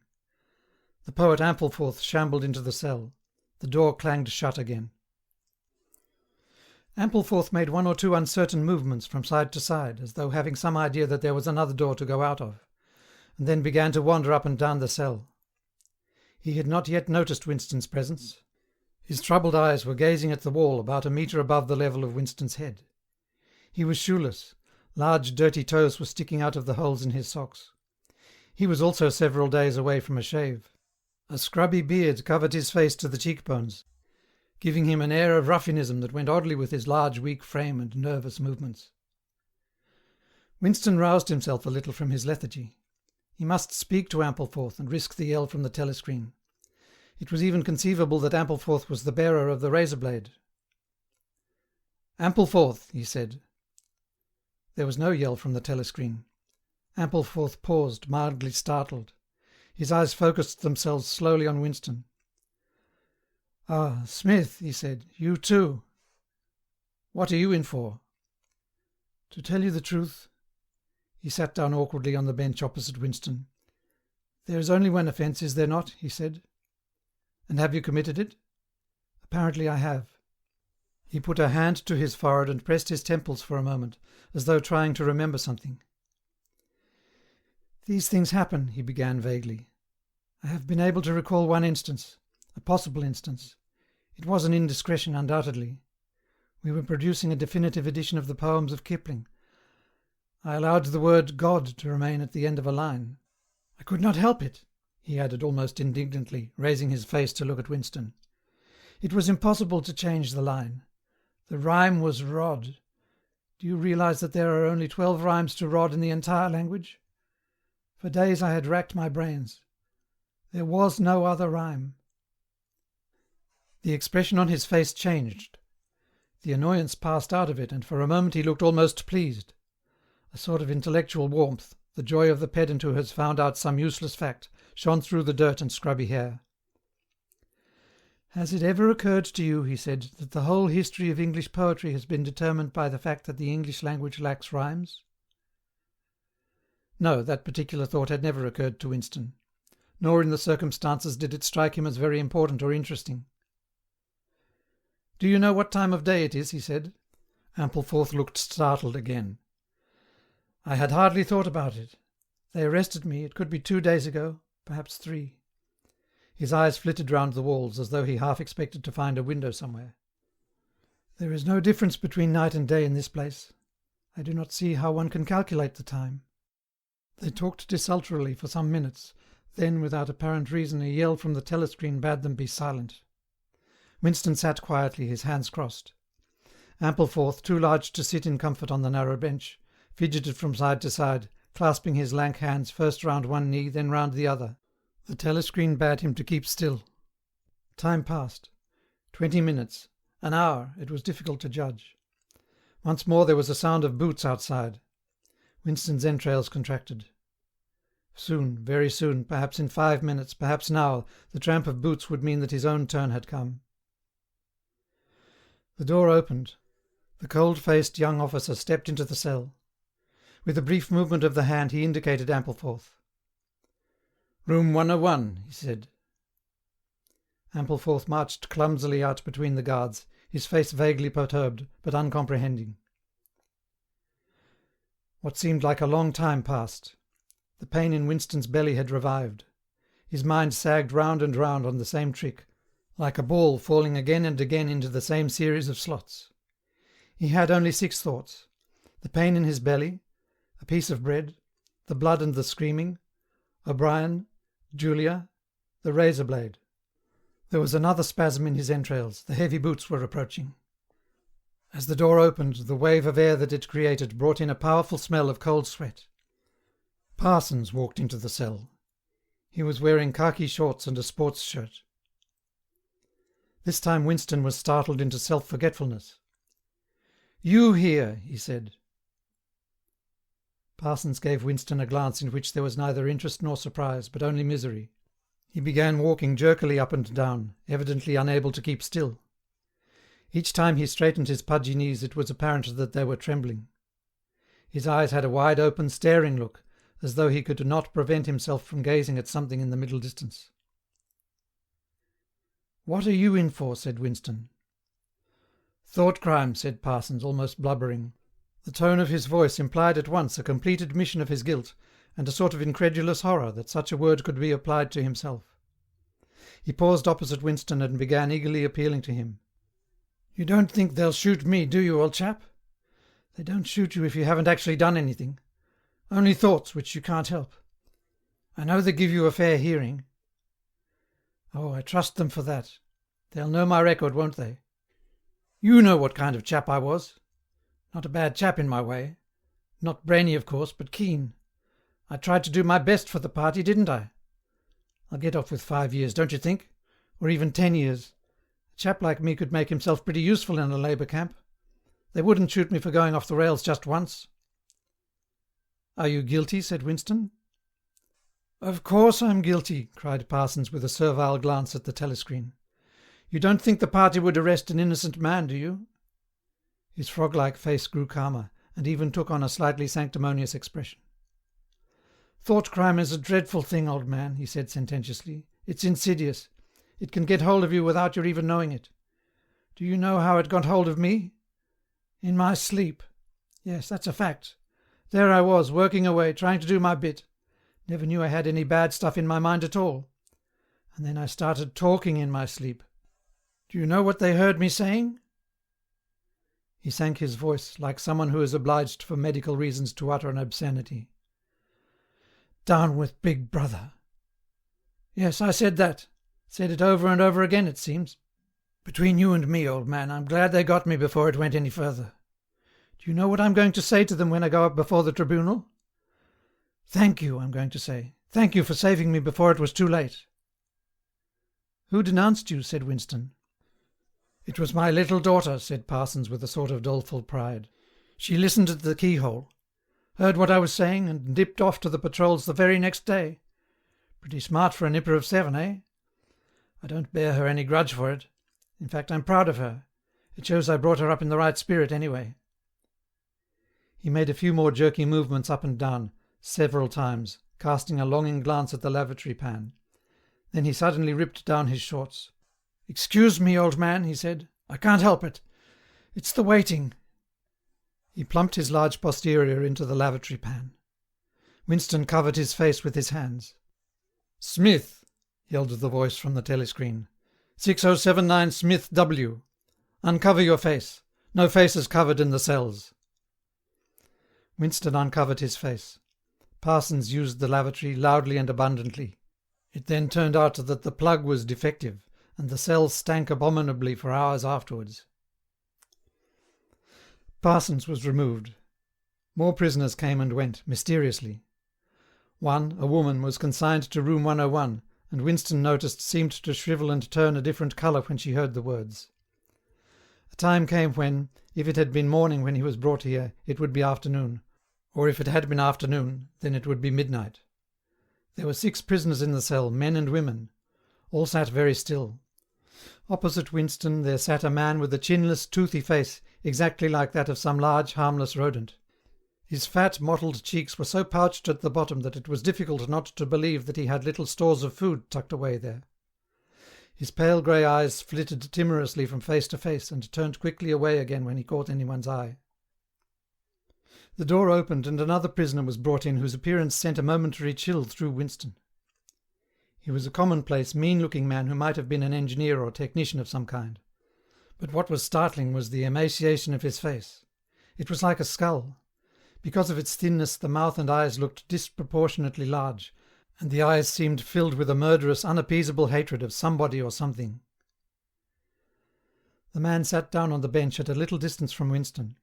Winston did not look at him again, but the tormented, skull-like face was as vivid in his mind as though it had been straight in front of his eyes. Suddenly he realized what was the matter. The man was dying of starvation. The same thought seemed to occur almost simultaneously to everyone in the cell. There was a very faint stirring all the way round the bench. The eyes of the chinless man kept flitting towards the skull-faced man, then turning guiltily away, then being dragged back by an irresistible attraction. Presently he began to fidget on his seat. At last he stood up, waddled clumsily across the cell, dug down into the pocket of his overalls, and with an abashed air held out a grimy piece of bread to the skull-faced man. There was a furious, deafening roar from the telescreen. The chinless man jumped in his tracks. The skull-faced man had quickly thrust his hands behind his back, as though demonstrating to all the world that he refused the gift. "Bumstead," roared the voice. 2713 Bumstead J. Let fall that piece of bread. The chinless man dropped the piece of bread on the floor. "Remain standing where you are," said the voice. "Face the door. Make no movement." The chinless man obeyed. His large pouchy cheeks were quivering uncontrollably. The door clanged open. As the young officer entered and stepped aside, there emerged from behind him a short, stumpy guard with enormous arms and shoulders. He took his stand opposite the chinless man, and then, at a signal from the officer, let free a frightful blow, with all the weight of his body behind it, full in the chinless man's mouth. The force of it seemed almost to knock him clear of the floor. His body was flung across the cell and fetched up against the base of the lavatory seat. For a moment he lay as though stunned, with dark blood oozing from his mouth and nose. A very faint whimpering or squeaking, which seemed unconscious, came out of him. Then he rolled over and raised himself unsteadily on hands and knees. Amid a stream of blood and saliva, the two halves of a dental plate fell out of his mouth. The prisoners sat very still, their hands crossed on their knees. The chinless man climbed back into his place. Down one side of his face the flesh was darkening. His mouth had swollen into a shapeless, cherry-coloured mass with a black hole in the middle of it. From time to time a little blood dripped onto the breast of his overalls. His grey eyes still flitted from face to face, more guiltily than ever, as though he were trying to discover how much the others despised him for his humiliation. The door opened. With a small gesture the officer indicated the skull-faced man. "Room 101, he said. There was a gasp and a flurry at Winston's side. The man had actually flung himself on his knees on the floor, with his hands clasped together. "Comrade, officer," he cried, "you don't have to take me to that place. Haven't I told you everything already? What else is it you want to know? There's nothing I wouldn't confess, nothing. Just tell me what it is and I'll confess straight off. Write it down and I'll sign it, anything. Not room 101. "Room 101, said the officer. The man's face, already very pale, turned a colour Winston would not have believed possible. It was definitely, unmistakably, a shade of green. "Do anything to me," he yelled. "You've been starving me for weeks. Finish it off and let me die. Shoot me, hang me. Sentence me to 25 years. Is there somebody else you want me to give away? Just say who it is and I'll tell you anything you want. I don't care who it is or what you do to them. I've got a wife and 3 children. The biggest of them isn't 6 years old. You can take the whole lot of them and cut their throats in front of my eyes and I'll stand by and watch it. But not room 101. "Room 101, said the officer. The man looked frantically round at the other prisoners, as though with some idea that he could put another victim in his own place. His eyes settled on the smashed face of the chinless man. He flung out a lean arm. "That's the one you ought to be taking, not me," he shouted. "You didn't hear what he was saying after they bashed his face. Give me a chance and I'll tell you every word of it.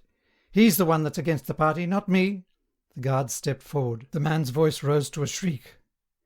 "You didn't hear him," he repeated. "Something went wrong with the telescreen. He's the one you want. Take him, not me."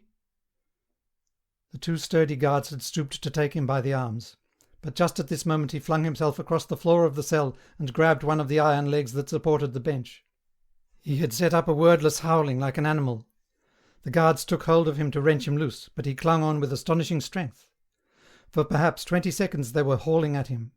The prisoners sat quiet, their hands crossed on their knees, looking straight in front of them. The howling stopped. The man had no breath left for anything except hanging on. Then there was a different kind of cry. A kick from a guard's boot had broken the fingers of one of his hands. They dragged him to his feet. "Room 101, said the officer. The man was led out, walking unsteadily, with head sunken, nursing his crushed hand. All the fight had gone out of him. A long time passed. If it had been midnight when the skull-faced man was taken away, it was morning. If morning, it was afternoon. Winston was alone, and had been alone for hours. The pain of sitting on the narrow bench was such that often he got up and walked about, unreproved by the telescreen. The piece of bread still lay where the chinless man had dropped it. At the beginning it needed a hard effort not to look at it, but presently hunger gave way to thirst. His mouth was sticky and evil-tasting. The humming sound and the unvarying white light induced a sort of faintness, an empty feeling inside his head. He would get up because the ache in his bones was no longer bearable, and then would sit down again almost at once because he was too dizzy to make sure of staying on his feet. Whenever his physical sensations were a little under control, the terror returned. Sometimes with a fading hope he thought of O'Brien and the razor blade.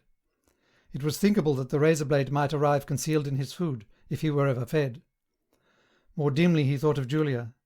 Somewhere or other she was suffering perhaps far worse than he. She might be screaming with pain at this moment. He thought, if I could save Julia by doubling my own pain, would I do it? Yes, I would. But that was merely an intellectual decision, taken because he knew that he ought to take it. He did not feel it. In this place you could not feel anything except pain and foreknowledge of pain. Besides, was it possible, when you were actually suffering it, to wish for any reason that your own pain should increase? But that question was not answerable yet. The boots were approaching again. The door opened. O'Brien came in. Winston started to his feet. The shock of the sight had driven all caution out of him. For the first time in many years he forgot the presence of the telescreen. "They've got you too," he cried. "They got me a long time ago," said O'Brien with a mild, almost regretful irony. He stepped aside. From behind him there emerged a broad-chested guard with a long black truncheon in his hand. "You know this, Winston," said O'Brien. "Don't deceive yourself. You did know it. You have always known it." Yes, he saw now, he had always known it. But there was no time to think of that. All he had eyes for was the truncheon in the guard's hand. It might fall anywhere, on the crown, on the tip of the ear, on the upper arm, on the elbow. The elbow. He had slumped to his knees, almost paralysed, clasping the stricken elbow with his other hand. Everything had exploded into yellow light. Inconceivable, inconceivable that one blow could cause such pain. The light cleared and he could see the other two looking down at him. The guard was laughing at his contortions. One question at any rate was answered. Never for any reason on earth could you wish for an increase of pain. Of pain you could wish only one thing, that it should stop. Nothing in the world was so bad as physical pain. In the face of pain there are no heroes, he thought over and over as he writhed on the floor, clutching uselessly at his disabled left arm. End of section 19.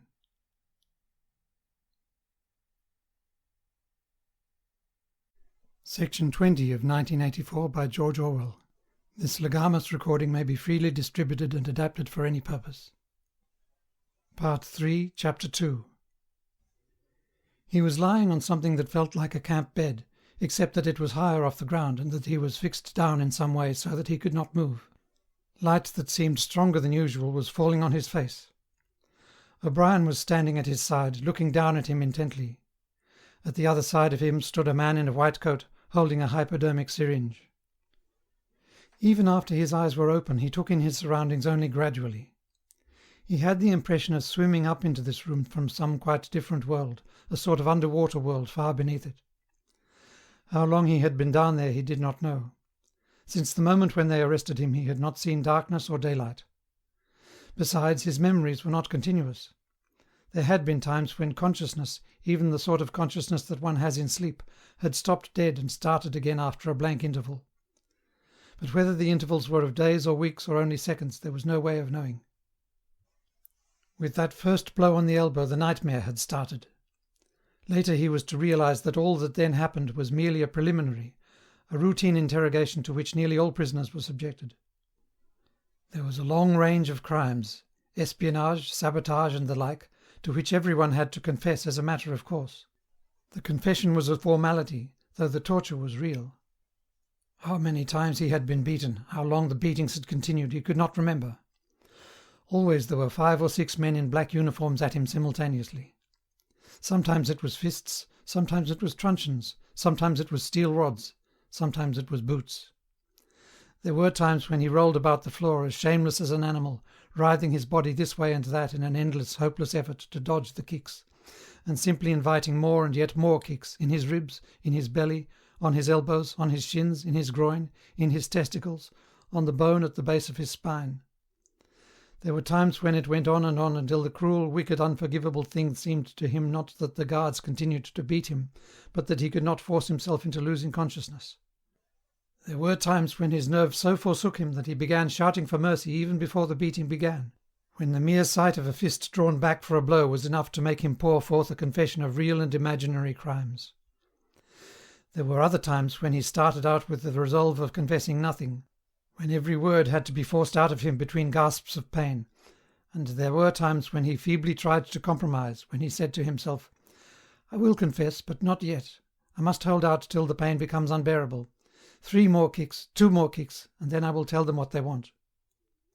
Sometimes he was beaten till he could hardly stand, then flung like a sack of potatoes onto the stone floor of a cell, left to recuperate for a few hours, and then taken out and beaten again. There were also longer periods of recovery. He remembered them dimly, because they were spent chiefly in sleep or stupor. He remembered a cell with a plank bed, a sort of shelf sticking out from the wall, and a tin wash basin, and meals of hot soup and bread and sometimes coffee.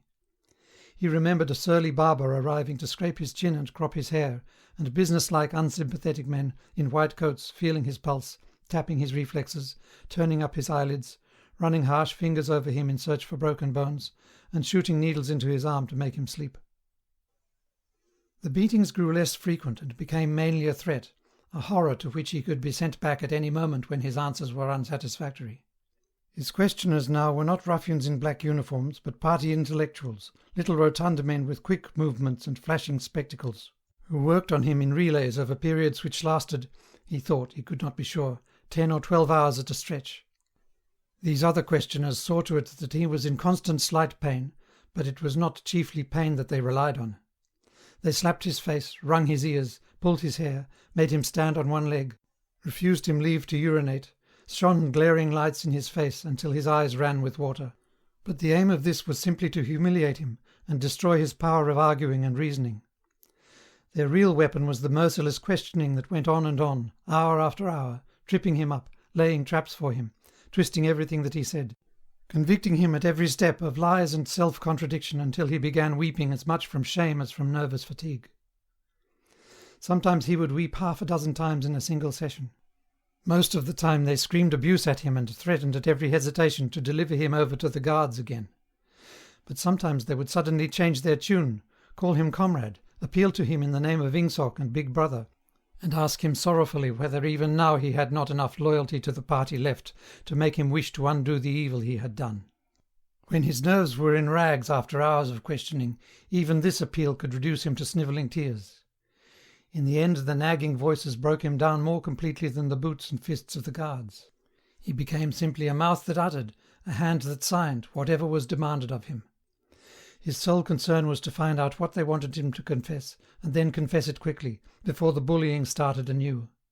He confessed to the assassination of eminent party members, the distribution of seditious pamphlets, embezzlement of public funds, sale of military secrets, sabotage of every kind.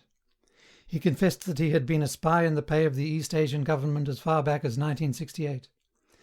He confessed that he was a religious believer, an admirer of capitalism and a sexual pervert. He confessed that he had murdered his wife, although he knew, and his questioners must have known, that his wife was still alive. He confessed that for years he had been in personal touch with Goldstein, and had been a member of an underground organisation which had included almost every human being he had ever known. It was easier to confess everything and implicate everybody. Besides, in a sense it was all true. It was true that he had been the enemy of the party, and in the eyes of the party there was no distinction between the thought and the deed. There were also memories of another kind. They stood out in his mind disconnectedly, like pictures with blackness all round them. He was in a cell which might have been either dark or light, because he could see nothing except a pair of eyes. Near at hand some kind of instrument was ticking slowly and regularly. The eyes grew larger and more luminous. Suddenly he floated out of his seat, dived into the eyes, and was swallowed up.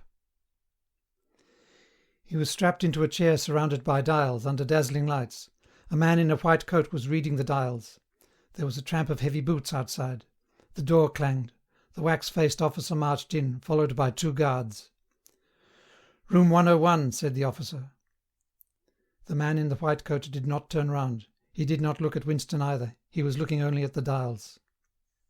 He was rolling down a mighty corridor, a kilometre wide, full of glorious golden light, roaring with laughter and shouting out confessions at the top of his voice. He was confessing everything, even the things he had succeeded in holding back under the torture. He was relating the entire history of his life to an audience who knew it already. With him were the guards, the other questioners, the men in white coats, O'Brien, Julia, Mr. Charrington, all rolling down the corridor together and shouting with laughter.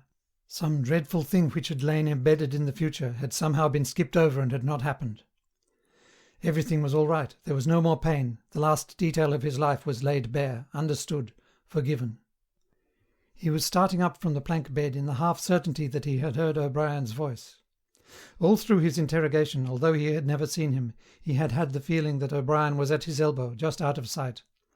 It was O'Brien who was directing everything. It was he who set the guards on to Winston and who prevented them from killing him. It was he who decided when Winston should scream with pain, when he should have a respite, when he should be fed, when he should sleep, when the drugs should be pumped into his arm. It was he who asked the questions and suggested the answers. He was the tormentor, he was the protector, he was the inquisitor, he was the friend. And once, Winston could not remember whether it was in drugged sleep or in normal sleep or even in a moment of wakefulness, a voice murmured in his ear, "Don't worry, Winston, you are in my keeping. For 7 years I have watched over you. Now the turning point has come. I shall save you, I shall make you perfect."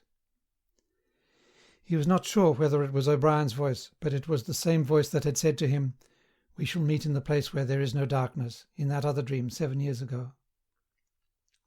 He did not remember any ending to his interrogation.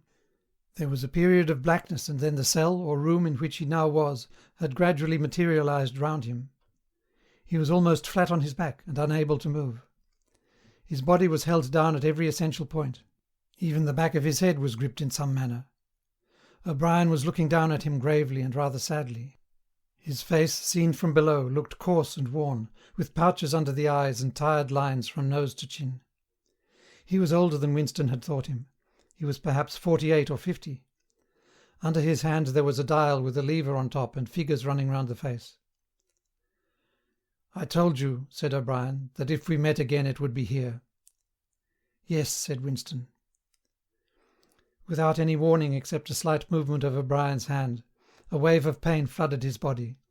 It was a frightening pain, because he could not see what was happening, and he had the feeling that some mortal injury was being done to him. He did not know whether the thing was really happening or whether the effect was electrically produced. But his body was being wrenched out of shape, the joints were being slowly torn apart. Although the pain had brought the sweat out on his forehead, the worst of all was the fear that his backbone was about to snap. He set his teeth and breathed hard through his nose, trying to keep silent as long as possible. "You are afraid," said O'Brien, watching his face, "that in another moment something is going to break. Your especial fear is that it will be your backbone. You have a vivid mental picture of the vertebrae snapping apart and the spinal fluid dripping out of them. That is what you are thinking, is it not, Winston?" Winston did not answer. O'Brien drew back the lever on the dial.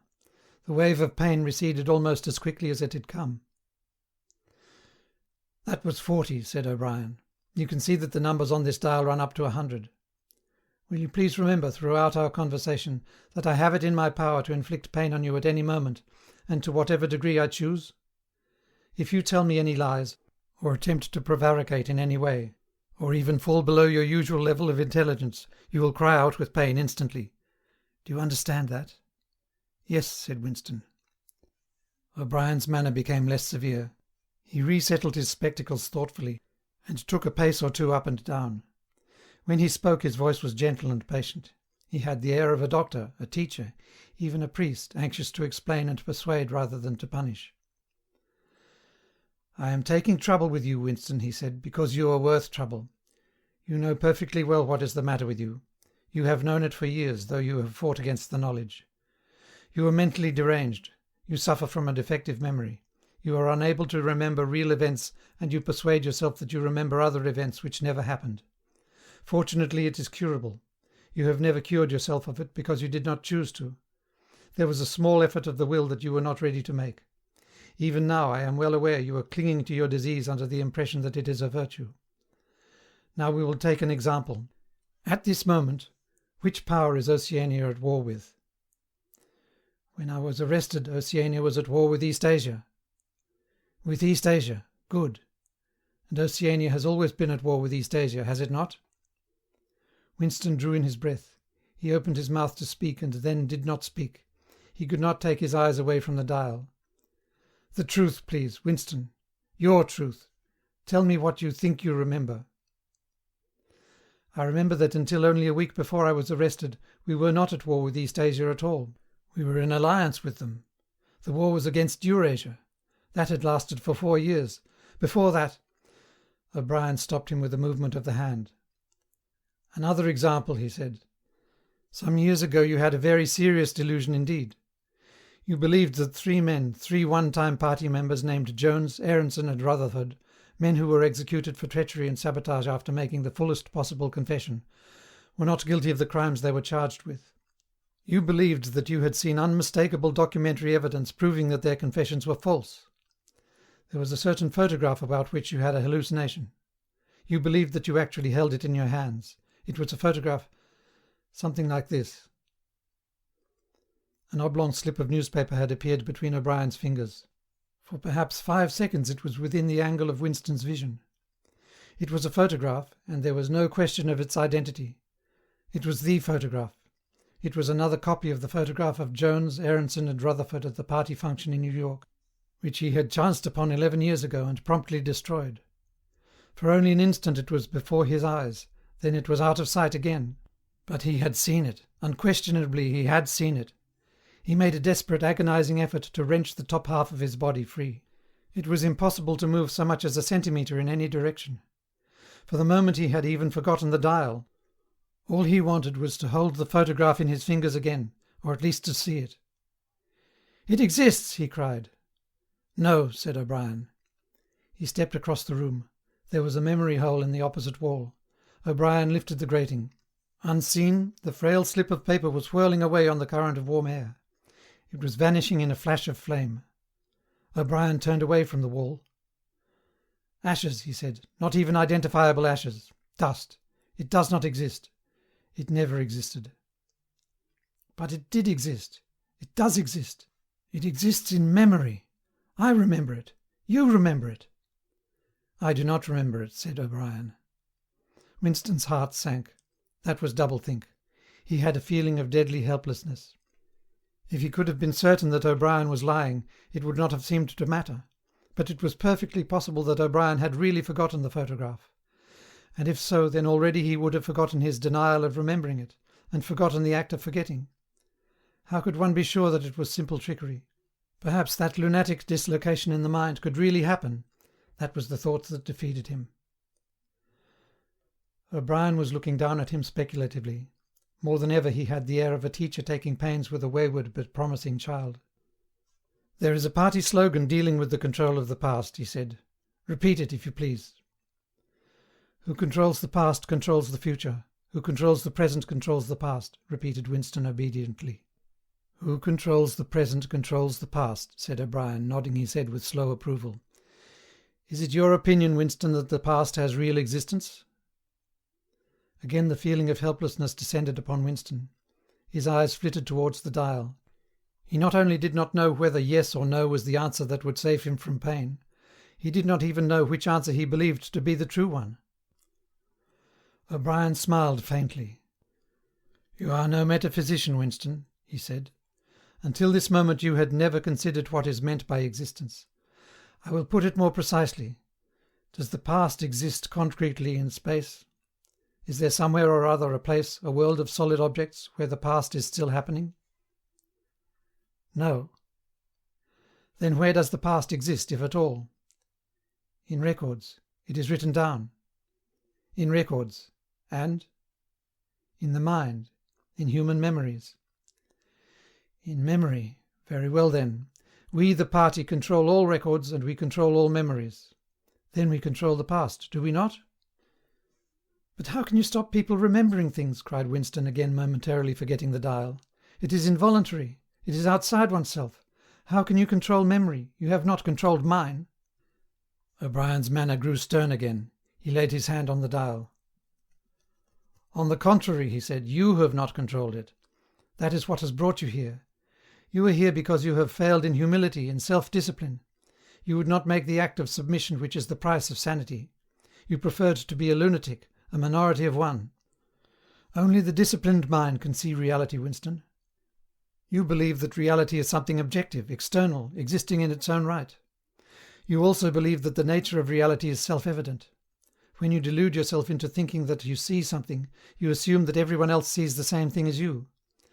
But I tell you, Winston, that reality is not external. Reality exists in the human mind and nowhere else. Not in the individual mind, which can make mistakes, and in any case soon perishes. Only in the mind of the party, which is collective and immortal. Whatever the party holds to be the truth, is truth. It is impossible to see reality except by looking through the eyes of the party. That is the fact that you have got to relearn, Winston. It needs an act of self-destruction, an effort of the will. You must humble yourself before you can become sane." He paused for a few moments as though to allow what he had been saying to sink in. "Do you remember," he went on, "writing in your diary, 'Freedom is the freedom to say that 2 + 2 make 4'? "Yes," said Winston. O'Brien held up his left hand, its back towards Winston, with the thumb hidden and the 4 fingers extended. "How many fingers am I holding up, Winston?" "4. And if the party says that it is not 4 but 5, then how many?" "4. The word ended in a gasp of pain. The needle of the dial had shot up to 55. The sweat had sprung out all over Winston's body. The air tore into his lungs and issued again in deep groans, which even by clenching his teeth he could not stop. O'Brien watched him, the 4 fingers still extended. He drew back the lever. This time the pain was only slightly eased. "How many fingers, Winston?" 4. The needle went up to 60. "How many fingers, Winston?" 4. What else can I say? 4. The needle must have risen again, but he did not look at it. The heavy, stern face and the 4 fingers filled his vision. The fingers stood up before his eyes like pillars, enormous, blurry, and seeming to vibrate, but unmistakably 4. "How many fingers, Winston?" 4. Stop it. How can you go on? 4. How many fingers, Winston? 5. No, Winston, that is no use. You are lying. You still think there are 4. How many fingers, please? 4. Anything you like. Only stop it. Stop the pain. Abruptly he was sitting up with O'Brien's arm round his shoulders. He had perhaps lost consciousness for a few seconds. The bonds that had held his body down were loosened. He felt very cold, he was shaking uncontrollably, his teeth were chattering, the tears were rolling down his cheeks. For a moment he clung to O'Brien like a baby, curiously comforted by the heavy arm round his shoulders. He had the feeling that O'Brien was his protector, that the pain was something that came from outside, from some other source, and that it was O'Brien who would save him from it. "You are a slow learner, Winston," said O'Brien gently. "How can I help it?" he blubbered. "How can I help seeing what is in front of my eyes? 2 and 2 are 4. Sometimes, Winston. Sometimes they are 5. Sometimes they are 3. Sometimes they are all of them at once. You must try harder. It is not easy to become sane." He laid Winston down on the bed. The grip of his limbs tightened again, but the pain had ebbed away and the trembling had stopped, leaving him merely weak and cold. O'Brien motioned with his head to the man in the white coat, who had stood immobile throughout the proceedings.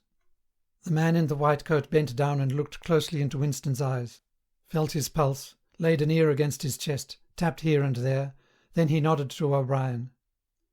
"Again," said O'Brien. The pain flowed into Winston's body. The needle must be at 70, 75. He had shut his eyes this time. He knew that the fingers were still there and still 4. All that mattered was somehow to stay alive until the spasm was over.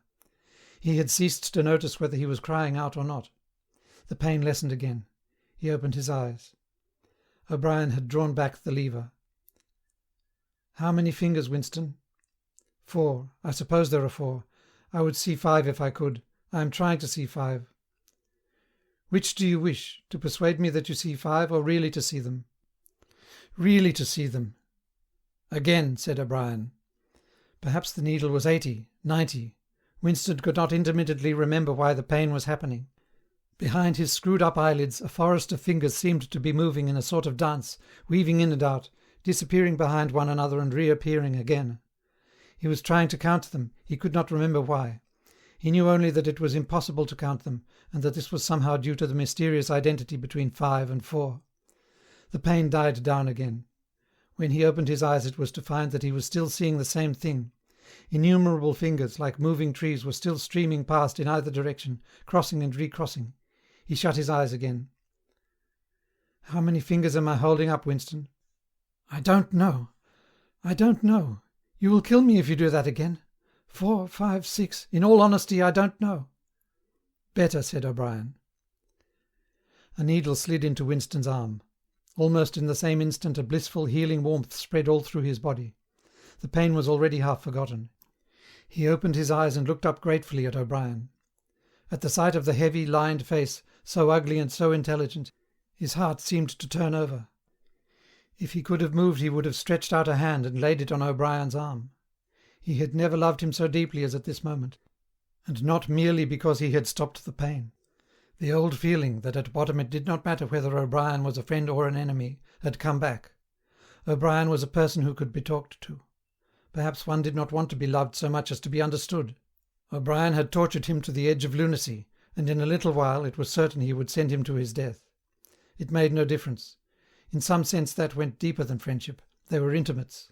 Somewhere or other, although the actual words might never be spoken, there was a place where they could meet and talk.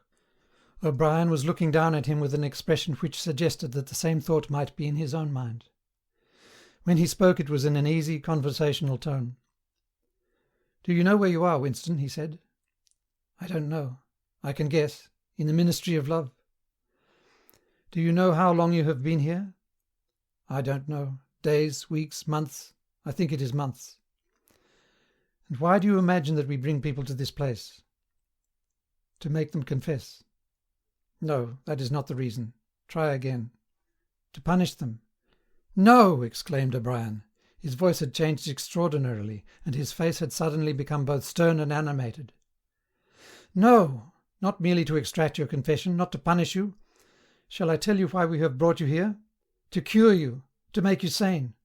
Will you understand, Winston, that no one whom we bring to this place ever leaves our hands uncured? We are not interested in those stupid crimes that you have committed. The party is not interested in the overt act. The thought is all we care about. We do not merely destroy our enemies, we change them. Do you understand what I mean by that?"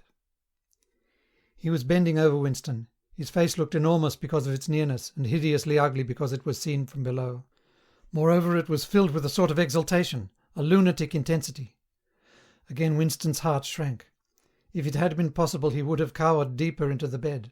He felt certain that O'Brien was about to twist the dial out of sheer wantonness. At this moment, however, O'Brien turned away. He took a pace or two up and down. Then he continued less vehemently. "The first thing for you to understand is that in this place there are no martyrdoms. You have read of the religious persecutions of the past. In the Middle Ages there was the Inquisition. It was a failure. It set out to eradicate heresy and ended by perpetuating it. For every heretic it burnt at the stake, thousands of others rose up. Why was that? Because the Inquisition killed its enemies in the open, and killed them while they were still unrepentant. In fact, it killed them because they were unrepentant. Men were dying because they would not abandon their true beliefs. Naturally, all the glory belonged to the victim and all the shame to the inquisitor who burnt him. Later, in the 20th century, there were totalitarians, as they were called. There were the German Nazis and the Russian communists. The Russians persecuted heresy more cruelly than the Inquisition had done, and they imagined that they had learned from the mistakes of the past. They knew at any rate that one must not make martyrs. Before they exposed their victims to public trial, they deliberately set themselves to destroy their dignity. They wore them down by torture and solitude until they were despicable, cringing wretches, confessing whatever was put into their mouths, covering themselves with abuse, accusing and sheltering behind one another, whimpering for mercy. And yet after only a few years the same thing had happened over again. The dead men had become martyrs and their degradation was forgotten. Once again, why was it? In the first place, because the confessions that they had made were obviously extorted and untrue. We do not make mistakes of that kind. All the confessions that are uttered here are true. We make them true. And above all, we do not allow the dead to rise up against us. You must stop imagining that posterity will vindicate you, Winston. Posterity will never hear of you. You will be lifted clean out from the stream of history. We shall turn you into gas and pour you into the stratosphere. Nothing will remain of you, not a name in a register, not a memory in a living brain. You will be annihilated in the past as well as in the future. You will never have existed. Then why bother to torture me, thought Winston with a momentary bitterness. O'Brien checked his step as though Winston had uttered the thought aloud. His large ugly face came nearer, with the eyes a little narrowed. You are thinking, he said, that since we intend to destroy you utterly, so that nothing that you say or do can make the smallest difference, in that case why do we go to the trouble of interrogating you first? That is what you were thinking, was it not? Yes, said Winston. O'Brien smiled slightly. You are a flaw in the pattern, Winston. You are a stain that must be wiped out. Did I not tell you just now that we are different from the persecutors of the past?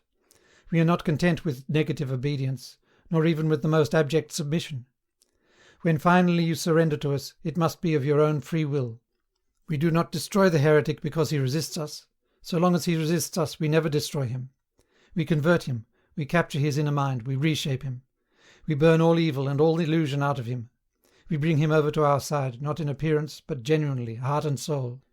We make him one of ourselves before we kill him. It is intolerable to us that an erroneous thought should exist anywhere in the world, however secret and powerless it may be. Even in the instant of death we cannot permit any deviation. In the old days the heretic walked to the stake still a heretic, proclaiming his heresy, exulting in it. Even the victim of the Russian purges could carry rebellion locked up in his skull as he walked down the passage waiting for the bullet. But we make the brain perfect before we blow it out. The command of the old despotisms was, "Thou shalt not." The command of the totalitarians was, "Thou shalt." Our command is, "Thou art." No one whom we bring to this place ever stands out against us. Everyone is washed clean. Even those 3 miserable traitors in whose innocence you once believed, Jones, Aronson and Rutherford, in the end we broke them down. I took part in their interrogation myself. I saw them gradually worn down, whimpering, grovelling, weeping. And in the end it was not with pain or fear, only with penitence. By the time we had finished with them they were only the shells of men. There was nothing left in them except sorrow for what they had done, and love of Big Brother. It was touching to see how they loved him. They begged to be shot quickly, so that they could die while their minds were still clean. His voice had grown almost dreamy. The exultation, the lunatic enthusiasm was still in his face. He is not pretending, thought Winston. He is not a hypocrite. He believes every word he says. What most oppressed him was the consciousness of his own intellectual inferiority. He watched the heavy yet graceful form strolling to and fro, in and out of the range of his vision. O'Brien was a being in all ways larger than himself. There was no idea that he had ever had or could have that O'Brien had not long ago known, examined and rejected. His mind contained Winston's mind. But in that case how could it be true that O'Brien was mad? It must be he, Winston, who was mad. O'Brien halted and looked down at him. His voice had grown stern again. Do not imagine that you will save yourself, Winston, however completely you surrender to us. No one who has once gone astray is ever spared. And even if we chose to let you live out the natural term of your life, still you would never escape from us. What happens to you here is forever. Understand that in advance. We shall crush you down to the point from which there is no coming back. Things will happen to you from which you could not recover if you lived 1,000 years. Never again will you be capable of ordinary human feeling. Everything will be dead inside you. Never again will you be capable of love, or friendship, or joy of living, or laughter, or curiosity, or courage, or integrity. You will be hollow. We shall squeeze you empty, and then we shall fill you with ourselves. He paused and signed to the man in the white coat. Winston was aware of some heavy piece of apparatus being pushed into place behind his head. O'Brien had sat down beside the bed, so that his face was almost on a level with Winston's. 3,000, he said, speaking over Winston's head to the man in the white coat.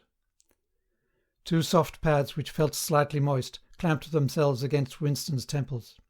He quailed. There was pain coming, a new kind of pain. O'Brien laid a hand reassuringly, almost kindly, on his. "This time it will not hurt," he said. "Keep your eyes fixed on mine." At this moment there was a devastating explosion, or what seemed like an explosion, though it was not certain whether there was any noise. There was undoubtedly a blinding flash of light. Winston was not hurt, only prostrated. Although he had already been lying on his back when the thing happened, he had a curious feeling that he had been knocked into that position. A terrific painless blow had flattened him out. Also something had happened inside his head. As his eyes regained their focus he remembered who he was, and where he was, and recognised the face that was gazing into his own. But somewhere or other there was a large patch of emptiness, as though a piece had been taken out of his brain. "It will not last," said O'Brien. "Look me in the eyes. What country is Oceania at war with?" Winston thought. He knew what was meant by Oceania, and that he himself was a citizen of Oceania. He also remembered Eurasia and East Asia, but who was at war with whom he did not know. In fact, he had not been aware that there was any war. "I don't remember." "Oceania is at war with East Asia. Do you remember that now?" "Yes." "Oceania has always been at war with East Asia. Since the beginning of your life, since the beginning of the party, since the beginning of history, the war has continued without a break. Always the same war. Do you remember that?" "Yes." 11 years ago you created a legend about 3 men who had been condemned to death for treachery. You pretended that you had seen a piece of paper which proved them innocent. No such piece of paper ever existed. You invented it, and later you grew to believe in it. You remember now the very moment at which you first invented it. Do you remember that?" "Yes." "Just now I held up the fingers of my hand to you. You saw 5 fingers. Do you remember that?" "Yes." O'Brien held up the fingers of his left hand with the thumb concealed. "There are 5 fingers there. Do you see 5 fingers?" "Yes." And he did see them for a fleeting instant, before the scenery of his mind changed. He saw 5 fingers, and there was no deformity. Then everything was normal again, and the old fear, the hatred, and the bewilderment came crowding back again. But there had been a moment, he did not know how long, 30 seconds perhaps, of luminous certainty, when each new suggestion of O'Brien's had filled up a patch of emptiness and become absolute truth, and when 2 and 2 could have been 3 as easily as 5, if that were what was needed. It had faded, but before O'Brien had dropped his hand. But though he could not recapture it, he could remember it, as one remembers a vivid experience at some period of one's life when one was in effect a different person. "You see now," said O'Brien, "that it is at any rate possible." "Yes," said Winston. O'Brien stood up with a satisfied air. Over to his left Winston saw the man in the white coat break an ampoule and draw back the plunger of a syringe. O'Brien turned to Winston with a smile. In almost the old manner he resettled his spectacles on his nose. "Do you remember writing in your diary," he said, "that it did not matter whether I was a friend or an enemy, since I was at least a person who understood you and could be talked to? You were right. I enjoy talking to you. Your mind appeals to me. It resembles my own mind, except that you happen to be insane. Before we bring the session to an end, you can ask me a few questions if you choose." "Any question I like?" "Anything." He saw that Winston's eyes were upon the dial. "It is switched off. What is your first question?" "What have you done with Julia?" said Winston. O'Brien smiled again. "She betrayed you, Winston. Immediately, unreservedly. I have seldom seen anyone come over to us so promptly. You would hardly recognise her if you saw her. All her rebelliousness, her deceit, her folly, her dirty-mindedness, everything has been burned out of her. It was a perfect conversion, a textbook case." "You tortured her?" O'Brien left this unanswered. "Next question," he said. "Does Big Brother exist?" "Of course he exists. The party exists. Big Brother is the embodiment of the party." "Does he exist in the same way as I exist?" "You do not exist," said O'Brien. Once again the sense of helplessness assailed him. He knew, or he could imagine, the arguments which proved his own non-existence. But they were nonsense, they were only a play on words. Did not the statement, "You do not exist," contain a logical absurdity? But what use was it to say so? His mind shrivelled as he thought of the unanswerable mad arguments with which O'Brien would demolish him. "I think I exist," he said wearily. "I am conscious of my own identity. I was born and I shall die. I have arms and legs. I occupy a particular point in space. No other solid object can occupy the same point simultaneously. In that sense, does Big Brother exist? It is of no importance. He exists. Will Big Brother ever die? Of course not. How could he die? Next question. Does the Brotherhood exist? That, Winston, you will never know. If we choose to set you free when we have finished with you, and if you live to be 90 years old, still you will never learn whether the answer to that question is yes or no. As long as you live, it will be an unsolved riddle in your mind. Winston lay silent. His breast rose and fell a little faster. He still had not asked the question that had come into his mind the first.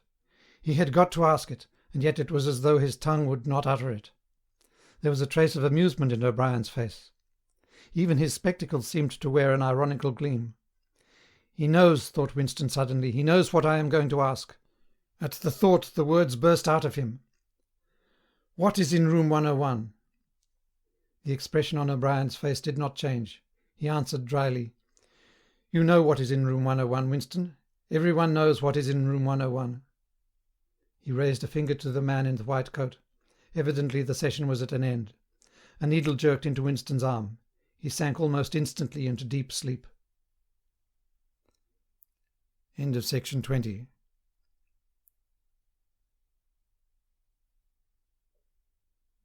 Section 21 of 1984 by George Orwell. This legamus recording may be freely distributed and adapted for any purpose. Part 3, Chapter 3. There are 3 stages in your reintegration, said O'Brien. There is learning, there is understanding, and there is acceptance. It is time for you to enter upon the 2nd stage. As always, Winston was lying flat on his back, but of late his bonds were looser.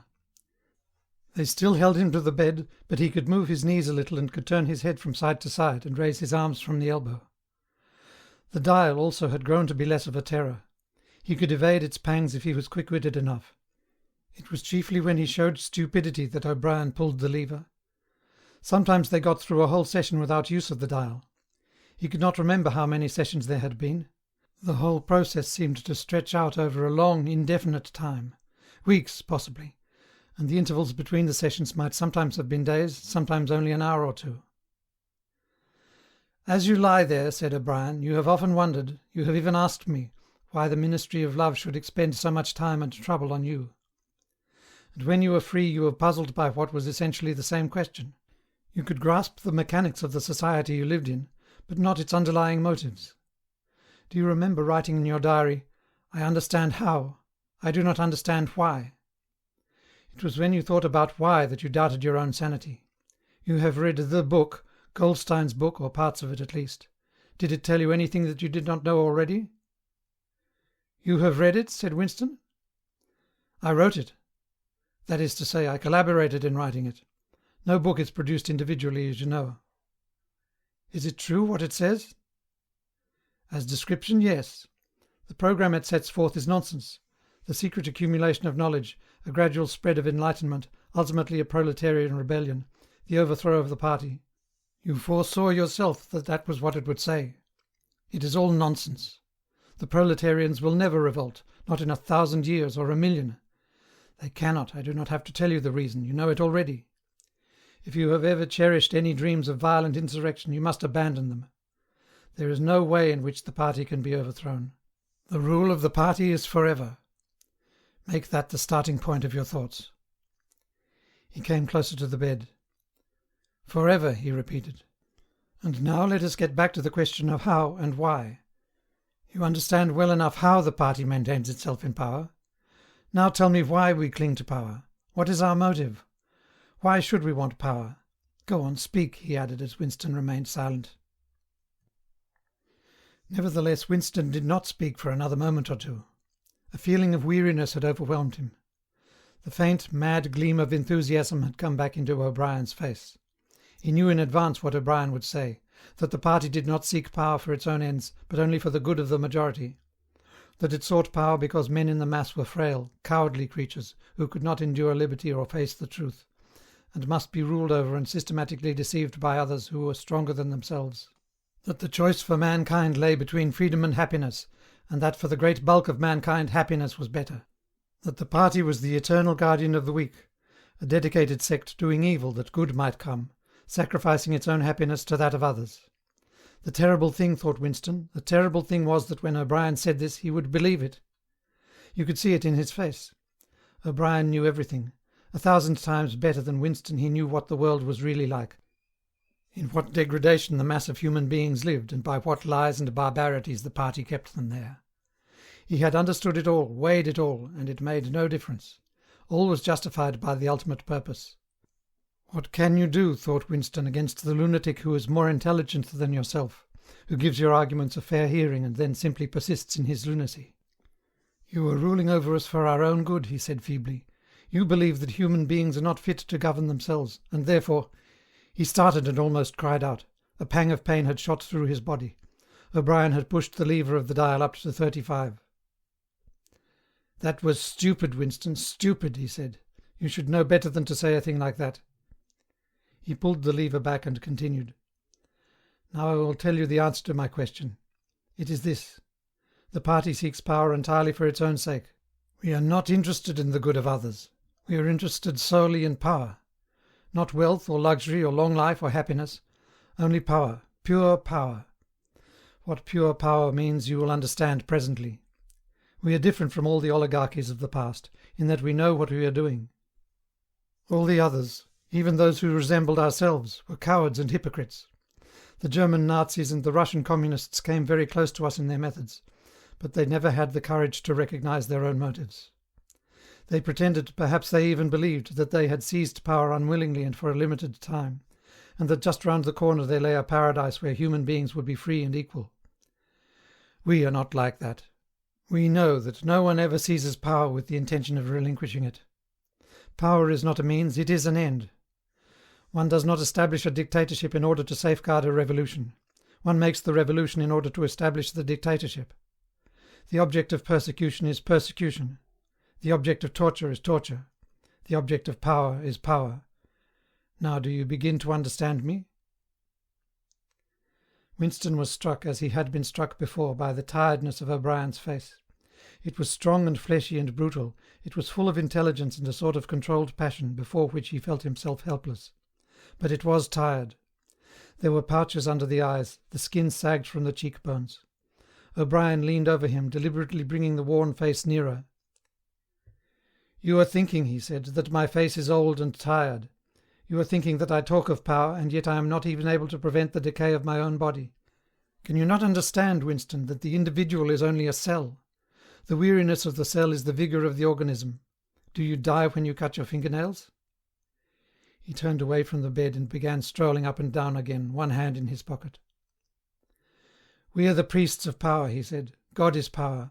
But at present power is only a word so far as you are concerned. It is time for you to gather some idea of what power means. The first thing you must realize is that power is collective. The individual only has power in so far as he ceases to be an individual. You know the party slogan, "Freedom is slavery." Has it ever occurred to you that it is reversible? Slavery is freedom. Alone, free, the human being is always defeated. It must be so, because every human being is doomed to die, which is the greatest of all failures. But if he can make complete, utter submission, if he can escape from his identity, if he can merge himself in the party so that he is the party, then he is all-powerful and immortal. The second thing for you to realize is that power is power over human beings, over the body, but above all over the mind. Power over matter, external reality as you would call it, is not important. Already our control over matter is absolute. For a moment Winston ignored the dial. He made a violent effort to raise himself into a sitting position, and merely succeeded in wrenching his body painfully. "But how can you control matter?" he burst out. "You don't even control the climate or the law of gravity. And there are disease, pain, death." O'Brien silenced him by a movement of his hand. "We control matter because we control the mind. Reality is inside the skull. You will learn by degrees, Winston. There is nothing that we could not do. Invisibility, levitation, anything. I could float off this floor like a soap bubble if I wished to. I do not wish to, because the party does not wish it. You must get rid of those 19th century ideas about the laws of nature. We make the laws of nature. But you do not. You are not even masters of this planet. What about Eurasia and Eastasia? You have not conquered them yet. Unimportant. We shall conquer them when it suits us. And if we did not, what difference would it make? We can shut them out of existence. Oceania is the world. But the world itself is only a speck of dust, and man is tiny, helpless. How long has he been in existence? For millions of years the earth was uninhabited. Nonsense. The earth is as old as we are, no older. How could it be older? Nothing exists except through human consciousness. But the rocks are full of the bones of extinct animals, mammoths and mastodons and enormous reptiles which lived here long before man was ever heard of. Have you ever seen those bones, Winston? Of course not. 19th century biologists invented them. Before man there was nothing. After man, if he could come to an end, there would be nothing. Outside man there is nothing. But the whole universe is outside us. Look at the stars. Some of them are 1,000,000 light years away. They are out of our reach forever. What are the stars? Said O'Brien indifferently. They are bits of fire a few kilometres away. We could reach them if we wanted to. Or we could blot them out. The earth is the centre of the universe.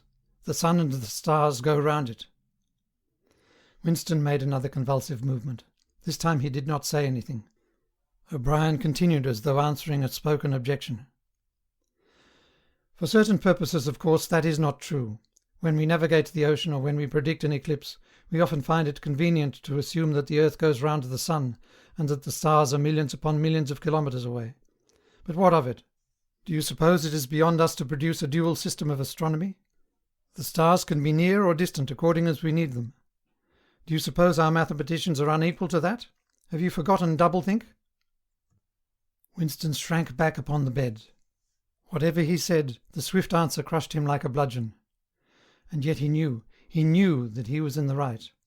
The belief that nothing exists outside your own mind. Surely there must be some way of demonstrating that it was false. Had it not been exposed long ago as a fallacy? There was even a name for it, which he had forgotten. A faint smile twitched the corners of O'Brien's mouth as he looked down at him. I told you, Winston, he said, that metaphysics is not your strong point. The word you are trying to think of is solipsism. But you are mistaken. This is not solipsism. Collective solipsism, if you like. But that is a different thing. In fact, the opposite thing. All this is a digression, he added in a different tone. The real power, the power we have to fight for night and day, is not power over things, but over men. He paused, and for a moment assumed again his air of a schoolmaster questioning a promising pupil. How does one man assert his power over another, Winston? Winston thought. By making him suffer, he said. Exactly, by making him suffer. Obedience is not enough. Unless he is suffering, how can you be sure that he is obeying your will and not his own? Power is in inflicting pain and humiliation. Power is in tearing human minds to pieces and putting them together again in new shapes of your own choosing. Do you begin to see then what kind of world we are creating? It is the exact opposite of the stupid hedonistic utopias that the old reformers imagined. A world of fear and treachery and torment, a world of trampling and being trampled upon, a world which will grow not less but more merciless as it refines itself. Progress in our world will be progress towards more pain. The old civilizations claimed that they were founded on love or justice. Ours is founded upon hatred. In our world there will be no emotions except fear, rage, triumph and self-abasement. Everything else we shall destroy, everything. Already we are breaking down the habits of thought which have survived from before the Revolution. We have cut the links between child and parent, and between man, and between man and woman. No one dares trust a wife or a child or a friend any longer. But in the future there will be no wives and no friends. Children will be taken from their mothers at birth, as one takes eggs from a hen. The sex instinct will be eradicated. Procreation will be an annual formality like the renewal of a ration card. We shall abolish the orgasm. Our neurologists are at work upon it now.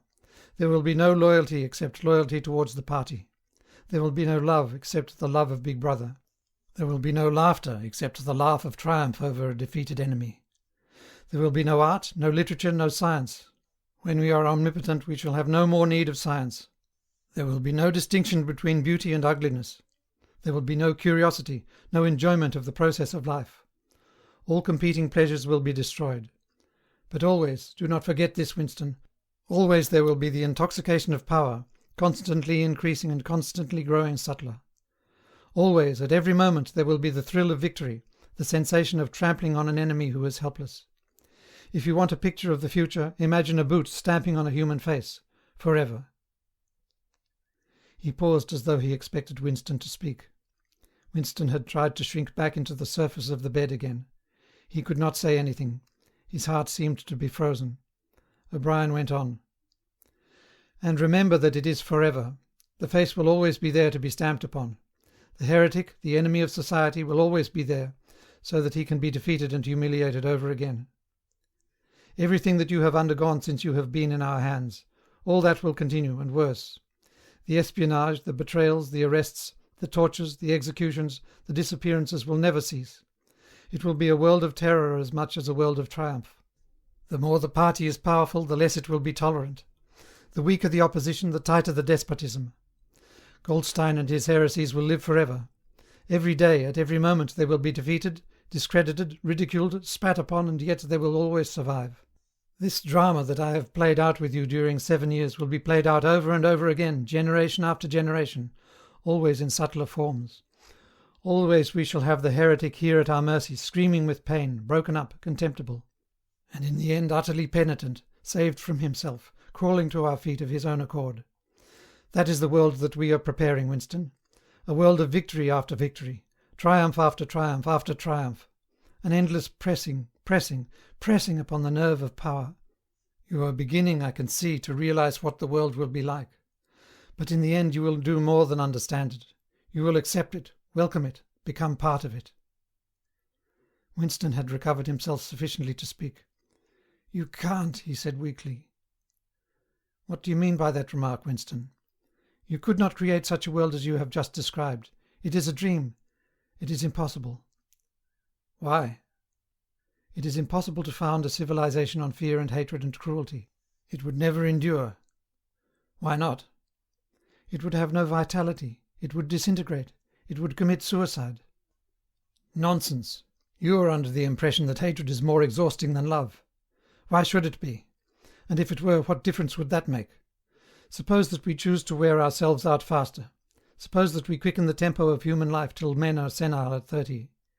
Still, what difference would it make?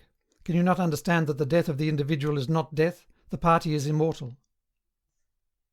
As usual, the voice had battered Winston into helplessness. Moreover, he was in dread that if he persisted in his disagreement, O'Brien would twist the dial again. And yet he could not keep silent. Feebly, without arguments, with nothing to support him except his inarticulate horror of what O'Brien had said, he returned to the attack. "I don't know. I don't care. Somehow you will fail. Something will defeat you. Life will defeat you." "We control life, Winston, at all its levels. You are imagining that there is something called human nature which will be outraged by what we do and will turn against us. But we create human nature. Men are infinitely malleable.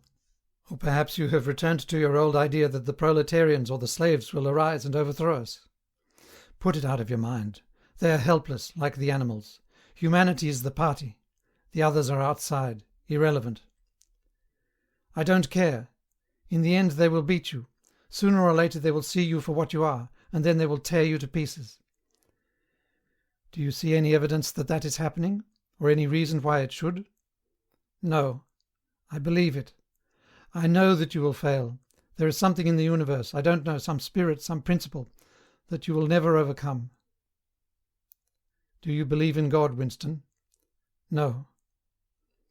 Then what is it, this principle that will defeat us? I don't know. The spirit of man. And do you consider yourself a man? Yes. If you are a man, Winston, you are the last man.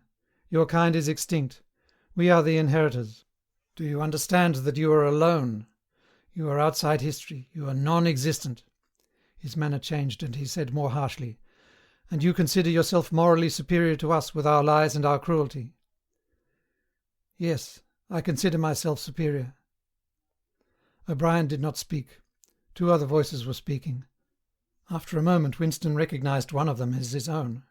It was a sound-track of the conversation he had had with O'Brien on the night when he had enrolled himself in the Brotherhood.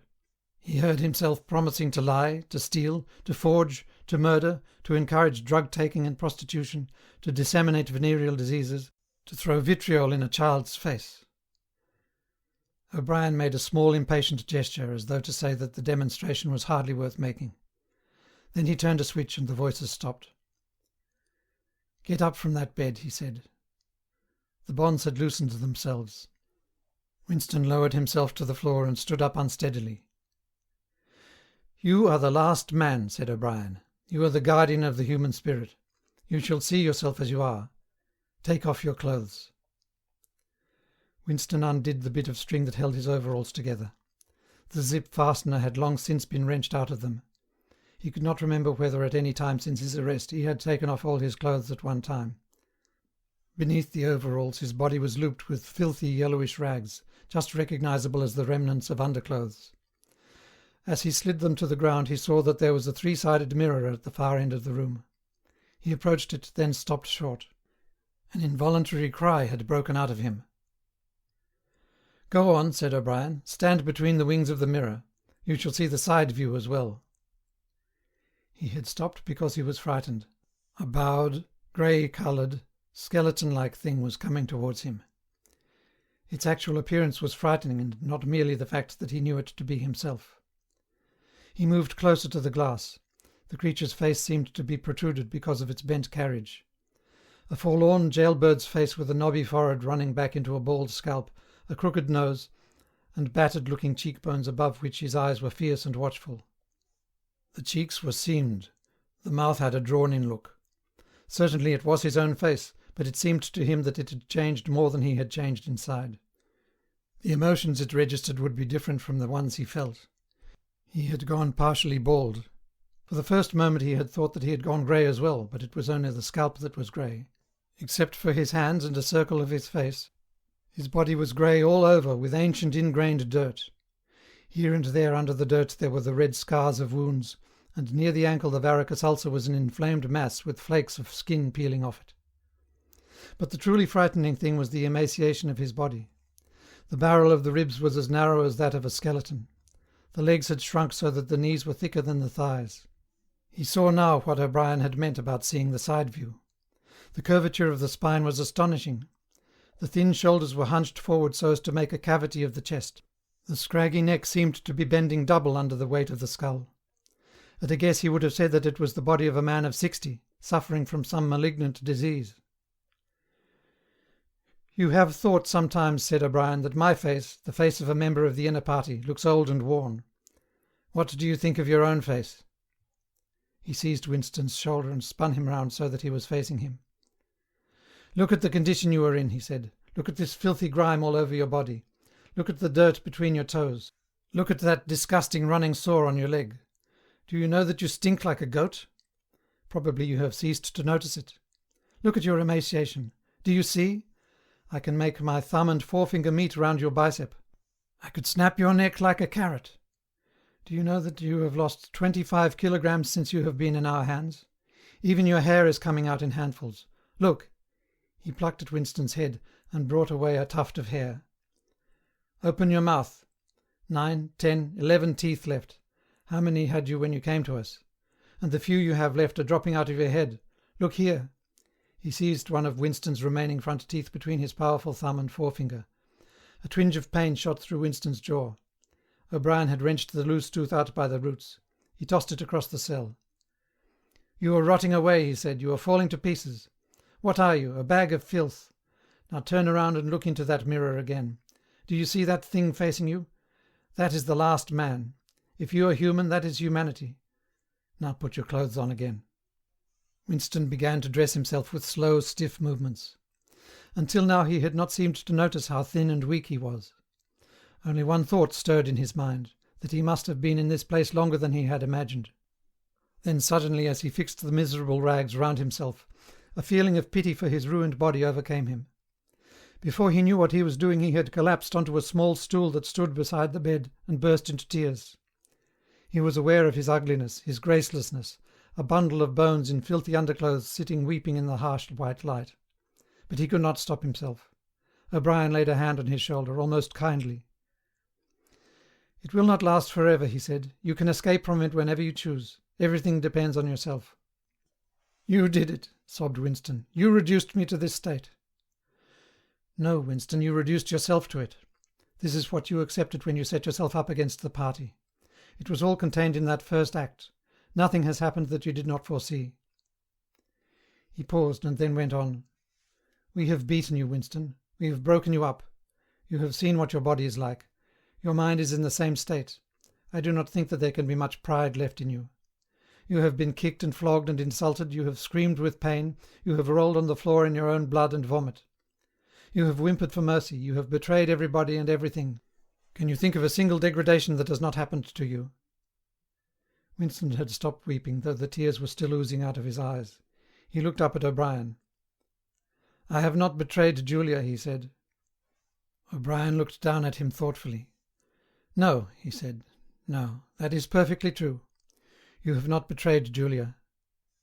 The peculiar reverence for O'Brien, which nothing seemed able to destroy, flooded Winston's heart again. How intelligent, he thought, how intelligent! Never did O'Brien fail to understand what was said to him. Anyone else on earth would have answered promptly that he had betrayed Julia. For what was there that they had not screwed out of him under that torture? He had told them everything he knew about her, her habits, her character, her past life. He had confessed in the most trivial detail everything that had happened at their meetings, all that he had said to her and she to him, their black market meals, their adulteries, their vague plottings against the party, everything. And yet, in the sense in which he intended the word, he had not betrayed her. He had not stopped loving her. His feelings towards her had remained the same. O'Brien had seen what he meant without the need for explanation. "Tell me," he said, "how soon will they shoot me?" "It might be a long time," said O'Brien. "You are a difficult case. But don't give up hope. Everyone is cured sooner or later. In the end we shall shoot you." End of section 21.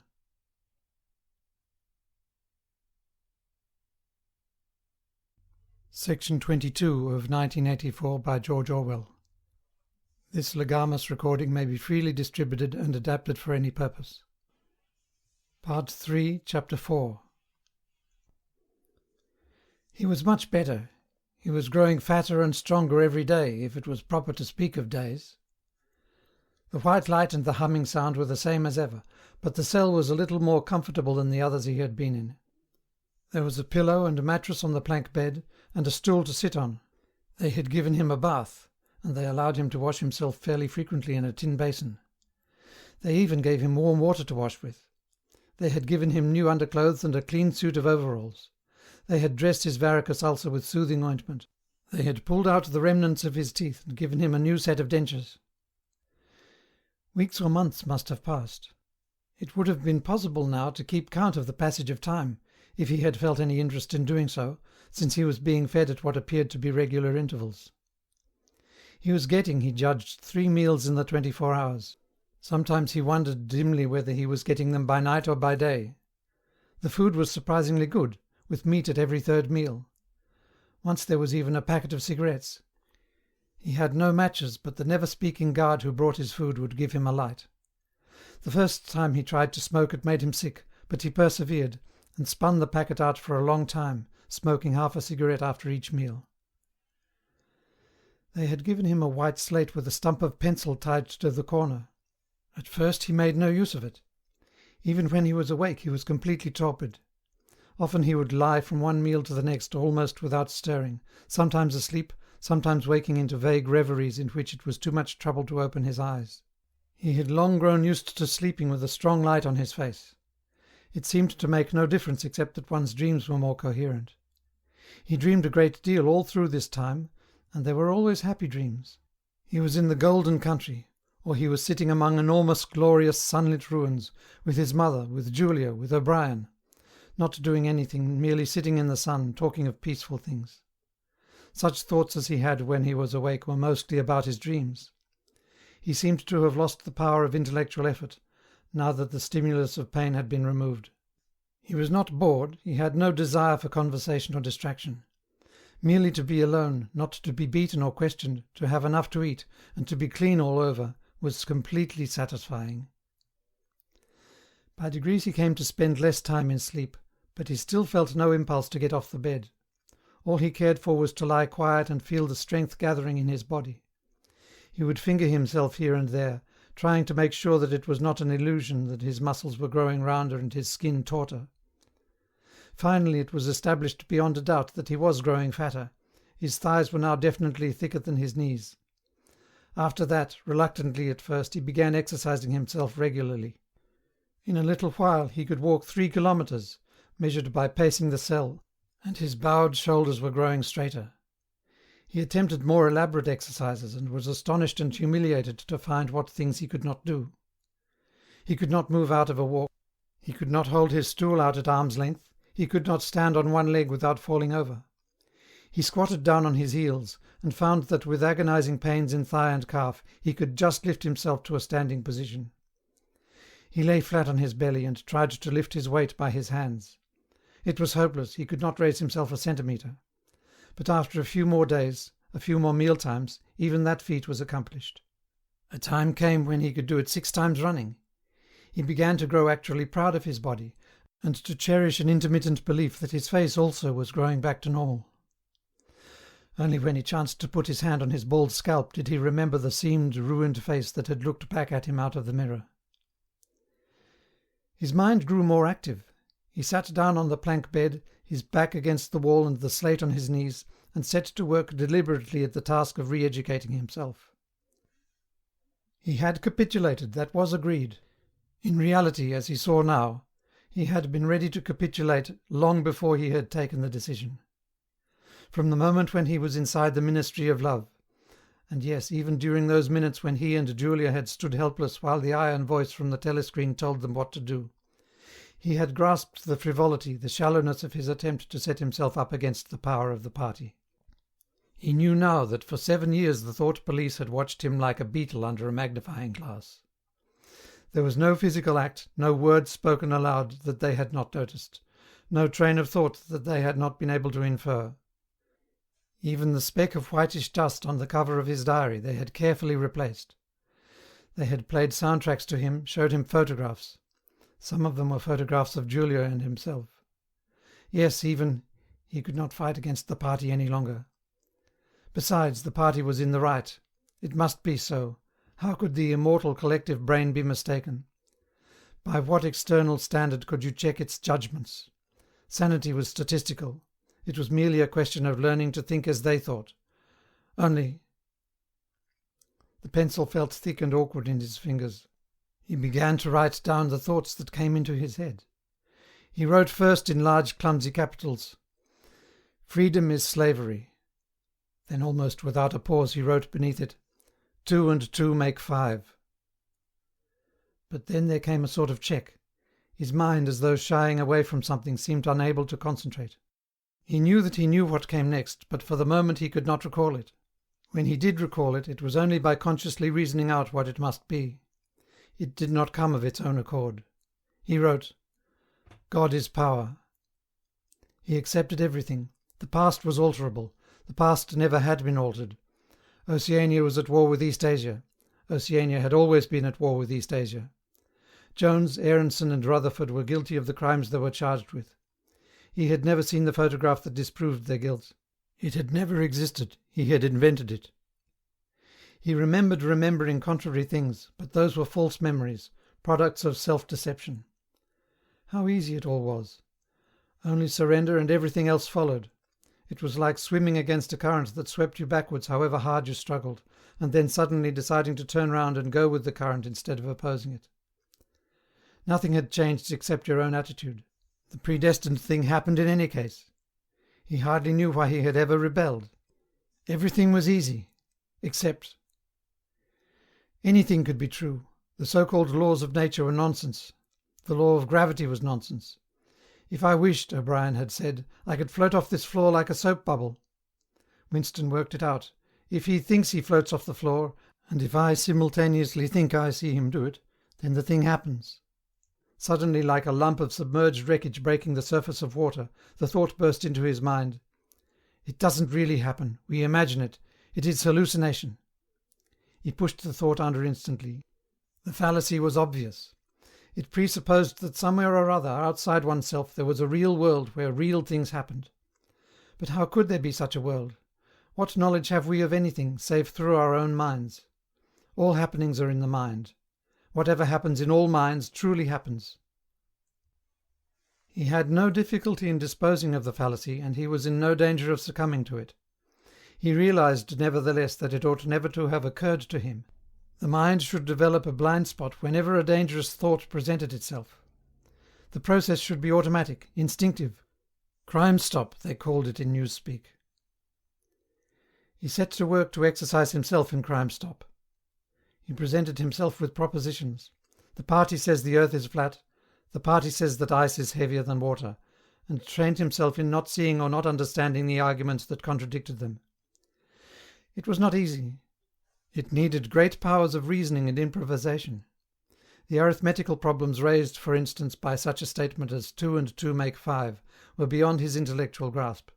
It needed also a sort of athleticism of mind, an ability at one moment to make the most delicate use of logic, and at the next to be unconscious of the crudest logical errors. Stupidity was as necessary as intelligence, and as difficult to attain. All the while, with one part of his mind, he wondered how soon they would shoot him. "Everything depends on yourself," O'Brien had said. But he knew that there was no conscious act by which he could bring it nearer. It might be 10 minutes hence, or 10 years. They might keep him for years in solitary confinement. They might send him to a labour camp. They might release him for a while, as they sometimes did.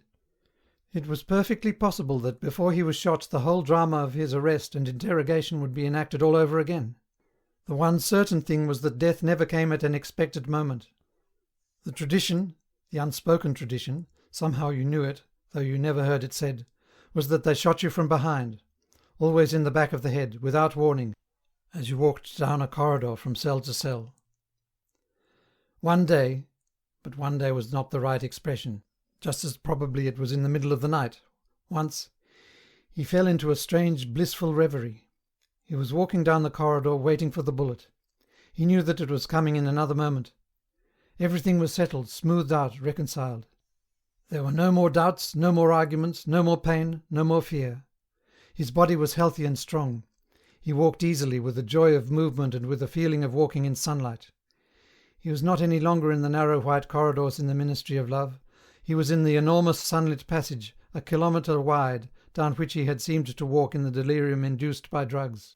He was in the golden country, following the foot-track across the old rabbit-cropped pasture. He could feel the short, springy turf under his feet and the gentle sunshine on his face. At the edge of the field were the elm trees, faintly stirring, and somewhere beyond that was the stream where the dace lay in the green pools under the willows. Suddenly he started up with a shock of horror. The sweat broke out on his backbone. He had heard himself cry aloud, "Julia! Julia! Julia, my love! Julia!" For a moment he had had an overwhelming hallucination of her presence. She had seemed to be not merely with him, but inside him. It was as though she had got into the texture of his skin. In that moment he had loved her far more than he had ever done when they were together and free. Also he knew that somewhere or other she was still alive and needed his help. He lay back on the bed and tried to compose himself. What had he done? How many years had he added to his servitude by that moment of weakness? In another moment he would hear the tramp of boots outside. They could not let such an outburst go unpunished. They would know now, if they had not known before, that he was breaking the agreement he had made with them. He obeyed the party, but he still hated the party. In the old days he had hidden a heretical mind beneath an appearance of conformity. Now he had retreated a step further. In the mind he had surrendered, but he had hoped to keep the inner heart inviolate. He knew that he was in the wrong, but he preferred to be in the wrong. They would understand that. O'Brien would understand it. It was all confessed in that single foolish cry. He would have to start all over again. It might take years. He ran a hand over his face, trying to familiarize himself with the new shape. There were deep furrows in the cheekbones felt sharp, the nose flattened. Besides, since last seeing himself in the glass he had been given a complete new set of teeth. It was not easy to preserve inscrutability when you did not know what your face looked like. In any case, mere control of the features was not enough. For the first time he perceived that if you want to keep a secret you must also hide it from yourself. You must know all the while that it is there, but until it is needed you must never let it emerge into your consciousness in any shape that could be given a name. From now onwards he must not only think right, he must feel right, dream right, and all the while he must keep his hatred locked up inside him like a ball of matter which was part of himself and yet unconnected with the rest of him, a kind of cyst. One day they would decide to shoot him. You could not tell when it would happen, but a few seconds beforehand it should be possible to guess. It was always from behind, walking down a corridor. 10 seconds would be enough. In that time the world inside him could turn over. And then suddenly, without a word uttered, without a check in his step, without the changing of a line in his face, suddenly the camouflage would be down and bang would go the batteries of his hatred. Hatred would fill him like an enormous roaring flame, and almost in the same instant bang would go the bullet, too late or too early. They would have blown his brain to pieces before they could reclaim it.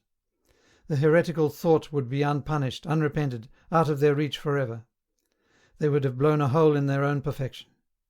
To die hating them, that was freedom. He shut his eyes. It was more difficult than accepting an intellectual discipline. It was a question of degrading himself, mutilating himself. He had got to plunge into the filthiest of filth. What was the most horrible, sickening thing of all? He thought of Big Brother. The enormous face, because of constantly seeing it on posters he always thought of it as being a metre wide, with its heavy black moustache and the eyes that followed you to and fro, seemed to float into his mind of its own accord. What were his true feelings towards Big Brother? There was a heavy tramp of boots in the passage. The steel door swung open with a clang. O'Brien walked into the cell. Behind him were the waxen-faced officer and the black-uniformed guards. "Get up," said O'Brien. "Come here." Winston stood opposite him. O'Brien took Winston's shoulders between his strong hands and looked at him closely. "You have had thoughts of deceiving me," he said. "That was stupid. Stand up straighter. Look me in the face." He paused and went on in a gentler tone. "You are improving. Intellectually there is very little wrong with you. It is only emotionally that you have failed to make progress. Tell me, Winston, and remember no lies. You know that I am always able to detect a lie. Tell me, what are your true feelings towards Big Brother?" "I hate him." "You hate him. Good. Then the time has come for you to take the last step. You must love Big Brother. It is not enough to obey him. You must love him." He released Winston with a little push towards the guards. "Room 101, he said. End of section 22.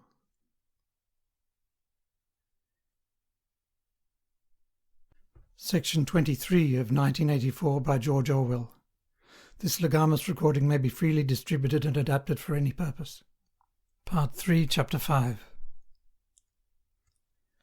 At each stage of his imprisonment he had known, or seemed to know, whereabouts he was in the windowless building. Possibly there were slight differences in the air pressure.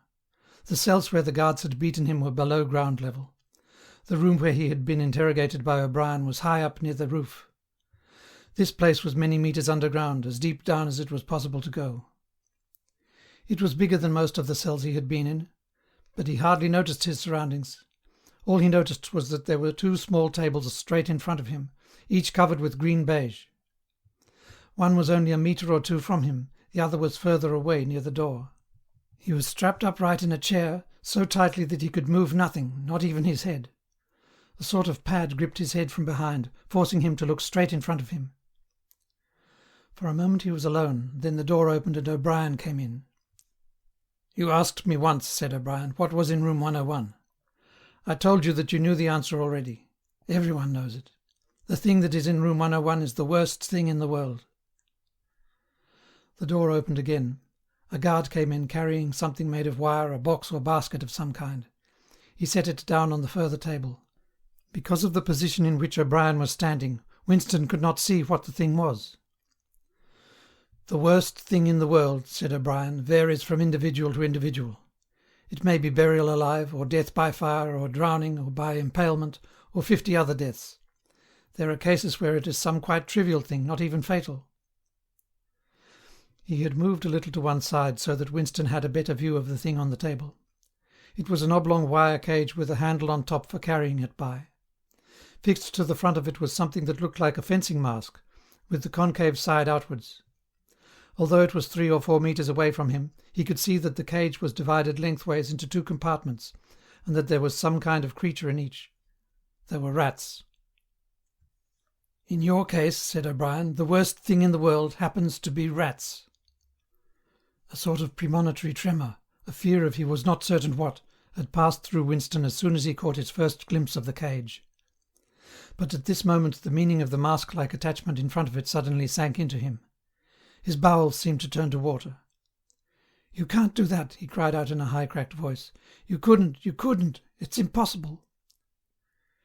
"Do you remember," said O'Brien, "the moment of panic that used to occur in your dreams? There was a wall of blackness in front of you, and a roaring sound in your ears. There was something terrible on the other side of the wall. You knew that you knew what it was, but you dared not drag it into the open. It was the rats that were on the other side of the wall." "O'Brien," said Winston, making an effort to control his voice, "you know this is not necessary. What is it that you want me to do?" O'Brien made no direct answer. When he spoke it was in the schoolmasterish manner that he sometimes affected. He looked thoughtfully into the distance, as though he were addressing an audience somewhere behind Winston's back. "By itself," he said, "pain is not always enough. There are occasions when a human being will stand out against pain, even to the point of death. But for everyone there is something unendurable, something that cannot be contemplated. Courage and cowardice are not involved. If you are falling from a height, it is not cowardly to clutch at a rope. If you have come up from deep water, it is not cowardly to fill your lungs with air. It is merely an instinct which cannot be destroyed. It is the same with the rats. For you they are unendurable. They are a form of pressure that you cannot withstand, even if you wished to. You will do what is required of you." "But what is it? What is it? How can I do it if I don't know what it is?" O'Brien picked up the cage and brought it across to the nearer table. He set it down carefully on the beige cloth. Winston could hear the blood singing in his ears. He had the feeling of sitting in utter loneliness. He was in the middle of a great empty plain, a flat desert drenched with sunlight, across which all sounds came to him out of immense distances. Yet the cage with the rats was not 2 metres away from him. They were enormous rats. They were at the age when a rat's muzzle grows blunt and fierce, and its fur brown instead of grey. "The rat," said O'Brien, still addressing his invisible audience, "although a rodent, is carnivorous. You are aware of that. You will have heard of the things that happen in the poor quarters of this town. In some streets a woman dare not leave her baby alone in the house, even for 5 minutes. The rats are certain to attack it. Within quite a small time they will strip it to the bones. They also attack sick or dying people. They show astonishing intelligence in knowing when a human being is helpless." There was an outburst of squeals from the cage. It seemed to reach Winston from far away. The rats were fighting. They were trying to get at each other through the partition. He heard also a deep groan of despair. That too seemed to come from outside himself. O'Brien picked up the cage and, as he did so, pressed something in it. There was a sharp click. Winston made a frantic effort to tear himself loose from the chair. It was hopeless. Every part of him, even his head, was held immovably. O'Brien moved the cage nearer. It was less than a metre from Winston's face. "I have pressed the first lever," said O'Brien. "You understand the construction of this cage. The mask will fit over your head, leaving no exit. When I press this other lever, the door of the cage will slide up. These starving brutes will shoot out of it like bullets. Have you ever seen a rat leap through the air? They will leap onto your face and bore straight into it. Sometimes they attack the eyes first. Sometimes they burrow through the cheeks and devour the tongue." The cage was nearer. It was closing in. Winston heard a succession of shrill cries which appeared to be occurring in the air above his head. But he fought furiously against his panic. To think, even with a split second left, to think was the only hope. Suddenly the foul musty odour of the brutes struck his nostrils. There was a violent convulsion of nausea inside him, and he almost lost consciousness. Everything had gone black. For an instant he was insane, a screaming animal. Yet he came out of the blackness clutching an idea. There was one and only one way to save himself. He must interpose another human being, the body of another human being, between himself and the rats. The circle of the mask was large enough now to shut out the vision of anything else. The wire door was a couple of handspans from his face. The rats knew what was coming now. One of them was leaping up and down. The other, an old scaly grandfather of the sewers, stood up, with his pink hands against the bars, and fiercely sniffed the air. Winston could see the whiskers and the yellow teeth. Again the black panic took hold of him. He was blind, helpless, mindless. It was a common punishment in Imperial China, said O'Brien as didactically as ever. The mask was closing on his face. The wire brushed his cheek. And then... No, it was not relief, only hope, a tiny fragment of hope. Too late, perhaps too late. But he had suddenly understood that in the whole world there was just one person to whom he could transfer his punishment, one body that he could thrust between himself and the rats. And he was shouting frantically, over and over, "Do it to Julia! Do it to Julia! Not me! Julia! I don't care what you do to her. Tear her face off, strip her to the bones. Not me! Julia! Not me!" He was falling backwards into enormous depths away from the rats. He was still strapped in the chair, but he had fallen through the floor, through the walls of the building, through the earth, through the oceans, through the atmosphere, into outer space, into the gulfs between the stars. Always away, away, away from the rats. He was light years distant, but O'Brien was still standing at his side. There was still the cold touch of wire against his cheek. But through the darkness that enveloped him he heard another metallic click, and knew that the cage door had clicked shut and not open. End of section 23.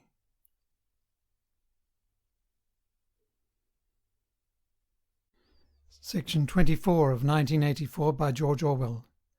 This legamus recording may be freely distributed and adapted for any purpose. Part 3, Chapter 6. The chestnut tree was almost empty. A ray of sunlight slanting through a window fell on dusty tabletops. It was the lonely hour of 15. A tinny music trickled from the telescreens. Winston sat in his usual corner, gazing into an empty glass. Now and again he glanced up at a vast face which eyed him from the opposite wall. "Big Brother is watching you," the caption said. Unbidden, a waiter came and filled his glass up with Victory gin, shaking into it a few drops from another bottle with a quill through the cork. It was saccharine flavoured with cloves, the speciality of the café. Winston was listening to the telescreen. At present only music was coming out of it, but there was a possibility that at any moment there might be a special bulletin from the Ministry of Peace. The news from the African front was disquieting in the extreme. On and off he had been worrying about it all day. A Eurasian army, Oceania was at war with Eurasia, Oceania had always been at war with Eurasia, was moving southward at terrifying speed. The midday bulletin had not mentioned any definite area, but it was probable that already the mouth of the Congo was a battlefield. Brazzaville and Leopoldville were in danger. One did not have to look at the map to see what it meant. It was not merely a question of losing Central Africa. For the first time in the whole war, the territory of Oceania itself was menaced. A violent emotion, not fear exactly, but a sort of undifferentiated excitement, flared up in him, then faded again. He stopped thinking about the war. In these days he could never fix his mind on any one subject for more than a few moments at a time. He picked up his glass and drained it at a gulp. As always, the gin made him shudder and even retch slightly. The stuff was horrible. The cloves and saccharin, themselves disgusting enough in their sickly way, could not disguise the flat oily smell. And what was worst of all was that the smell of gin, which dwelt with him night and day, was inextricably mixed up in his mind with the smell of those... He never named them, even in his thoughts, and so far as it was possible he never visualized them. There was something that he was half aware of, hovering close to his face, a smell that clung to his nostrils. As the gin rose in him he belched through purple lips. He had grown fatter since they released him, and had regained his old colour, indeed more than regained it. His features had thickened, the skin on nose and cheekbones was coarsely red. Even the bald scalp was too deep a pink.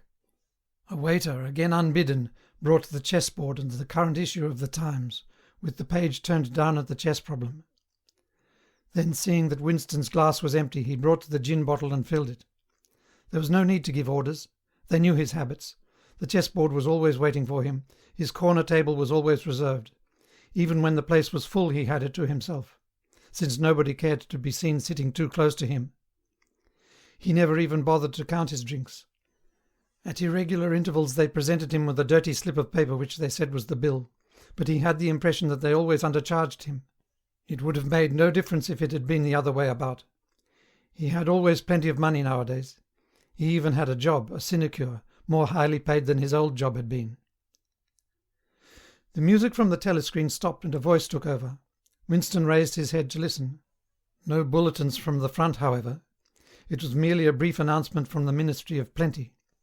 In the preceding quarter it appeared the 10th three-year plan's quota for bootlaces had been overfulfilled by 98%. He examined the chess problem and set out the pieces. It was a tricky ending involving a couple of knights. White to play and mate in 2 moves. Winston looked up at the portrait of Big Brother. White always mates, he thought with a sort of cloudy mysticism. Always, without exception, it is so arranged.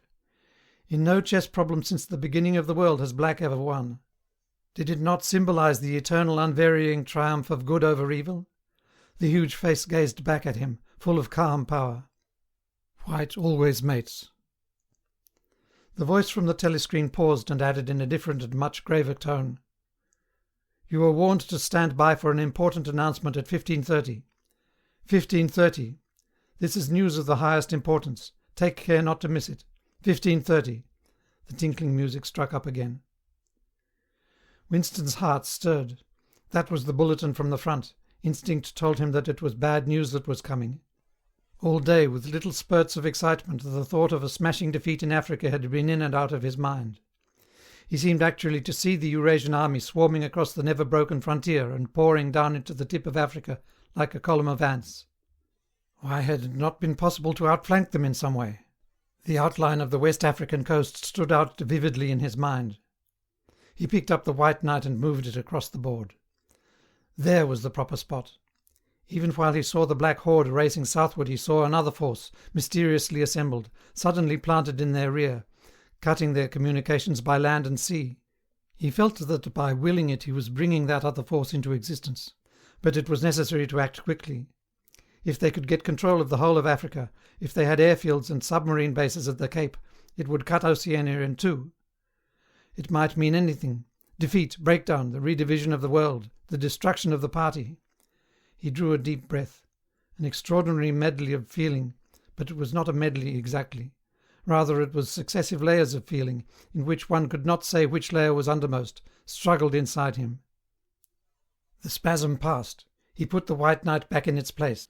But for the moment he could not settle down to serious study of the chess problem. His thoughts wandered again. Almost unconsciously he traced with his finger in the dust of the table. 2 + 2 = 5. They can't get inside you, she had said. But they could get inside you. What happens to you here is forever, O'Brien had said. That was a true word. There were things, your own acts, from which you could never recover. Something was killed in your breast, burnt out, cauterized out. He had seen her. He had even spoken to her. There was no danger in it. He knew as though instinctively that they now took almost no interest in his doings. He could have arranged to meet her a second time if either of them had wanted to. Actually, it was by chance that they had met. It was in the park, on a vile, biting day in March, when the earth was like iron and all the grass seemed dead, and there was not a bud anywhere except a few crocuses, which had pushed themselves up to be dismembered by the wind. He was hurrying along with frozen hands and watering eyes, when he saw her not 10 metres away from him. It struck him at once that she had changed in some ill-defined way. They almost passed one another without a sign. Then he turned and followed her, not very eagerly. He knew that there was no danger. Nobody would take any interest in him. She did not speak. She walked obliquely away across the grass as though trying to get rid of him, then seemed to resign herself to having him at her side. Presently they were in among a clump of ragged leafless shrubs, useless either for concealment or as protection from the wind. They halted. It was vilely cold. The wind whistled through the twigs and fretted the occasional dirty-looking crocuses. He put his arm round her waist. There was no telescreen, but there must be hidden microphones. Besides, they could be seen. It did not matter, nothing mattered. They could have lain down on the ground and done that if they had wanted to. His flesh froze with horror at the thought of it. She made no response whatever to the clasp of his arm. She did not even try to disengage herself. He knew now what had changed in her. Her face was sallower, and there was a long scar, partly hidden by the hair, across her forehead and temple. But that was not the change. It was that her waist had grown thicker and, in a surprising way, had stiffened. He remembered how once, after the explosion of a rocket bomb, he had helped to drag a corpse out of some ruins, and had been astonished not only by the incredible weight of the thing, but by its rigidity and awkwardness to handle, which made it seem more like stone than flesh. Her body felt like that. It occurred to him that the texture of her skin would be quite different from what it once had been. He did not attempt to kiss her, nor did they speak. As they walked back across the grass, she looked directly at him for the first time. It was only a momentary glance, full of contempt and dislike. He wondered whether it was a dislike that came purely out of the past, or whether it was inspired also by his bloated face and the water that the wind kept squeezing from his eyes. They sat down on 2 iron chairs, side by side but not too close together. He saw that she was about to speak. She moved her clumsy shoe a few centimetres and deliberately crushed a twig. Her feet seemed to have grown broader, he noticed. "I betrayed you," she said baldly. "I betrayed you," he said. She gave him another quick look of dislike. "Sometimes," she said, "they threaten you with something you can't stand up to, can't even think about. And then you say, 'Don't do it to me, do it to somebody else, do it to so-and-so.' And perhaps you might pretend afterwards that it was only a trick, and that you just said it to make them stop and didn't really mean it. But that isn't true. At the time when it happens you do mean it. You think there's no other way of saving yourself, and you're quite ready to save yourself that way. You want it to happen to the other person. You don't give a damn what they suffer. All you care about is yourself." "All you care about is yourself," he echoed. "And after that you don't feel the same towards the other person any longer." "No," he said, "you don't feel the same." There did not seem to be anything more to say. The wind plastered their thin overalls against their bodies. Almost at once it became embarrassing to sit there in silence. Besides, it was too cold to keep still. She said something about catching her tube and stood up to go. "We must meet again," he said. "Yes," she said, "we must meet again." He followed irresolutely for a little distance, half a pace behind her. They did not speak again. She did not actually try to shake him off, but walked at just such a speed as to prevent his keeping abreast of her. He had made up his mind that he would accompany her as far as the tube station, but suddenly this process of trailing along in the cold seemed pointless and unbearable. He was overwhelmed by a desire not so much to get away from Julia as to get back to the Chestnut Tree Cafe, which had never seemed so attractive as at this moment. He had a nostalgic vision of his corner table with the newspaper and the chessboard and the ever-flowing gin. Above all, it would be warm in there. The next moment, not altogether by accident, he allowed himself to become separated from her by a small knot of people. He made a half-hearted attempt to catch up, then slowed down, turned, and made off in the opposite direction. When he had gone 50 metres he looked back. The street was not crowded, but already he could not distinguish her. Any one of a dozen hurrying figures might have been hers. Perhaps her thickened, stiffened body was no longer recognizable from behind. "At the time when it happens," she had said, "you do mean it." He had meant it. He had not merely said it, he had wished it. He had wished that she and not he should be delivered over to the... Something changed in the music that trickled from the telescreen. A cracked and jeering note, a yellow note, came into it. And then, perhaps it was not happening, perhaps it was only a memory taking on the semblance of sound. A voice was singing. "Under the spreading chestnut tree, I sold you and you sold me." The tears welled up in his eyes. A passing waiter noticed that his glass was empty and came back with the gin bottle. He took up his glass and sniffed at it. The stuff grew not less but more horrible with every mouthful he drank. But it had become the element he swam in. It was his life, his death, and his resurrection. It was gin that sank him into stupor every night, and gin that revived him every morning. When he woke, seldom before 1100, with gummed-up eyelids and fiery mouth and a back that seemed to be broken, it would have been impossible even to rise from the horizontal. if it had not been for the bottle and teacup placed beside the bed overnight.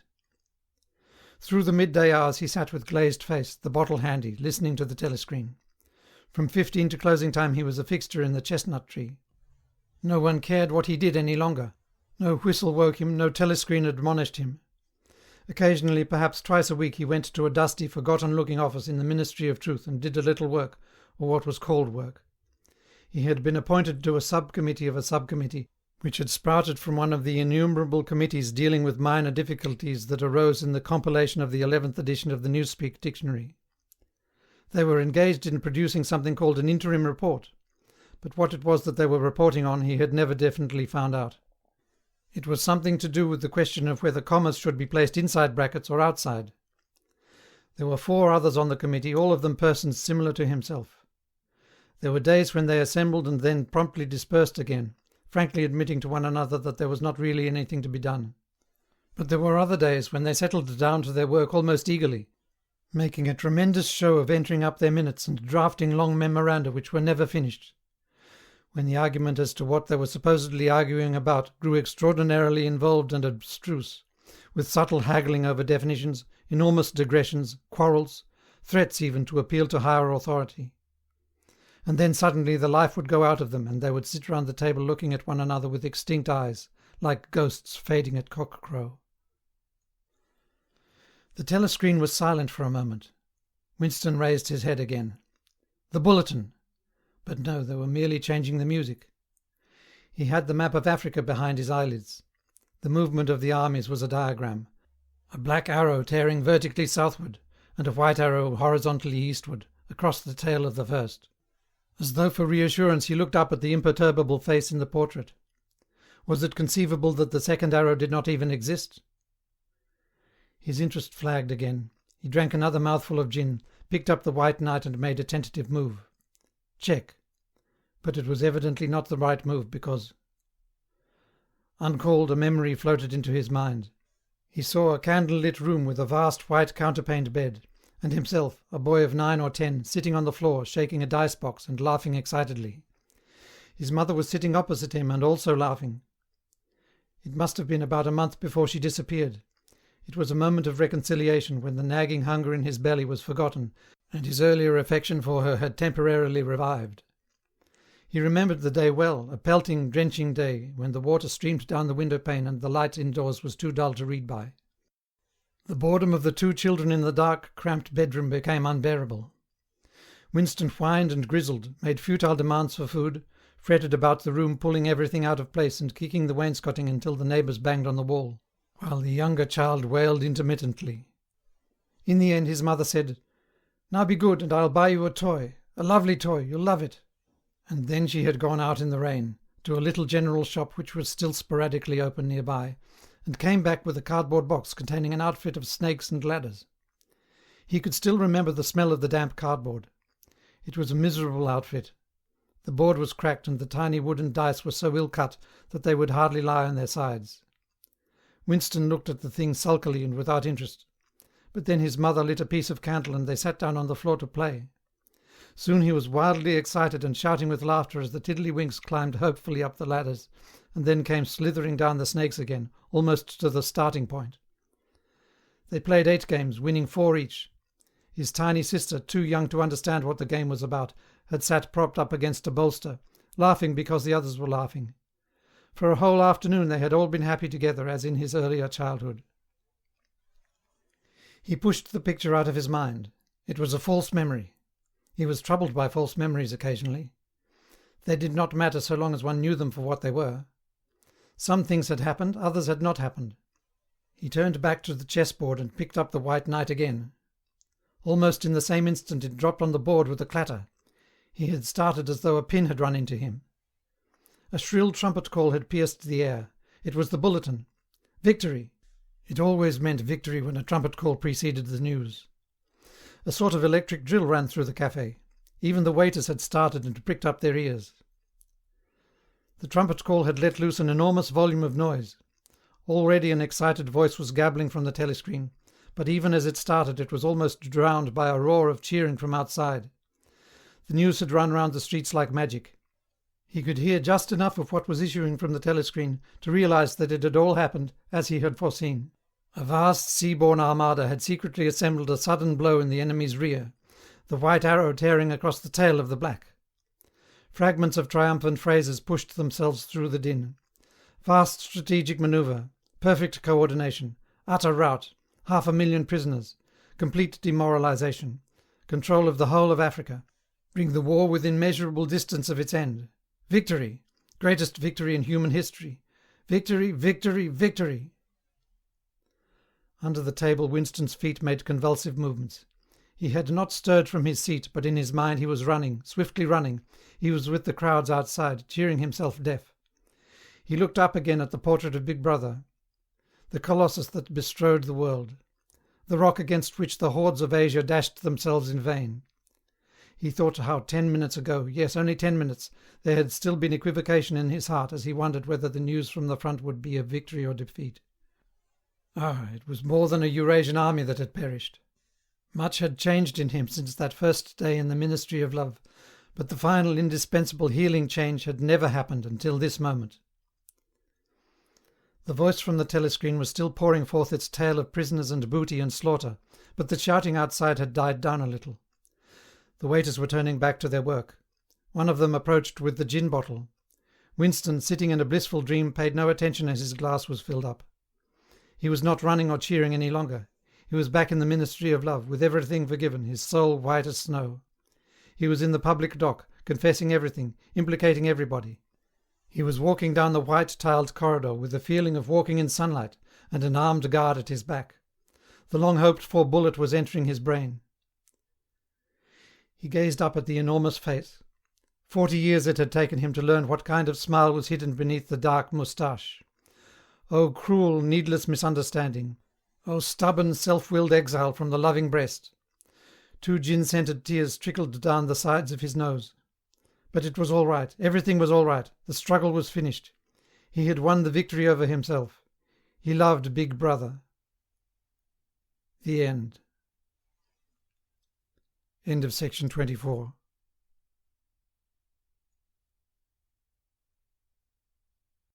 Section 25 of 1984 by George Orwell. This legamus recording may be freely distributed and adapted for any purpose. Appendix: The Principles of Newspeak. Newspeak was the official language of Oceania, and had been devised to meet the ideological needs of INSOC, or English Socialism. In the year 1984 there was not as yet anyone who used Newspeak as his sole means of communication, either in speech or writing. The leading articles in the Times were written in it, but this was a tour de force which could only be carried out by a specialist. It was expected that Newspeak would have finally superseded Old Speak, or Standard English as we should call it, by about the year 2050. Meanwhile it gained ground steadily, all party members tending to use Newspeak words and grammatical constructions more and more in their everyday speech. The version in use in 1984, and embodied in the 9th and 10th editions of the Newspeak Dictionary, was a provisional one, and contained many superfluous words and archaic formations which were due to be suppressed later. It is with the final, perfected version, as embodied in the 11th edition of the dictionary, that we are concerned here. The purpose of Newspeak was not only to provide a medium of expression for the world view and mental habits proper to the devotees of INSOC, but to make all other modes of thought impossible. It was intended that when Newspeak had been adopted once and for all, and Old Speak forgotten, a heretical thought, that is, a thought diverging from the principles of INSOC, should be literally unthinkable, at least so far as thought is dependent on words. Its vocabulary was so constructed as to give exact and often very subtle expression to every meaning that a party member could properly wish to express, while excluding all other meanings and also the possibility of arriving at them by indirect methods. This was done partly by the invention of new words, but chiefly by eliminating undesirable words and by stripping such words as remained of unorthodox meanings, and so far as possible of all secondary meanings whatever. To give a single example, the word free still existed in Newspeak, but it could only be used in such statements as, "This dog is free from lice," or "This field is free from weeds." It could not be used in its old sense of politically free, or intellectually free, since political and intellectual freedom no longer existed even as concepts, and were therefore of necessity nameless. Quite apart from the suppression of definitely heretical words, reduction of vocabulary was regarded as an end in itself, and no word that could be dispensed with was allowed to survive. Newspeak was designed not to extend but to diminish the range of thought, and this purpose was indirectly assisted by cutting the choice of words down to a minimum. Newspeak was founded on the English language as we now know it, though many Newspeak sentences, even when not containing newly created words, would be barely intelligible to an English speaker of our own day. Newspeak words were divided into three distinct classes, known as the A vocabulary, the B vocabulary, also called compound words, and the C vocabulary. It will be simpler to discuss each class separately, but the grammatical peculiarities of the language can be dealt with in that section devoted to the A vocabulary, since the same rules held good for all three categories. The A vocabulary. The A vocabulary consisted of the words needed for the business of everyday life, for such things as eating, drinking, working, putting on one's clothes, going up and down stairs, riding in vehicles, gardening, cooking, and the like. It was composed almost entirely of words that we already possess, words like hit, run, dog, tree, sugar, house, field, but in comparison with the present-day English vocabulary their number was extremely small, while their meanings were far more rigidly defined. All ambiguities and shades of meaning had been purged out of them. So far as it could be achieved, a Newspeak word of this class was simply a staccato sound expressing one clearly understood concept. It would have been quite impossible to use the A vocabulary for literary purposes or for political or philosophical discussion. It was intended only to express simple, purposive thoughts, usually involving concrete objects or physical actions. The grammar of Newspeak had two outstanding peculiarities. The first of these was an almost complete interchangeability between different parts of speech. Any word in the language, in principle this applied even to very abstract words such as if or when, could be used either as a verb, noun, adjective, or adverb. Between the verb and the noun form, when they were of the same root, there was never any variation, this rule of itself involving the destruction of many archaic forms. The word thought, for example, did not exist in Newspeak. Its place was taken by think, which did duty for both noun and verb. No etymological principle was followed here. In some cases it was the original noun that was chosen for retention, in other cases the verb. Even where a noun and verb of kindred meaning were not etymologically connected, one or other of them was frequently suppressed. There was, for example, no such word as cut, its meaning being sufficiently covered by the noun verb knife. Adjectives were formed by adding the suffix full to the noun verb, and adverbs by adding wise. Thus, for example, speedful meant rapid, and speedwise meant quickly.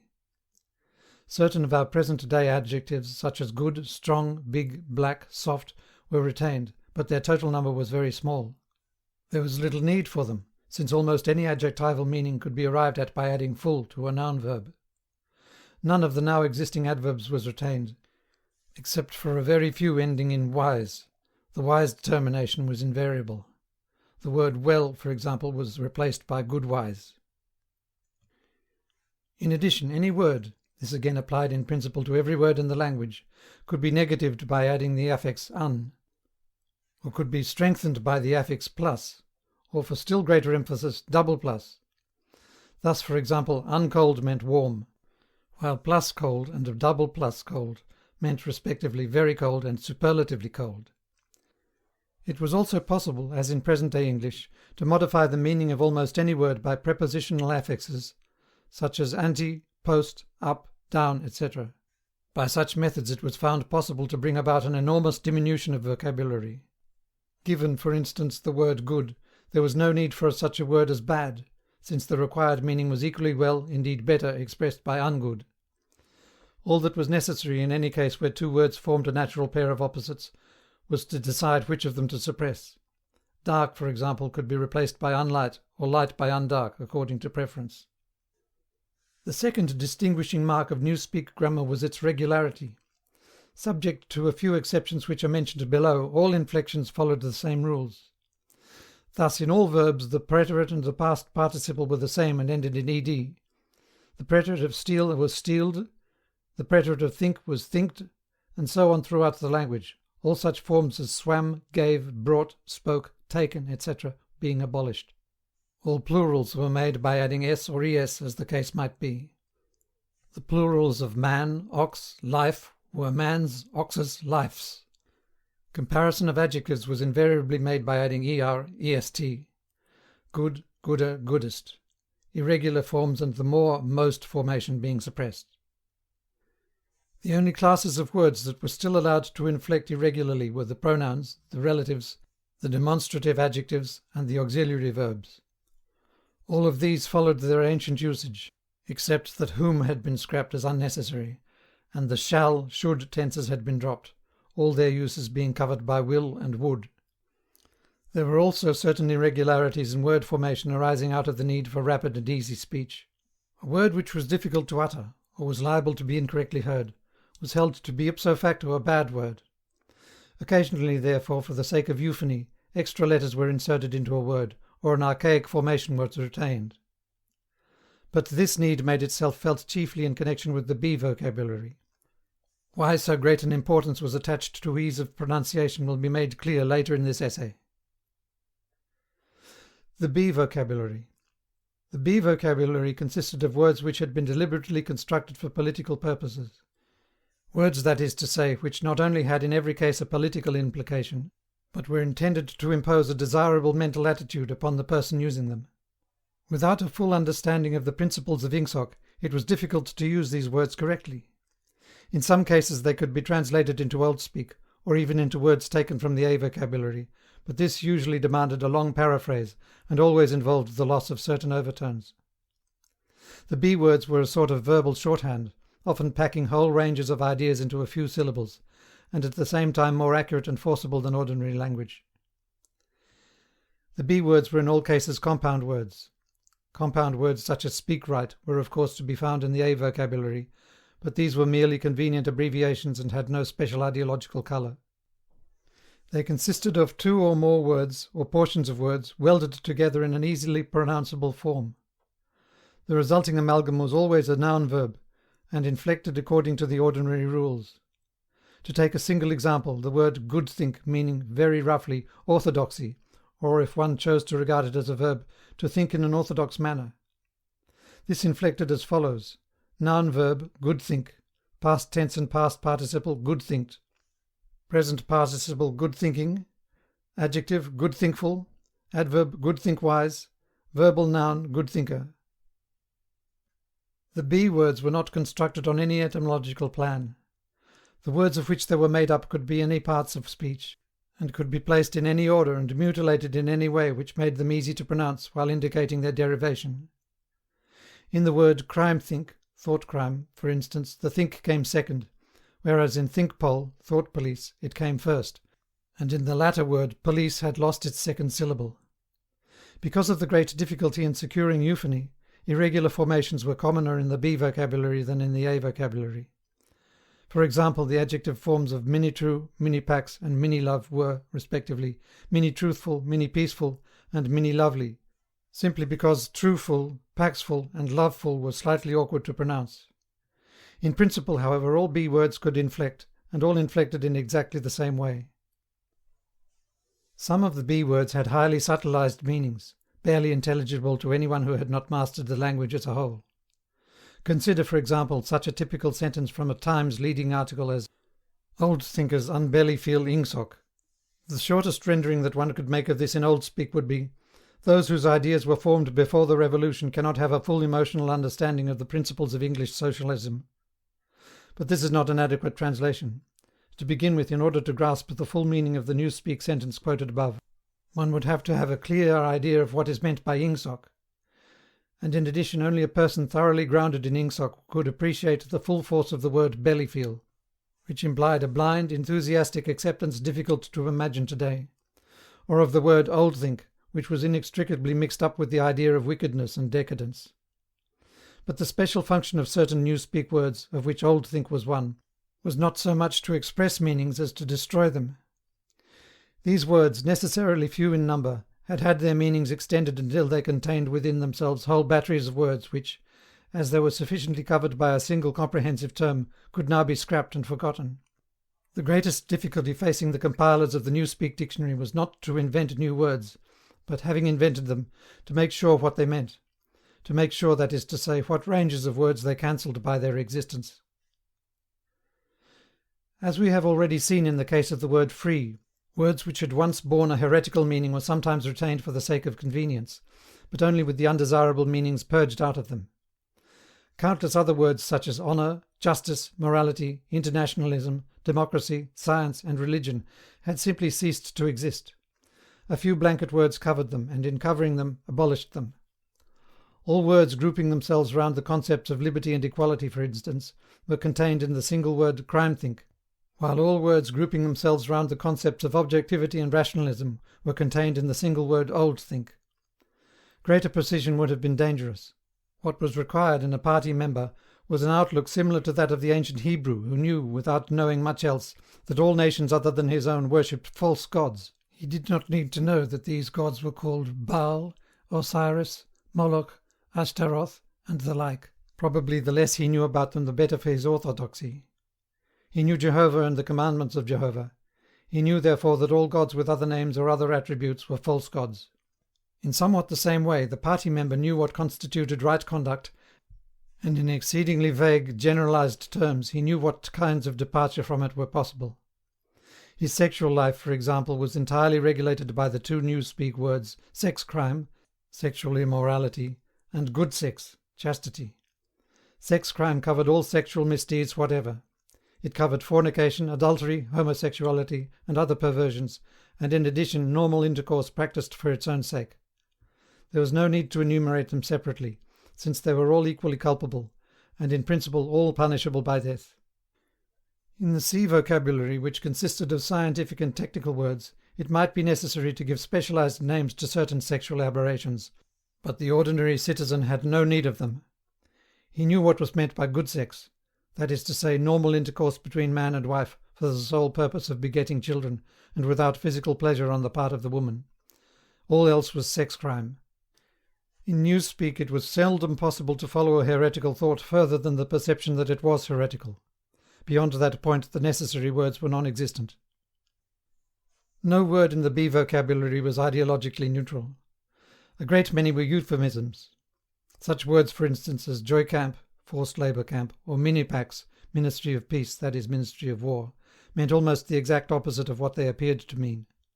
Some words, on the other hand, displayed a frank and contemptuous understanding of the real nature of oceanic society. An example was prole-feed, meaning the rubbishy entertainment and spurious news which the party handed out to the masses. Other words again were ambivalent, having the connotation good when applied to the party and bad when applied to its enemies. But in addition there were great numbers of words which at first sight appeared to be mere abbreviations and which derived their ideological colour not from their meaning, but from their structure. So far as it could be contrived, everything that had or might have political significance of any kind was fitted into the B vocabulary.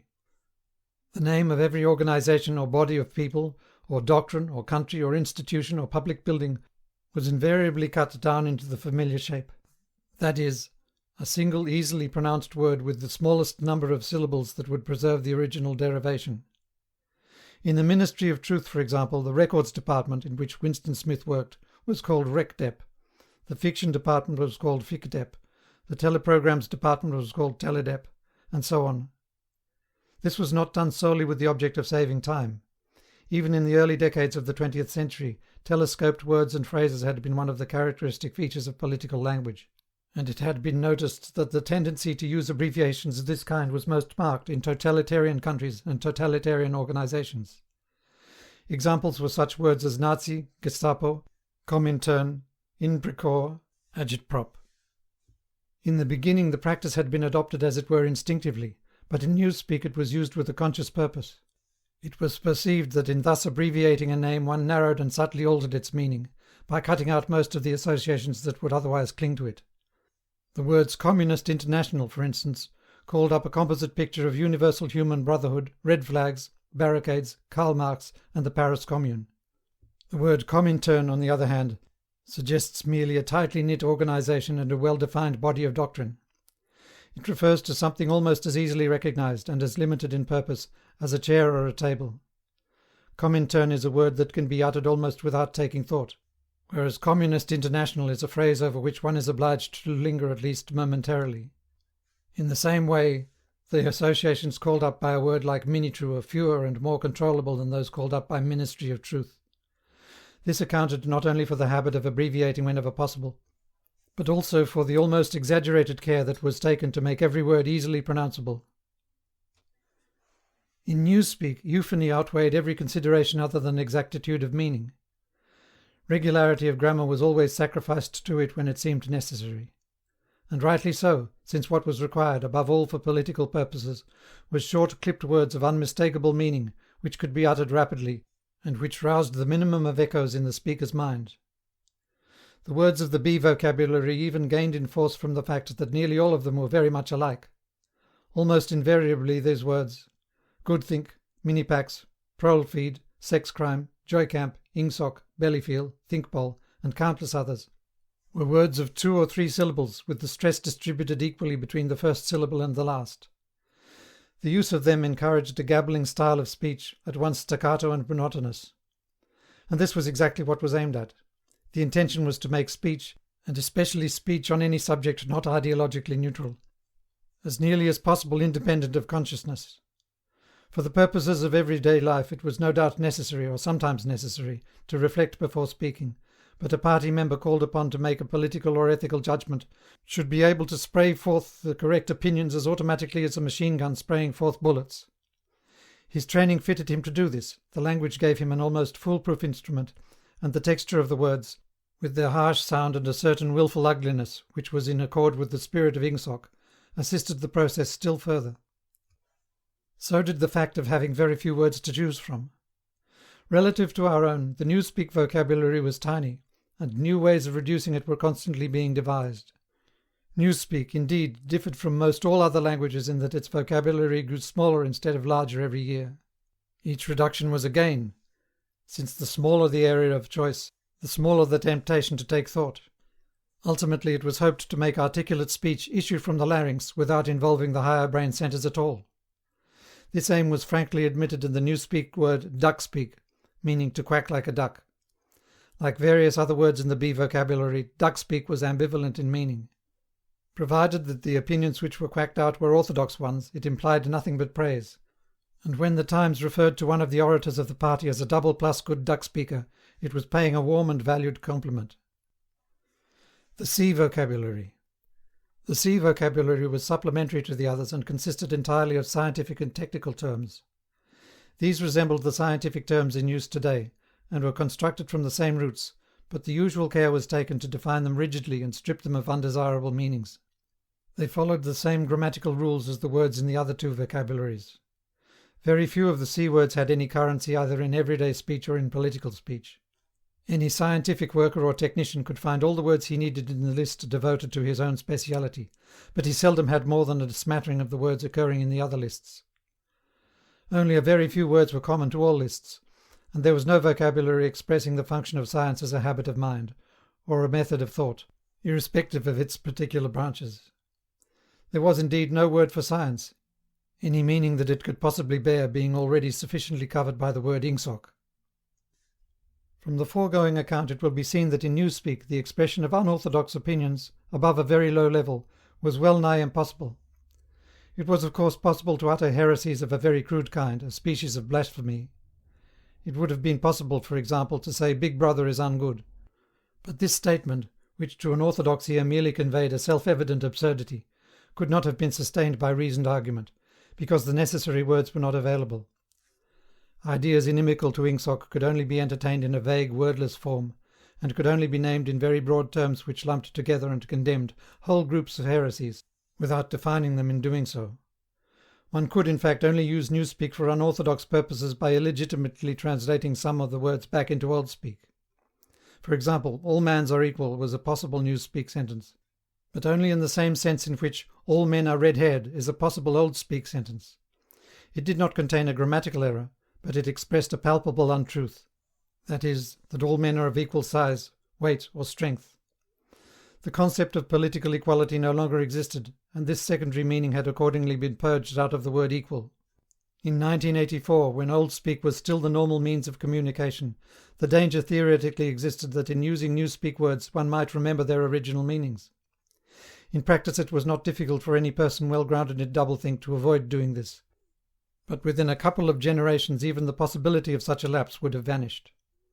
A person growing up with newspeak as his sole language would no more know that equal had once had the secondary meaning of politically equal, or that free had once meant intellectually free, than, for instance, a person who had never heard of chess would be aware of the secondary meanings attaching to queen and rook. There would be many crimes and errors which it would be beyond his power to commit, simply because they were nameless and therefore unimaginable. And it was to be foreseen that with the passage of time the distinguishing characteristics of newspeak would become more and more pronounced, its words growing fewer and fewer, their meanings more and more rigid, and the chance of putting them to improper use always diminishing. When old speak had been once and for all superseded, the last link with the past would have been severed. History had already been rewritten, but fragments of the literature of the past survived here and there, imperfectly censored, and so long as one retained one's knowledge of old speak it was possible to read them. In the future such fragments, even if they chanced to survive, would be unintelligible and untranslatable. It was impossible to translate any passage of old speak into newspeak unless it either referred to some technical process, or some very simple everyday action, or was already orthodox, good thinkful would be the newspeak expression, in tendency. In practice this meant that no book written before approximately 1960 could be translated as a whole. Pre-revolutionary literature could only be subjected to ideological translation, that is, alteration in sense as well as language. Take, for example, the well-known passage from the Declaration of Independence. We hold these truths to be self-evident, that all men are created equal, that they are endowed by their Creator with certain inalienable rights, that among these are life, liberty, and the pursuit of happiness, that to secure these rights governments are instituted among men, deriving their powers from the consent of the governed, that whenever any form of government becomes destructive of those ends, it is the right of the people to alter or abolish it, and to institute new government. It would have been quite impossible to render this into newspeak while keeping to the sense of the original. The nearest one could come to doing so would be to swallow the whole passage up in the single word crime-think. A full translation could only be an ideological translation, whereby Jefferson's words would be changed into a panegyric on absolute government. A good deal of the literature of the past was, indeed, already being transformed in this way. Considerations of prestige made it desirable to preserve the memory of certain historical figures, while at the same time bringing their achievements into line with the philosophy of Ingsoc. Various writers such as Shakespeare, Milton, Swift, Byron, Dickens, and some others were therefore in process of translation. When the task had been completed, their original writings with all else that survived of the literature of the past would be destroyed. These translations were a slow and a difficult business, and it was not expected that they would be finished before the first or second decade of the 21st century. There were also large quantities of merely utilitarian literature, indispensable technical manuals and the like, that had to be treated in the same way. It was chiefly in order to allow time for the preliminary work of translation that the final adoption of newspeak had been fixed for so late a date as 2050. The end. End of section 25. End of 1984 by George Orwell.